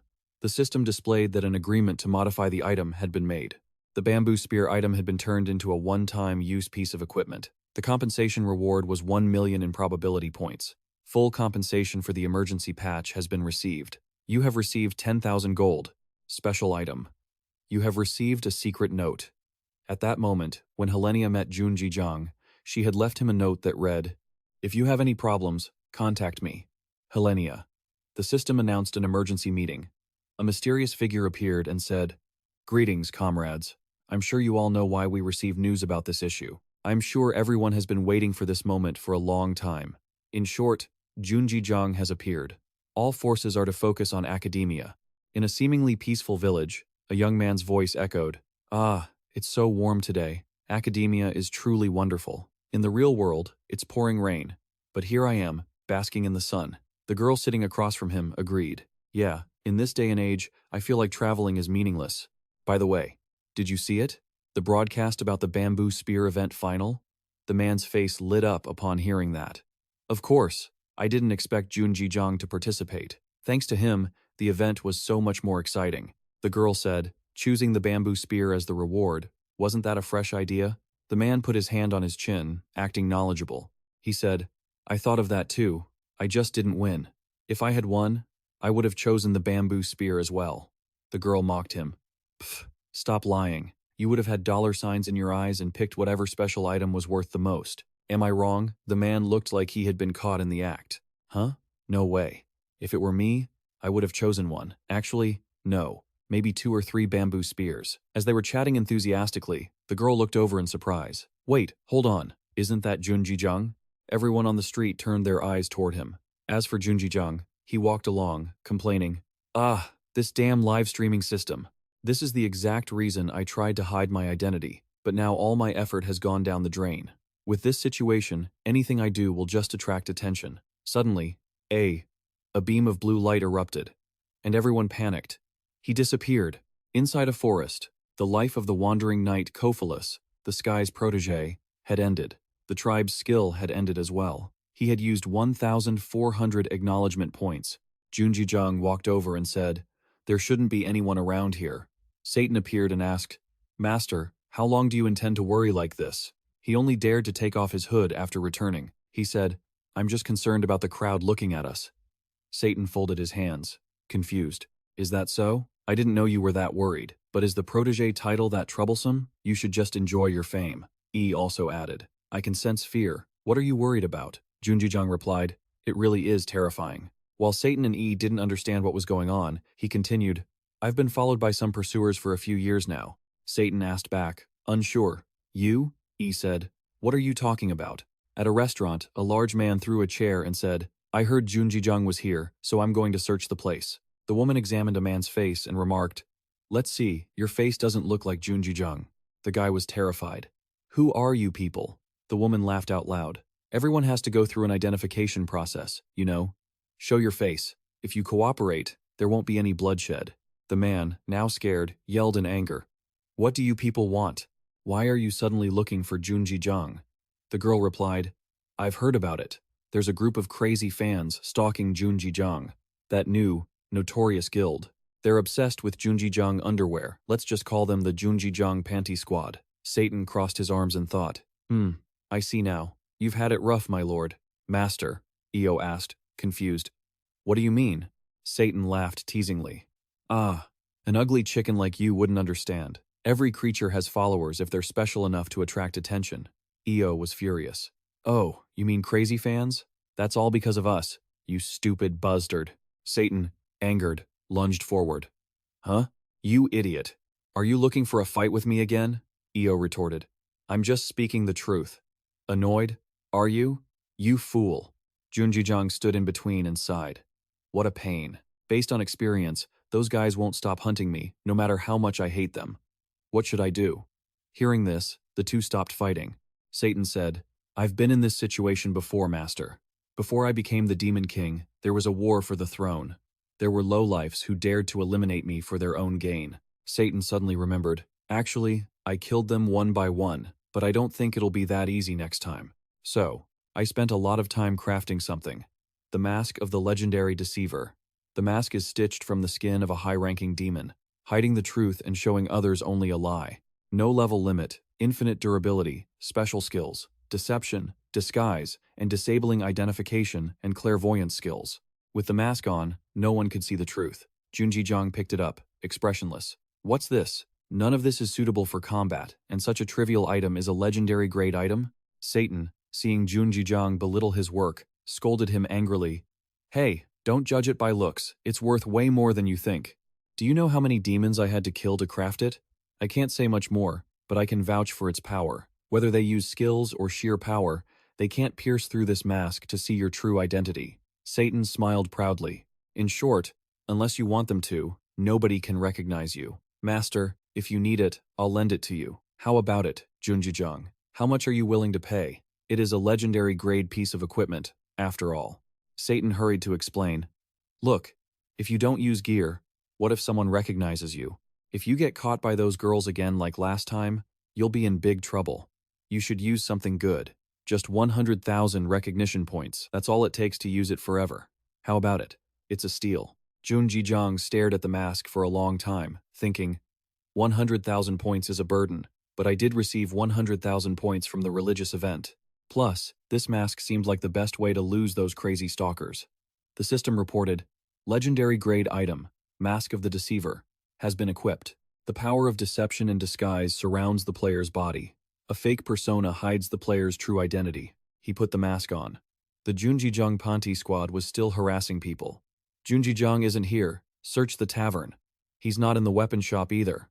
What do I do, master? One of them said to the group, He hasn't gone far. I received intel. He was just here 30 minutes ago. We paid 10 gold coins for this info. There are even screenshots, so search carefully. The group followed orders. The woman looked sad. Where could Junjijang be? He has never slipped through my fingers before. Meanwhile, Junjijang, wearing the mask, walked by nonchalantly. Oh, sure. No one recognizes me, huh? This thing is actually pretty useful. Satan looked proud. Of course. Isn't it worth it compared to the points you had to pay? I can check the market situation with this. Before everyone was a newsfeed, Satan said, I couldn't keep up with the current market situation for gear or gold coins. News. Special item, Tier of Yupo, is the top seller at 10 billion. In the exchange market, the demand for items is booming. Is it okay to leave it like this? Unemployed people started playing Accadia. The golden age for Accadia VR dark gamers. A vast new market was opening up. D was surprised.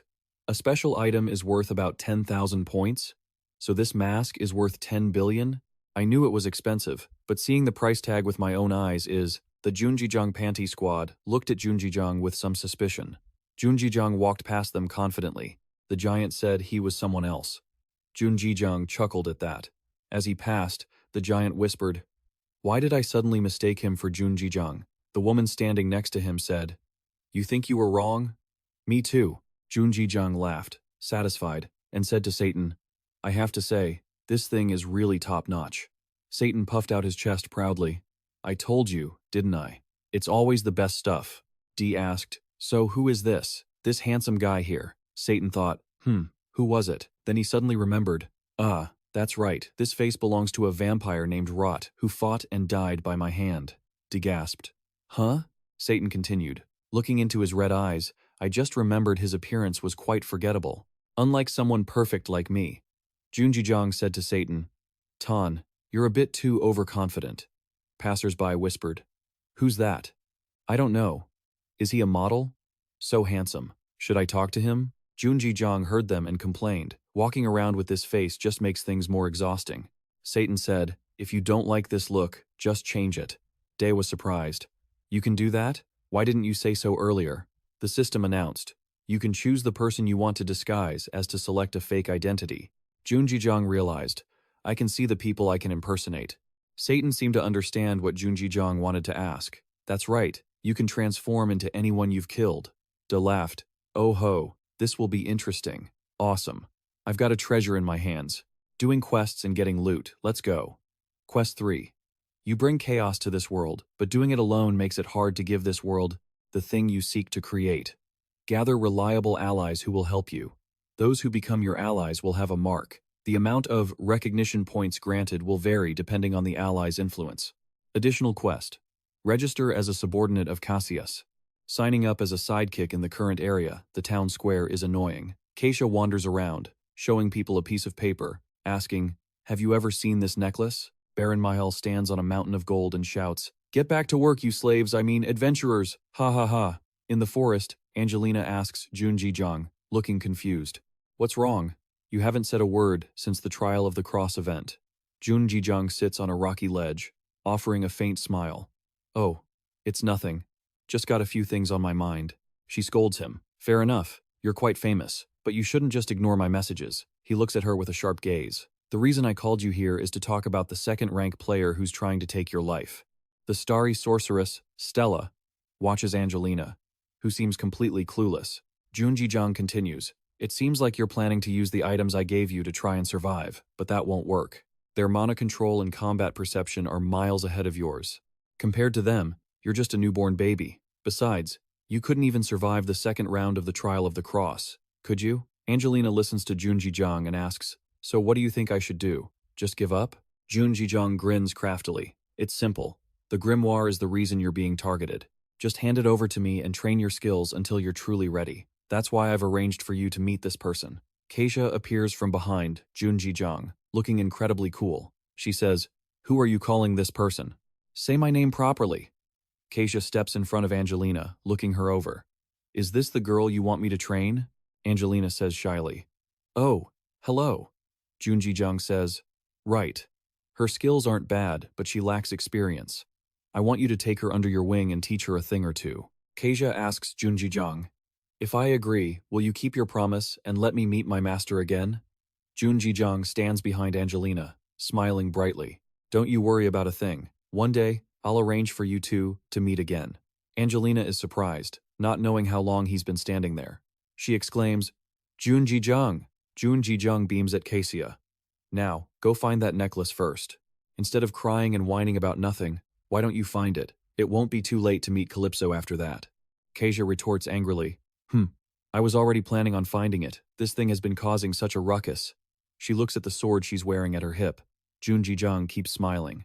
"Ha, right. You've got a troublemaker tagging along with you, don't you?" She looks puzzled. "What are you talking about, Junji-jang? You have a sword too?" Junji-jang ignores her. "No, don't worry about it. Regardless, I'm counting on you. I trust you'll make her an expert in these ridiculous games." Cassia looks annoyed. "Fine, I get it. I'll help her become strong enough to survive anywhere." Angelina hears their conversation and is shocked. Wait, are you guys talking about me? What are you planning to do to me?" Just like that, Junji-jang leaves Angelina with Keisha, never knowing how much she would change under Keisha's tutelage. A PvP maniac. Angelina the madwoman who would torment her opponents until their final breath. That was the beginning of her legend. The system notifies, "You have registered Keisha as a sidekick in Baron Mihail's territory." Standing in front of the city gates, Junji-jang reads the system notification. The recognition points earned will vary depending on the sidekick's influence. Side quest. Register Keisha as a sidekick. Current location, the mine. Junji-jang is suddenly confused. Huh? I don't remember having any dealings with anyone at the mine. Why does the system say I have a sidekick there? Suddenly, a voice from nearby commands him to stop, grabbing Junji-jang attention. A gatekeeper says, "You don't look like a local. Is this your first time here?" Junji-jang replies, No, yeah, it is my first time." He smiles brightly. He's too tired to explain everything. The gatekeeper smiles. "Is that so? Then head over there to fill out some paperwork." A blue-haired girl approaches with a bright expression to welcome him. "Hello. Welcome to the Mile region. Is this your first time here? There are some documents you need to sign here. Could you spare a moment? These forms are very important because the Mihail region is a key mining site for the Maroon Empire. Just a few simple steps and you're done. Nothing difficult at all. Please sign these forms. Just sign at the bottom. Others are waiting, so please hurry." She hands the papers to Junji-jang. He takes them and studies them. Suddenly, he discovers something terrifying, and his expression becomes grim. What the hell is this? A contract full of ridiculous conditions like this? Oh my god. There are rumors among players that the Mihail region is in the top 10 places you should never visit. So this is the reason? I already warned people not to cross the line. What happened while I was away? The blue-haired girl looks confused. Huh? What do you mean? Junji-jang slams the paper onto the table in anger. "I have a few words I'd like to say to Baron Mihail." "Where is she?" "At Baron Mihail's mansion. The Lord is cheering." "Ha. How have you been lately? The whole kingdom has been in chaos since you left. Do you have any idea how worried I was about you? But you've returned safely, after all. I knew you'd be fine. I was truly amazed when you sent those undead over. I had no idea they were your subordinates." Haha. Junji-jang looks like a lost soul. "It seems like you have some quite interesting business ventures going on at the city gate. How much money is this in total?" The Lord excitedly replies. "Oh, that? Well, because the number of adventurers stopping by has been decreasing. I wanted to trick some rookie adventurers into working for us using these contracts. What was it you used to call the miners? Oh, right. Plow oxen. It's hard to find good plow oxen, so that's why I used this method. You don't approve? Junjijang looks like he's just taken a huge shock, thinking to himself that he's created a monster. He says, manipulating and deceiving adventurers might come back to haunt you. The whole country has fallen into the hands of an adventurer known as the Dark Fire Dragon. You know that, right? The Lord says, that adventurer won the throne through a fair battle. And I heard that person was very merciful to the former emperor's family, even granting them a territory. Well, that's just how things go, isn't it? Besides, the most important thing is that I promised to pay them a massive sum of money. Don't you see? In fact, I'm even being funded under the imperial decree. Ha ha. This is just how my world operates. Junjijang can't stomach it at all. He thinks she really has gone mad. But there's no denying that Baron Mihail is even more terrifying than he imagined. Afterward, the Lord orders someone to push out a cart full of gold and tells him, Junjijang, since you're here, you should take this money. This is your share of the profits from this past period. The system notifies, you have received 743 gold, 32 silver, and 21 copper. He stared at his new balance.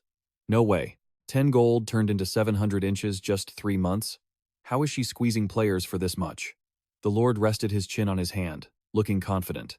As for finding a master blacksmith or trade routes to sell valuable gear, I have plenty of questions for you. But first, I should hear why you've come here, shouldn't I? If you need anything, just ask. I'll do my best to help. Day looked surprised. There's someone I need to meet at Mine P. The ugly green demon was rushing everyone, shouting that there'd be no dinner if they didn't finish their work. He pointed somewhere else.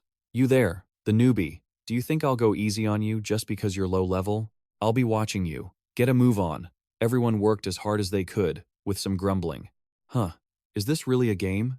Junjijang watched everyone and suddenly smiled. Oh, so that must be him. His mining speed is way faster than the others. Day asked the green demon, who's that over there? The green demon replied, you mean our number 1 official slave? Just as I thought, he's an acquaintance of Mihail. You've got a good eye. Junjijang asked the number 1 slave. The green demon replied, he was the first adventurer to work in our mine. But he dared to run away and got caught. That's why we're making him work here until he drops. Day looked at him with a smug grin. Judging by his speed, his mining skill must be at least rank 5, or even higher. How did he level it up that much? D said to the green demon. Can I have a word with him? The green demon looked confused. You don't need my permission. The green demon turned and yelled, hey, number 1, it's your break time. Get over here. The number 1 slave, who had been working energetically, stopped in confusion. Break time? Does that word even exist in my dictionary? He stood in front of them, looking terrified. Manager, what's wrong? I'm sure I finished this week's quota already. Junjijang smiled and said, nice to meet you.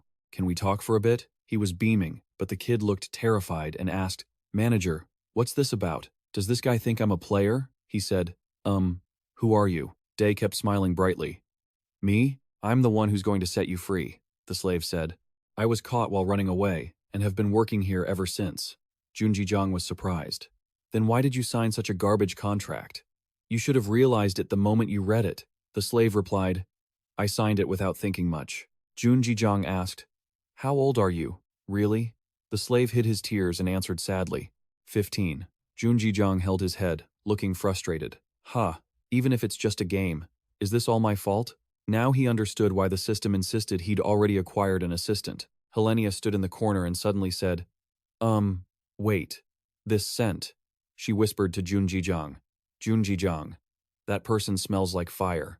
Junjijang was surprised. The scent of fire? She answered, it's a scent found in those bound to fire spirits, with the distinct aroma of a fire elemental. Usually, people like that are born to be blacksmiths. It's been a long time since I've met someone with such an intense scent.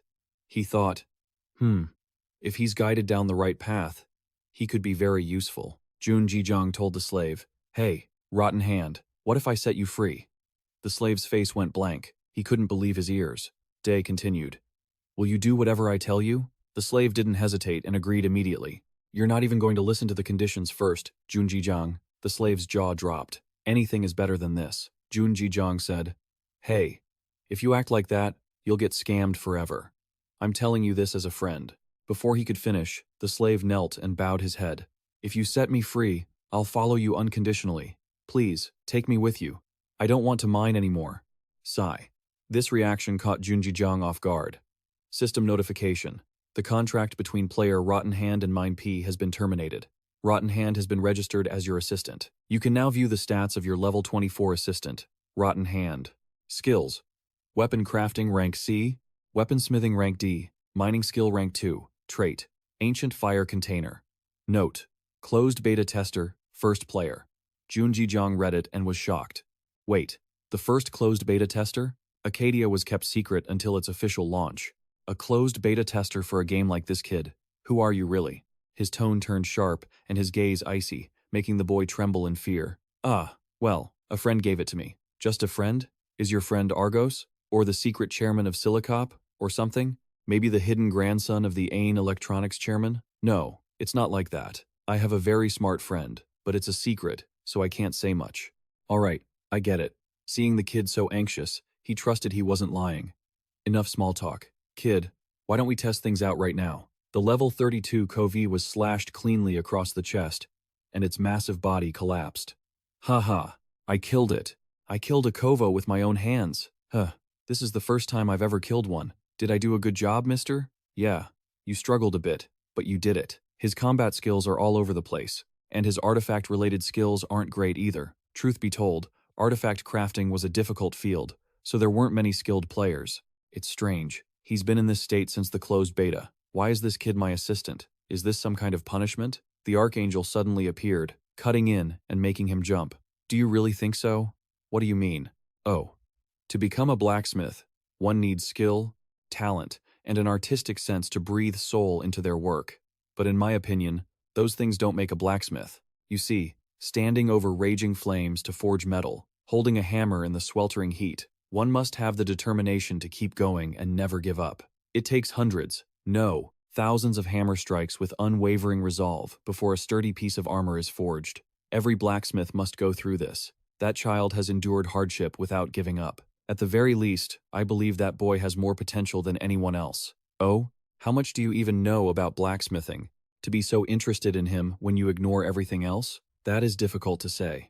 Why? Because it's not like other truths. If information about this kind of element is revealed, the continent could be greatly affected.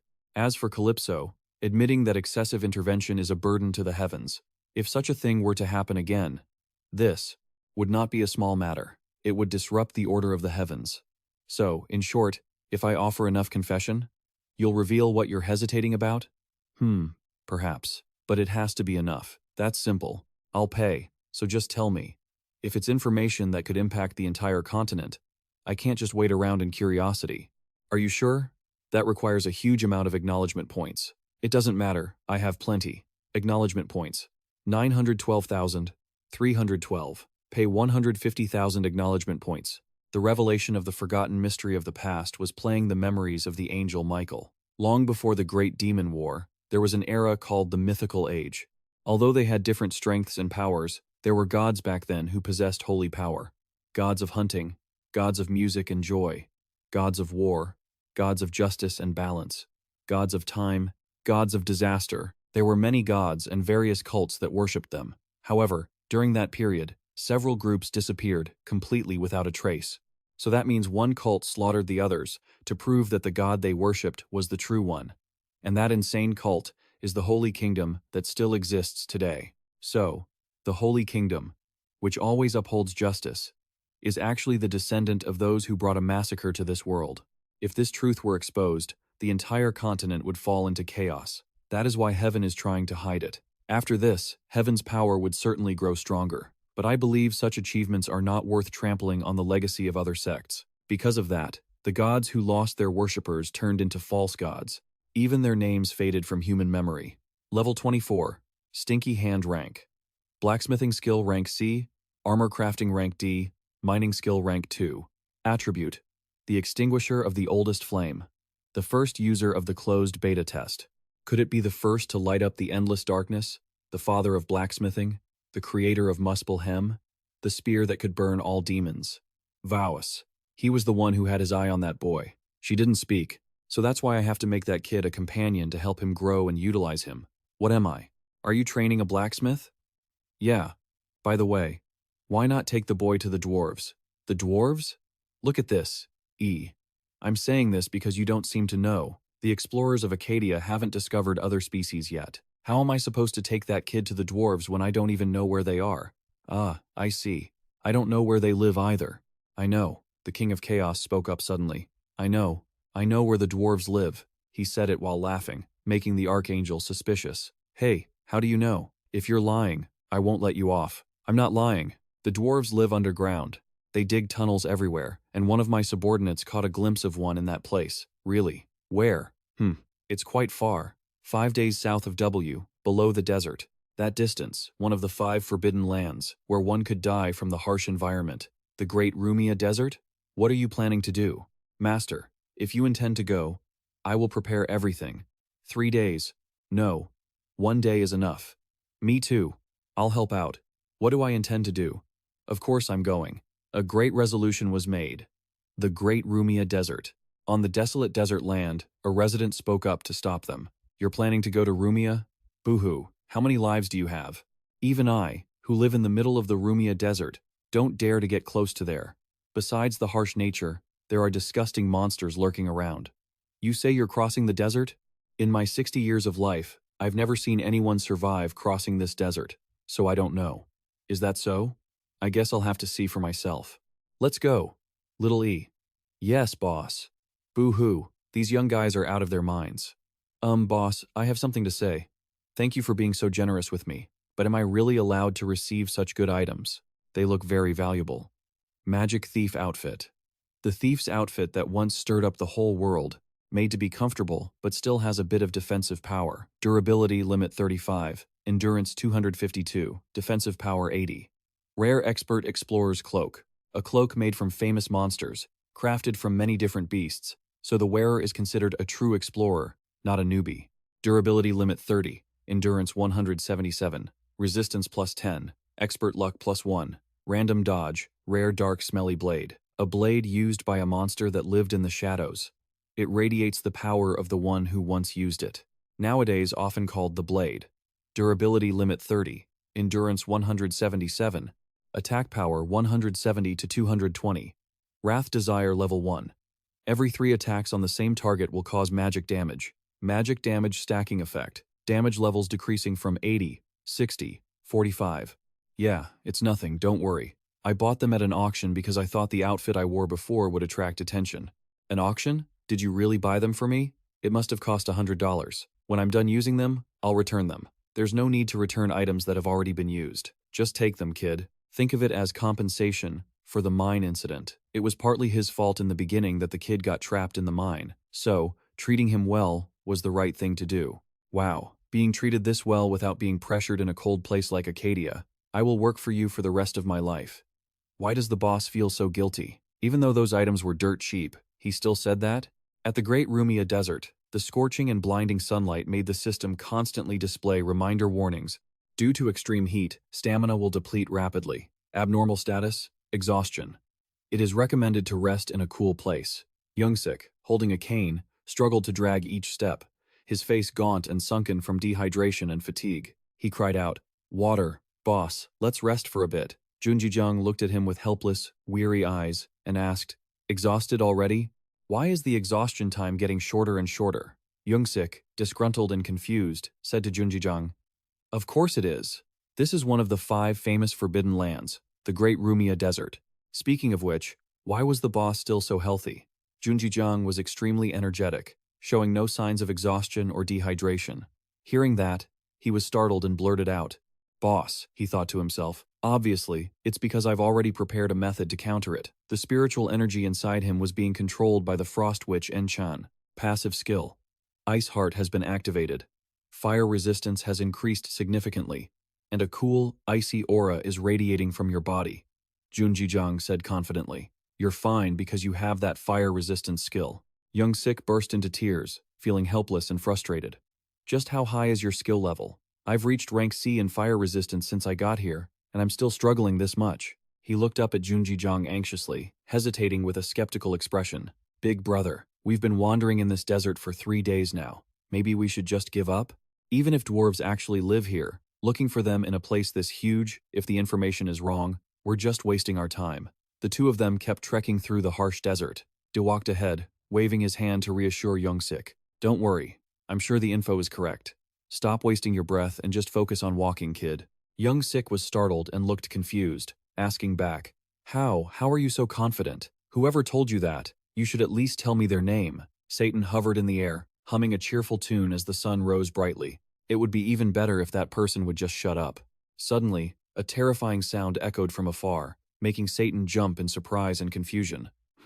Just then, two massive scorpions, one white, one red, appeared, looking fierce, charging forward while shrieking. They were so distressed and flustered, they didn't know what to do. The system displayed info. Level 160 desert rumor scorpions. De glided past them, calm and contemplative. Ice path. Instantly, the two giant scorpions were frozen solid, completely immobilized.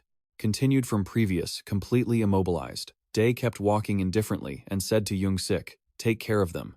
The boy timidly replied, Yes, while holding his axe. Choi Young-sik's axe struck the shell of the scorpion.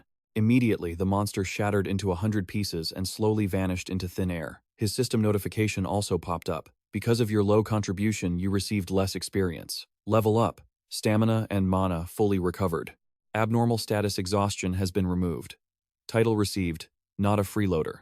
Young-sik checked his system, looking bewildered at the notification. Not a freeloader? Junji-jung laughed and teased him. Looks like you've got some weird titles, kid. Young-sik remembered his other titles, like Number 1 Mine, Slave, and Troublesome Freeloader. He felt momentarily dejected, laughing dryly and answering miserably. Haha, yeah. Dee saw this and changed the subject out of curiosity. Well, never mind that. What's your level now? Did you pass 80 yet? Young-sik looked at his system screen and thought, No, I'm at level 72. Day replied, Alright, if you went from level 24 to 72 inches 3 days, that's not bad at all. Even if it is a glitch, leveling up is never a bad thing. You know that, right? The boy nervously replied, Yes, that's right. Day's face darkened with a menacing expression, smiling, yet radiating an intimidating aura, as he coldly asked, So, can you keep walking without complaining anymore? Young-sik sighed, resigned, and replied, Yes, of course, big brother. The two of them, one big and one small, continued their journey under the harsh, scorching desert sun. Day was thinking seriously. It would be better if he could find some kind of clue. He had been considering the amount of souls needed to maintain the heavenly judge. Souls, 750,312. Suddenly, Satan on his shoulder sensed something and woke up with a start. He crawled up to his hat and excitedly reported, Master, I have good news. Day looked at him suspiciously, asking, Good news? What are you talking about? Satan imagined the heavenly judge and excitedly told De, You see, in hell, there's a very famous dwarf. His techniques far surpass all others. He built a forge in the underworld to create weapons using hellfire. He is the only one who trades with demons. I think he's also well known among the dwarf race. De pondered and asked, So, what did he do? Satan stroked his chin, thinking, and replied, Master, well, after he passed away, he was always curious about what his descendants were doing. He said he would tell us the location of the dwarf headquarters if we summoned him, but in exchange, he said we have to lend him a body or something similar. Day looked at his subordinate with suspicion, wondering, And when did you ask him that? Satan winked triumphantly, proud of himself. Even when I'm with you, I'm still guarding hell. That birdman over there is probably doing the same thing. Day gently touched his shoulder, looking inside to see Ue sleeping soundly, and exclaimed, Really? So you guys have been working hard, huh? He rested his chin on his hand, thoughtfully and seriously saying, Well, there's no reason not to accept that request, right? Satan became excited and shouted, Exactly! That's my specialty. Ke-he-he. The heavenly judge appeared, a surge of mana striking directly at Junji-jung, creating a powerful energy vortex, with surging strength accompanied by incredibly strong winds. Young-sik, behind them, was startled and screamed, Big brother! The soul of the judge laughed excitedly. How long has it been since I was out? Even though he was just a spirit, his power was still immense. He felt the air around him and shouted joyfully, I miss this temperature, this sandstorm, even though it's nothing compared to the temperature in the Hellfire Forge. Junji-jung stood there, looking helpless. I ended up summoning another noisy one. Yu had woken up some time ago, her head spinning as she grumpily ordered, Enough with the chatter. Should you be leading the way? It's too loud. I can't sleep. The judge finally remembered and said cheerfully, "Ah, of course. Are you a great archangel? A demon and an angel working together? That's a rare sight. Ha ha ha." Having said that, he started looking around, muttering to himself, "Let's see the direction of my homeland?" Suddenly, he looked down at the ground, his expression shocked. Wait, no." The judge shouted unexpectedly. "It's right under your feet." Jun Jijang also looked down at the sand under his feet, confused. "What? Seriously?" The judge leaned down toward the sand, confidently asserting, "The energy is definitely under our feet, the final masterpiece of the dwarf race, the thing I used to protect my descendants until the day I died. The energy of the sand forge." Junji Jang heard this and smirked with annoyance, mocking, "Haha, we went through all that trouble, and even used souls to ask who would have thought it was this close?" He sighed, eyes half closed. "So, what do we do now? Dig through the sand until the entrance appears?" The judge said happily to him, "Yes, that's exactly it. Dig the sand? Why use such an exhausting method? There's an easier way." Day's eyes widened in surprise. He called out, "Young sick kid." The boy was startled and worriedly answered, "Yes, what is it?" Day told him, "Stay back, don't get hit." Saying that, he grabbed the judge's large hammer, leaped into the air, and prepared to swing it down. Mana radiated intensely. Young Sik stared in shock, his eyes wide with disbelief as he shouted, "That hammer, where did you pull that from, boss?" "Never mind that. What are you planning to do?" Grid smiled with amusement, his eyes flashing as he said coldly, "It's not the hard way, it's the easier way."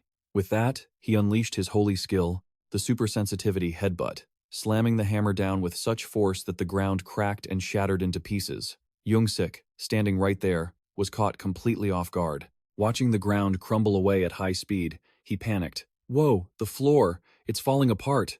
As soon as he finished speaking, the ground collapsed entirely. He and Grid fell deep into the earth. As they approached a flickering light in the distance, Grid beamed with joy. Grid couldn't help but feel emotional as he sighed.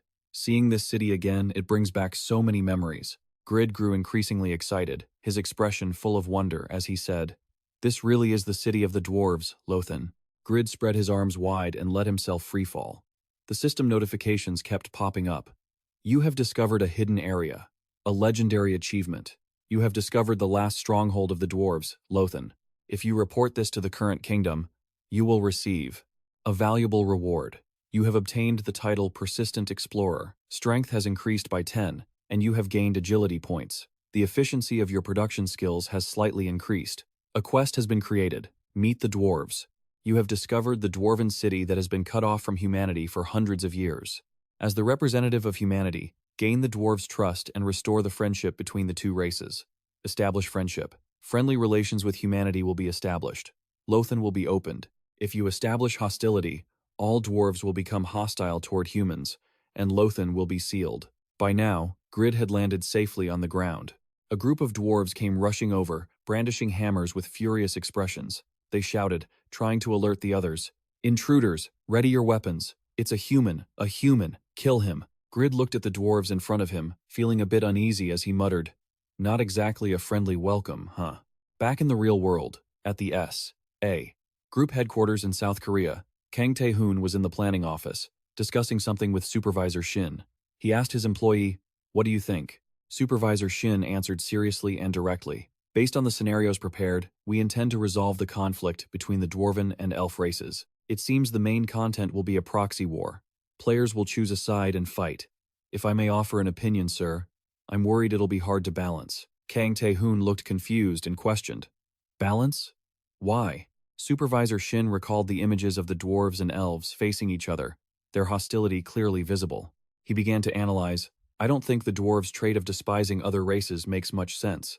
In the previous scene, humans and elves finally formed an alliance and defeated the dwarves. Because of this backstory, players who choose the dwarven side have to form their own guilds. I think players will prefer the elf race. If it stays like this, the difficulty will be quite low." Kang Tae-hoon pondered, scratching his head and nodding as he mused.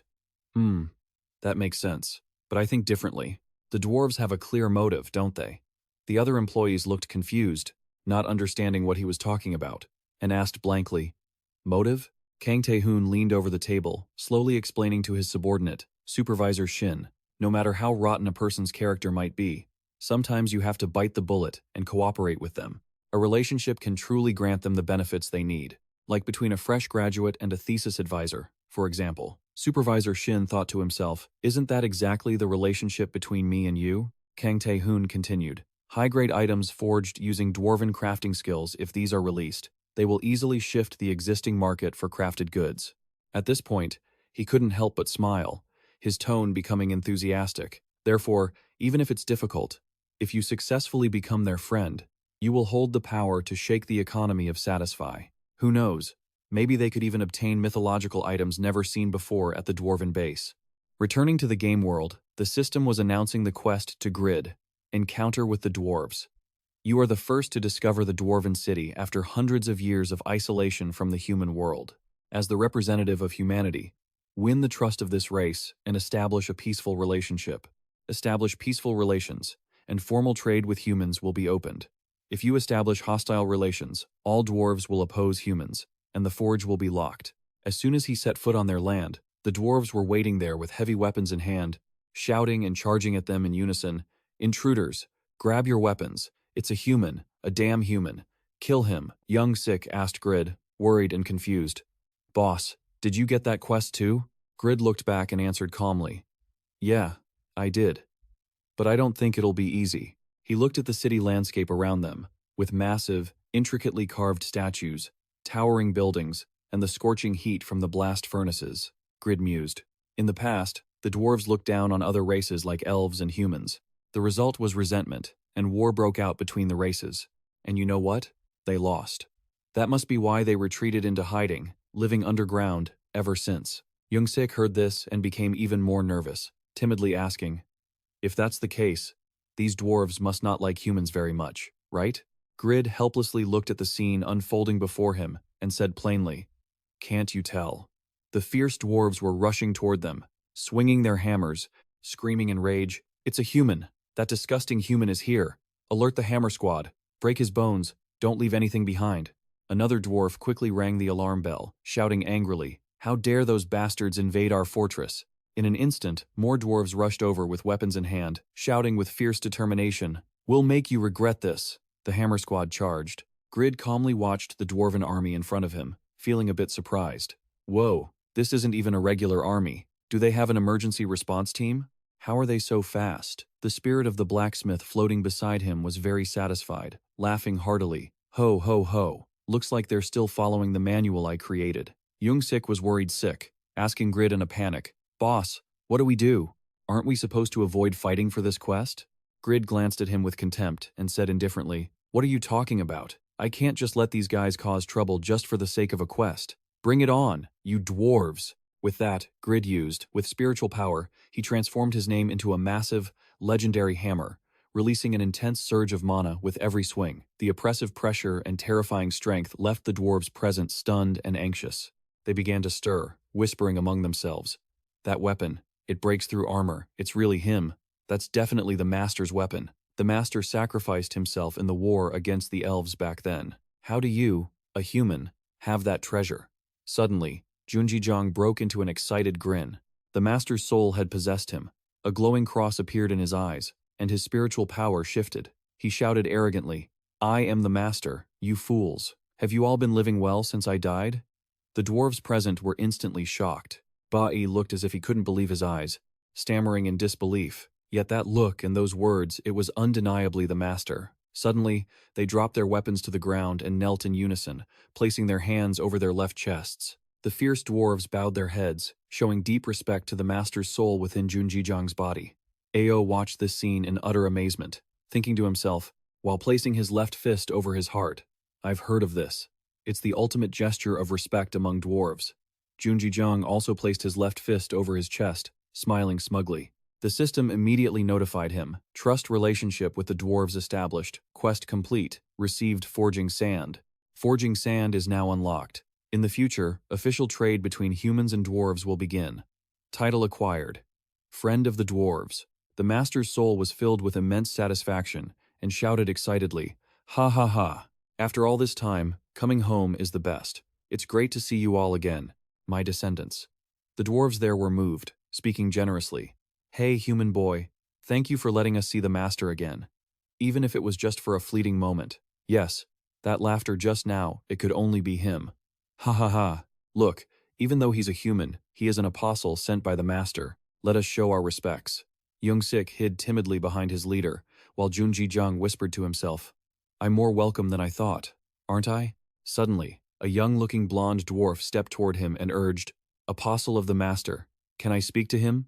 My name is Ba-e, from when I was young. The Master saved my life during the final war against the elves. Junji-jung hesitated and replied uncertainly, that's a bit difficult. It's not as easy as you think. Ba-e looked disappointed.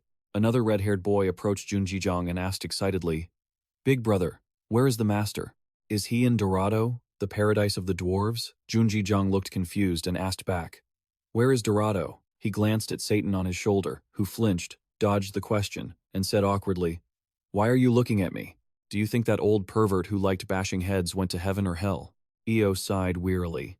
The dwarves' war was a battle to protect their race, but his habit of head-bashing was definitely fueled by his own selfish, perverted desires. The consequences of being reborn as an angel aren't small, you know. The Master's soul quietly approached Junji-jung, asking softly, Could you not tell that kid where I am? Junji-jung was surprised, his eyes widening as he exclaimed, Huh? Facing the expectant and excited look of the boy before him, Junji-jung felt a bit guilty. He smiled awkwardly and replied, Of course. The Master is living very happily in Dorado. Hearing this, the boy jumped with joy and asked eagerly, Wow, can you send a message to the Master for me? Junji-jung agreed to help and asked curiously, Go ahead. The Master can hear everything. What do you want to say? Suddenly, the boy's smile turned excited. His eyes became cold and empty, and he radiated killing intent as he said, I will become a vessel with extraordinary power, just like the Master, so I'm joining the Hammer Squad to bravely crush and bash those elves' heads. If I do that, will I be able to meet him in Dorado? Junji-jung was left speechless, not knowing how to respond, breaking into a cold sweat as he thought, There's a good chance you'll meet him in hell, kid. Deep inside the stronghold were forges, billowing with smoke and roaring fires. Young-sik looked around in awe. Wow, this place really is incredible. Io also took a look and exclaimed, They say dwarves are born with a hammer in their hands. Ba-e, who was leading the way, heard this and said proudly, You're amazed too soon. Everyone who lives in this city is a skilled blacksmith, engineer, or architect. In other words, our race is blessed with that talent. Ha ha ha. Saying that, he pointed to a massive, solemn, and cozy forge and said excitedly, And this is the Helion Forge, also known as the third best forge for forging sand. The owner is my father, Byron, a member of the Elder Council. You'll be discussing our path forward. An elderly dwarf with rock-hard muscles appeared, dripping with sweat, and asked, You want me to teach these guys? He was the master blacksmith of Helion, Byron. Junji-jung gestured toward Young-sik and introduced him. Yes, this kid dreams of becoming a blacksmith, but he's just starting out. Still, he has strength and perseverance, so if you could just teach him a little, he'd be quite useful. Young-sik immediately bowed politely. I look forward to your guidance. Byron hesitated and said, Even if you are an apostle of the Master, it's hard for me to take on a human as a disciple. He then pointed to the young dwarf next to him and decided, This guy just joined my forge, so I'll have him compete in a crafting contest with your friend. Inside the forge, the fire was roaring and white smoke billowed out. The dwarf held his tools, grinning playfully as he said, Haha, should I go easy on you? The system displayed the item. Rough magic short sword, a blade created by an unnamed dwarf just to kill time. Even without much effort, the master-level craftsmanship was striking. Damage, 25 to 50. Durability, 200-200. Low critical hit chance. After a while, Young-sik finally finished his work, wiped his sweat, and sighed, Good job. The system displayed, Rough common short sword, created by a blacksmith just learning basic techniques. Damage, 10 to 15. Durability, 3030. Byron looked confused, picked up Young-sik's finished product, and commented, What a shame. Even though you're just an ordinary human with poor skills, this thing still exceeded my expectations. Every word hit Young-sik's heart, leaving him helpless and crying internally. Every word stung like a personal wound, leaving Young-sik helpless, only able to weep in silence. Finally, Bayan made a decision. I'll let you try, but don't get your hopes up. Junji-jung was overjoyed and firmly said, Don't worry, just being taught by you is enough for us. Young-sik was also moved to tears, feeling incredibly grateful. Thank you, sir. I will give it my all. After a while, Junji eventually had to leave. Young-sik couldn't bear to let him go and asked, Big brother, are you really leaving? Junji replied nonchalantly, There's nothing left for me to do here. Did you think I'd be with you forever? Young-sik bowed his head, quietly and dejectedly saying, No, it's not that, but I thought we'd be traveling together for a while longer. Hearing this, Junji seemed to sympathize with the kid, and said, Hey kid, give me your hammer. Young-sik was startled, looking surprised and bewildered as he asked back, Huh? My hammer? The system displayed information for a standard blacksmith's hammer. A hammer for forging raw metal. Very practical, damage 5 to 10, durability 500 out of 300, requires the artifact creation skill to equip. Junji held the hammer in his hand and asked curiously, Kid, you only use this to create gear, right? Young-sik honestly replied, Yes, there's no reason for me to change it, and I don't have enough money anyway. Why do you ask? Junji channeled his spiritual power into the hammer, and the system immediately notified him. Item contains latent karma. Can be acknowledged. Acknowledgement requires 35,000. Do you wish to provide acknowledgement? Junji read the prompt, startled, shocked, and dazed, thinking to himself, Are you crazy? Isn't 35,000 way too much? He looked up at Young-sik and said, Kid. The boy innocently replied, Yes, big brother, you have to treat me well from now on. You rascal. Saying that, he unleashed his power. Flames of mana burning fiercely. The system displayed. The oldest flame has the minimum acknowledgement required to activate its power. The oldest flame has left its mark on those who have followed it for a long time. Karma and effort accumulated in the blacksmith's hammer react to the acknowledgement. The item properties of the blacksmith's hammer have been completely readjusted. Young-sik read the prompt and was astonished, secretly amazed. The oldest flame. Before him appeared a flame burning with intense power, a ghostly face revealing itself as it spoke. You still have a long way to go to become someone who makes me proud. Try to make up for your shortcomings by putting in the effort, going through both hardship and pain. Like tempering steel, overcome all obstacles and rise above it all, become the greatest blacksmith, and proudly declare that you are my disciple, flesh and fire. This body summons the god of the forge, Hephaestus. Then, the flames gradually dissipated, transforming into a sleek hammer with a beautiful blend of red and gold. Holding it in his hands, Young-sik was stunned and bewildered, blurting out, What is this? The system appraised the hammer, Hammer of Hephaestus, information still unknown. In the dim light, Alice floated amidst the system. Suddenly, she opened her eyes. Warning. The 9 elements of the forgotten mythical era. You have met the minimum requirements to unlock the power. Power used, holy power granted, subject successfully acknowledged. Target surveillance level 2 modifying item. Blacksmith's hammer upgraded to Mythical Hammer of Hephaestus. Conflict detected with the War of the Species scene. Major contradiction between the quest and the scene. Performing automatic analysis. 3, 2, 1. Scene analysis complete. Scenes 3, 4, 5, 6, 7, 8, corrupted. Warning, corruption rate 89%. Highest danger level. Emergency evaluation rank operational.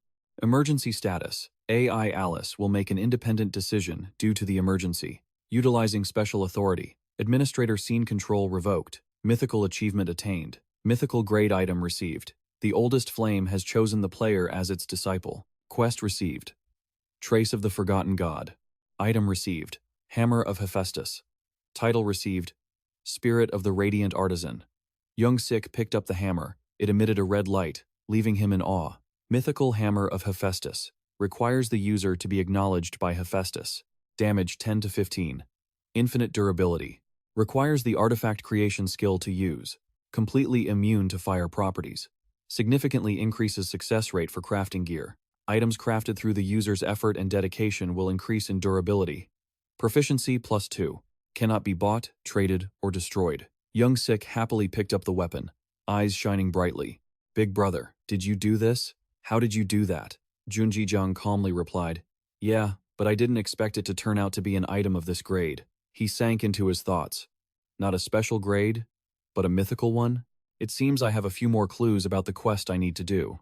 The Chaos King rested his chin on his hand and said, What's this, Hephaestus? How could he have holy power? Isn't he just a god in name only who lost all his strength? Beside him, the king crossed his arms and replied, You're so stupid. Actually, Hephaestus is still revered and remembered by the dwarves and a few other species. He's still better than the gods, who were demoted and whose names have been almost wiped out. They leaned toward each other, looking discouraged. The Chaos King asked, "Even so, does he have enough power to directly intervene like this?" The king replied, "That's right. With someone like our master, it's the only reason this could be possible." They both thought to themselves, "Does he still have so much acknowledgement saved up? If he was going to use it for this, he should have just given it to us instead." The king looked at them, questioning their gazes. He gave an awkward smile, thinking to himself, those looks are a bit dismissive, aren't they?" Young Sik shouted, "Big brother, are you listening to me?" Hearing the boy call him, he turned around. "Oh, yeah? What is it?" The boy replied, "I think this item might be related to the title, The Oldest Flame, I received in the mine earlier. I also received a quest related to it, Trace of the Forgotten God." He smiled happily and patted the boy's head. "For now, don't worry too much about the quest. You know this entire continent only believes in one God, right? I don't know what kind of trouble will come if we provoke the Holy Kingdom. So, just focus on improving your blacksmithing skills for now." The boy obediently asked, "So that means I can keep this?" He smiled. "Of course, I can't even use it anyway. After you've made a name for yourself, you can return it to me later." The boy was so happy he started crying. "Big brother." With a determined expression, he said, "I've made up my mind. No matter what happens here, I will definitely work hard to become the greatest artisan. If one day I can repay you, I will do everything I can to help you, no matter what it is." Hearing the boy say that, he looked at him, stunned. The system popped up. Absolute trust of the target obtained. The player, Young Sik, will now serve as your sidekick. Quest completed. Reward. Sidekick system unlocked. You can now receive acknowledgement generated by your sidekick. He smiled as a red light radiated from his palm. "Just as I thought. It's exactly that kind of system." And just like that, Junjijang gained his third sidekick, the combat mage, Angelina, a master of all weapons, a disciple of King Kius, and a master of the worst-rated blacksmithing. After this incident, their reputation spread across Accadia as the worst players in the game. He stood on the cliff, gazing at the sky. "Homework's probably done," he smiled, thinking to himself, "Guess it's time to put the plan into motion." A girl sat in her room, browsing the internet for entertainment. Staring at her screen, she thought to herself, "The number of streamers in Accadia has spiked lately. Makes sense, though it's getting tons of views worldwide." Suddenly, she stopped at a streaming platform. Seeing all those live broadcasts, a thought popped into her head. Why don't I try streaming too? Wait, is this streamer crazy? They're in the Sunslim territory, a place surrounded by lush greenery and endless mountain ranges. A beautiful girl smiled brightly. "Hey everyone, streamer Tina here. Today, we're doing a collaboration stream with rank 34 warrior, Brooks. We're going hunting with a low-level player." Beside her, a tall, burly man with a massive shield on his back introduced himself happily. Yeah, hello, I'm Brooks. Nice to meet you all. Haha." The live chat was buzzing with comments. Someone asked, "Did she say Sun Slim? No way, right? Aren't they completely different from the regular slimes? They're both over level 100. I guess it's worth a shot, isn't it? Slimes are only around level 80, after all. The problem is their stats. Since those slimes are all linked, once they swarm you, it's game over. That's the tricky part. If they're unlucky enough to run into the Sun Slim Queen, they're done for. Haha. It feels like that thing was designed to be immortal." Tina broke into a cold sweat as she read the comments.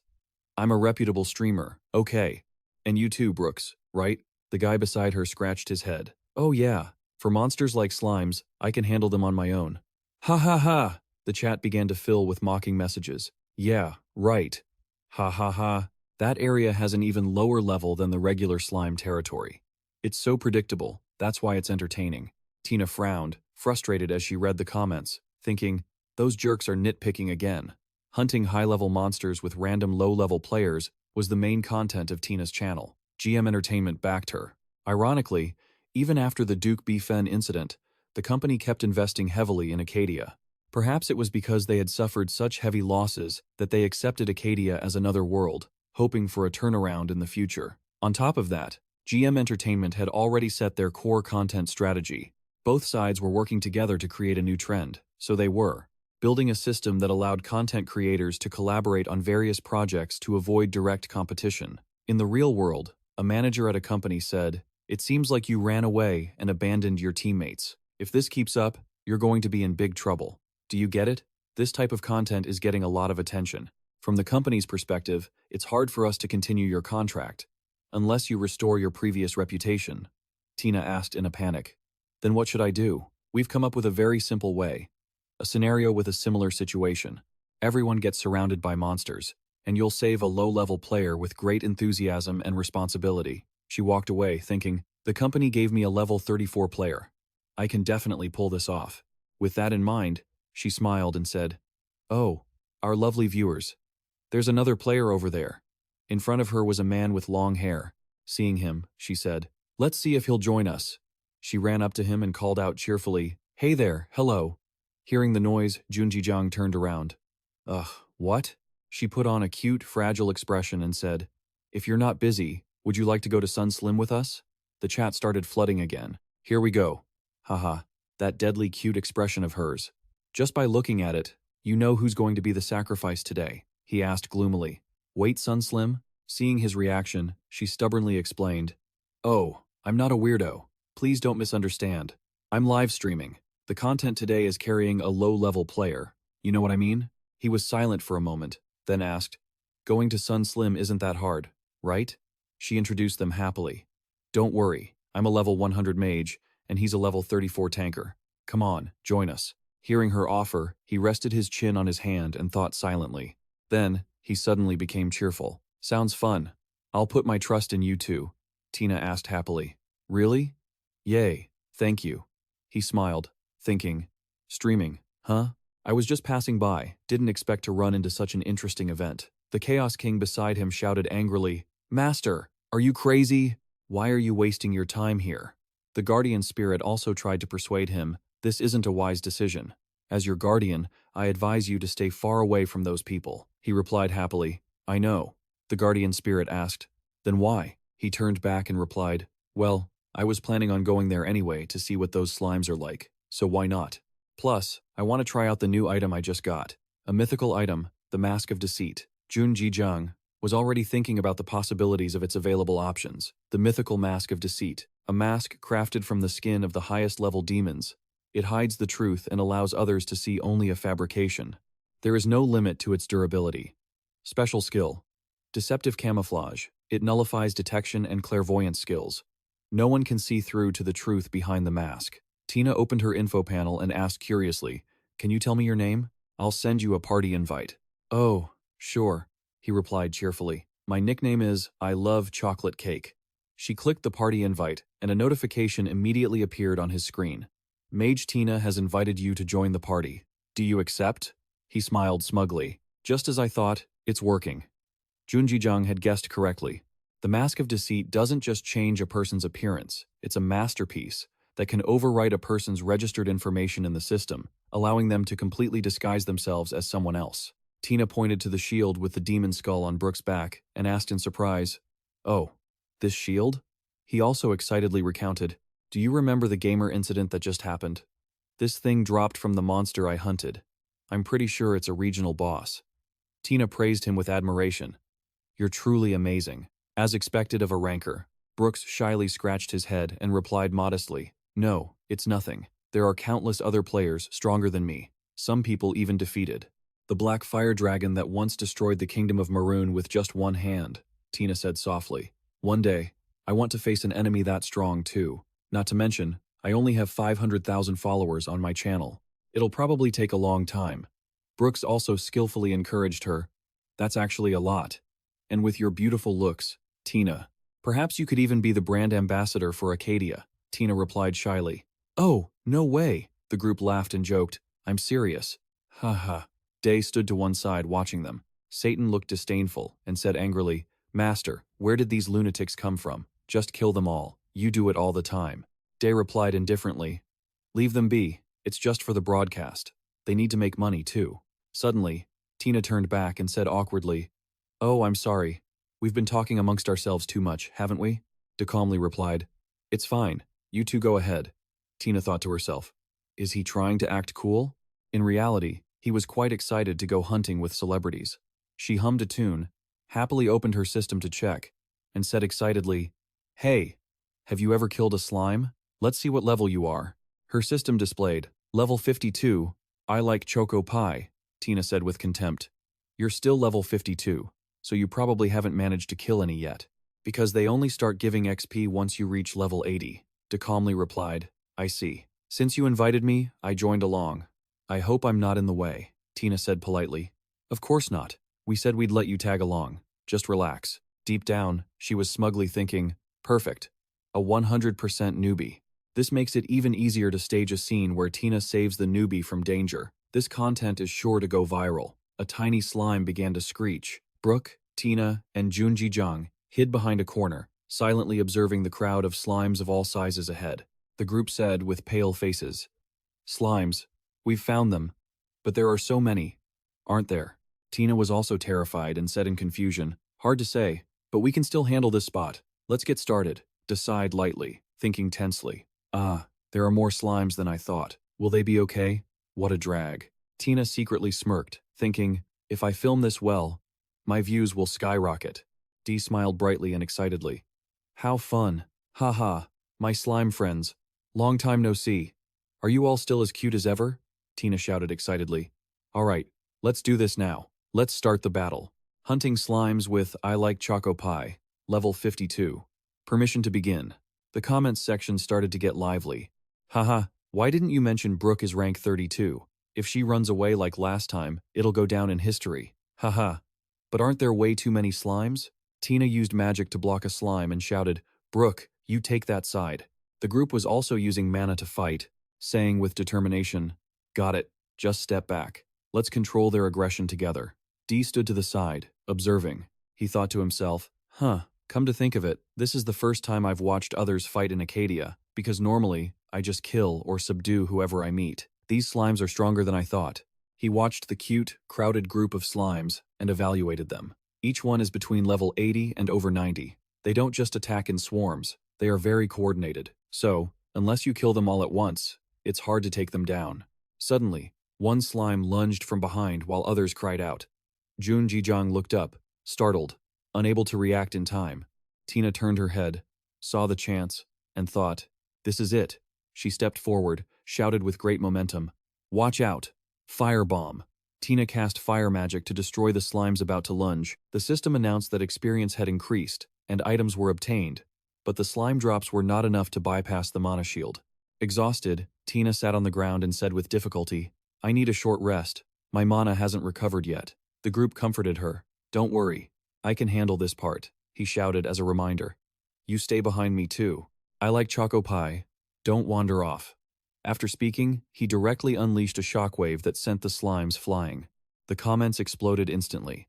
Wow, a ranker is still a ranker, right? Stamina barely dropped even though 20 slimes attacked at once. Great gear, high level, and good control skills too. This time Tina didn't even run away. She fought actively, and even saved a newbie. Haha, exactly. Totally different from last time. Tina read the livestream screen and was ecstatic, thinking, it's done. The effect is spreading. It's a success. If it stays like this, it'll be perfect. Sorry, I like choco pie. Maybe we can do this a few more times. Day saw this and said worriedly, is something wrong with these people? They are protecting Junji Jang, but it feels off. Satan replied with contempt, exactly. They are using someone weaker to prove their own superiority and grab attention. They deliberately push the slimes toward the master and then pretend to protect him. Dee asked suspiciously, Master, what are you thinking? Are you just going to stand there and be a background character for those idiots? De silently smirked and said grimly, Tan, and you too, I'm going to mutter some nonsense for a while. Just leave me be. Satan exclaimed in surprise. Ugh, why? Jun Jijang glanced at the two of them and said meaningfully, now, I want to make a really good video myself. After a while of struggling, Brooke finally cleared the slimes and sighed with relief. Phew, I've cleared this area.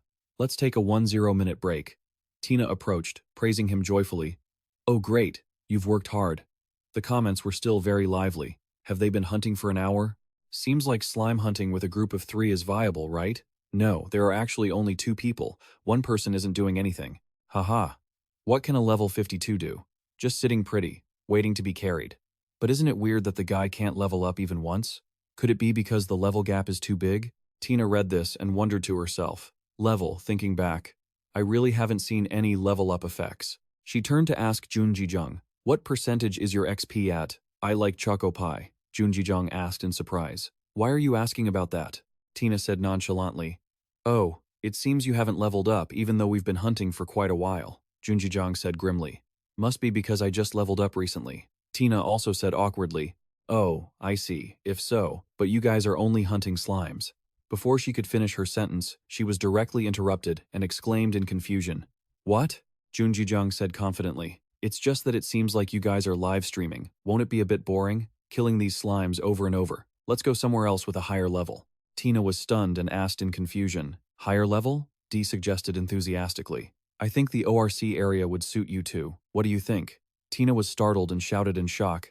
The ORC area? The comments started to turn negative. The ORC area? Haha, isn't that top-tier content? Seeing them kill a few slimes must have made him lose his mind. LOL. He's a newbie, so he doesn't understand anything about this world. Even if you're tagging along, there are limits. The group waved their hands at the other two and said seriously, let me say this, man. I like Choco Pie. You seem to be a newbie, so you might not know, but the ORC area is completely different from here. Even hundreds of fully geared rankers together would find it hard to conquer that place. Because the slime area is already top tier, and there's enough content to mine here. We need to be stronger before we can go to the ORC area. Day asked with a sinister smile. What's wrong? Are you not confident? He turned to leave, saying indifferently, forget it then. If you two aren't coming, I'll go by myself. The system notification showed that the player, I Love Choco, had left the party. Dee spoke nonchalantly, ignoring the shock on the other two players' faces. Alright, if you're interested in hunting ORCs, feel free to join my channel. I just started the livestream. He smiled as he introduced it. My channel name is Diary Destroyer. Alright then, see ya. The comment section exploded instantly. Diary Destroyer? Could it be that famous channel? Isn't that the legendary one that only has 2 videos uploaded? They're both super influential, aren't they? Both the slime incident and the mine slave one. LOL. Holy crap. It's actually him. He just finished streaming Roy Moa, and I Love Choco is the channel owner? Whoa, that's the level 52 newbie. Tin looked at the screen, stunned and tense. What the hell? What does this mean? The current viewer count was 5,348, and it was plummeting fast. The viewer count is currently 6. No wait. 0. Tina was frozen in horror, shaking as she said, no way, this is so absurd. He's stolen all of my viewers. The viewer count is 0 in another desolate place, and a sound rings out. Hey, hello everyone, can you hear me? The chat section explodes. Haha, hey man, I love your videos. Are you really planning to hunt orcs? You're only level 52. What are you going to do? Can you even deal any damage? De nonchalantly replies, level, that's not important. I won't be the one doing the killing. Instead, my friends will be the ones clearing out those orcs. Someone else comments, friends, huh? Do you even know anyone? LOL. Don't tell me it's that level up friend of yours, Black Fire Dragon. The system displays that the title Slim Savior has been equipped, and the effect is triggered. A small, glowing golden crown appears on top of Day's head, sparkling brilliantly. He shouts out, come on out, my friends. From afar, a long-haired green figure rushes over, eyes glowing as she dives toward Junjijang, followed by a swarm of slimes. Junjijang says happily, oh, they're here. The Slim Queen joyfully hugs Junjijang and lets out a few cute, squeaky sounds. Da happily says to her, it's been a while, ladies. Those orc brats have been acting out lately, and I want to take care of them. Help me out, will you? The Slim Queen enthusiastically agrees. Meanwhile, back at the slime area, Brooks and Tina are startled by the ground shaking and the loud noise. Brooks blankly gasps, what is this, an earthquake? His face instantly turns pale with shock as he cries out, it's the Slim Queen. Day stands on the shoulders of the massive Slim Queen, shouting excitedly, all right, let's head to the orc territory. Charging forward, Junjijang's livestream shows the image of the Slim Queen rising, her body terrifyingly massive. He stands on her shoulders, excitedly shouting as they charge. The Slim Queen fully awakens, letting out a roar, and commands a massive, ferocious army of slimes to charge forward. Viewers flood the chat, commenting excitedly. What's going on? What is that? Holy cow, the Slim Savior? How the hell did he get that title? Wait a minute, am I seeing this right? Are those two controlling the slimes? Did I just hear the Slim Queen acting cute with him? What the hell? How is this even possible? Isn't that chocolate guy supposed to be a warrior? How can he control those slimes? Guys, None of that matters as much as the fact that we're about to witness a battle between slimes and orcs. In the Blue Thunder tribe's territory, a swarm of aggressive slimes rushes to attack. Correction. The script refers to the Blue Thunder orc tribe area. A swarm of aggressive slimes rushes in to attack. The system announces that the orc guards have activated their passive skill, Threatening Roar. The effect is significantly boosted by the terrain buff. The orcs roar threateningly. Get back, you slime scum. This is orc territory. The slimes keep charging without hesitation. Junji-jung, sitting on the Slim Queen's head, casually asks Tan, "Can you hear what those orcs are saying?" Tan the Satan strokes his chin thoughtfully and replies, "I don't know. Maybe something like, 'Don't dare trespass on our land?' Who knows?" Demuses, "You might be right." At this moment, the slimes are swarming and attacking the orc monsters, causing them to flee in terror. The comment section is incredibly lively. Holy crap. Those orcs don't stand a chance against the slimes. This isn't a battle, it's a massacre. I feel bad for the orcs. I was involved in a battle against slimes before, so watching this is like having PTSD. An orc with a massive, muscular build roars in anger. Orc Commander, level 120, HP 15,000. Magic power 0. Physical defense 400. Steel defense 30. Viewers comment heatedly. The boss is finally here. It's the Orc Commander. Even high-level players can't beat him. Right? This doesn't look easy for the slimes. Even though the boss is higher level and has more HP than the Slim Queen, bosses can still lose. Right? The Orc Commander aims his axe directly at the Slim Queen. She doesn't hesitate to reach out and grab him. The Orc Commander roars like a madman, lunging forward and swinging his axe, severing one of the Slim Queen's arms, causing her to cry out in surprise. The Orc Commander uses a heavy attack skill. Junji-jung smiles, calmly comforting her. "Don't worry, I've got your back." The system announces that 3,000 trust points have been consumed. The Slim Queen is temporarily buffed, with all stats increased by 30% for 5 minutes. The Slim Queen lets out a roar, directly blasting a powerful wave of mana at the Orc Commander, who is caught off guard and terrified, screaming in panic repeatedly before being completely overwhelmed by the Slim Queen's mana. When the attack ends, the system announces that the Orc Commander has been defeated. De thinks to himself, "Man, the battle ended faster than I thought. Well, there's nothing else we can do. I guess that's the highlight of the livestream." He looks at the stream and asks happily, "Well now, did everyone enjoy the show?" Viewers curiously comment, "That was incredible. Were the orcs completely wiped out? I want to see what happens next. LOL." The system announces that the remaining forces in this area are at 1.2%, which does not meet the minimum requirement to defend the orc territory. The racial ratio in this area: slimes 99%. Territory occupation requirements met. The slime race has completely occupied the orc territory. The Blue Thunder orc territory has been destroyed. It is now under reconstruction as the second home for the slimes. The comment section is divided. Did they just wipe out the orc territory? No way. Are you telling me a hunting zone can be destroyed? LOL. This game is insane. I love it. The Slim Queen shrinks back to her small form and runs over to hug Junji-jung, deeply touched. Junji-jung understands and says happily, "Haha, I know. Since you have more friends now, the old place would be too crowded, right? Congratulations on your new home." The Slim Queen chirps excitedly, smiling brightly. The system displays information. The Slim Queen has achieved a great feat, surpassing the limits of her race. The slime race has endured countless oppression and now has bravely achieved victory. They have created a brilliant golden age that no other race dares to ignore. There will be adjustments to the slime race. Slime abilities have increased significantly. Slimes with special powers will be added. Slime level 120. Guardian Slime level 150. Junji-jung thinks to himself, level 120? Looks like they gained 40 levels all at once. Even a pretty strong player would have a hard time beating just one of them. That's fine. I guess I don't need to worry about them for a while. More importantly, thanks to my incredible feat, the Slim Queen, who brings prosperity to the slime race, has developed significantly. She has evolved into a new form to suit her current state.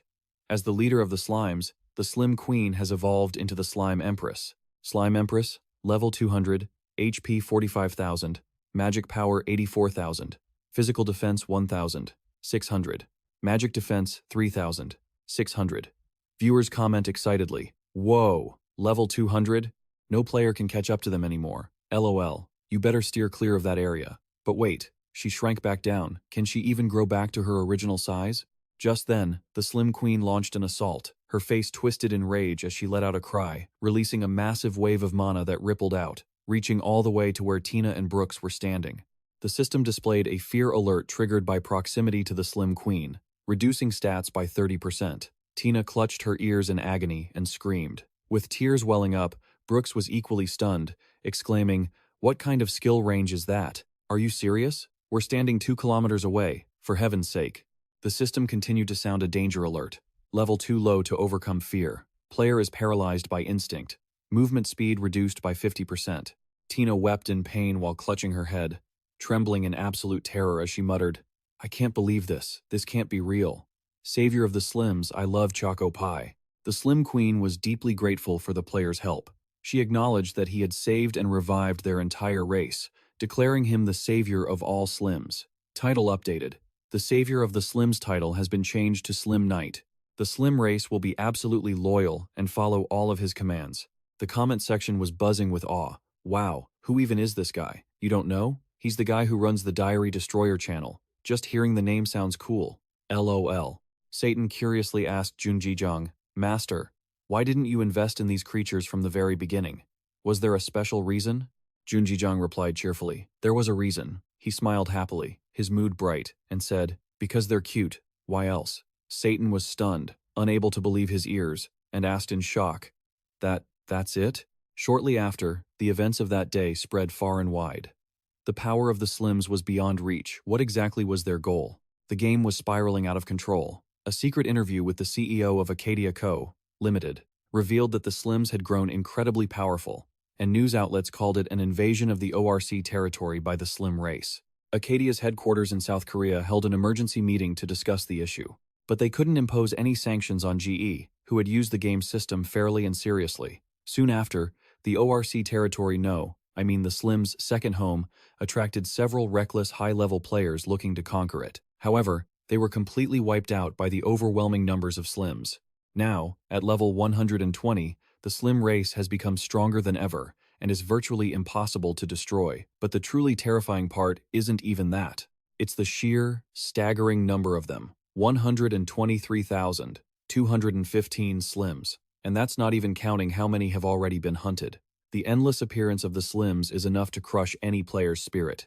Once the weakest monsters in Accadia, the Slim race has now evolved into a force capable of engulfing the entire continent in an instant. Because of this, the Slim race caught everyone's attention, and naturally, that focus shifted to their master, the Diary Destroyer. The comment section was lively. LOL. Is this the channel of the Slim's master? Hey, who are you? Why are those Slims following you? Are you really level 52? How the heck did you get the Savior of the Slims title? Subscribed. I love your videos, man.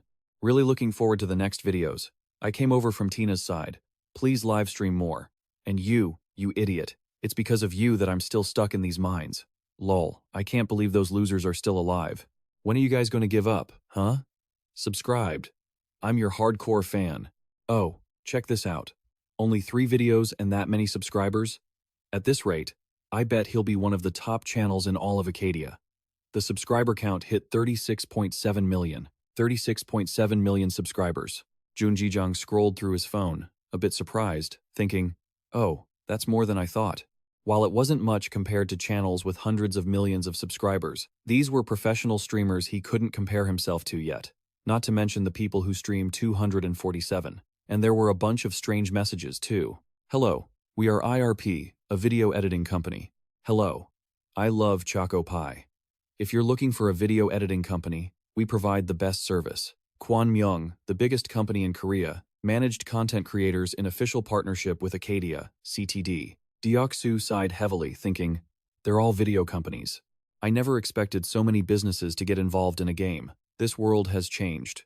No matter how good I am at gaming, I still think of my parents, who are probably worried. Also, Min's streaming project doesn't sound too bad. At first, I just streamed to support my gameplay, but maybe I should keep doing it for a while. Plus, as long as I wear a mask, my identity will remain a secret."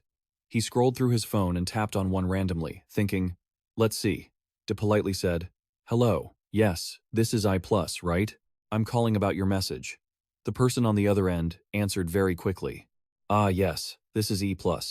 I'm sorry, but we've sent out quite a few messages. Could you tell me your channel name? De calmly replied. My channel is Diary Destroyer. The person on the other end was startled. Wait, Diary Destroyer? Hold on, who? Who is this? Hello, thank you for calling us. I am Gok, the CEO of E+. How can we help you? Junji Jung answered seriously. Yes, I'm calling after reading your message. I'm interested in discussing a contract with your firm. The scene shifted to the next morning at the E+ Entertainment headquarters. Junji Jung, wearing a mask, sunglasses, and a hat pulled low, walked in, suspiciously thinking, is this the right place? It's smaller than I thought. In the E+ Entertainment office, CEO Seo Jo, the head of E+ Entertainment, greeted him personally. He forced a smile. Ha ha ha, I'm truly sorry about this small office. We were a bit rushed when choosing a location for the company, please understand. But this is the best place to talk. Ha ha ha. Day kept his head down and made his proposal directly. Ah, I understand. Honestly, I'm a bit surprised by this small office, but this is my first time signing with an editing company, so I just called the first message on my list. Do you work with any other content creators? I just want to see some examples to make sure your company is the right one to entrust my videos to. Gok was startled and exclaimed in surprise. Oh, about that, Day asked suspiciously. Don't tell me I'm your first client. Gok was flustered, explaining and affirming his company's reliability. Well, yes, we are a startup, but I guarantee you, we have the best staff in the industry. Please give us a chance. We definitely won't let you down. All of our staff have accumulated extensive experience from the marketing team and at the GM Corporation. I've been extremely selective in choosing them. Dee looked surprised and asked curiously, You said GM Corporation? Could you explain more? Seguk breathed a sigh of relief and replied excitedly, Of course. After a moment, Junji Jung finally concluded. So, you mean you and your original staff were members of the MKT and PL departments at GM Corporation? But due to the recent scandal involving Duke Vaughn, your entire team was disbanded, and everyone wanted to start fresh from the very first video uploaded to my channel. Seguk said sadly, That's right. After the video exposing GM Corporation that you uploaded went viral. Oh, of course. Regarding that issue, I didn't feel sad or anything. I actually felt quite relieved after watching that video. Anyway, we applied to that new department to handle promotion and marketing programs at Accadia, but before we could do anything, we were suddenly forced to take all the blame and had to leave the company. Suddenly, he emotionally slammed his hand on the table, stood up, and stated with determination, But that doesn't matter. You only live once. I decided to take a risk and start this company. I promise we will pour our hearts and souls into it. I know you're skeptical, but please put your trust in us. Dee said nothing, just sat there, chin in hand, deep in thought. Seguk grimaced, feeling helpless, thinking, as the CEO of this company right now, I have nothing to offer other than begging for his agreement, without any guarantee of success. Honestly, if it were me, I wouldn't work with a company like this either. Damn it, if only we had more experience. Junji Jung's words left Seguk surprised and bewildered. What was that? He said seriously. But I have one condition. Seguk readily agreed. Please, go ahead. Junji Jung spoke sternly. Under no circumstances are you to reveal my personal information to anyone. That goes for the content of all the videos as well. Do you understand? In the infinite space, Alice hovered high above, surrounded by glowing information panels of all sizes. A system notification pinged, catching her attention as she discovered a sudden spike in keywords related to the dwarves. The panel below turned red, displaying an information analysis percentage of 42%. The space gradually shifted, and new information panels appeared. All existing quests were disabled. Chains immediately appeared to lock them up, but instantly, the system switched to real-time quest generation mode, selecting the user who met the criteria to assign the related quest. The system panel appeared, detailing two races that were bitter enemies, the dwarves and the elves, requiring the player to become a peace envoy for both to open a truce agreement. Of course, the condition for completion was to establish a peace agreement between the two races and open trade routes between them.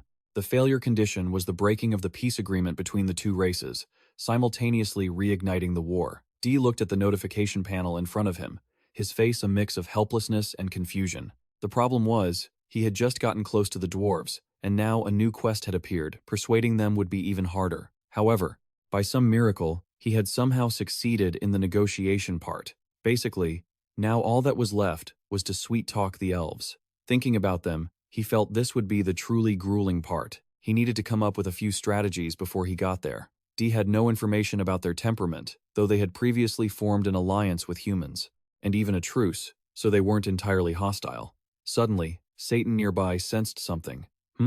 Why so suddenly? Day turned back, confused. What's wrong, Satan? Is something the matter? Satan scratched his head and grimaced. Ah, Master, I'm sorry. I need to return to hell for a moment. Sensing the irritation in his words, Dee agreed. All right. But is something serious? You don't look so good. He evaded. Ah, it's just a bit complicated. Ao, witnessing the conversation nearby, couldn't help but look at him with contempt and mockery. She quickly revealed that one of his subordinates had rebelled. The Demon King's position was being shaken, and this made Satan angry. Ugh, can you just shut up? I'm already annoyed enough, Satan shouted at her. No matter what. You can't trust that chicken-winged brat, no matter what she says. Dee looked on, blank and confused. What tricks? You know what I mean. The trust transaction, he shouted, reminding him. He added that he would return, sort everything out, and be back soon. Beneath his feet, a teleportation spell had already activated. Beside him, Day could only sigh. Yeah, be careful. Everyone is always so greedy. After thinking for a moment, he understood the 1 million trust points that he had collected were now down to about 300,000. Seeing that Satan had left, he turned to Io and asked if she wanted to return to the heavenly realm. He planned to wander around by himself, so she would be fine, but she replied that she had been looking forward to this, and moreover, she had gone through so much trouble just to have some private time with him. Dee suddenly grimaced. Really? Then do as you please. Wait, what did you just say? She continued. You see, demons are inherently dark and cunning, never honest, not to mention they are loyal to all their desires. And that is how stupid creatures are easily manipulated by a little provocation. Plus, Uriel from the heavenly realm and the legions under his command are stirring everything up. That bastard must have quite the headache. It's best if he just disappeared. But yeah, that's probably a bit difficult. She rambled on like a machine. Junjijang, standing nearby, was surprised and astonished. He asked if Ao was the one who instigated the coup, and ordered the angels to create chaos in hell. She just laughed happily, and agreed with his opinion, claiming she had put effort into making that bastard crawl out. Dee was still blank and didn't understand. She covered her mouth in surprise. You really don't know? She quickly reminded him of the time he offended the Holy Mountain, asking if he remembered. Remembering that unpleasant memory, the innocent, naive, suddenly recalled it. She stood by to console him. I won't punish you after all. Everything was that devil's doing. Not knowing is not a sin. He could only give a wry smile. Thanks. Dee thought to himself that he had assumed Satan had warned against this. His eyes sharpened as he looked at Ao. So, Ao, what exactly do you want from me? Getting Satan to leave must mean there's something important. This caught her attention. She thought for a moment. I want fairness. He was surprised for the second time and couldn't help but ask, Fairness? Your destination is the hidden heart of the elves, right? Io asked with quite a bit of certainty. These words made Junjijang skip a beat. The negotiation with the dwarves was conducted while both Satan and Io were distracted. Io asked with a fair amount of certainty. Her words made Junjijang startle. The negotiations with the dwarves were happening while they were both tired, and Io seemed distracted. In that place, the King of Chaos, the Demon King, Satan, and his minion's favorite toy were all fast asleep. She spoke cautiously. He asked back if the item was so significant that even Tan cherished it. Io just gave a mysterious smile, implying that he would realize its value soon enough. Regardless, she continued. As she spoke, Io's gaze grew sharper. When you get there, destroy it. Completely destroy it, shatter it into dust. The area around Junjijang felt inexplicably heavy. What? The two continued along the dirt path as the sky seemed to dim into late afternoon. He thought about the sanctuary hidden in the Pian Mountains. There was an item there that could bind him and Io together in a contract. An image of the necklace appeared. It was definitely a very important place in heaven. He walked along feeling confused, but even so, Io had suddenly brought up an event that didn't seem like her at all. Was that item really that important? Looking at her, he felt even more puzzled, unable to read her mind. As if reading his thoughts, Io suddenly turned her head, apologized, and said she might have failed to explain the specific plan earlier, but the fate of that object had been in her mind for centuries. She quickly asked him why the angels and demons were trying so hard to sign contracts with humans in Accadia to boost their influence. No, her question caught him by surprise, and he immediately thought about trust. She smiled faintly. Exactly. Through contracts with humans, we can gain the ability to exert our power in Accadia, and from there, achieve our experiment. As she spoke, Io held up a finger, and a small flame ignited on the tip. But there is an even more important reason, she continued. Junji widened his eyes in surprise, asking what could be more important. Io quickly extinguished the flame. The demoness smirked. It was just to provoke her opponent. That bastard destroyed the sanctuary of the heavens, so he must pay the price, she quickly added. And since your destination happens to be the place where he keeps something important, it's almost like destiny, isn't it? D felt helpless. He had been wrong to think this didn't seem like her. Thakdungia, the image of a demonic Io, flashed in his mind, that map sparkling in her eyes. Her obsession with revenge, it was clear to anyone that the roles of the two had changed. He sighed, crossed his arms, and reminded her, "But don't forget, I'm not going to the Elf Kingdom for that reason." He wanted to make sure she understood that the mission was still the top priority. Io covered her mouth, giggling, Hey, of course, I won't get in the way of your trip." By nightfall, at the Great Emerald Forest, Junji stood on the outer edge, observing carefully. Along with the Great Duia Desert, the Great Emerald Forest was one of the 5 forbidden regions of Accadia. According to information from the dwarves, the elves were somewhere inside. This place was indeed the perfect spot. He smiled to himself, proud of having come this far, despite a few hiccups along the way. Thinking back to earlier, he had heard that there were no elf souls left in the heavens. Naturally, it took him by surprise. El worriedly explained that when elves die, they don't go to heaven or hell. They return to the land of the spirits. So, Tan was the same. He couldn't summon an elf soul. Day felt a headache coming on. He had wanted to use his old method, summoning an elf soul and guiding it like they did with the dwarves. Soon, E had a different idea. She provided information that even though the heavens didn't have the elf tribe, there were still those with close ties. Without delay, he used his skill to summon an Amelia archer, an archer with long, flowing hair and a dazzling bow. She immediately pointed the way through the ancient forest. The fact that the ancient spirits residing here were very aggressive gave Junji quite a headache. It seems we have no choice but to go through. Is there no other way? Suddenly, from the depths of the forest, an echo rang out, causing everything to stir. A pair of glowing yellow eyes appeared, accompanied by powerful, angry breaths. He noticed, his eyes lighting up with interest. Sharp senses, aren't you? A wooden figure lunged forward 5 times his size, shaking the ground with every step. It was an ancient Amul forest tree, level 140. Around him, he quickly activated a magic circle. "They appear even while we're talking?" Junji exclaimed in surprise. The ancient tree stretched out its withered, thin arms. Its speed was no joke. The wooden hand was about to crush him, but Junji stood still, completely calm. A loud crash echoed, sending dirt and stones flying in every direction. It wanted to crush him into bone and meat. Dust rose, obscuring the vision below. As the dust cleared, it couldn't hide his aura. Dee's eyes lit up, a smile appearing on his face as he exclaimed, "What eyes you have!" Standing on the tree's arm, Dee chuckled. His body was unscathed, his hands glowing as he looked at the monster. "Thanks to this, I don't need to run around. Seems like it's a matter of materials." These words directly infuriated the monster. Its movements seemed to freeze in confusion, but a second later, it returned to a frenzied state. The branches on its head gathered without hesitation, ready to land a hit. This time, it was faster and stronger. He drew the great Diang bow, his hand raised instinctively. The power radiating from it felt like it was burning the air, lighting up the entire sky. His skills activated in a flash. Piercing eye, he quickly identified the target's weak point.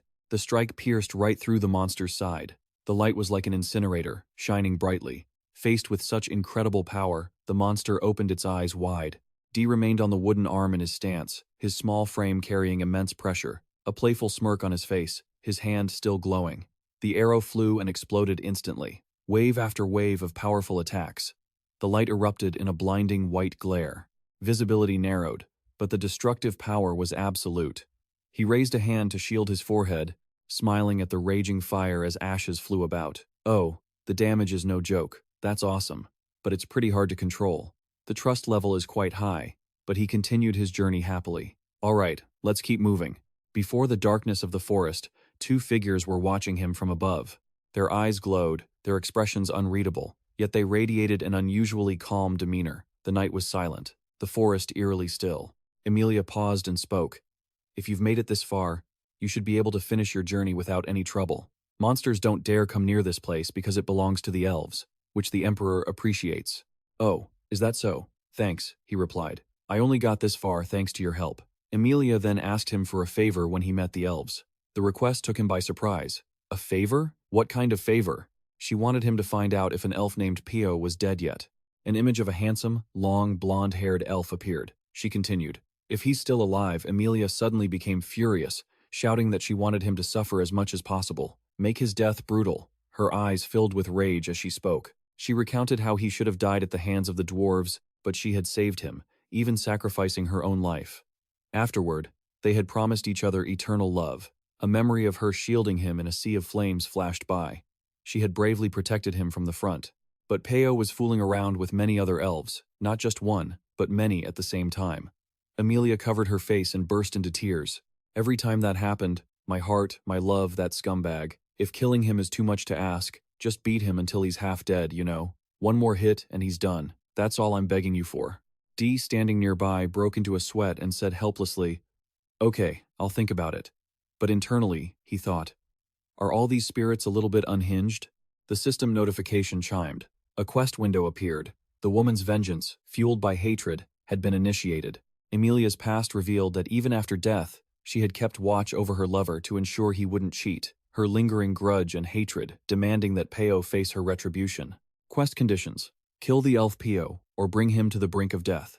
Io, standing by, sighed helplessly and said, "Ah, this is why I say you shouldn't date outside your race." This immediately caught his attention. "What are you talking about?" Io quickly explained that elves don't share the same concepts of love and marriage as humans. They live for a very long time, and don't follow the idea that one should be loyal to only one person. As she spoke, Io sighed. She calmly told Emilia that since she was close enough to the elves to earn the unique title of honorary elf, she really ought to understand this. Belle is an elf, she reminded her. You shouldn't use human standards to judge or hate actions that are just the elf species' nature. Emilia lowered her gaze, feeling defeated. I'm sorry, I guess I was being unreasonable, but I just couldn't find the courage to face him. Now that you can reach the elf village on your own, you don't need my help anymore. Can you send me back to the spirit realm? She asked Junji-jang sadly. The system chime rang out once more. The requester has changed her mind. Quest beginning to delete. The woman's vengeance quest was removed. The system notification appeared again. Summoning log cancelled. 8,632 recognition points used. Junji-jang exclaimed. Honestly, aside from being a little crazy, she seems like a genuinely good person. Really? That sent shivers down my spine. I don't think I'd want to summon her. What a shame, though. She had such useful abilities. The two kept chatting, unaware that they had been tracked for a long time by two mysterious shadows from above. A sudden arrow shot out, its sharp tip slicing through the air without a sound. The arrow struck with force, piercing the ground right at his feet, startling him. Glancing over, Junji-jang realized what it was. A voice shouted, "Don't move, human." The voice continued, "Move 1 more inch, and I'll turn you into a pincushion." Junji-jang looked around carefully. The feeling of being surrounded, we've been cornered. It must be the elves. He quickly focused, his eyes sharp, and spoke to Io. Hey Io, isn't the relationship between humans and elves supposed to be good? They fought together, right? She hid in his hood and explained. Back then, they were short on people, so they collaborated with humans. Elves don't like humans much, just like the dwarves. He looked surprised and confused. What? No. Why? Io glanced over and explained while sipping tea. Because most humans don't look very attractive, do they? Compared to elves. The elves jumped down from above, bows drawn and ready, approaching them with caution. Don't move, human. You are surrounded. He froze and complied. Is this the typical appearance of an elf? The moonlight shone down as he was led away, his hands tied and eyes covered. Hurry up, human. Don't resist. They wanted to use this opportunity to find their lair, but with his eyes and hands bound, it was difficult. Moreover, the constant changes in direction made him lose all sense of orientation. They were truly masters of evasion. The blindfold was quickly removed, startling him, though he kept his eyes squeezed shut to adjust to the light. As soon as he opened them, his eyes widened. This was where the elves lived, in front of a massive tree, the place of rest, where the world tree was located. The elf in front felt around the base of the tree, looking for something, then started speaking in another language. A golden light emerged, looking dreamlike. From that very base, a path opened, lighting up the sky. A small city appeared, looking as if the world had shrunk. Day smiled with interest. To think I once thought finding this place was impossible. The system announced that he had discovered the place of rest, the location of the world tree, for the first time. His stats increased significantly, and he gained multiple titles. The bright light hit his face. In that moment, D was truly happy. His face filled with joy. This is the world tree, Joe. Its roots support all of Accadia, the symbol of nature, the origin of the elf race. But the next second, his attention turned to something else. However, what is that black thing? A sword with a flowing purple aura was driven deep into the tree's trunk. He was helpless before it, not understanding what he had done. Io laughed in his pocket. Understand now? You have no other choice but to fulfill her request. The elves, who had lived there for a long time, looked at him in surprise. A human? Is that really a human? A child remarked calmly. A disgusting appearance. They openly insulted him, leaving Junjijang to silently endure it. So that's him. The human who entered the primeval forest. A white-haired woman stepped out, her eyes cautious. It was the elf queen, Melissa. The other elves were bewildered. They had never seen the queen approach someone personally just because of a human. This surprised them, and it surprised him too. Io, from the side, guessed that they had probably been tracking him since he first entered the forest. He can see you through the forest spirits. She reluctantly remembered he hadn't told her sooner. Melissa looked at him, wanting to ask him about this. The technique for using the monster-slaying bow. How did he master it? But this question made him wonder, had he fallen into a trap? As soon as he mentioned Amelia, the answer made the queen startle. Her eyes widened in surprise. The elf citizens whispered about Amelia. Some said she had been dead for quite some time, and if a human had found this elf forest, then the queen would immediately order his bindings to be removed. They had things to talk about, which made the archer nervous, trying her best to stop them. She could only comfort her, saying she understood what they were worried about. On the other hand, she told Junjijang to follow her. The two of you will go to a quiet place. He mischievously asked her if she knew anything about Amelia. She refused and said she wasn't very clear on that. Looking at the elf's reaction was difficult. He thought for a moment, realizing the queen's gaze. It wasn't affection, but extreme fear when she heard the name mentioned. Somewhere inside the palace, Melissa sat across from him. She didn't know Amelia had a human student outside, so he replied that she had passed away decades ago, so he didn't learn directly, hoping the queen would consider it a school of archery she had created. The queen rubbed her chin. To her, a school of thought spanned a very long time by human standards. She leaned forward, wanting to ask about Amelia. She was one of the few honorary elves among humans. Melissa still hung her head, finding it difficult to voice her opinion, but ultimately concluded that she was a lunatic. He just laughed it off. Haha, he already knew that. She flirted with every handsome elf she happened to cross paths with, and if any female elf tried to compete, she would directly show her jealousy. This caused a lot of discord and made many female elves miserable. It was as if she wanted to hog all the male elves for herself. Especially her obsession with a male elf named Po was even more intense. Whenever she was drunk, she would threaten to shoot him with a bow and arrow if he didn't agree to marry her. I still remember that day clearly. Melissa recounted it calmly. She did so many crazy things. It took 40 years before she could reunite with Po. Seeing Junjijang had skills similar to hers, she feared he was a human who had come for revenge. Once she realized it was a baseless suspicion, she felt much relieved. But these words left him helpless, and he could only tell her to relax. But he thought to himself, the queen was one of the elves who had an affair with Piu, Amelia's husband. If he had no connection to Amelia, why would he come here? Even traveling through the great forest, which had made the elf territory inaccessible for hundreds of years, it was hard to believe it was just out of curiosity. Melissa hoped Junjijang could believe that it was just out of curiosity. Sitting opposite her, he smiled and said, I have been waiting for those words, and conveniently pulled out a scroll. The queen was quite surprised. This was a trade agreement regarding the establishment of a cultural exchange route. She looked at him. Was this human not an archer, but a merchant? Melissa read through the paper and realized something was off. There was a very strange feeling within her, one that seemed like an undeniable excitement. Her hand unconsciously pressed lightly on the surface of the paper, and she quickly realized the material was familiar. She looked down and noticed the signature written at the bottom, her eyes widening in surprise as she gasped, "Dwarves!" As if just waiting for this moment.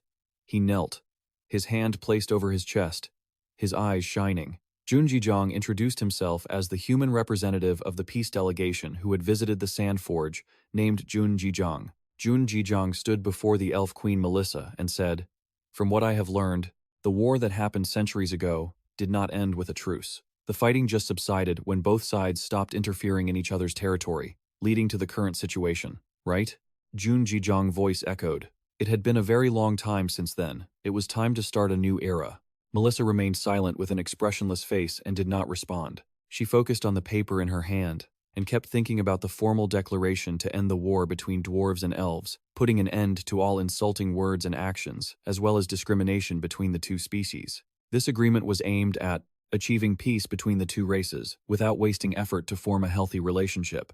In other words, this was not simply a request for trade, but also a peace treaty between the two races. After thinking for a long time, Melissa spoke up gently. "You said your name is Jun Ji-jong, the representative of the Human Peace Delegation, right? It seems what you said is true." Jun Ji-jong looked at her seriously and did not answer. Melissa continued. "But for those extreme racists like the dwarves to propose something like this, what exactly have you done?" He replied cheerfully. "The elves aren't exactly innocent either, are they? The obsession with appearance or the disdain. It sounds even worse than the dwarves." Melissa coughed a few times to regain her composure and replied gently. "According to the petition, you want to trade elf, fruit wine, and branches from the world tree, right?" He nodded joyfully. If possible, they would also like to trade for fairy souls and fairy wing powder." At this, the corners of her eyes drooped and her expression turned miserable. "I understand, but I'm sorry. I cannot accept this request." He was filled with astonishment. "It is still too early to make a decision. We can discuss the items for exchange at any time." Melissa replied with a very expressionless face. "I am sorry, but that is not the issue. The simple reason is that we elves do not have the capability to follow the agreement." He was briefly surprised. "Capability? Could you tell me more about that?" She replied, "I do not think that matter can be revealed to humans." After that, she waved her hand dismissively. "If you are finished, then leave. Our cavalry will guide you back to where they met you." The game system emitted a red signal. Peace treaty with the elves failed, the peace delegation failed. Hearing this, he became serious and thoughtful. "No more discussion? I didn't expect it to end up like this." His eyes looked cold. "What now? I don't want to retreat like this." While he was lost in thought, a voice rang in his ear. "Didn't I tell you?" He turned to see the elf. "You have no other choice but to carry out my request." He was surprised and confused. "Elf, did you know it would turn out like this?" The elf anxiously asked. "What about my offer? Do you want to hear it? Perhaps it will help you." The war that suddenly erupted caused all of Accadia to be drowned in a sea of blood. The Great War of Saints and Demons. In the horrific war between demons and angels across Accadia, the World Tree saved countless lives from bleeding to death. "Do not be afraid, my children. You grew up on my land. Under my shade, you will be safe. Within this domain, no living creature can use offensive skills. All combat-related stats are significantly reduced. That is the power of the World Tree. Thanks to this skill, the area around the World Tree has been spared from war, and the shadow of the World Tree has become a sanctuary for the weak. They pray for the war to end. However, the great holy demonic war didn't end so easily. It was truly unavoidable. An artifact from the underworld, a harbinger of death, something that can submerge everything in darkness, that terrifying item, had somehow managed to pierce the trunk of the World Tree. How could this be? Io looked grim. Ever since then, it has been the duty of the elves to protect the World Tree. This place is where the World Tree resides, a location kept under secret guard for a long time. That is why trade and commerce are forbidden, as they would reveal the location of the World Tree to the outside world, something the elves do not allow. That is why you were refused. Junji-jang smiled wryly, feeling the awkwardness. "I understand. So, you want me to destroy the sword that spreads death, right? That is your wish. And if that is the case, the elves will agree to your request." Io flew off, full of curiosity. "Exactly. So, at first, Junji-jang was startled." "Huh?" He turned back to Her Majesty. Melia looked over, startled. "What is it?" "I have nothing left to say." Junji-jang turned around and offered a friendly smile, saying, "Just one last request. Could you follow me for a moment? If you do, I will quietly leave the village." After that, they walked toward a massive tree, with lush foliage reaching high above. Beneath the shadows, this tree even emitted a faint, ethereal glow. Standing below it, the two paused. This should be fine." Melissa didn't quite understand. Why here? Her expression darkened. Why did this human bring her to the World Tree? What was he planning? He narrowed his eyes and looked up. Whoa, it's really huge up close. He glanced at Io, who was hiding inside his shirt, and whispered uneasily, "Io, what should I do now? I came here as you said, but that thing from the underworld doesn't look like it will be easy for me to destroy." Io quickly poked his head out, looking excited. "I have a plan for that. Just wait." Right then, the stardust in the air suddenly shimmered, and a mystical light formed a sword right in front of him. Io said excitedly. Here. With this, you will be able to destroy it. The sword radiated an intense power, and the system notified. Mythic item. Eternal Twilight. A celestial artifact containing the power to destroy demons. Detailed information has been encrypted, Io replied happily. An artifact for an artifact, the formula is simple. I'll give you a discount. This investment is worth it, isn't it? Jun Jijiang, known by his alias, replied discontentedly. Ao, you make it sound so easy, Ao replied cheerfully. Didn't I tell you? If it's to take down those damn demons, I don't mind at all. He reached out his hand, as if to touch it. The system notified. Eternal Twilight detects signs of dark energy that need to be cleansed. All conditions for a hidden quest have been met. The world tree polluted by demons has been created. Immediately, Junjijiang grabbed it, and the power burst forth violently. Melissa, watching from the side, was absolutely stunned. That energy impossible. The system continuously reported, a new subject has been determined. Act 2. The appearance of a hybrid race is now open. At this moment, Melissa spoke up and asked, June, you are not an ordinary person, are you? Her face clearly showed her shock. Eternal Twilight, why is that sword on this continent? No, how do you possess it? Will you tell me? Junjijiang laughed, clicked his tongue and said, Tisk, let's just say I have connections with the heavenly realm. Melissa didn't understand. This didn't seem like a normal connection at all, she said loudly.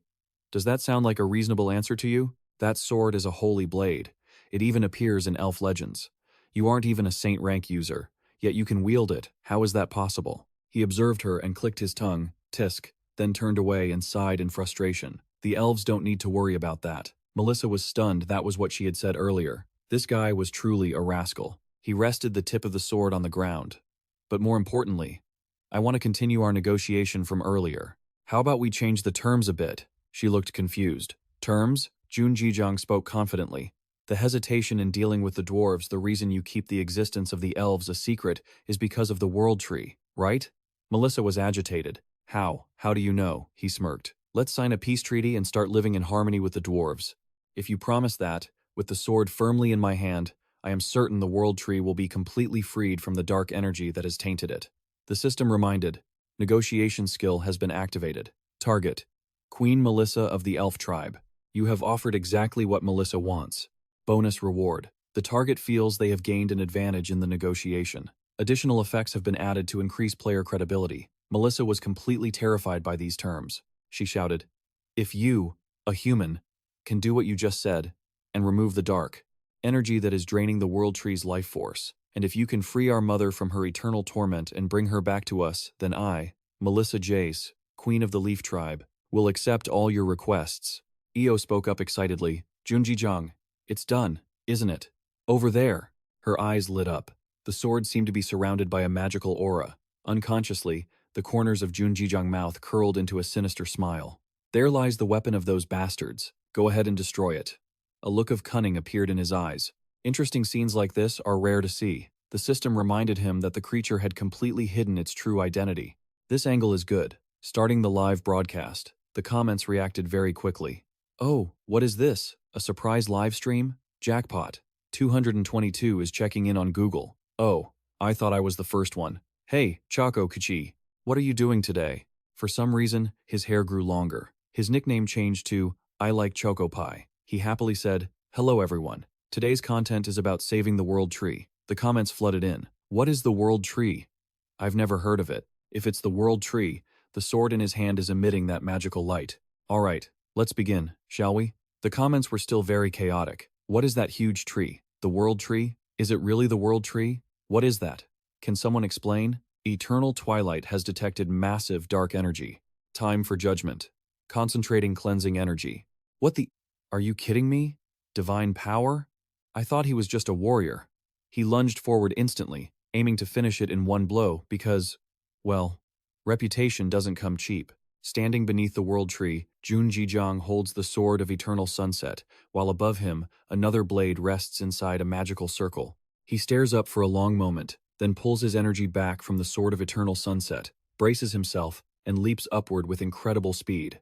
He lunges, stabbing the giant sphere with all his might. Jun Jijiang gives it everything he's got. The system flashes red. The Sword of Death has sensed a dangerous threat. Defensive measures have been activated. An emergency quest and a final counterattack have been triggered. The Sword of Death shakes violently and suddenly detonates in bursts, bathing the entire area in a blinding light. Once things settle, a few remnants of magic drift slowly to the ground. The Sword of Eternal Sunset has pierced right through the iron barrier. Junjijiang exhales, relieved that he finally shattered that weapon. I thought I was a goner for sure. Io flies over to him. Junjijiang, are you all right? He grits his teeth. That was frustrating. Damn it. I knew things were going too smoothly. A game item that knows how to use its own skills? This is such a load of garbage. The tip of the Sword of Death pokes through the screen, emitting a dark aura. The blade simply hangs there in midair. Suddenly, two streams of energy burst from the sword, darting into the surroundings as if searching for something. The system warns that the Sword of Death is looking for a host to possess. A massive figure emerges. It is the level 130 boss of the Great Emil Forest's giant Orge region. The energy from the sword streaks away instantly. Junjijiang narrows his eyes, clearly frustrated. It got away. What do we do now? Io looks just as unsettled beside him. This is even more troublesome than I thought. Looks like we've got a massive headache on our hands. A violent explosion of light rocks the area and shoots straight up into the sky. The boss, a warrior made from the sword fragments, has been created. Standing tall with its massive body right in front of the elves, the demon sword fragment warrior is targeting the elves guarding the world tree. Without hesitation, the elves immediately launch a counterattack. Where did that demon come from? Everyone, attack! We have to stop it. Alert the queen. Instantly, energy blasts rain down on the boss. The impacts explode on contact, but when the smoke clears, the boss is still standing tall, without a single scratch on it. An elf is in disbelief. Oh my god, did it not take any damage? The person next to her is terrified. No way, all the archers already used their main skills. The boss's eyes glow with murderous intent. It's time for it to strike back. It lets out a ferocious roar, throws its arms out, and fires a terrifying blast of energy, catching them off guard. Those hit by the attack are instantly reduced to ash. Everyone get out of here. Retreat to the world tree for now. They scatter in terror. The viewers are watching the whole thing. The Elven World Tree? What on earth is happening? This is insane. Is he playing the same game as us?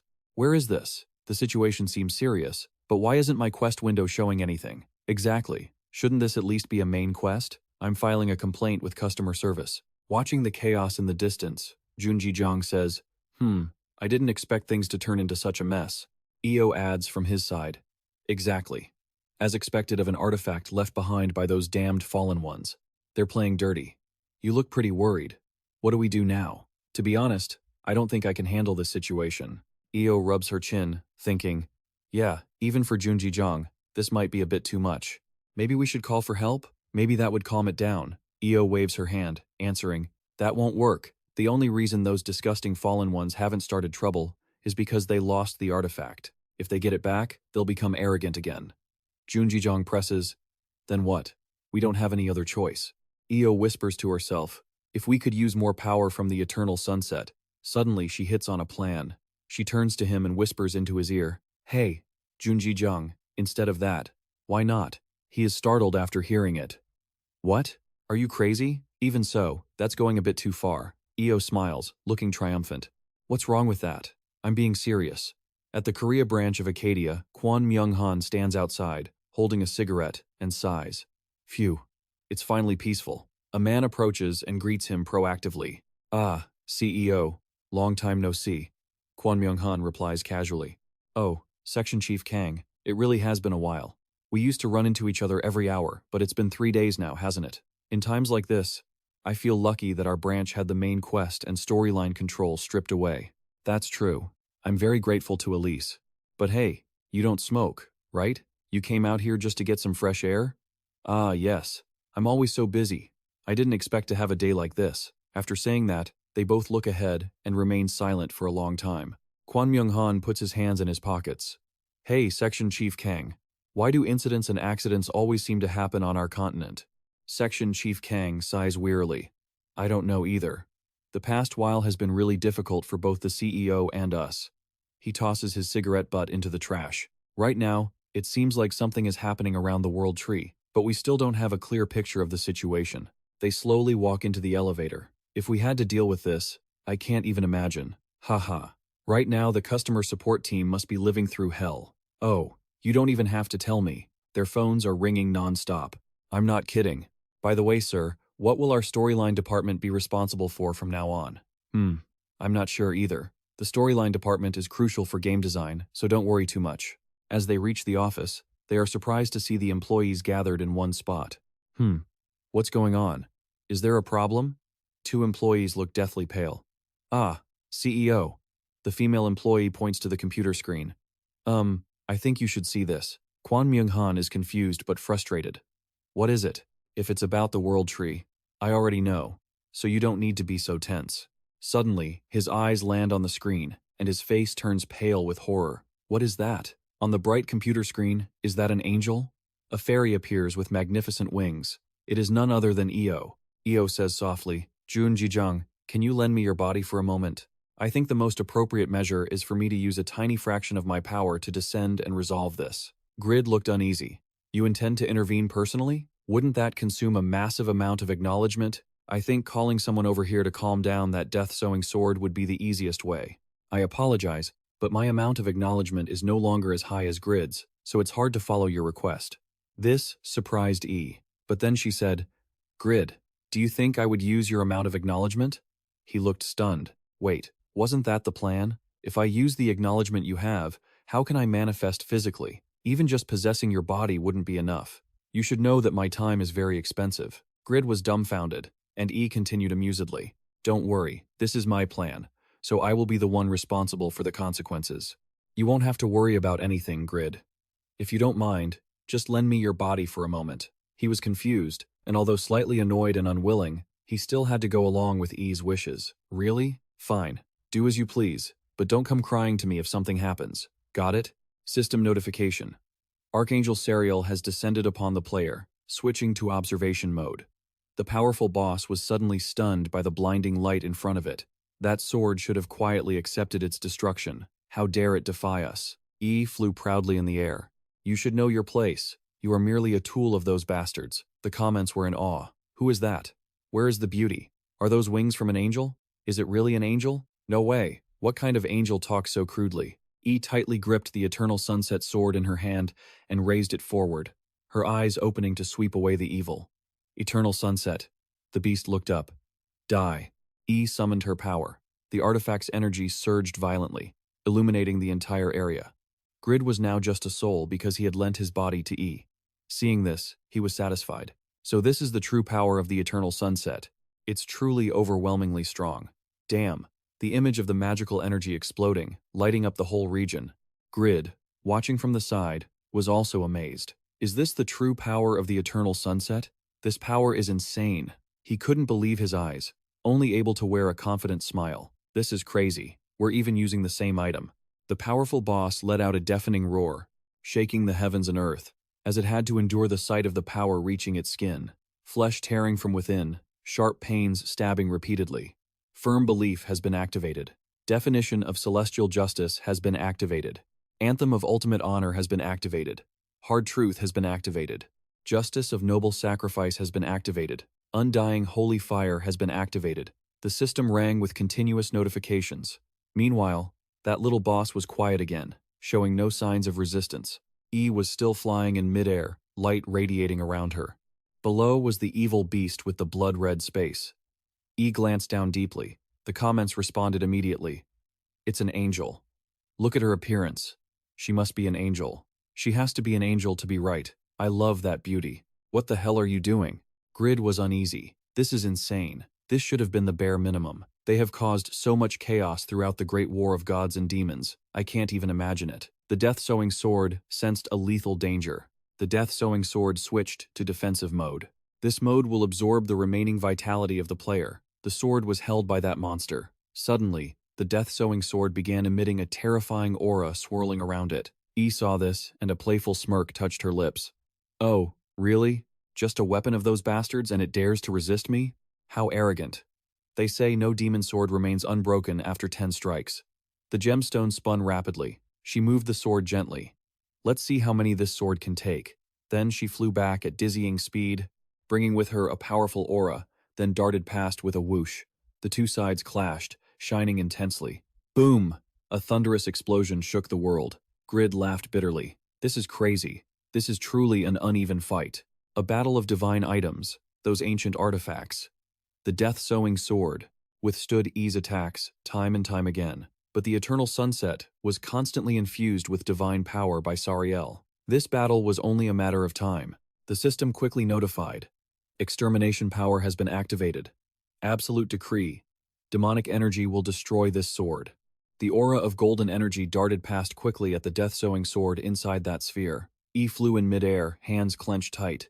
Thank you, Grid. Thanks to you, I have fulfilled my long-held wish. She looked down with gentle eyes. I will always remember your kindness, in the name of Archangel Sariel. Grid was completely stunned. Her golden metallic rays were gradually appearing in this dark space, and then the death-sowing sword inside that magic sphere quickly shattered into pieces. The system announced the achievement. Mythical artifact. Death-sowing demon sword has been destroyed. Hell's power has increased by 4.3%. The balance of good and evil is gradually tilting. You have received the title Demon Judge. You have received the title Representative of Heaven. The Holy Kingdom and priests will begin to observe your actions carefully. Melissa and the elves down here were observing everything. Oh my god, that person actually found a way to destroy the death-sowing sword. The system updated the notification again. The quest World Tree destroyed by demons has been completed. Elf affinity has reached the maximum level. You have received the title Hero of the Elves. You have received the title Guardian of the World Tree. But another person with a dark appearance was fuming. What is this? What is the death-sowing sword? He gritted his teeth in frustration. That is. Then he screamed. Whose damn wings are those? In this desolate and quiet valley. Grid sat on a tree root and asked, Are you okay, E? Even for you, this must have consumed a significant amount of support. E was picking up the remaining pieces of energy, singing as she picked them up. Actually, it was a bit overwhelming. It's been a long time since I intervened in Accadia's affairs this much. But since I borrowed Grid's body, it was a bit easier.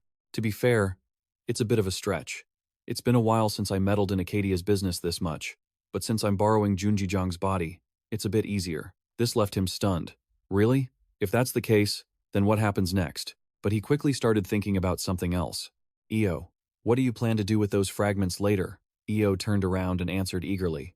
We must stop others from exploiting these shards. Even though they're broken, they are still part of an artifact. If they fall into the wrong hands, they could be used for evil.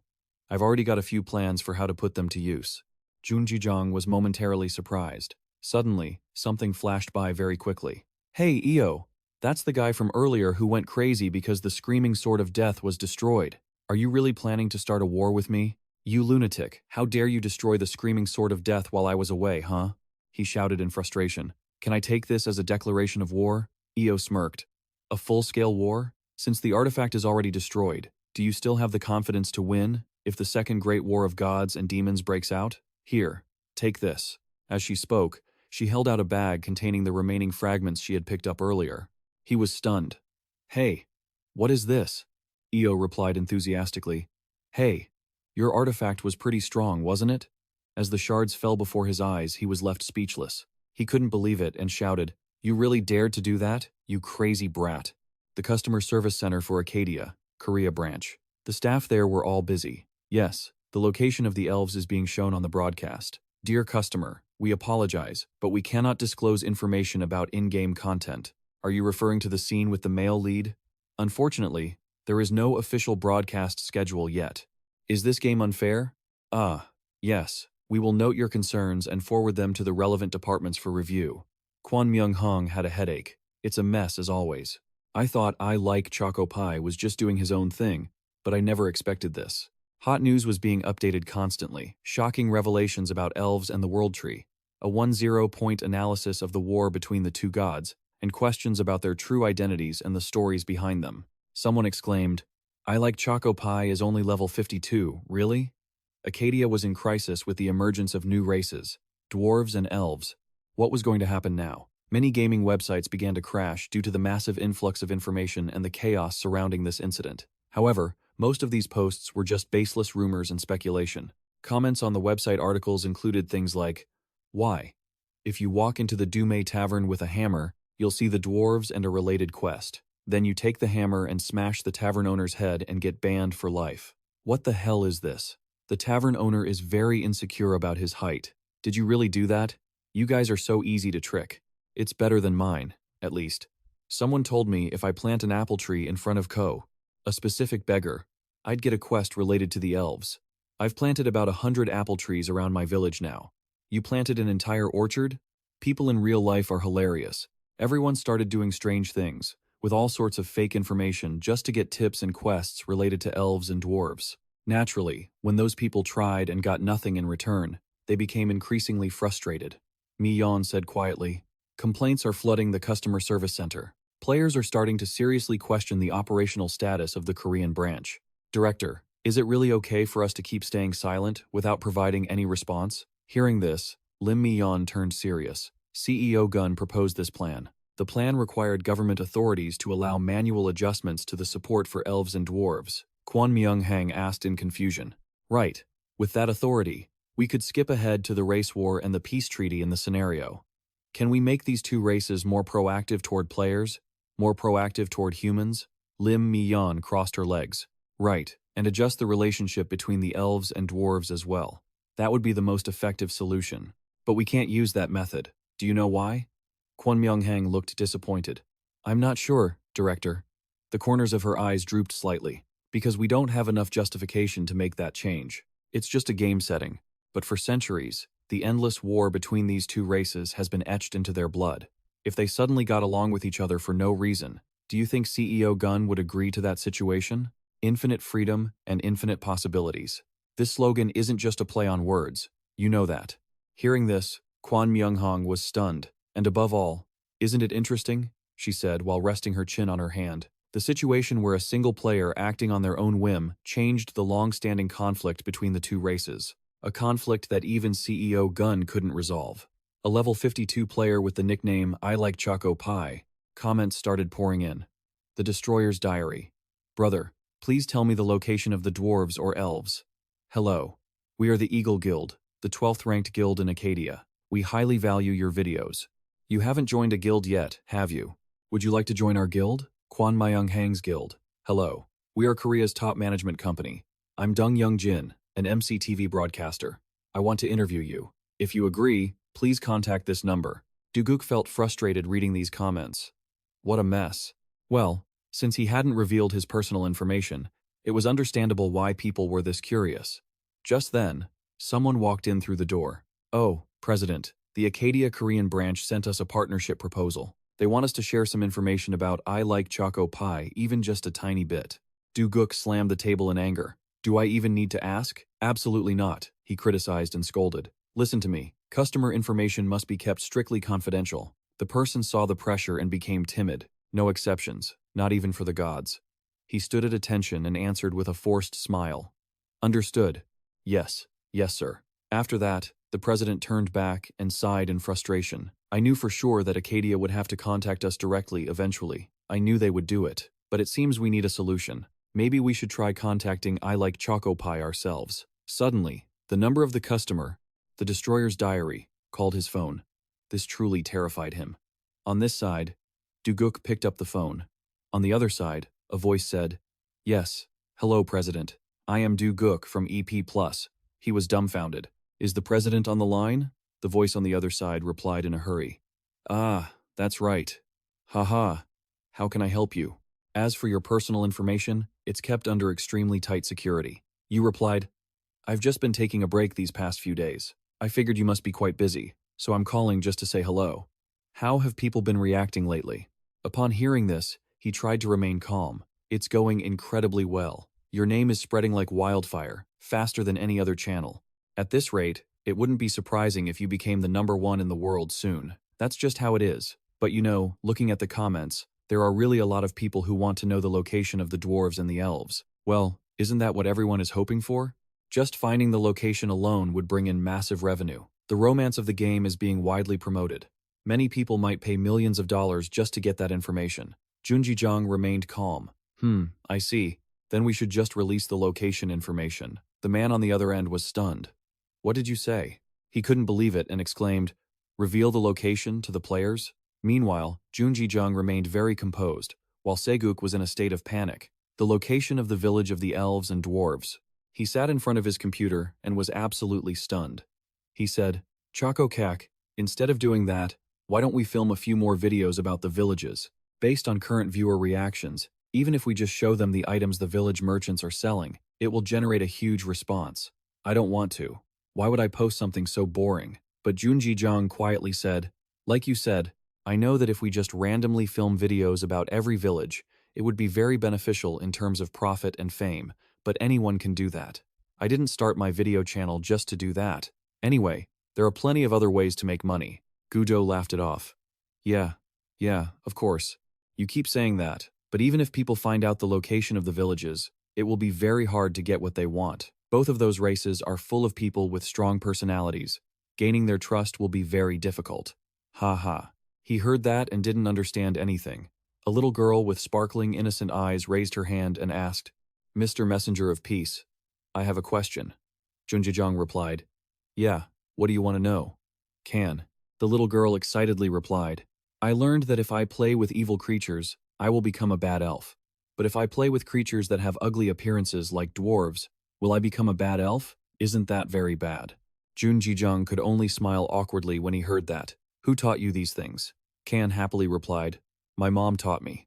He felt frustrated. He understood. He thought to himself, Elves are taught these things from a young age, so it's no wonder their values are so twisted. He said gently, Even if you play with dwarves, you won't become a bad elf, so don't worry. The little girl asked happily, Really? He nodded. Yeah. Even the queen said that, if you are kind to the dwarves, you will become a good elf. Heh, I understand now. Saying that, the little girl ran off, waving goodbye. He also waved back politely. Please don't teach children things like that in the future. Basically, you are teaching them to be arrogant and rude to other races. Melissa stood by and nodded. I will try my best. You have already signed a peace treaty, so there will be more meetings and interactions with the dwarves. From now on, everyone should live in harmony and not cause trouble for each other, Melissa said, looking shy and embarrassed. I have a question. Recently, more and more humans have been hanging around the forest. Should we treat them well too? He was dumbfounded. Ah, are you wondering if you have to treat those ugly humans kindly? She replied in confusion. It's just that. We have always lived with that mindset. He sighed in annoyance. It's up to you. I don't really care. Melissa was eager. Really? Melissa let out a sigh of relief and said, Whew, honestly, just thinking about having to happily welcome those ugly humans makes me feel sad. Ah, of course, you are the exception, because you saved the world tree. Ha ha. Junjijang watched this and felt like judging them. Is this racism? Things won't be easy from now on. At the university, inside a virtual reality engineering research lab, a voice echoed. You've worked hard. In the room with dim, hazy curtains, the professor looked at the data table and said with satisfaction, 97.28% synchronization rate. This number is as astonishing as ever. Thank you for your cooperation. Junjijang got up from his chair and replied, It's nothing. Since you personally asked me, Professor, how could I refuse? Kim Tae-hun was quite anxious. Thank you, Junjijang. Kim Tae-hun suddenly raised his voice. The Accadia branch and Ein Electronic have requested a partnership. They even made a great offer. Please, Dae, if you agree to cooperate, I will give you an A+. Dae was very surprised. Well, if you are willing to be that generous, I will consider it. Kim Tae-hun nodded repeatedly. Of course, I promise you that. At least in my class. Junjijang couldn't believe it, but his mind was uneasy.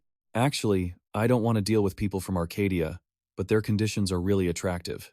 Will this expose me? He spoke quietly to an employee. This simulation is just simple, repetitive actions, for example, dodging a ball. Does this really help with the research? The employee observed the data and replied with satisfaction. Of course.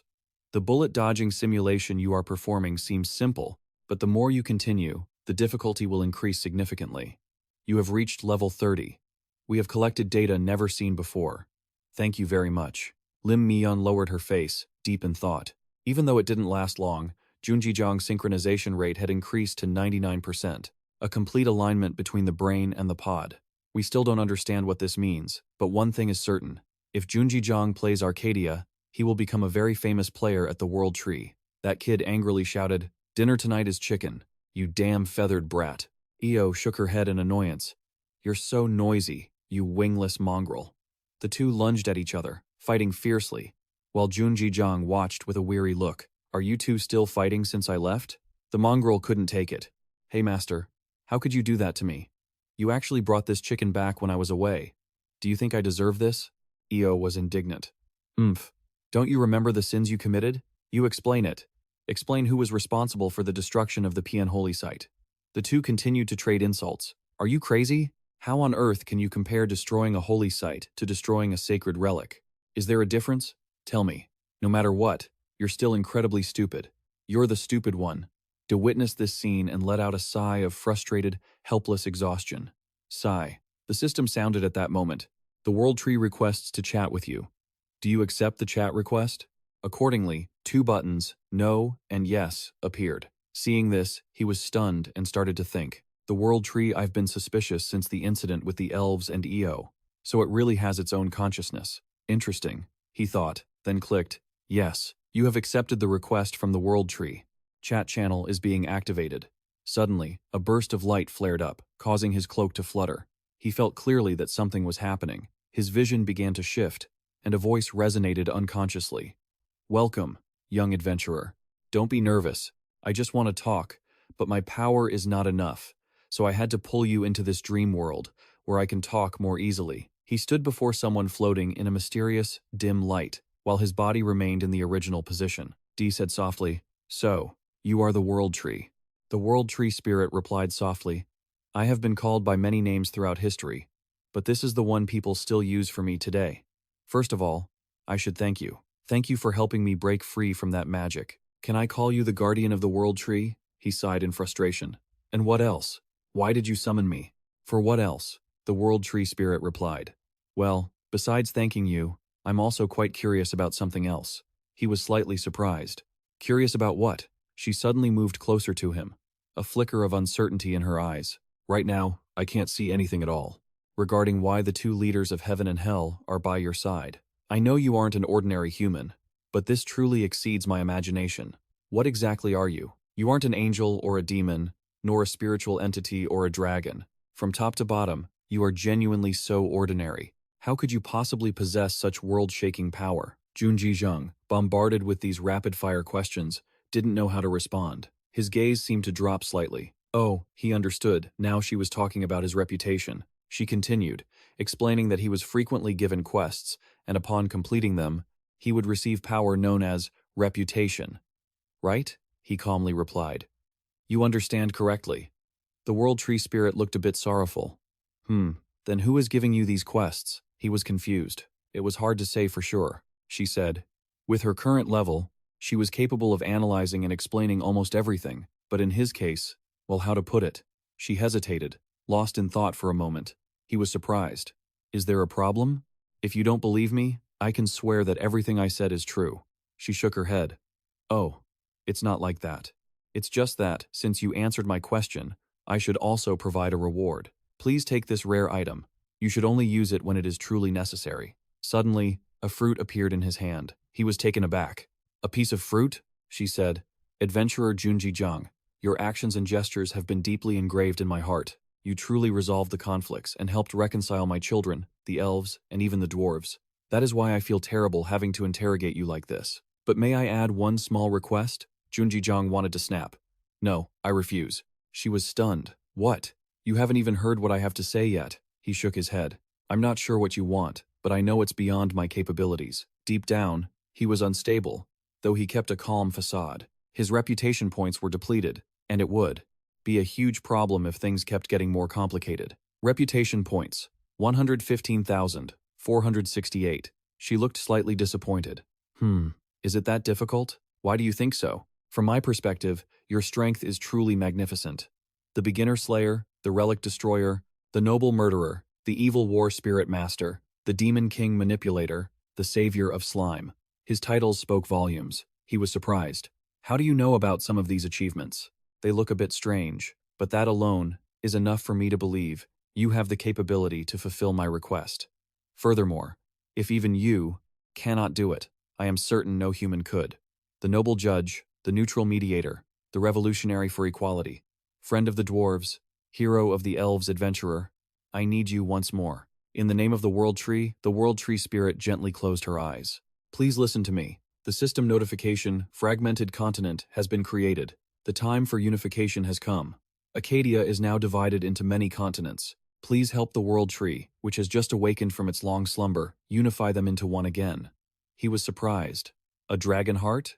The origin of Accadia was initially just one continent named Pania, a continent with many tales of a snow-white dragon living in the frozen mountains. A continent with many tales of the alchemist dwarves and their underground treasures. A continent with many tales of beautiful, mystical elves living in harmony with nature. A continent so vast that no one knew its size. All of these were linked together by the tall and majestic world tree at the very center of the continent. The world tree spirit gently explained, Accadia was once a vast continent. However, I sank into a deep slumber after the great war between gods and demons, and many things have changed since then. In the end, I could not keep everything on the continent connected. After a long period of time, the continent fractured and reached its current state. Hearing this, Junjijang pondered. These were stories not found in Accadia's history books. So, what do you want from me? He asked suspiciously. She replied softly, I want to unify the continent once again. This left Junjijang astonished. What? The second continent of Accadia? That's the official name of the server I'm playing on. So the world tree wants me to? Just as he thought this, he blurted out. Unify the entire server? The world tree spirit was slightly surprised. What? Unify what? He replied. Oh, it's nothing. More importantly, regarding the unification of the continent, do you have a plan yet? She answered. Unifying the continent is not difficult for me. The only problem is that I haven't recovered enough power to do it. He fell into deep thought. Not difficult? This is a massive task. How can she talk about it like it's a small thing? He asked helplessly. Then what exactly do you want from me? You seem so wise and powerful. So what could a lowly human like me possibly do? She giggled. Heh. I'll take that as a compliment.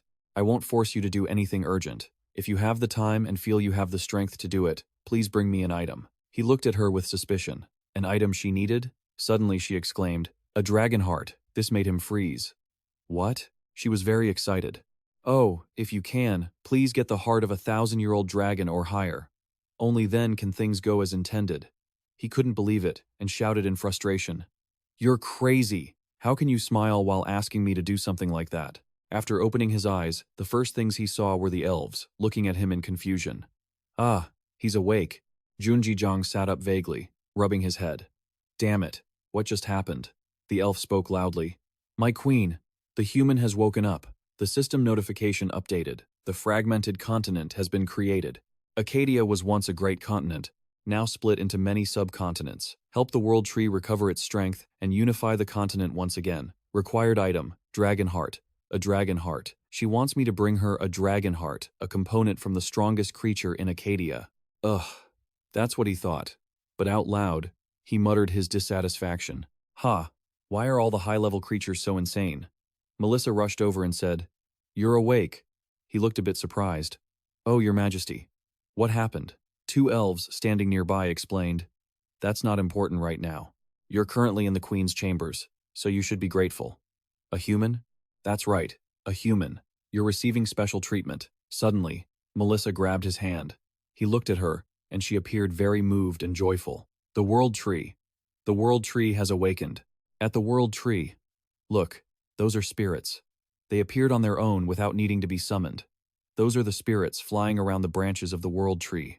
The elves below were all rejoicing. The connection between the spirit world and our world has been restored. No, it can't be. This is a miracle. In June, Jijang's hand was the golden fruit he had spoken to the world tree spirit about earlier. So, it wasn't just a dream. Then he turned and raised his voice. Lady Melissa. She was so overjoyed, she turned around. What is it? Do you have a dragon heart? She didn't understand. What? A fruit from the legendary world tree. The world tree only blooms once a year. The fruit contains immense vitality. It can be used in many different ways. However, this is a one-time use item, so think carefully before using it. Consuming it permanently increases max HP by 100% and HP regeneration speed by 1000%. The information on the elf and dwarf clans is based on my research. The most suitable place for the elves and dwarves to hide is somewhere within the Empire's territory. I even dare say that the Pope is trying to hide them, especially since the elves gave us a quest to find the dwarf village. How do you get the quest? First, it's important to prepare a hammer. Then, You head to specific taverns. The tavern owner is very short, and there are rumors that he sells dwarves and humans. Comments started popping up. Guys, those posts are scams. I almost died. Be careful. This is why Accadia gets so much criticism. People post whatever they want without caring about the truth, just to get as many likes as possible. Seriously. Sigh. Why don't they just announce the official info? Why do they keep letting everyone get led around by this garbage? Accadia's top priority is providing users with a realistic experience through freedom and unlimited possibilities.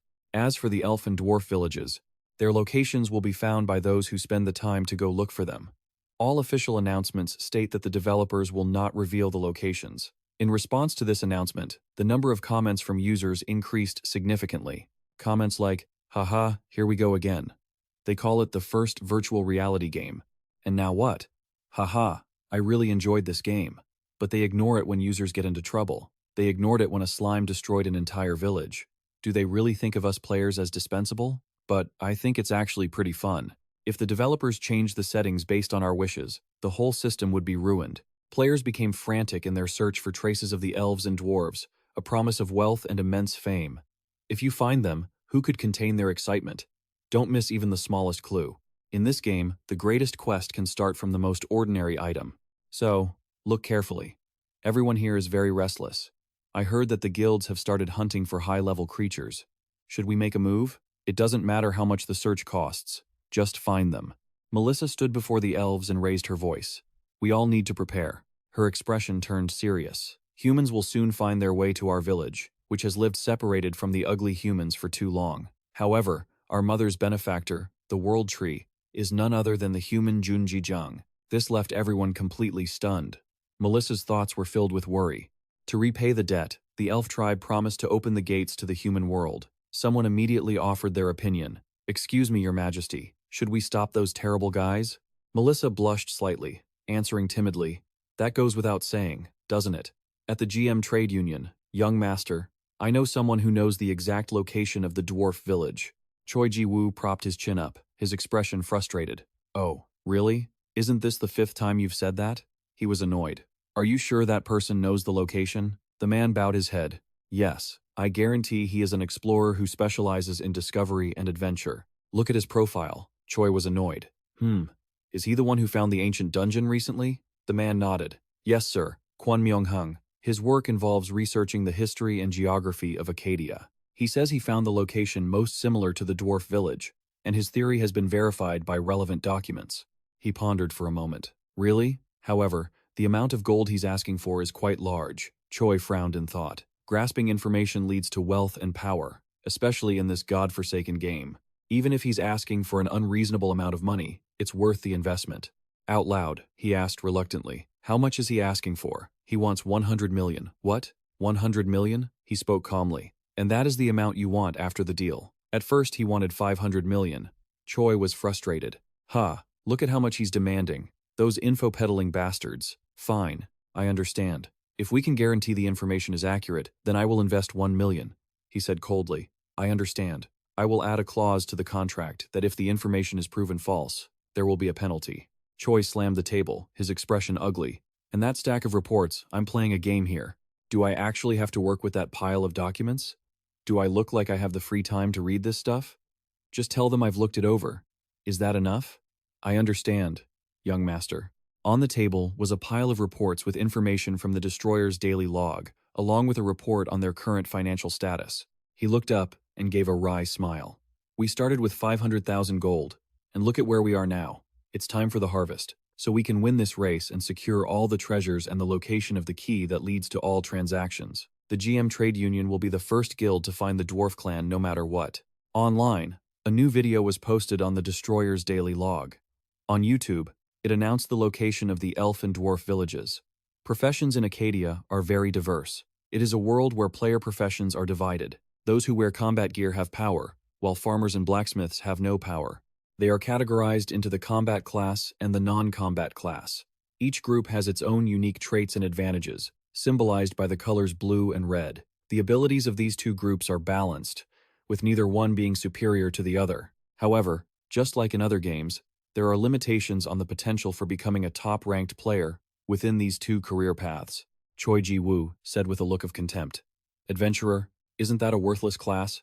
You're only slightly good at discovering ruins and disarming traps, he continued. This class is only for those with incredibly good luck. If you want to receive generous rewards, you have to find massive ruins or valuable artifacts, but that doesn't happen every single day. It's a completely useless class and a total waste of time. Choi Ji-woo was talking to a man. They continued. If you want to make money, just become a merchant. Everyone says that if you know how to invest a few billion, money will just keep breeding money. The other man laughed and added to Choi Ji-woo's point. Haha, you're talking about playing the money game, and you're right. Haha.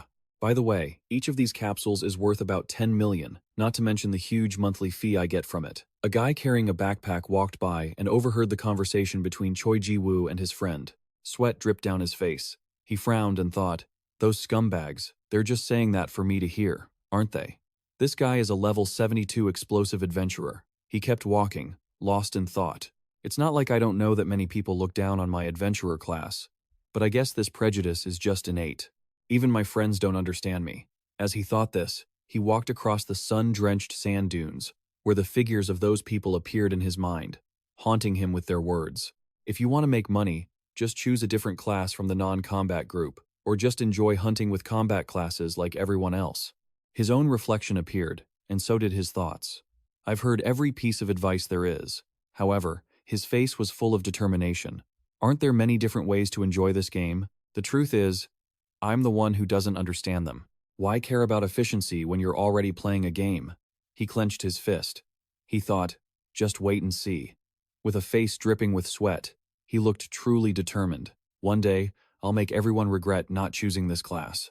I can feel that the era of the adventurer is coming. Under the blazing sun, the young man's voice echoed. I found it. He knelt down before a giant door on the ground and said, I knew it. This is the entrance to the last city of the dwarves. Forge Sands, his voice echoed.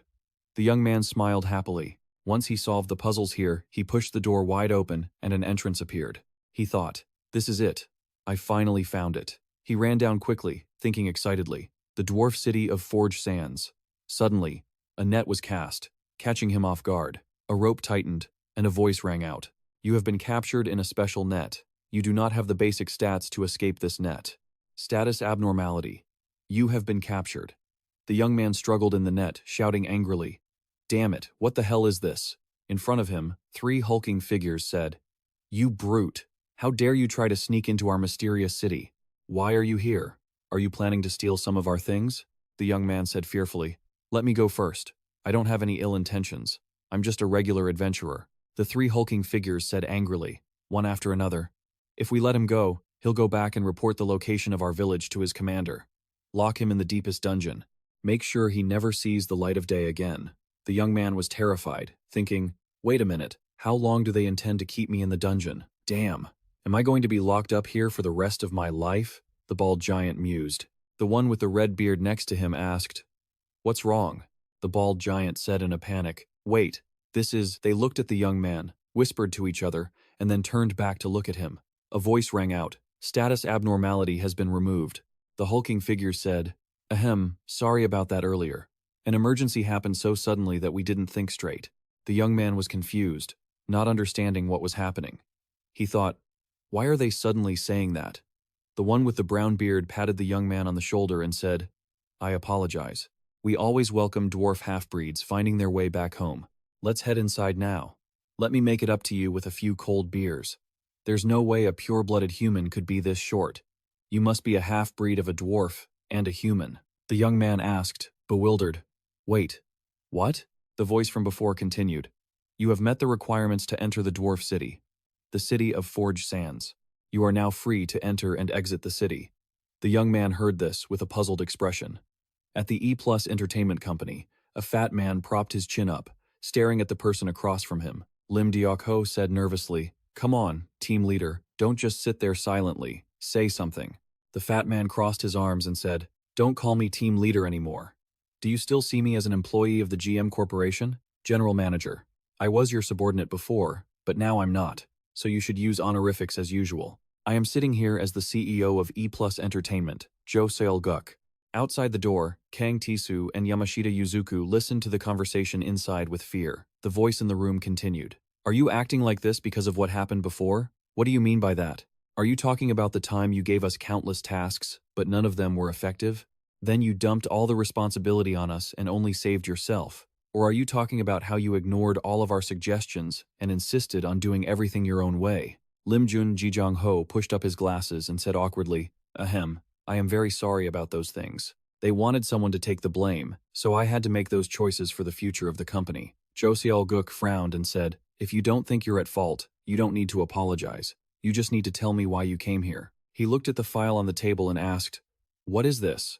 Lim Jun Jijong Ho replied, the GM Corporation wants to officially acquire your company. This is the merger agreement. Jo Seol-guk picked up the paper and read, job transfers for all employees at E+ Entertainment. All E+ Entertainment employees will be promoted and receive special bonuses. Joe will receive the benefits package for the CEO position. All the employees at EPUS Entertainment Company will be promoted and receive special bonuses. Joss will receive the benefits reserved for an executive director. Lim Jun Jijong spread his hands and said, I think this is exactly what everyone wants. Oh, and one more thing. You and your workers can continue, working just like you always have. The corporation doesn't want to change how things are run here. I'm certain no one will interfere with your workflow. Do Se-guk glanced back and replied, is this because I like the cakes you gave me? Lim Jun Jijong finished speaking, then suddenly jumped. Just as expected, we received countless calls asking about him. Of course, there was no way the GM Corporation would just sit back and watch.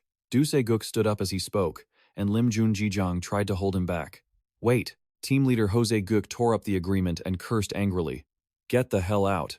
I will never leak our user data to people like you. The two young men outside were stunned. Oh my god. Lim Jun Jijong stood up, clutching the agreement and shouted, you are making a huge mistake. Many of our teams are already trying to track down his information and location. How long do you think you can hide an entire village? The attention on this won't last long. A sinister smile appeared on the fat man Josel Guk's face.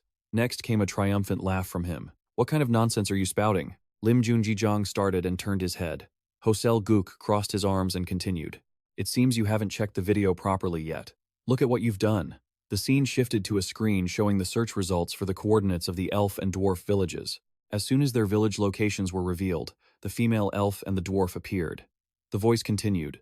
Players have started visiting their villages one after another. This sparked a lot of controversy. Comments began to pop up. Damn it, the elves told us to leave. Do they think we're ugly or something? Are we really that ugly? Fine. Let's go to the dwarf village instead. Actually, the dwarves liked shorter and uglier players. Ha ha, who said appearance doesn't matter? A pretty face is your entry ticket now. The dwarf told me to get lost if I didn't want to die. Damn, it's so hard to get in there. Is he showing off? You're tall, right? I'll use my 1.85 meter height to socialize with the elves. But honestly, isn't this unfair? How can they judge others based on their appearance and height? Both the elves and the dwarves stood in front of a player. The elves were obsessed with looks, and the dwarves were obsessed with height. Because of their strict entry requirements, in the community, a trend had erupted where players went there just to have their looks tested. One comment appeared. Huh, I actually got permission to enter the elf village. Really? I guess I'm pretty good looking after all. Ha ha. With the major discovery of the elf and dwarf villages, something happened that no game developer had expected. As players who managed to enter the villages started posting content about them, videos with clickbait titles and symbolic thumbnails appeared, acting as guides for beginners. The safest and fastest route to the dwarf city. A vlog about working at the dwarf forge that you aren't ready for. How to get hidden quests related to the world tree's spirit arts. How to become a necromancer. High-end items crafted by dwarves. Knowledge about spirit arts and the classes related to these two species was revealed, piece by piece, and the public was gradually gaining access. At a village, a group of people were chatting and laughing. Ah, I've wanted to be a necromancer since I was a kid. Are souls really this cute? I'm so jealous of those necromancers. This is insane. I used to be a jeweler, and now I can easily inlay gems into equipment. Sounds crazy, right? We provide tools and user equipment at very affordable prices, with a 10% commission fee. For more details, please check our catalog. Two villages with two completely opposite scenes appeared before the players. These two species had very different characteristics, but both villages had entry restrictions. For those ridiculous entry requirements, the players couldn't really do anything. The comments kept coming. Damn, I got rejected by the elves. My mom said I look fine. Never trust your mom's compliments, guys. Oh my god. You actually asked your mom before you went? Just ask your friends. They'll be more objective and honest. Ah, so what exactly are the entry requirements? I saw people much uglier than me get in. I don't know why I thought all my problems would be solved just because I looked pretty in the mirror. Haha, what were those developers thinking when they made this game? Why on earth would they make a game like this? Surprisingly, those changes didn't just affect the players. As more and more information spread widely among the players, a new wind began to change. Every corner of Arcadia. In a dusty room, the voice of a tall, hat-wearing man rang out. Hey, have you heard the news? It seems the mythical creatures in the forest and the dwarves are real. People just found their villages recently. Many have paid adventurers to take them on a tour. They also say those villages are full of rare mythical items. The bald man opposite replied, Of course I heard. Just imagine the value of items forged by dwarves. I heard people saying even the royal family is interested in those villages. Sitting in a chair, a powerful woman commanded, Send a delegation there immediately. Tell them we want to establish friendly relations and conduct trade with them. The man replied, As you wish, Your Majesty. I will carry out your orders. The girl rested her chin on her hand and sighed thoughtfully. I want to go there too. Elves and dwarves. If I didn't have to fulfill these royal duties, sometimes I regret being who I am. On the news, the anchor smiled and said, Next, we will report on Arcadia Limited, the virtual reality game provider. A game setting that discriminates against players based on appearance and height is sparking much controversy. The game's developer, Kwon Myung, has issued an official statement, but the number of player complaints keeps rising. We believe the company needs to take some measures to appease the current situation. Day was snacking while watching TV and thought, news about the game is even being shown on the big screen now. This world has changed quite a bit. But he suddenly widened his eyes. Is this because of me? He thought about the computer screen glowing in the dark as he stared intently at it. On the screen was the accidents and events board for Arcadia. The chat box was exploding with messages. No matter how much I thought about it, I couldn't understand why slimes were used to destroy the starting village. To me, the exploitation of players was even more ridiculous. Are the victims still mining in the quarry? That witch hunt was top tier. Kwon Myung, that game company is insane. Splitting players into factions, inciting wars, and a bunch of other stuff. They are truly wicked to the core. Oh, that spear, that spear, that spear. Wow. My hand holding the mouse trembled as I thought, wait. Looking back, I realized I was the culprit behind most of Accadia's events. I worriedly pondered, suddenly realizing the influence of my actions. Honestly, I thought it was just one of countless events. Tsk. I feel so guilty. I was just following what the quest required. I angrily thought, who created that chaotic, lawless poet job class? I really want to see the faces of these people. I put my hand to my chin and thought, whatever. Why should I even care? I'm just making a living. Thinking that, I stepped into the game world. A notification popped up. You have logged into Accadia. Quest completed. The world tree has awakened and begun monitoring the entire continent. The connection to the spirit realm has been restored, enhancing the appearance of spirits and the generation of spirit power. The agreement to promote friendship between elves and dwarves has been successfully signed. The appearance of species that had vanished hundreds of years ago shook the entire continent, and the system began calculating the rewards for the player's influence. Received 623,123 fame points. Item received. World Tree Fruit. 738,591 fame points. I smiled at the system board, thinking, now, this actually makes me feel better. But how should I use this item? The info board for the mythical grade World Tree Fruit appeared.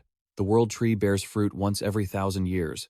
It contains immense life force and can be used in many ways. However, this is a single-use item, so careful consideration is recommended. Once used, your base health increases by 100%, and your health recovery rate increases by 100%. It's an ingredient for the Philosopher's Stone. Looking at the sparkling gold fruit, I thought, a legendary grade consumable item. Its stat boosts are incredible, so it's easy to see why players with tanker jobs would go crazy fighting over this item. I don't fully understand the Philosopher's Stone, but considering recent events in Accadia, it must definitely be a very important item. Is there really an alchemist job class in this game? I looked around, wondering, where are Tan and Io? Every time I log in, they're always chatting away. Suddenly, there was a shout. Let me go. Let go of me. I suspiciously looked toward the sound. The shout rang out again. Catch him. How dare you sneak into the sacred land of the World Tree? In front of me, Pa was pinning a blonde guy to the ground.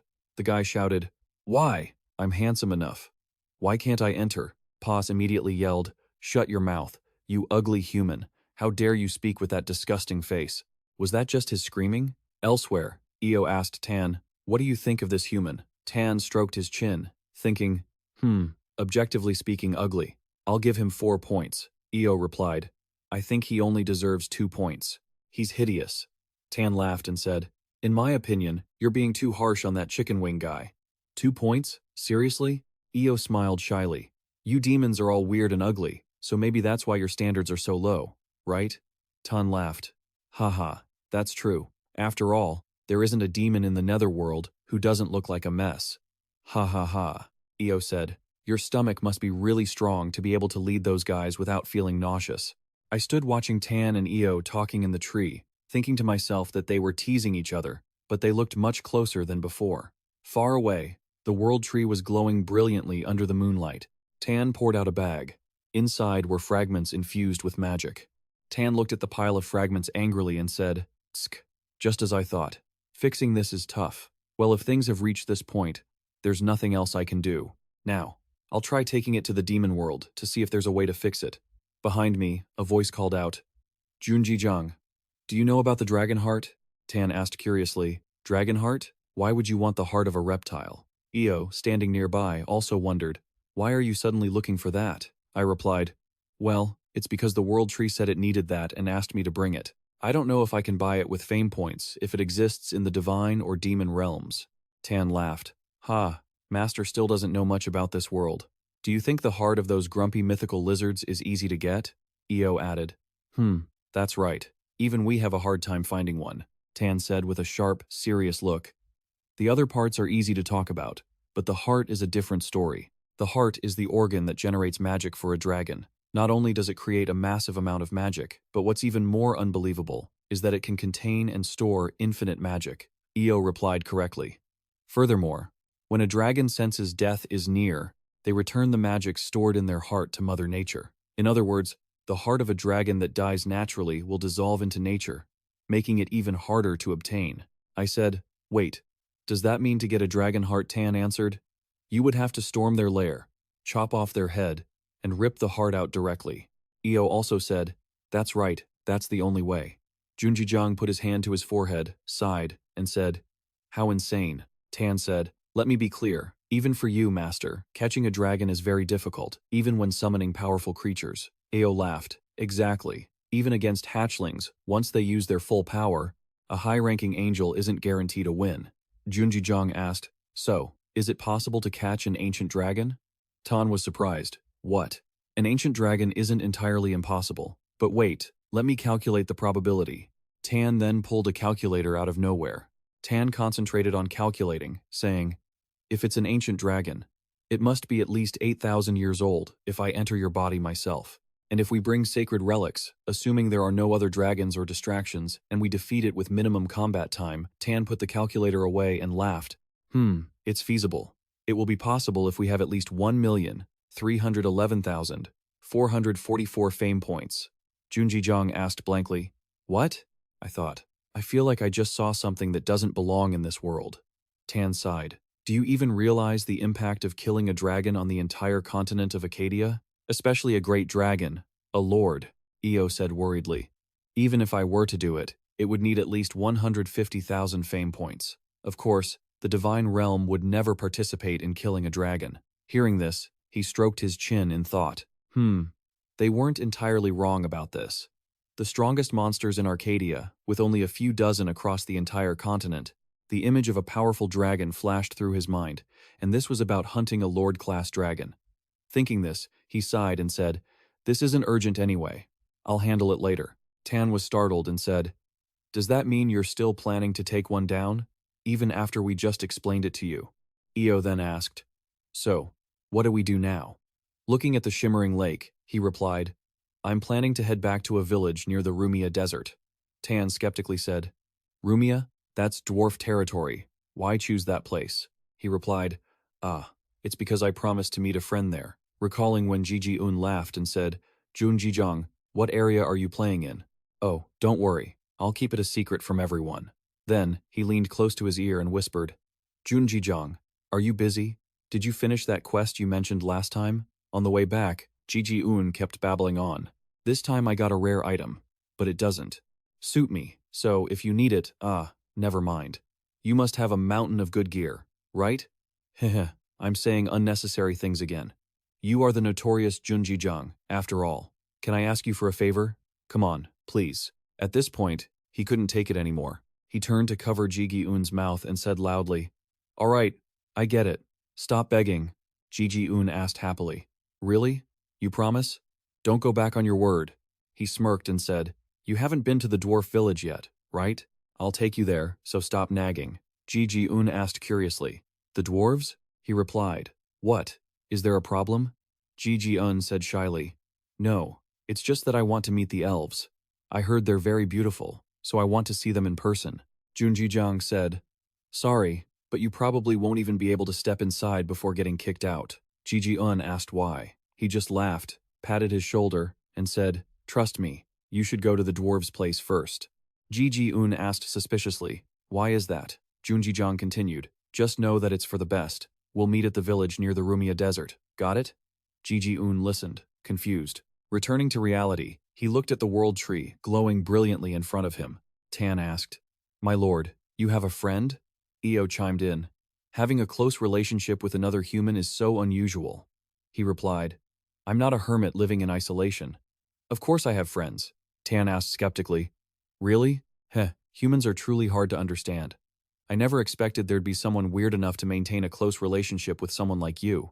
He glanced over and said, What are you talking about? Tan crossed her arms and said angrily, Are you asking me that seriously? Master, you cause enough trouble to fill an entire city. Tan chuckled mercilessly and continued, Honestly, I think you always wear a mask and hide your identity because you're afraid humans will catch you and execute you. With an unchanging expression, he replied, Stop talking nonsense and keep moving. Eo asked, D, when we get to Rumia, will we be able to see that child again? Tan asked, Huh? Who? Eo replied, The child who carries on the volcano's wishes. He said, the dung-sick kid? You mean that soot-covered one? Eo said, Yeah, I wonder how they're doing. He smiled and said, Yeah, we should go and check on the situation. I'm curious about their life now, too. At this point, Junjijang had arrived at the Great Rumia Desert. In a corner of the market, a voice rang out. The caravan to the dwarf village is departing. I'm selling ice claw crystals, perfect for preventing heat stroke. The guide to the dwarf village is about to leave. I'm an adventurer who senses level 9 danger. No need to worry about scorpion bites. The trip will be very smooth. Come see the items crafted by the dwarves. They're cheap, extremely cheap. Junjijang stood in the middle of the market, skeptical.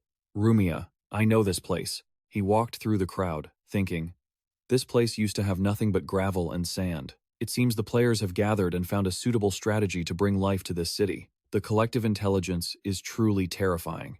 Well, the roads are easier to travel on now than before. Tan interrupted his thoughts, asking excitedly, Master, the friend you're about to meet, is that person as special as you? Eo said happily. Yeah, do they possess fame points or something like that? He replied, You guys are obsessed with fame points. He looked ahead, surprised. Oh, that's him. In front of him, Ji-Un was walking down the street. He walked up to Ji-Un. Are you Ji-Un? He replied. Yeah. Who are you? How do you know my name? Wait, could it be? You really came. I'm so touched. Saying that, he looked like he wanted to pounce and hug him, but he stopped him with a shh gesture. You're too loud. Keep your voice down. Ji-Un scratched his head shyly and said, Sorry, I was just so surprised. Heh, he said angrily. Remember, don't say my name. Promise me. He smiled slyly. I have no other choice. I'll use this method. Ji-Un looked at him, confused. The system panel appeared with a divine-grade item mask. Mask of Deception activated. The power of deception and disguise covered the player's body. Your false identity has completely hidden your true self. He smiled and said, From now on, call me Junjijang. I will also appear in this form in the eyes of others. Got it? Ji-Un's eyes sparkled as he said happily, Whoa, that's so cool. So this is one of your abilities? Wait. Your face, wait a second. Even your account name changed? How did you do that? Is it a disguise skill? Ji-Un was excited and kept asking him questions. Junjijang was helpless. With a lazy expression, not wanting to explain, Ji-Un lunged, wanting to hug him. No way, Even a disguise skill couldn't be this perfect. He used his hand to push Ji-Un away. It was the effect of an item. You're standing a bit too close. You tilted your head, wanting to get going. Let's head out. It's a long way to the dwarf village. Yeah, I was waiting for you. And I actually found the route to the dwarf village too, Ji-Un said cheerfully. You asked in surprise, how are we getting there? Ji-Un explained happily. Among the convoys heading to the dwarf village, there's the GM convoy. We can tag along with them. The departure time is perfect, so I already registered a spot for both of us. Look, I even got the tickets. You paused, thinking, wait, if it's the GM convoy, could it be? You sighed helplessly. How many convoys are there? And you had to pick that one? Ji-Un looked a bit surprised when he saw you sigh. The GM convoy was run by Burhan, a source of some bad blood back in the day. This reminded you of a past conversation between the two of you. You had hoped not to get any more deeply involved, especially since they held significant influence in the real world too. You thought it over, genuinely not knowing what to do now. Ji-Un, unaware of your thoughts, asked worriedly, what's wrong? Is there a problem? Ignoring the question, you asked instead, is that the only convoy departing? Ji-Un replied, there's one other, but what? You looked a bit awkward as you answered, that one is just too small. It doesn't have much of a reputation. He sighed, saying he had some old friction with the GM, so he asked to switch to the other caravan, secretly thinking he'd just take his belongings and run if things went south. Ji-Un's eyes lit up with interest. Old friction? No wonder you're a… Wait. No. A deserter. He replied helplessly, feeling incredibly embarrassed. Ji-Un dashed off. He planned to negotiate with them because the small caravan's price was only 20 silver, while the other side demanded a full gold coin. Tan, standing beside him, said with contempt, Master, what's wrong with that mortal? I thought your friend would be useful. I was planning to possess him to control and use him. Io chimed in from the side, remarking that he seemed rather timid. I hope he proves to be a man of talent who can spread divine justice across this continent as your friend. Les said helplessly. Hey, are you two just treating my friends like tools? The scene shifts to two people introducing themselves. The white-haired man cheerfully said he was the caravan leader, Apple, and the vice leader was Lemon. He greeted them back warmly. I'm Junjijang. It's a pleasure to meet you both. Apple spoke with a cheerful tone. Thank you for trusting our caravan. We've actually had a hard time finding people because we're so small. Food and water are already fully prepared. So, if you're tired or feeling unwell, just let us know. He continued. We've prepared for almost everything. We should reach the dwarves' territory within 3 days. He was a bit surprised by their enthusiasm. Setting that aside, he asked them a question. He wanted to know if they were a couple. Their names were quite related, after all. They quickly turned shy and admitted it. They had just gotten married and tried not to make it obvious, but he guessed it was pretty clear, huh? Ji-Un shook the stiffened man. That's so cheesy. I'm so jealous. A gamer couple? I want to do that with a girlfriend too someday. To enter the dwarf village. The journey had to pass through the desert, one of the 5 forbidden regions of Accadia. The daytime temperature was extreme, while the nights were bone-chillingly cold, a place many adventurers chose as their final resting spot. But even more concerning was the presence of terrifying level 160 monsters, the giant desert scorpions, with their fiery red exoskeletons and sharp, protruding horns. Normally, caravans crossing the Via Desert would choose to avoid them. They would scout and look for a safe path to take. The mages would use specialized ice magic to slow them down if they were encountered. Of course, as a warrior, they would be the ones to hold the line so the whole caravan could escape.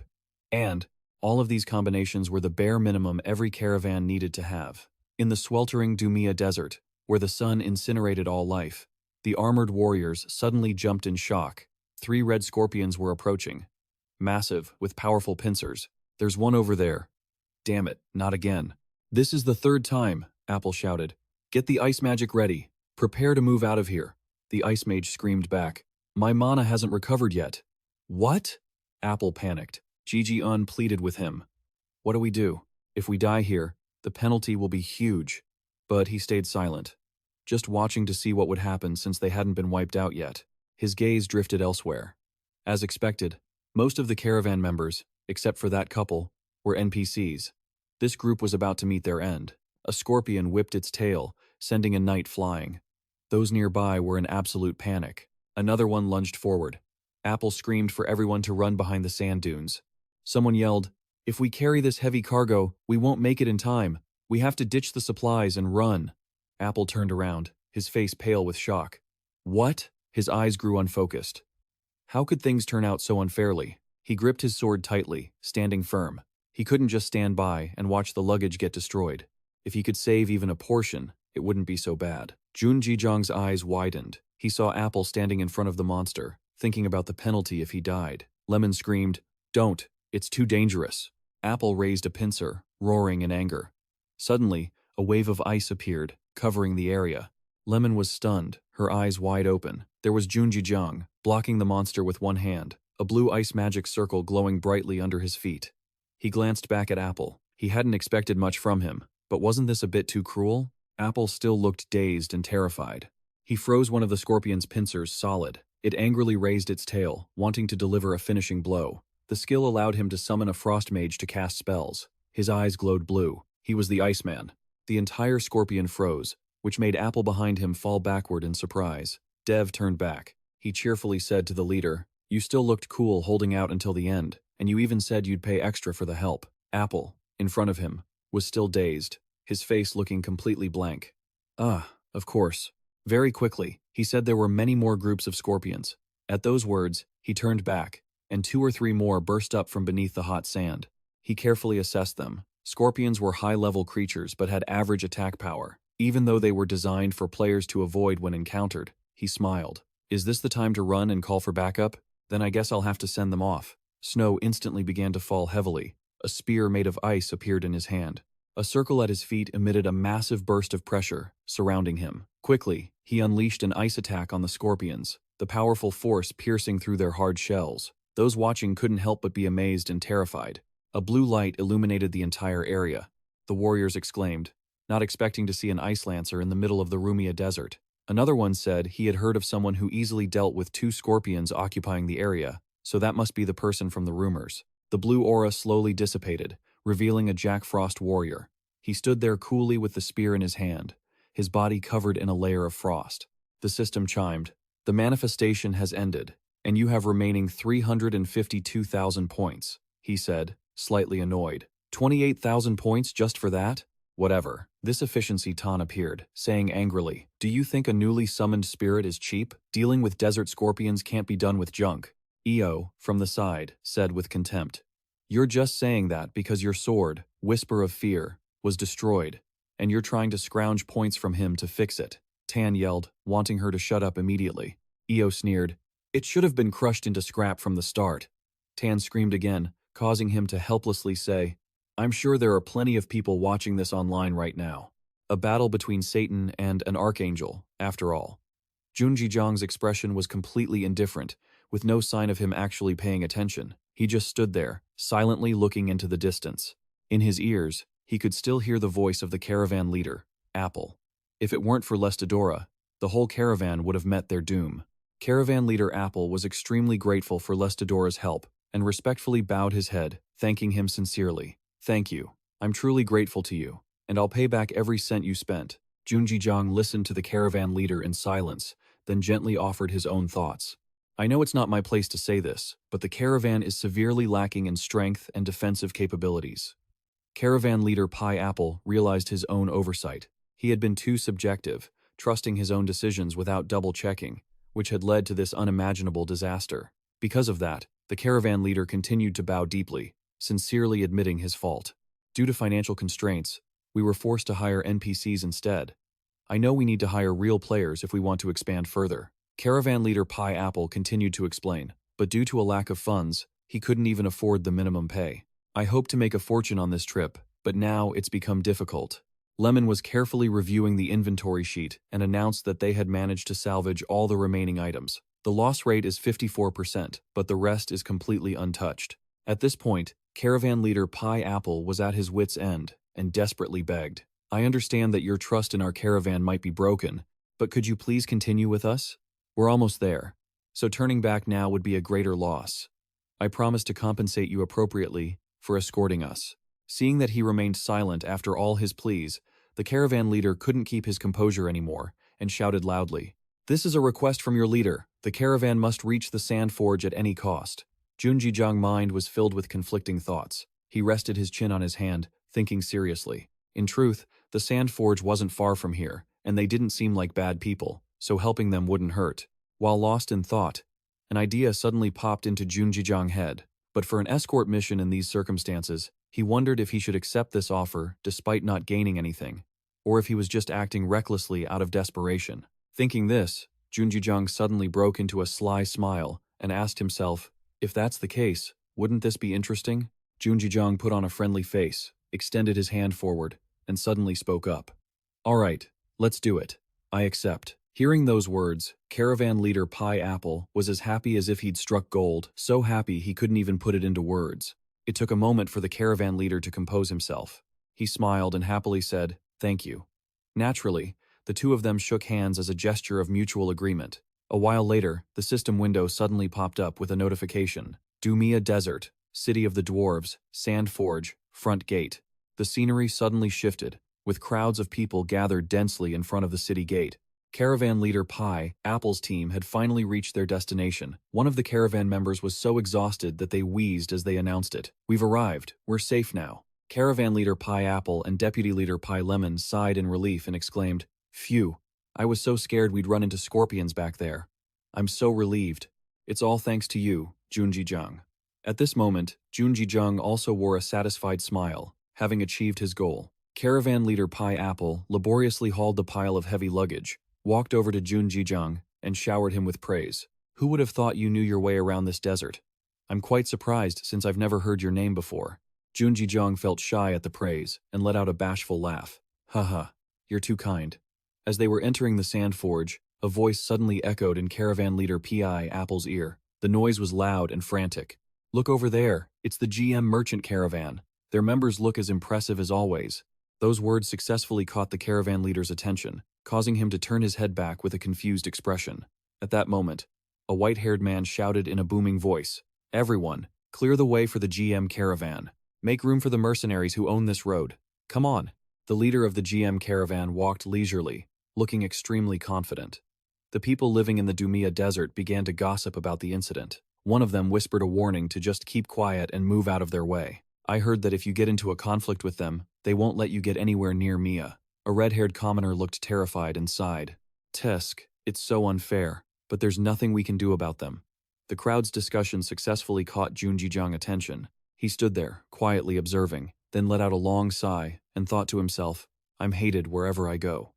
Suddenly, the man with the spiked hair, who was walking, turned his head and looked back, then blurted out, It turned out that the mountain of luggage that caravan leader Pie Apple and deputy leader Pie Lemon were struggling to carry had caught his attention. The sleazy, villainous man laughed mockingly. Look at those pathetic merchants. They actually have the guts to trade with the dwarves. Keck, they look like they were attacked by scorpions. The man with the spiked hair didn't stop there. He looked at them with a look of contempt and used the harshest language to mock them. They even hired NPCs. They must have chosen the cheapest ones. The white-haired man beside him wasn't any better. He chimed in. There are a few players there. Ji Gi-un approached Junjijang anxiously and asked in a low voice, Are they talking about us? Junjijang just remained silent and continued to watch the group. The nasty group continued to sneer and ridicule them. They probably don't feel too good over there. Our caravan is a paradise compared to theirs. The white-haired man and the spiked-haired guy took turns jeering. Keck, if you have to follow that caravan, you probably can't even earn a single gold coin. They're in the game but still haven't escaped poverty. Such pathetic losers. They were apparently being so loud that the leader of the GM caravan got angry and shouted to warn them. Hey, that's enough chit-chat. Only then did they stop their banter. Yes, the captain is always so serious. Satan, the demon king, was so frustrated that his face twisted in annoyance as he heard the mockery and growled loudly. What did they say, master? The Archangel Michael crossed his arms over his chest, grinding his teeth in frustration.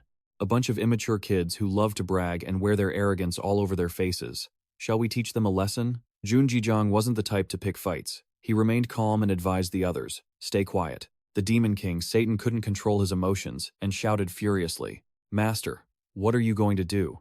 Surely we aren't just going to let them get away with it, right? Those jerks deserve to die. Junjijang remained unmoved amid the changing tides of life. At this moment, he still appeared nonchalant and said, Let me think about it first. Junjijang was someone who liked to plan for the long term, not just for immediate gain at the expense of his future. Only then did he speak up. Where's the fun in just kicking them out? The Demon King Satan froze at those words and suddenly blurted out, "Huh?" With his quick wits, Jun Jijong had quickly come up with a scheme to punish the arrogant crowd. The expression on his face grew increasingly frightening. Jun Jijong firmly concluded, "We should put on a show for the others to watch, shouldn't we? It's been a long time since I've found a toy this fun," he kept telling himself, thinking it was quite fascinating after all. The desolate city of Dumia appeared, looking magnificent and radiant in the morning light. Thoughts swirled in Jun Jijong's mind. He knew every merchant was flocking here for the items crafted by the dwarves. Ji Ji-un darted a nervous glance at the commoners chatting among themselves. One of them stated firmly that it was just full of merchants here. Then, a notification popped up on the information board explaining why the guild in the Via Desert was formed as a caravan. As the number of people heading to the dwarf city, Lojin CT, continued to rise, the conditions for entry grew increasingly difficult. The system board continued to broadcast updates. If you follow or join a caravan, you'll be allowed in without height or appearance checks. But don't expect to be treated well. You'll just be granted entry. That's all. The guard at the city gate looked serious, pondering aloud. Let's see, they are humans. But they're carrying so much beer. Before he could finish his thought, the guard lost patience and shouted an announcement. All right, pass through, and don't cause any trouble. The group, led by Jun Jijong, passed through smoothly. They stepped into the city in utter amazement, as if everyone was caught off guard by the development of this place. They scrambled to admire and praise this wonderful location. Tra Dai, known as Lesti, looked up at the ceiling. The way they built an entire city underground was truly astonishing. He had seen it in videos, but in real life, it looked even better. It's true, now I finally understand why everyone is so obsessed with the dwarves. All the fatigue was worth it. At that moment, Jun Jijong stepped in front of everyone, turned back, and said softly, "You all did well. Now that we're in the city, I think it's time we say our goodbyes. I hope your caravan continues to grow even further." The caravan leader, P. Apple, felt as if he'd been struck by lightning. He stammered, flustered, "Wait, Lestio." Immediately after, the caravan leader hurried over to Jun Jijong, eagerly saying, "I still haven't fulfilled my part of the deal. If you give me some time to exchange the goods..." Before he could finish, Jun Jijong interrupted him. "It's fine. I don't need any compensation." He then turned his back and walked away gently, leaving behind the words, "I'll come to collect something else later." Ji Ji-un was amused by his friend's behavior and smiled happily. Right after that, he said sincerely, "All right then, I'm off." The caravan leader, Pie Apple, and his deputy, Pie Lemon, looked at each other anxiously and asked in unison, "Collect something else? Who exactly is this guy?" But by now, Jun Jijong and Ji Ji-un had vanished into the distance, turning toward another part of the city. While walking, Jun Jijong wondered if his words had really come from a place of kindness. Looking at the state of the caravan, compensation would only amount to a few dozen gold coins. At this thought, he became lost in deep reflection. He already had plenty of gold. Just as he thought of this, his system account displayed his current gold balance. The strategies he had built suddenly bubbled up in his mind. What he needed right now wasn't a few gold coins, but a relationship with someone who would work hard.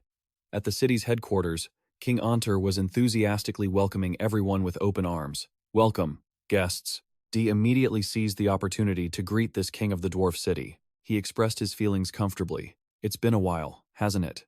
King Anter stepped forward, equally excited, and replied, "I suppose so, but you all returned earlier than I expected." Even though Jun Jijong appeared friendly on the outside, his mind was racing with scattered thoughts. Is this NPC the Dwarf King? I thought he was just a high-level player, but he really has a lot of connections. After the warm greeting, King Anter got straight to the point. He curiously questioned "So, tell me, how did it go? It couldn't have been easy to get the elves to sign a peace treaty, right?" Jun Jijong, receiving the question, immediately pulled the treaty from his person and explained gently, "The elves said they would accept your terms. Queen Melissa signed it personally, so they will keep their word." The treaty was rolled up neatly in the center and sealed with a red wax stamp. This made King Anter incredibly overjoyed as he exclaimed, "Really?" Taking the treaty from Jun Jijong's hand, King Anter carefully examined it, then said solemnly, "Ah, this is indeed the royal seal of the elves. I never thought I'd see this day." King Anter couldn't hide his pride and emotion as he spoke sincerely. "I never thought those arrogant, foolish elves who abuse their power would ever agree to sign a treaty." De maintained his calm demeanor. He reminded him softly, "Since the treaty is now in your hands, it is effective immediately. From now on, you will need to frequently send envoys to discuss trade matters with the elves, and both sides must work actively with each other. King Antar of the dwarf city listened attentively to all of Jun Jijiang's instructions. He nodded in agreement and said immediately, I understand. I will inform my subordinates and make proper preparations. Suddenly Dee spoke up. Oh, and I have revised the list of items to be traded. You can check them in the agreement. Hearing his reminder, King Antar immediately opened the treaty in his hands, scrutinized it carefully, and wondered, His eyes flashed in an unusual way, as if the proposals in the treaty were too hard to believe, causing the noble King Antar of the dwarf city to curse. What the hell is this? He was as happy as a child, shouting in joy. Not just branches from the world tree, but also the roots and sap, plus a high-grade spirit stone. These precious items appeared one after another in his mind. The treaty seemed too good to be true, and King Antar couldn't keep his composure, leaning forward to ask hastily, Jun Jijiang, how did you convince the elves?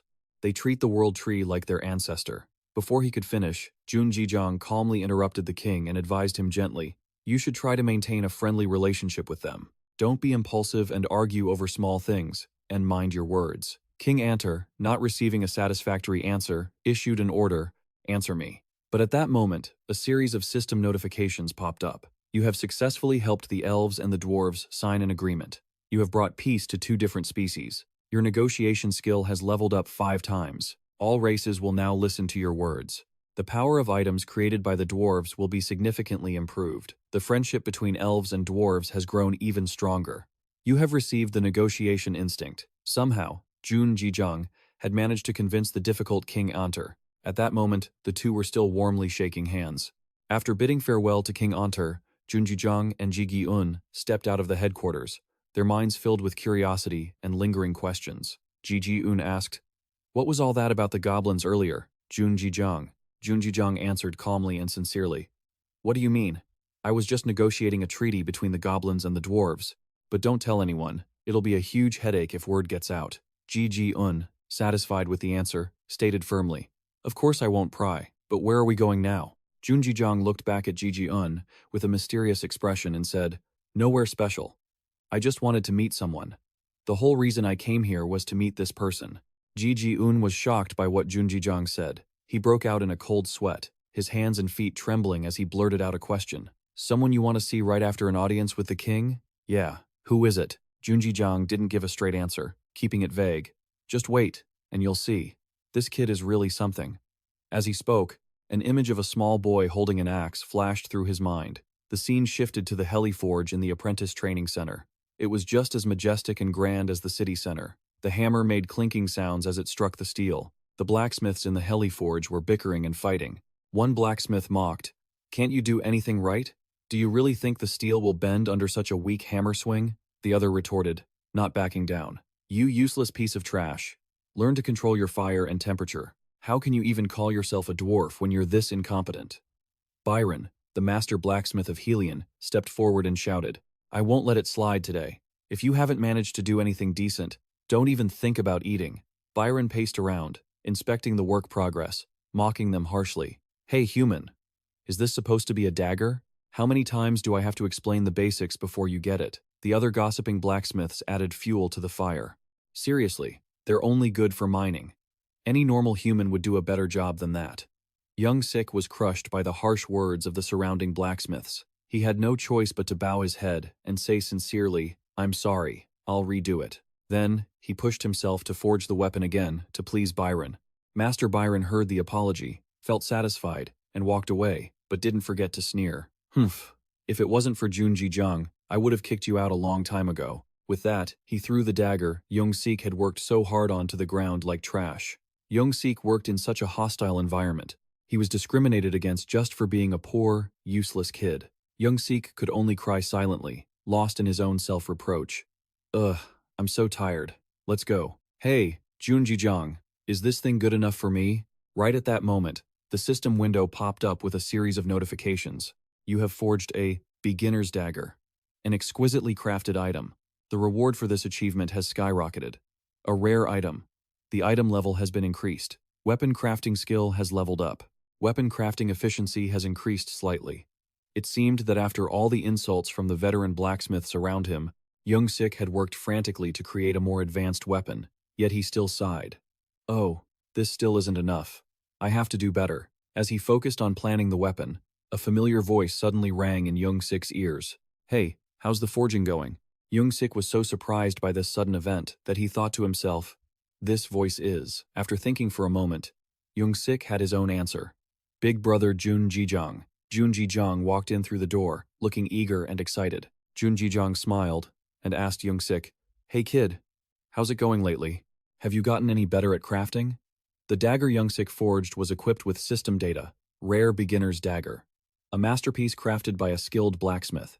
Easy for beginners to use. Attack power, 80, roughly 100. Durability, 500 out of 500. Detects weak points on monsters of the same level. The system window continued to analyze the data on the dagger Young-sik had crafted. Hearing Junjijang question, Young-sik bowed his head in worry, but shared his feelings honestly. While forging daggers is the most basic training for apprentices, my dwarf colleagues have already moved on to the next level. But I'm not sure when I'll be able to improve. Even though I can see that this dagger is actually a disaster. Before he could finish his confession, Junjijang curiously picked up the dagger the boy had made to examine it, lost in thought. A beginner item with no level requirement. Can it really be this good? And it's even a rare grade. Rare grade items sell for millions at the auction house. The more he thought about it, the more surprising and logical ideas popped into Junjijang's head. And finally, he reached a conclusion. So this kid has the ability to shake up the entire economy of Accadia. It seemed that Listira Junjijang was so focused on his thoughts that Young-sik had to wonder, what is this guy planning? Junjijang stared at Young-sik with a calculating look, then thought to himself that his assessment was spot on. Ji-un, who had walked up to Junjijang at some point, saw him holding a rare-grade dagger and couldn't hide his surprise, blurting out, "Damn, this item is pretty good, isn't it? This is almost as good as a level 20 magic item." The dagger seemed to have an unusual appeal. Ji-un couldn't stop praising it. Not to mention, it could even detect weak points, a trait unique to archers called keen. The praise for the finished product Young-sik had created made him a bit confused, as he wasn't really confident in his own abilities. Young-sik immediately denied it. "No, the masters still aren't satisfied with this. They said it at least needs to be of unique quality for me to move on to the next step." After hearing Young-sik's story, Junjijang couldn't help but exclaim, "What? Unique quality? That's such a harsh requirement." Young-sik lowered his head, hesitating as he spoke. "No matter how many daggers I forge, none of them are higher than rare. The other dwarves just say to do it by feel." "Big brother Junjijang, is it wrong for a human like me to dream of being a blacksmith?" Seeing his little brother Young-sik being so self-deprecating and dismissing his own hard work, the Demon King Satan stepped in to encourage him. "Hey, it's pretty impressive for a human to make something like this." The Angel Michael also chimed in with excitement and praise. "That's right. Although it's still a bit lacking. This dagger has a certain obsession to it." The Demon King Satan asked, "Could it be because the forging time was too fast? It takes a long time to fully pour your obsession into it." The Angel Michael immediately agreed with this theory and declared, "Exactly. Something is wrong. Even when using Vunchinus's tools, the quality of this item is too low." Junjijang just silently listened to the conversation unfolding before him. Suddenly, a detail in the conversation sparked an idea in his mind.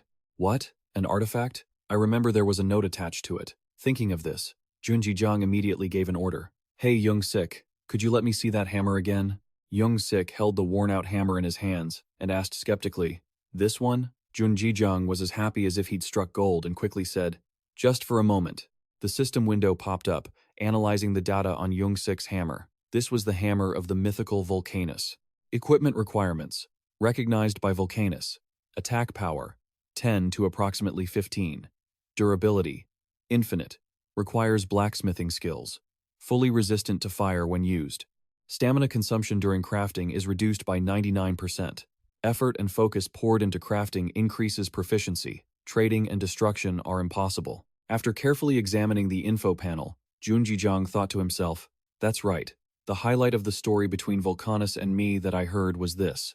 This was the very requirement that Junjijang observed in the info panel for the user of this weapon. Suddenly, Junjijang pointed the dagger toward Young-sik and asked gently, "Young-sik, what were you thinking about when you crafted this dagger?" Young-sik was caught off guard by the question and stammered, "Thinking about? Well, I just tried forging it." Junjijang's eyes became more resolute. He stared at Young-sik and whispered a piece of advice. "Think about it. Did you truly put your heart into the dagger?" Junjijang's words echoed in Young-sik's ears. "Or did you just treat it as a practice run?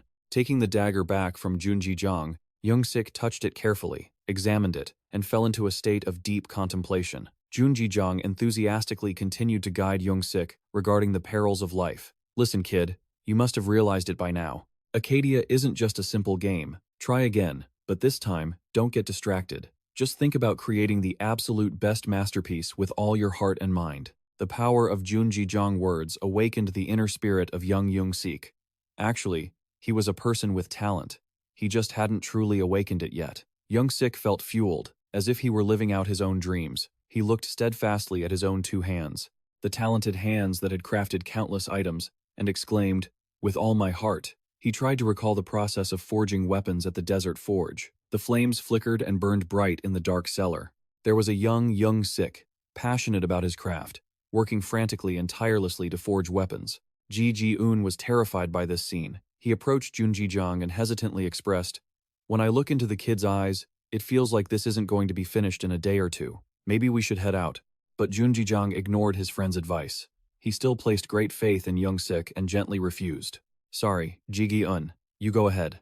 Ji-gi-un stood frozen after receiving the refusal from Junji Jong. Meanwhile, Young-sik was completely focused on his work. In the innocent eyes of this young boy, there was a steadfast determination that no one could break. He calmly poured out his thoughts. "He listened to me and has quietly followed the path of a blacksmith until now. Even now, he trusted me and picked up the hammer again." Leaning against the wall, quietly observing Young-sik, he couldn't hide his emotion and made a final decision. "I want to stay by his side, at least until he finishes forging." On the other hand, the fire was still blazing across the cellar, as if reflecting Young-sik's determination. While focusing on crafting the weapon, Young-sik let his mind wander. "I don't have technical talent, skillfulness, or artistic flair. That's right, I have nothing." In reality, in this world, he had lived drifting along with everything around him. Two versions of Young-sik appeared in his mind. One was a blacksmith with an exhausted body but an ideal purpose in life, and the other was an ordinary, confused, and aimless Young-sik who couldn't find a purpose to live. We all have the right to choose our own lives, and so did Young-sik. He had chosen his own path. His eyes shone brighter than ever because he had found the answer to his life. But this time, it would be different. There was someone who believed in him, even after knowing what kind of person he was. Thinking of this, the image of the kind Junji Jong, who had taken him in during his time of struggle, suddenly appeared in Young-sik's mind. The thoughts in Young-sik's head became more intense. "Big brother Junji Jong trusted me until the very end. I need to repay that trust." Young-sik was single-mindedly determined not to let Junji Jong down. Therefore, he poured all his heart and soul into the product he was crafting, like a gift to repay Junji Jong kindness. Young-sik worked like a madman, causing the system to constantly send notifications. Item grants heat resistance. Stamina loss during crafting reduced. The hammer of Vulcanus reacted to the user's determination. Crafting complete. Io was completely overwhelmed by this scene. She stood still as if she couldn't move, her mouth agape in amazement. Her eyes widened. It seemed like what was happening before her eyes was too incredible to believe. A series of system notifications appeared. An item that could shake the continent had been crafted. The quality of the crafted item exceeded expectations. The item's quality has been readjusted. A unique item has been crafted. Blacksmithing proficiency has increased significantly. Blacksmithing skill has reached level 8. The title, Blacksmith of the Soul, has been acquired. The elders smile at your achievement. Young-sik stood stunned by the series of incoming notifications. He shouted happily, "I did it!" The Demon King Satan was startled by Young-sik's booming voice and shouted irritably, "What the? My ears are about to explode." Had anyone ever seen Junji Jong smile as radiantly as he did right now? He felt the trust he placed in Young-sik was truly not wasted. He walked up excitedly, patted Young-sik's head, and praised him. "You did it, Young-sik." Needless to say, Young-sik was so happy and moved that he burst into tears. The item he crafted was the Dagger of Enlightenment. In another space, a man's voice suddenly echoed. "What?" That man was the creator of the virtual world, Accadia. He looked at the data analysis, statistics, and exclaimed in shock. "A player has already forged a unique item? That's strange. According to the plan, it should have taken another year." Alice stood neatly beside Jack and gently announced, "The quality was set according to the Met criteria. Please check the data." Hearing that, Jack immediately opened the info panel to check the data. He was surprised by the player's stats and exclaimed in horror, "What? It took a whole month to create one dagger?" Alice immediately replied, "That's correct. Resting his chin on his hand and thinking seriously, Jack silently admired him. Seeing such determination, I can understand where he's coming from. Using Vinus's hammer doesn't seem like the wrong move, so there's no reason to impose any penalties. But it seems like he learned how to use that hammer awfully fast. Alice acts as if she knew everything would turn out this way. She speaks up to clear up Jack's confusion. A variable known as the Chaos Lullaby is believed to be the cause of the incident. Jack is enlightened after learning that crucial piece of information. He ponders for a long time while looking at the statistical data table, then sighs and admits, "Let's see Junji Jang. Was it? I hate to admit it, but the guy really knows how to play games." Then, with Jack's vivid imagination, an image of a heroic and majestic Junji Jang appears, walking leisurely toward the rare and precious glowing weapon. Jack continues to drift away in his endless train of thought. The profession found the right owner. I was prepared for this, but to go against the system to this extent, his line of thought is cut off right there. Jack secretly comes up with upcoming plans. He wears a cunning smile and states firmly, "Could this even lead to the restoration of the World Tree?" It seems Jack has his own private calculations. At this moment, he suddenly asks Alice, "What are the odds of this guy triggering the Pangea storyline?" Alice quickly replies, Act 25 of the Pangea storyline, 94% activation probability, estimated time, 1 year. Sitting at his desk, Jack seriously declares, "I think we need to implement the real-time translation system as soon as possible." The system board appears once again with a notification. The clumsy assistant has achieved the heroic feat title. You have received 150,000 acknowledgement points. Day walks over at this moment to praise young Sik for the extraordinary thing he just accomplished. "Congrats, kid. It looks like you've grasped the core of smithing." Young Sik is overjoyed and sincerely expresses, "Yes, I still have a long way to go, but I feel like I've found a clue." After pouring his heart out, Young Sik suddenly suggests, "Boss, please, take this dagger." Junji Jang is completely stunned by Young Sik's offer, his face looking as blank as a 3-year-old child's. They can't believe things turned out this way, and tries to press him, asking, "What? Are you serious? Well, this item is worth about as much as an apartment. Besides, don't you think that you can fully utilize its potential?" This is what Junji Jang is worried about, because to use this item, one must have experience and proficiency reaching 100%. Young-sik ignores Junji Jang's refusal. He tries his best to persuade him, plotting to make Junji Jang accept. He only hopes he takes the gift. He can sell it or give it to whoever he wants. "I just want to give you this first item as a token of my gratitude." Junji Jang takes the item from Young-sik's hands and falls into deep thought. Refusing sounds a bit rude, doesn't it? On the surface, Junji Jang acts like he's declining, but deep down, he is extremely delighted. Junji Jang now shyly agrees, albeit reluctantly. "Well, if you insist, then I'll take it." Young-sik innocently replies like a happy child, "Heh, thanks boss." After that, Day spends the remaining time chatting and catching up with Young-sik. He gently asks, "So, are you planning on staying here?" Young-sik honestly replies, "Of course, I still want to do a lot of smithing." As if predicting the future, Young-sik asks, "Are you planning on leaving right away, boss?" D turns his back and walks away, gently promising that he will come back to visit him from time to time. "If you miss me too much, just send me a message, and I'll come over." Young-sik watches his back as he walks away, waving goodbye and hoping for their next meeting. "Yes, boss, thank you again. I will work really hard." Young-sik's voice still echoes in his ears, "Until I become someone useful to you." But by this time, Junji Jang is already far away. It's unknown if he actually heard Young-sik's heartfelt vow. The Demon King, Satan, after witnessing the emotional farewell between Junji Jang and Young-sik, is left shaken and exclaims, "My lord, you're a bit surprising, aren't you?" Junji Jang doesn't seem to understand what's happening. He vaguely asks, "Surprising in what way?" The Demon King Satan expresses his inner thoughts. "Well, seeing you be so kind to that kid, it seems like you actually have a human side after all. Especially since you often do things that are quite ruthless. You look more like a demon than I do." Hearing the Demon King Satan's comment, Junji Jang remains confused and blusters. What kind of judgment is that?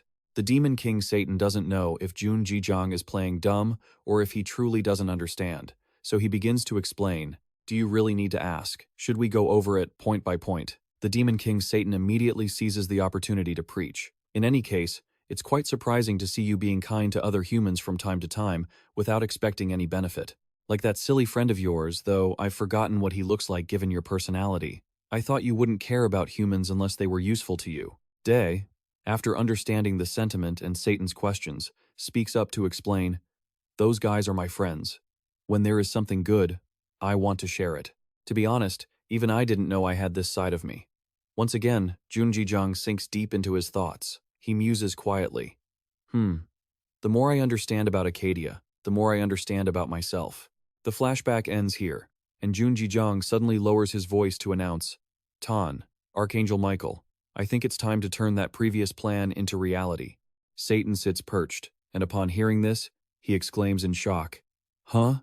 The plan?" Archangel Michael, startled by the startling noise of the Demon King, wakes up dazed, rubbing her eyes and looking incredibly cute, deplaces his hand on his chest in a formal gesture, and declares loudly and clearly, "As a human, I am extremely kind to the people I deem worthy of it." Junji firm assertion still echoes through the space.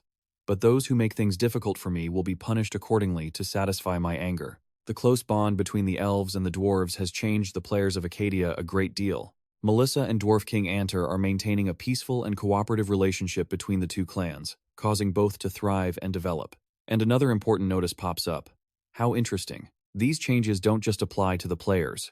The citizens of both clans flock to the information board to receive the good news, and they chatter excitedly. The adventurers have really done it. They successfully traded with the dwarves. It really has shaken the entire continent. Everyone is jostling to get a closer look at the notice board, as if everything happened so quickly that it's hard to believe. Dwarf King Anter declares loudly, "At any cost, I will strengthen our forces ahead of the other kingdoms." The brown-haired lady only cares about gemstone jewelry and gives an order. "I heard that jewelry crafted by dwarves is very trendy lately. Can you buy some for me? The price doesn't matter." As for the silver-bearded man, he is only interested in research items.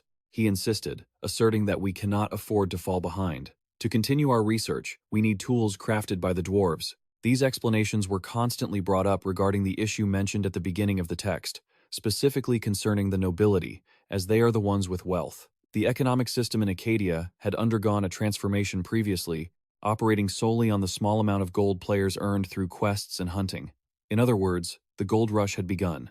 Just then, the system board updated with the hottest news that had just occurred. Trade guilds had entered the virtual market, and the GM Corporation rose powerfully. With the new gold rush, people are flocking to Accadia. In-game currency exchange rates skyrocketed and had an impact. With monthly revenue reaching tens of billions, the virtual reality economy boomed. Choi Ji-woo, dressed impeccably, sat straight at his desk and spoke clearly to the entire press.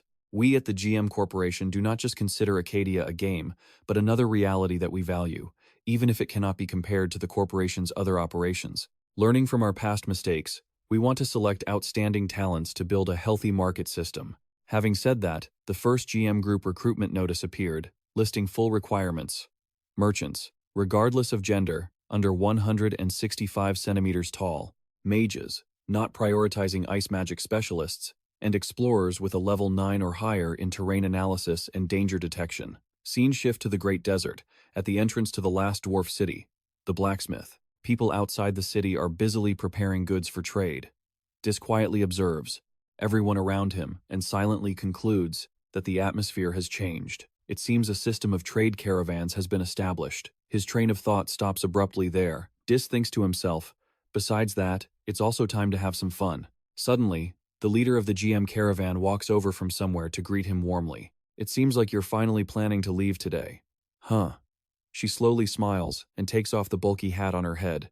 The GM caravan leader reveals a sharp face, looks toward Junji, and advises him in a soft voice, "If you're planning to buy a ticket for the GM caravan, hurry up. They're almost sold out." Junji is bewildered by the GM leader's sales pitch. Recalling the first time he set foot in this strange place, the image of the GM caravan, led by that woman walking leisurely, comes to Junji mind. He rummages through those old memories and silently deduces, is she the one directing the GM caravan? Seems like she really is the leader. After carefully deducing, he politely declines. "Sorry, but I'm planning to use a different caravan, not the GM one." The GM caravan leader realizes she's been rejected and feigns a response. "Is that so?" Then she cheerfully strikes up a conversation with Hondes. "With the amount of money you spend here in a month, you must be financially independent." The GM caravan leader looks around for a moment and guesses, "The pie caravan, right? The smaller one you used before." Dis is stunned, wondering how she could know so much detail. In his head, he silently exclaims, She even knows about that? Junji remembers the day he said goodbye to young Sik, with 2 masked men following his every step. It's not that Junji didn't sense it, but he didn't show it because he wasn't certain. Now, Junji has found his own answer, and silently realizes, so the presence I felt back then was the GM caravan. The GM caravan leader flashes a sinister smile and says, "After all that trouble, looks like you still haven't learned your lesson, have you?" Then she turns to walk away, leaving a final warning. "Well, do as you please. I hope you're lucky enough to stay alive, Lestio." The GM caravan leader walks over to her allies. A white-haired man hurries to speak. "That doesn't sound like you at all. You, causing trouble with that kid? I'm quite curious." She chuckles. The GM caravan leader happily replies, "There's a reason for it. I learned some interesting news." Immediately after, she recalls what she had heard and relayed. "That guy, I don't know how he did it, but he came out of the Dwarves' Forge, a place players are banned from. If he successfully makes some kind of pact with them, it will definitely completely change our monopoly." The white-haired man and the man with spiked hair listen intently as the GM caravan leader explains. Since there are no other leads, it's just speculation, so it's not that important. Ending the conversation, she bluntly declares, "Just cutting him open would reveal the truth." Dis still stands like a statue, eyes gazing into the empty void. Satan the Demon King is the first to react after the series of taunts and insults from the GM group. He loses his cool, his eyes turning bloodshot with rage as he shouts, "Master, that woman just now, shouldn't we kill her? So arrogant." Io, beside him, also happily and honestly supports the idea. As long as it's righteous, the power of heaven is always ready to protect you. But Junji doesn't care much about those taunts. He remains calm and speaks nonchalantly, "Let her be. Actually, I should thank her for starting trouble." Then Junji changes the subject and excitedly announces, "Tan, Ao, you two know it too. Running a trade caravan is the trend lately." Satan and Io, hearing this news from Junji mouth, cannot help but be shocked and start doubting their own reality. Junji chuckles, because they look as bewildered as children. Only then does he announce, "I'm planning to start a business. So, do you want to hear my plan?" At this moment, the leader of the Pie Apple Caravan is trying hard to attract customers, selling caravan tickets here at a super discount. Beside her, the deputy leader, Pie Lemon, is also actively and enthusiastically greeting them. "Hello, we are the Pie Caravan. We will escort you to the neighboring village safely." While she is busy greeting, the leader of the Pie Apple Caravan gasps when she recognizes the person in front of her, stuttering, "Oh, are you?" As if unable to hide her excitement after so long apart, the Pie Apple Caravan leader shouts joyfully, "Lestio." Junji flashes a friendly, intimate smile and greets her. "It's so good to see you here. Still selling caravan tickets?" The Pie Apple Caravan leader immediately confirms firmly, "Of course, Lestio. For you, it's free." In contrast to the warm welcome from the leader, the deputy leader, Pie Lemon, asks with a suspicious voice, "But you can travel by yourself. Why would you need a caravan?" Lestio faces this sudden question, and Junji quickly thinks of a response. "Traveling alone is a bit boring. I think having someone to go with is nice too." Hearing Junji desire, the two, Apple and Lemon, stand frozen in place, each with a big question mark in their heads. The sun gradually sets, giving way to the darkness. The Pie Caravan is walking forward together. The leader of the Pie Apple Caravan whispers, "The road to the Sand Forge is now called the Gold Road, meaning the items the dwarves create are as precious as gold." Dis, walking beside her, nods in agreement, and then asks vaguely, "I've read the news. The Pie Caravan's business must be going quite well, right?" The Pie Apple Caravan leader laughs out loud and shyly replies, "With a small wagon like ours, we can't earn much. Even with this shipment, the profit margin is slim." Right after, as if to make sure Junji understood his point, the leader of the Pie Convoy vividly reconstructed the situation as an example and defended his stance. To make a big profit in this industry, you need a constant flow of goods and passengers. The more customers you have, the more cargo you can transport. So large merchant wagons can carry much more. Junji sank into deep thought, mulling over the answers Apple had mentioned. To make sure Junji clearly understood the situation, the leader of the Pie Convoy enthusiastically explained, "Take the GM Convoy, for instance." At the mention of the GM Convoy, the Pie Convoy leader felt a flicker of anxiety. He hung his head low and muttered, "Right. Lately the GM Convoy has a monopoly on trade with the dwarves. Finding manpower is hard enough, let alone trade." The leader of the Pie Convoy continued to present the news and data he had collected to Junji. They started public recruitment to hire all the top adventurers and ice attribute mages. Moreover, they're paying double the normal rate. I heard most of them aren't even joining for the trade, just to get there. The leader of the Pi convoy hung his head sadly, then gritted his teeth in frustration. They've monopolized the labor force just to eliminate the competition. I never expected a large corporation to stoop to such tactics. The Demon King Satan, who understood the whole situation, just laughed aloud and declared, "Ha! The human heart, how creative they are at knocking out the competition." At this moment, Junji was still lost in his own thoughts, silently confirming to himself, "So, that's why they're so arrogant." Suddenly, a shrill scream echoed from behind. "Master, we've got trouble." Both the Pi convoy leader and Junji were startled and turned around in confusion. A teammate in the convoy pointed behind them, urgently reporting, "Our tail end is under attack." The Pi convoy leader shouted in shock. "What? Monsters?" The teammate continued to clarify. "No, it's clearly a group of people." And sure enough, in the distance, a group of people looking very formidable were charging toward the Pi convoy. The leader of the Pi convoy fell into another sudden crisis. He clenched his fists, his hands trembling with rage, and groaned, "Good heavens! What were they thinking, using lizard cut here?" Junji, seemingly unaware of the developing situation, turned back, puzzled. "What is it? What's going on?" The convoy leader had been thinking of the legendary fierce scorpion and had planned carefully to avoid such sudden situations. Yet now, the group behind them was rushing up with overwhelming force, creating a deafening noise that shook the entire land. Apple expressed his inner turmoil. "We aren't allowed to move fast here because it will provoke the scorpion. What are they thinking?" It seemed all too clear. Junji looked into the distance with a cautious gaze and spoke up. "But those guys," he watched the group rushing toward them, and Junji muttered apprehensively, "They seem to be targeting us." It turned out to be the GM convoy's men. The convoy leader came flying in and announced, "Found them." Junji eyes glowed a deep red. He lowered his voice and asked the Pi convoy leader, "Were there bandits in the desert before?" The convoy leader replied hesitantly, full of fear. No. We've never heard of such a thing. Robbing people for no reason would make the GM convoy angry." The Demon King's mood began to brighten. His eyes brightened as if he couldn't hide his amusement.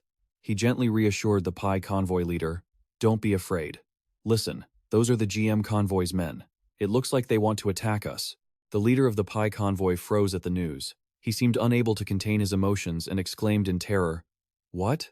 What did you say?" Wandering thoughts pulled the leader of the Pi convoy back into a mess of chaotic reasoning. He grimaced, his mind spinning, and asked himself in confusion, "The GM convoy, why are they faster than us? This is bad.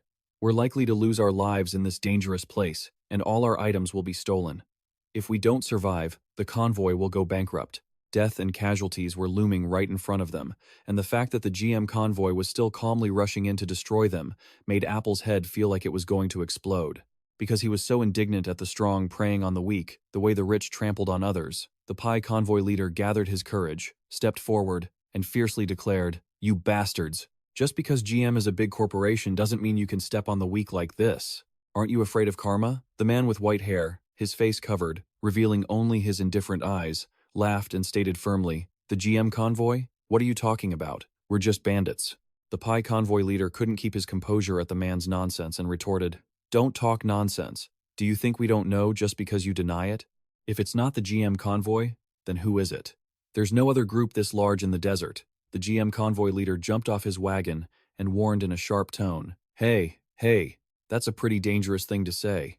Leader of a small convoy, questioning a large corporation like GM, without proof if we sue you, your life in the real world will be in danger." After delivering the sarcastic remark, the GM Corporation group burst into laughter, as if it were a great joke.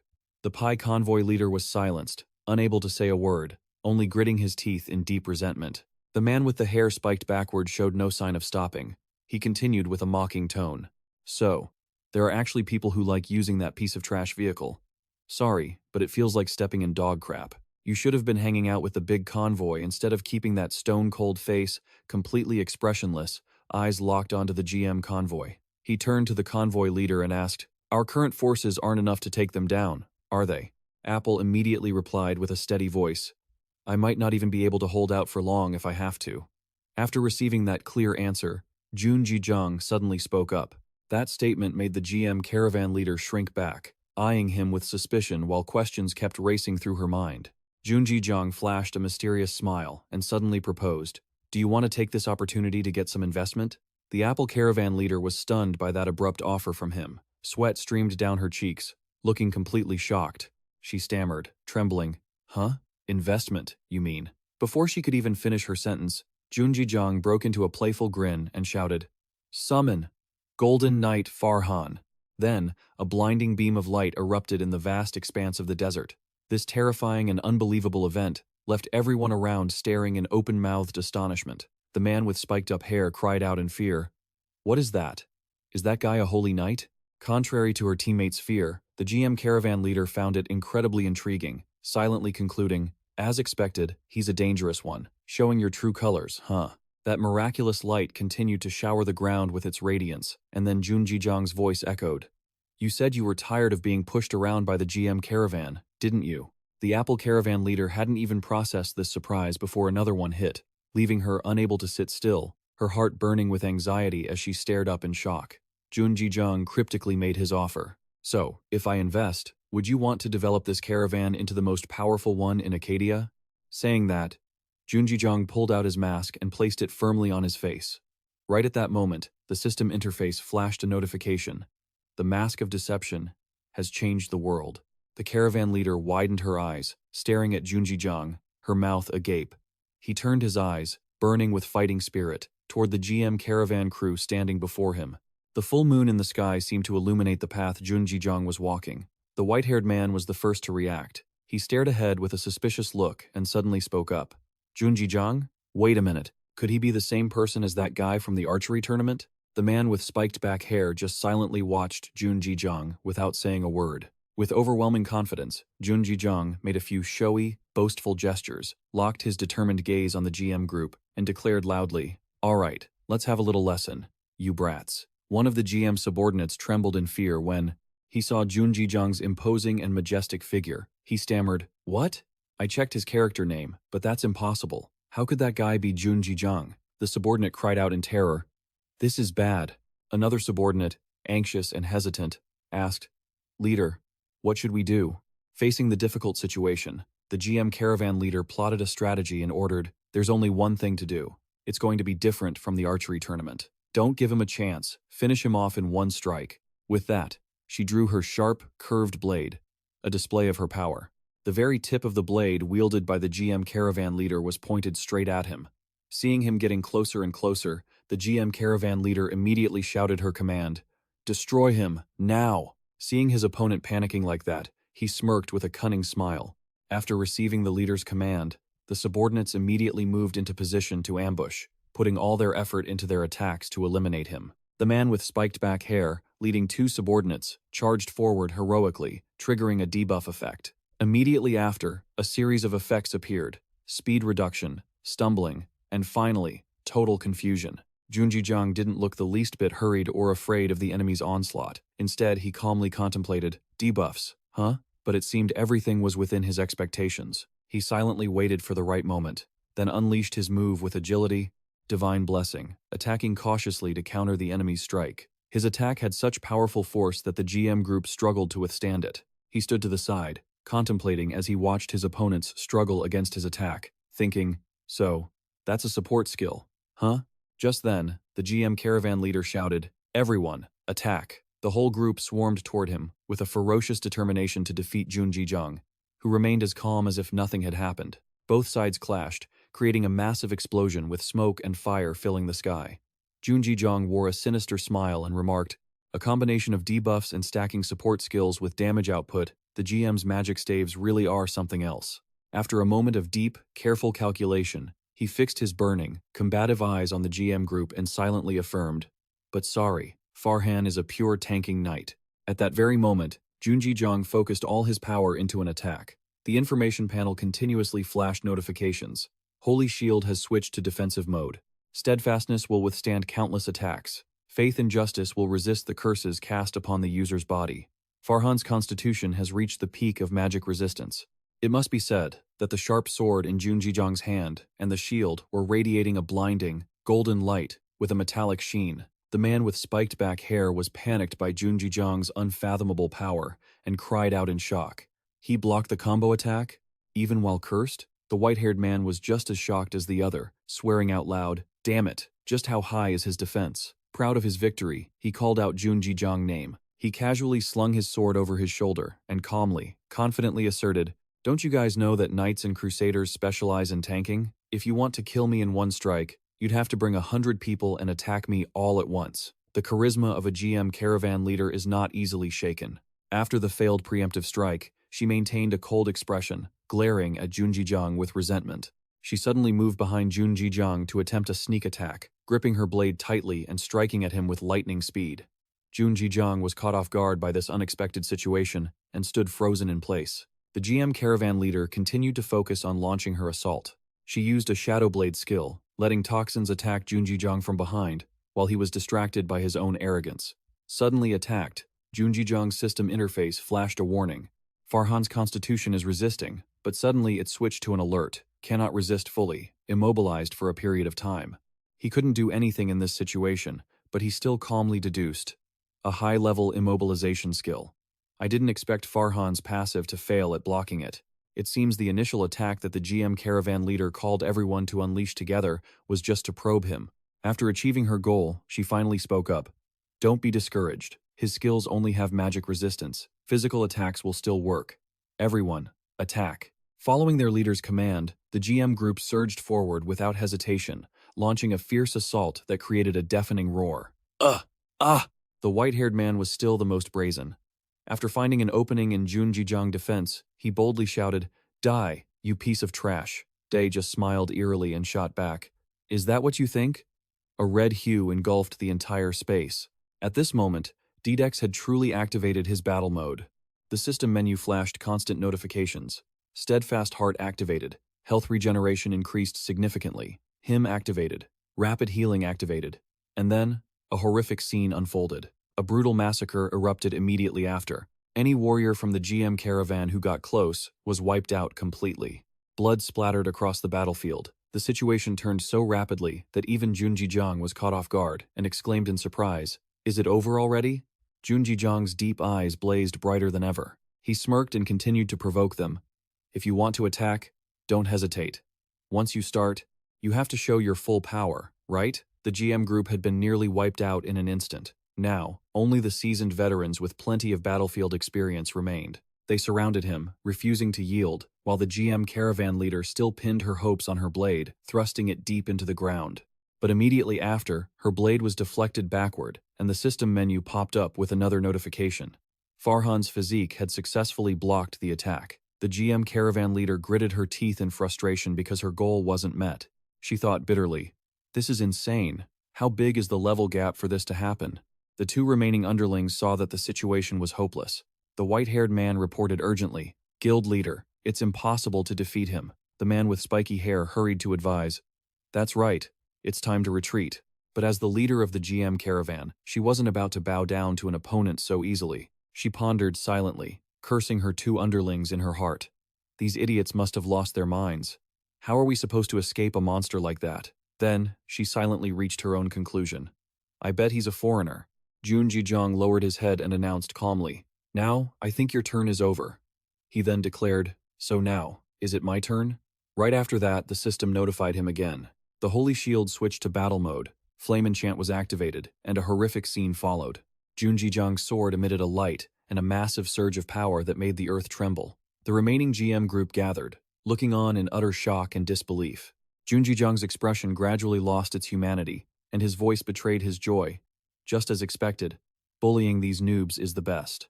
Then, an attack with immense power and reflection shot out like a storm, destroying and finishing off the GM group in a heartbeat. A long silence followed. The system chimed. "Suspicious bandit group has been eliminated. Self-defense judgment. No penalty for PK." Receiving 9,231 reputation points, Junji Jong indifferently watched the system menu and asked, feeling deeply disappointed, What? Is this really all I get?" EO floated around Junji Jong and chuckled. "Did you think you'd get that much reputation from them? They're just small fry." It seemed Junji Jong had overestimated the ability of this GM crowd. This truly proves the saying, the higher the expectations, the greater the disappointment. After understanding this philosophy, he sighed and realized it. It doesn't matter what power you use, it matters who you use it against. When you face 160 scorpions, you should receive 10,000 reputation points. Seeing Junji standing there in deep thought, Ao suddenly spoke up. Hey, I'll give you a bit of a discount. Since the Archangel is the judge and savior of the weak, I cannot just stand by and watch. The leader of the Pie Apple Caravan was still silently observing the battle. He sighed. Man, the leader of the Pea Apple Caravan bowed respectfully to show his gratitude when his caravan was once again luckily saved by Junji. Thank you so much. If it weren't for you, we would have suffered severe losses. Deputy Leader P. Lemon was also extremely appreciative of Junji's kindness and expressed it sincerely. That's right. How can we repay you? Day turned back, listening intently to their explanation. He suddenly thought, that's right, there are a few people here. He fell into deep contemplation once again. He wondered vaguely. What should I do? Junji carefully deduced the situation. Although other players traded equally with the dwarves and it wasn't a big deal, if the GM monopolized the market, that would be a different story. I can't let that happen. Thinking this, Junji returned to reality and spoke enthusiastically. Apple and Lemon, do you remember the investment proposal I mentioned earlier? Well, should we continue that discussion? Both Apple and Lemon were stunned by this unexpected offer. Then, everything went smoothly. Finally, Apple and Lemon had crossed the desert. They talked about how they ran their trading company. In short, they were a couple who met at a company, and shortly after they got married, the company went bankrupt. During that time, Accadia Online was released. They bet all their assets to build the trading company. The three of them, Junji, Apple, and Lemon, finally found a place to stay for the night. They sat around a campfire, warming themselves and chatting away. Day, intrigued by the story of their lives, curiously asked, So, you two were laid off and decided to become gamers? Upon hearing the question, Lemon immediately responded firmly. It sounds a bit strange, but we were serious about it and started the business. Apple quickly jumped in to clarify. That's right, it wasn't just a risky move. With a sharp mind, Junji understood what they were explaining, so he commented, Does that mean this trading company is both a job and a business for the two of you? Apple nodded quickly, agreeing repeatedly. That's right, exactly. The fire still flickered brightly in the dark night. Junji suddenly praised them. Good. He smiled with satisfaction and expressed sincerely. Then I will invest in your trading company. Hearing Junji say that, Apple was so shocked that he froze completely. His entire face seemed to be iced over. After a long while, trying to regain his composure, Apple finally spoke up to question him. Junji, when you talk about investing, what kind of investment are you referring to? Apple's sudden question left Junji lost in thought. He rested his chin on his hand, thinking seriously before reaching a conclusion. Right. But immediately after, Junji set the conditions for their partnership. I will give you 2 exclusive control over the trade route between the dwarves and the elves. Apple could hardly believe his ears and blurted out in shock. Really? In high spirits, Junji continued explaining his plans. And I will ensure that the GM Corporation doesn't touch you. They need outside support for that. After that, you two have to send me some in-game footage. Apple was so astonished by Junji condition that he had to ask again. Wait a minute, exclusive control over the trade route between the dwarves and the elves? What do you mean? Junji inner thoughts were a chaotic mess. He secretly thought he couldn't keep up with this conversation. Fixing a firm gaze on Apple, Junji declared clearly, That's exactly what I mean. It means your trading company will handle the transport and exchange of goods between the dwarves and the elves. Apple, still filled with significant worries, immediately opened up to Junji as if to let them out. But even if you say that, Junji, will the GM Corporation just sit there and watch? No matter how strong you are, isn't it a bit hard to control all their actions? Junji smiled brightly and reassured Apple. Oh, don't worry about that. From now on, the dwarves and the elves won't trade with anyone associated with the GM Corporation. Junji's statement left Apple skeptical and stunned. Why is that? Junji burst out laughing and replied, What's that? Apple quickly laid out his lingering doubts for Junji. Oh, it's a bit unreasonable. For the dwarves and the elves to trade with a small trading company like ours, that's a story that would shake the entire gaming world, and it's completely absurd. Why would they do that? Receiving the question from Apple, Junji just gave a mysterious smile and sank into deep thought. After pondering for a while, Junji sighed and cleverly replied, Well, if I tell them to do it, they'll do it. Saying that, he smiled happily at them. Why would they do that? Then Junji smiled at them and said, I told them to, so they're doing it. The system notification chimed. Outskirts of the Rumia Great Desert Camp. Junji Jang sat across from the Pi Caravan leader. The game system notified. Do you wish to accept the contract? A notice appeared. Once accepted, the contract can only be cancelled if both involved parties agree. Please choose carefully. Apple was still carefully considering whether to accept, splitting 50% of the Pi Caravan's profits with the player Junji Jang. Apple hesitated, thinking, it sounds a bit unfair, but not entirely. From the very beginning, if it weren't for him, this business would have gone bankrupt long ago. So now, all we can do is trust him. Apple turned to look at his teammate. Both nodded in mutual understanding. They decisively agreed, and the game system notified. The Pi Caravan has accepted the investment contract. The investment contract has been established with the Pi Caravan. You have purchased 50% of the caravan's shares. Junji Jang smiled with satisfaction, showing a favorable expression to the two of them. You made a wise decision. I promise I won't let you regret it. Junji Jang tossed a small bag of gold coins onto the ground, spilling some out. Here, take this, Apple. Apple picked up the bag, looked at it, and said in surprise, Junji Jang, is this money? Junji Jang smiled and said, you need a solid foundation for the future, right? Just think of it as an advance payment. Junji Jang walked out of the tent, turned his head back. Go to the dwarf village this time. Please take my friend along. I want to introduce you to a player named I'm Very Clumsy. You'll understand when you meet them, so please keep this money. Apple looked at him, puzzled, and asked, Junji Jang, aren't you coming with us? You're trusting me with all this gold? Junji Jang smirked. I'm busy with something. I have to deal with someone. His voice and face seemed to shift into another state, completely different from the handsome, smiling face from earlier. Apple and Lemon instinctively held hands, watching Junji Jang fly into a rage. Both of them were stunned. He sat in his room, on the phone. Okay, I approve of that video. The person on the other end replied quickly. We put a lot of effort into producing it. It will definitely go viral. Thank you for giving us a chance to take revenge on the GM. Thank you, Junji Jang, he said happily. I just asked for some video editing. You worked hard, director. Then he looked at the computer screen in front of him and smiled. Right, I'm very satisfied with this video, so go ahead and post it. A notification. A new video has been posted on the daily vlog channel of The Destroyer, Junji Jang. Daily logs in the large building at the GM Corporation headquarters. The CEO of the GM Corporation sat in his large chair, rubbing his forehead. You bastards. You're saying the third quarter revenue not only didn't increase, but will drop sharply? Why are you telling me now? Wireless electronic devices, our main business, also dropped 80% in revenue compared to last year.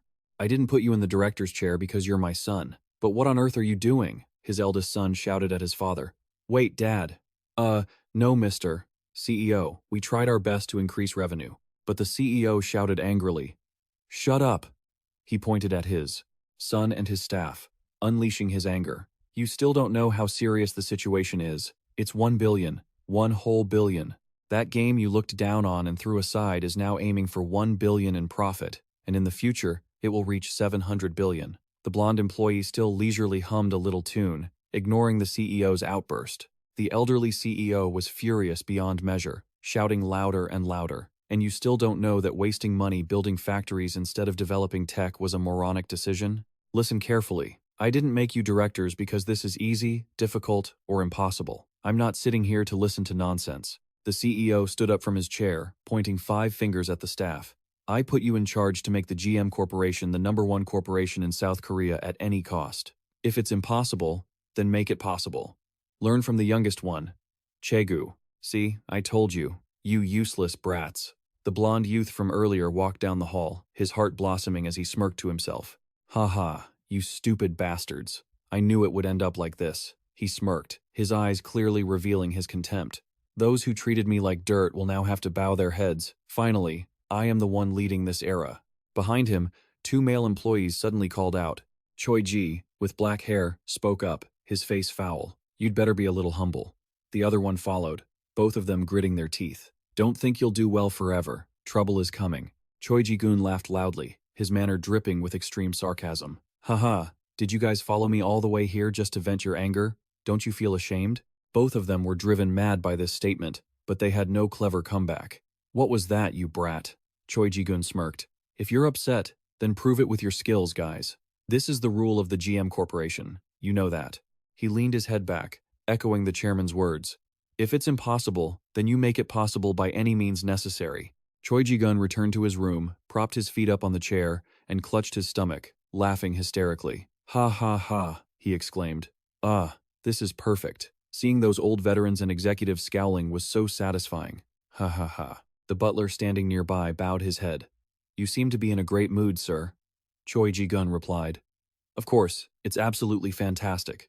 His expression suddenly shifted to something else, the look of a villain watching his rival meet their end, a mix of madness, and then it got even crazier. If our revenue hits 1 billion, becoming the chairman of the GM Corporation won't just be a dream anymore. Finally, my time has come.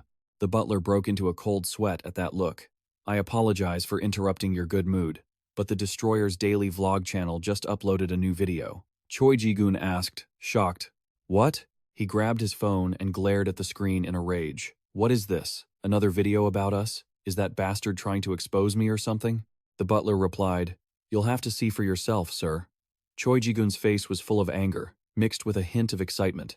Let's see what he wants this time. He stared at the screen. The phone rang for a long time before he finally uttered 2 words. What is this? A comment appeared on it. Haha, I've watched this over and over again. Haha, the screen flickered with static, and audio played from within.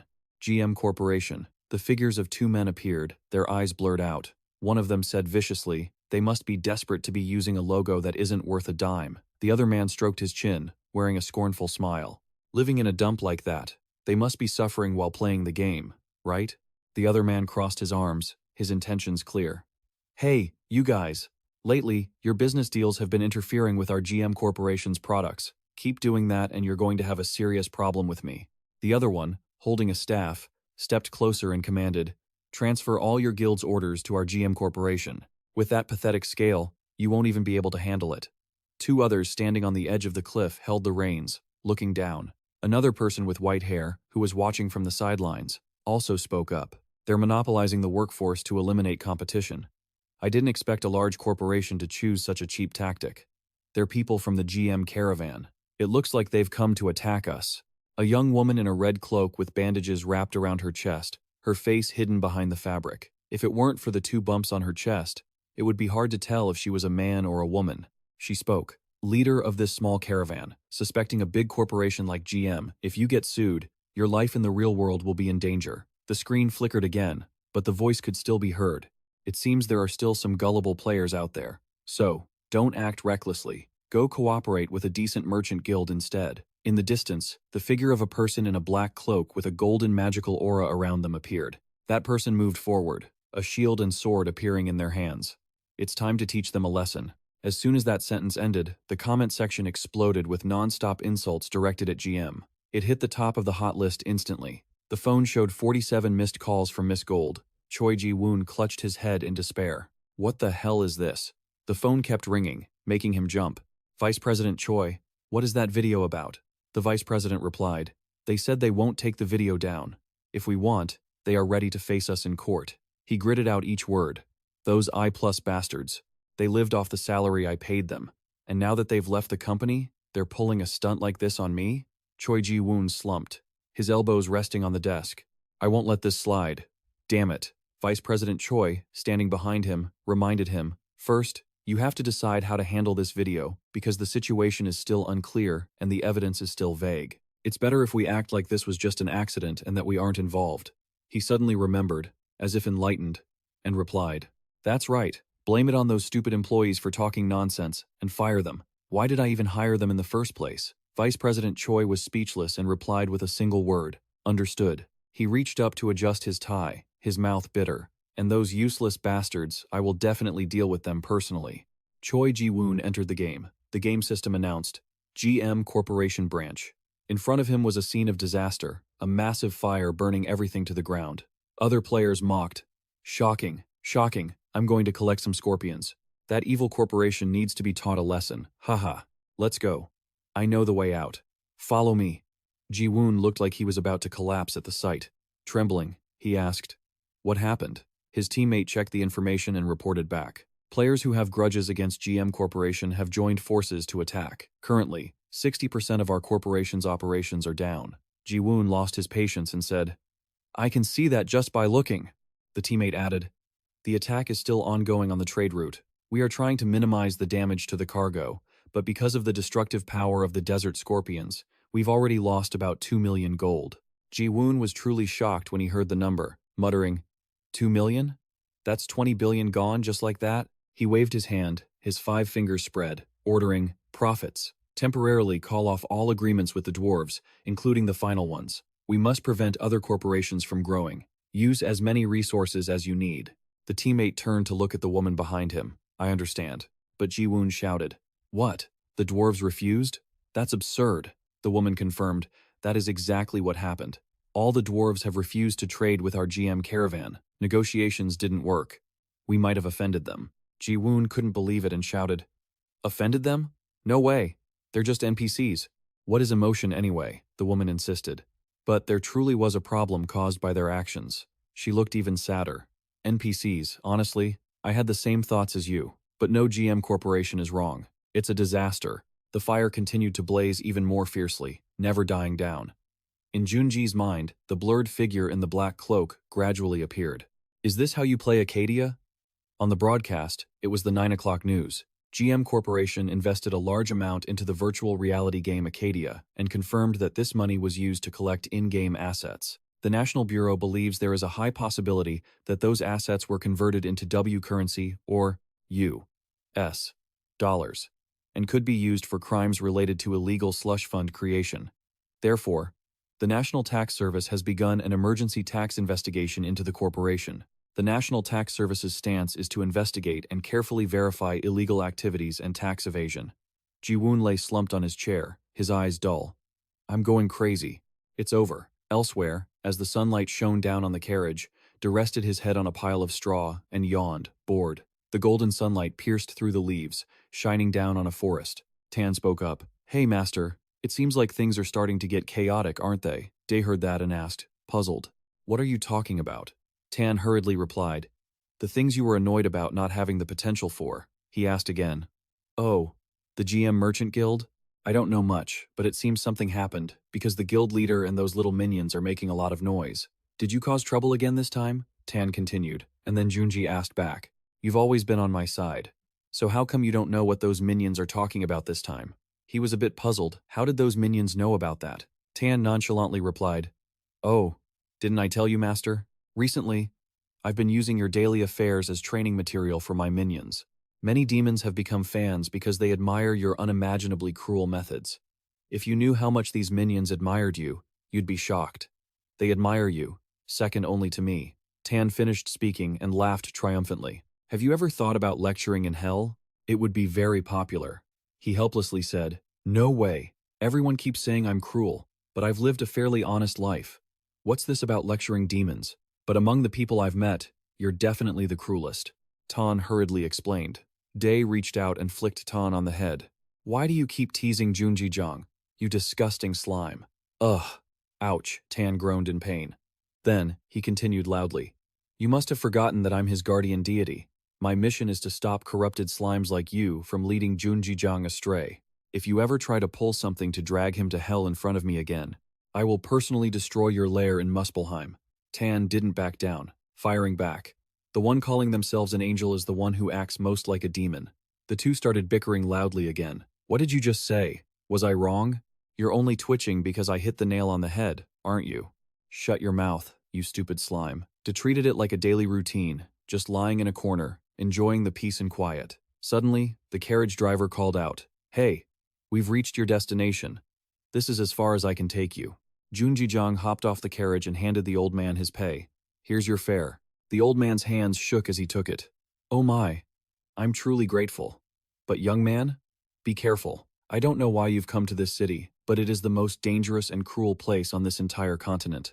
The fifth forbidden zone of Accadia, the Caribbean Sea, we're finally here, aren't we? Junji-jang said. The Caribbean Sea, a city of criminals and an ocean of pirates, unlike the rest of the world. This place was chosen for the sheer cruelty of humanity.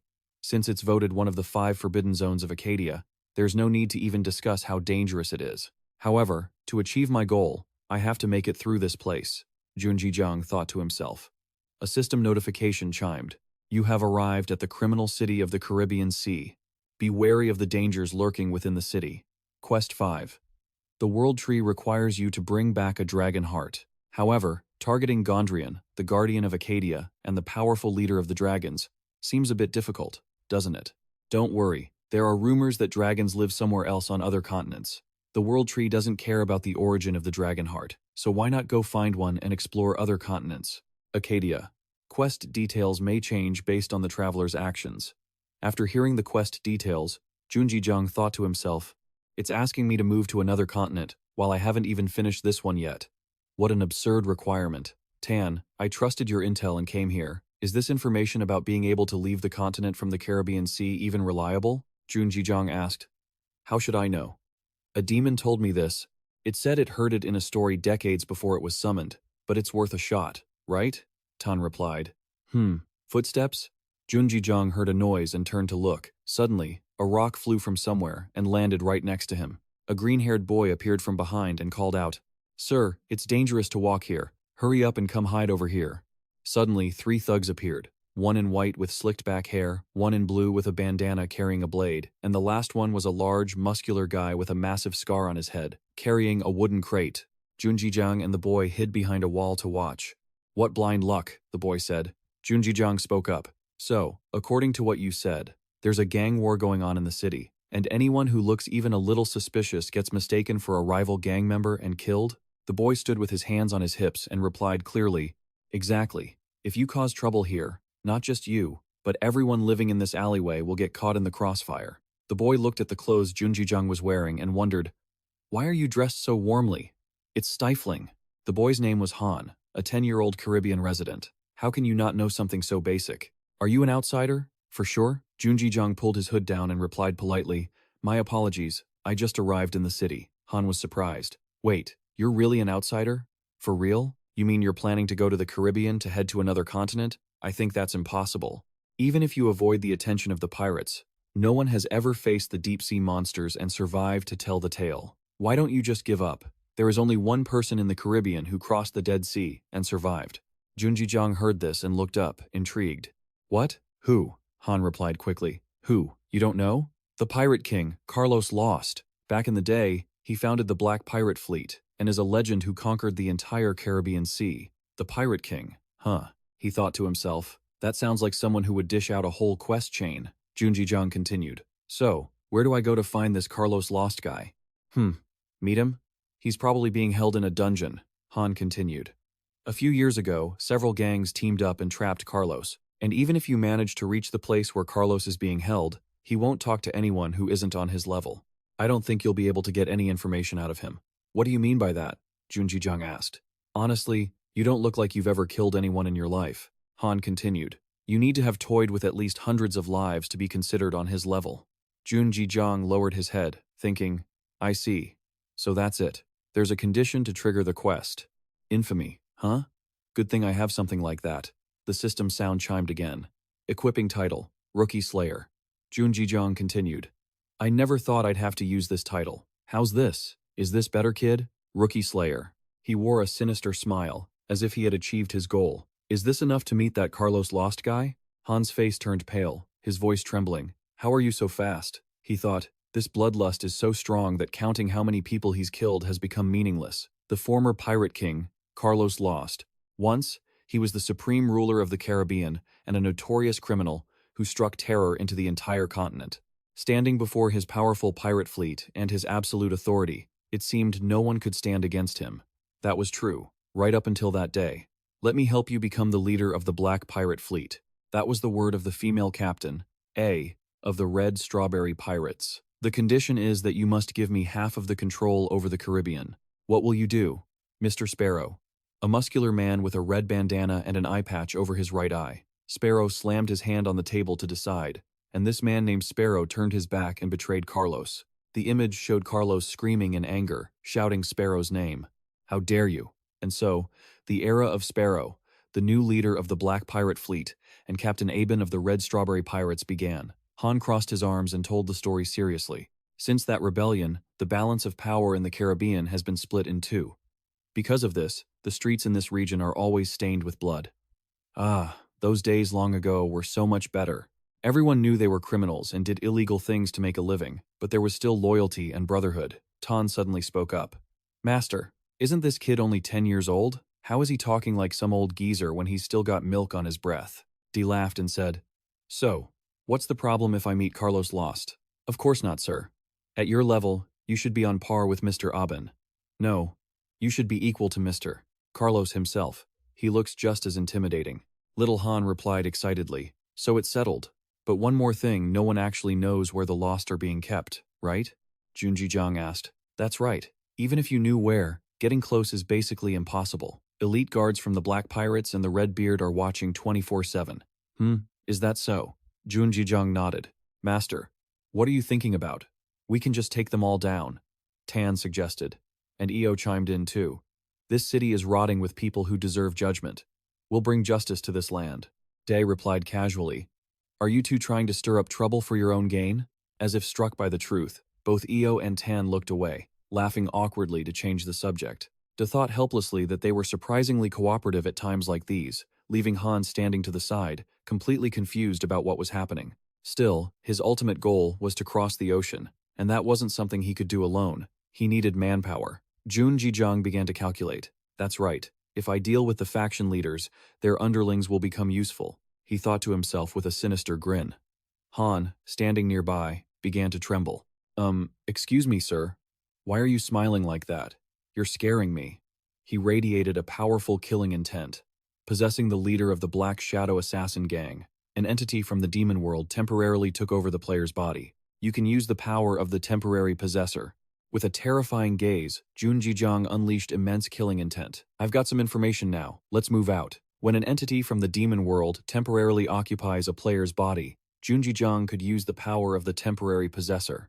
He grinned wickedly and said, Since we've found the info, let's hurry. Little Han was so startled he fell to the ground. Huh? What's going on? This guy's aura shifted as if he's become a completely different person. This time, he feels like he's radiating an aura of infinite darkness. Junji's figure seemed almost swallowed by shadows. Junji smiled, saying, As I expected, being able to hide and move within the shadows is truly an ultimate skill. Junji was surprised as little Han suddenly knelt and bowed, trembling in fear. Please, spare my life. At the same time, the system sent a notification. Passive skill, endless fear of death activated, and mad darkness activated. Little Han couldn't control the rising terror. He panicked, saying, I'm sorry for not recognizing you. Please spare me. Seeing this, De thought to himself, Oh, is it because of the passive skill I triggered? Sorry, I didn't mean to scare you. Then he told Han, Anyway, thanks kid.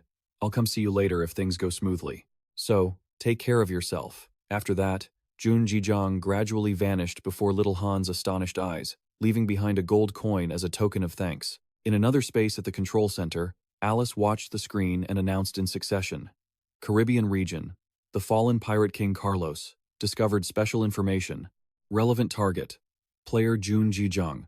Priority level 1, analyzing the in-depth relationship between the Pirate King storyline and the player.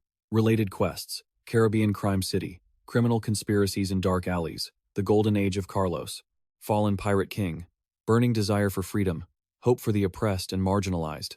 Alice pressed the delete button on all of it. The screen continued to show the main scenario. Chapter 19. Revolutionary flames are kindling. Chapter 20. The era of exploitation. Chapter 25. Banjia and many other scenarios were all deleted. Alice requested to set up the main scenario. A moment later, the system announced that a new main scenario had been created. Chapter 3. New World, New Continent. At Accadia's Korea branch, in a meeting room, the head of the scenario team, Director Kang Tae-hoon, stood up to speak. I have a message for the staff at the Korea branch. Thank you all for working so hard, even though it's late at night. The people below couldn't help but whisper and complain. What's going on now? I thought everything had settled down since the World Tree incident. It's my wife's birthday today, so I was hoping to go home early. Director Kang Tae-hoon quickly explained. The reason I gathered you here today is because Level 1, classified information, which company policy forbids accessing, has leaked out. Hearing this, everyone was shocked and stunned. Without waiting for them to calm down, Director Kang continued. As you all know, Accadia is divided into 8 continents, and the area supervised by the Korea branch corresponds to the second continent. A continent, in other words, is a server for each country. Therefore, People on each continent cannot communicate with each other because the servers are separate, Director Kang emphasized. But now, information has surfaced that it is actually possible. In the criminal city of the Caribbean, a quest that allows you to move between continents has appeared. Naturally, it is extremely difficult and requires you to meet special conditions. A man couldn't believe his ears. Moving between continents? A woman with a ponytail sitting next to him couldn't help but ask, "Then what should our Korea branch do now?" Kang replied, "The NPC for the cross-continental quest is the pirate King Carlos. Basically, you have to help and persuade him to successfully complete that cross-continental voyage." The woman with the ponytail voiced her concern. "I heard that the pirate King Carlos won't even bother talking to you. If you aren't infamous enough to make the entire continent tremble, even if a cross-continental quest appears, no one can meet those conditions, right?" The person standing behind Director Kang Tae-hoon couldn't help but interject. "That's true, logically speaking," he added with a grim face. "But does everyone not know about this? In our second continent, the Korean server, there is someone who can meet that requirement." Junji Jang sat at the other end of the table. Lim Mi-yeon, resting her chin on her hand, said slowly and calmly, "Alice has already changed that scenario.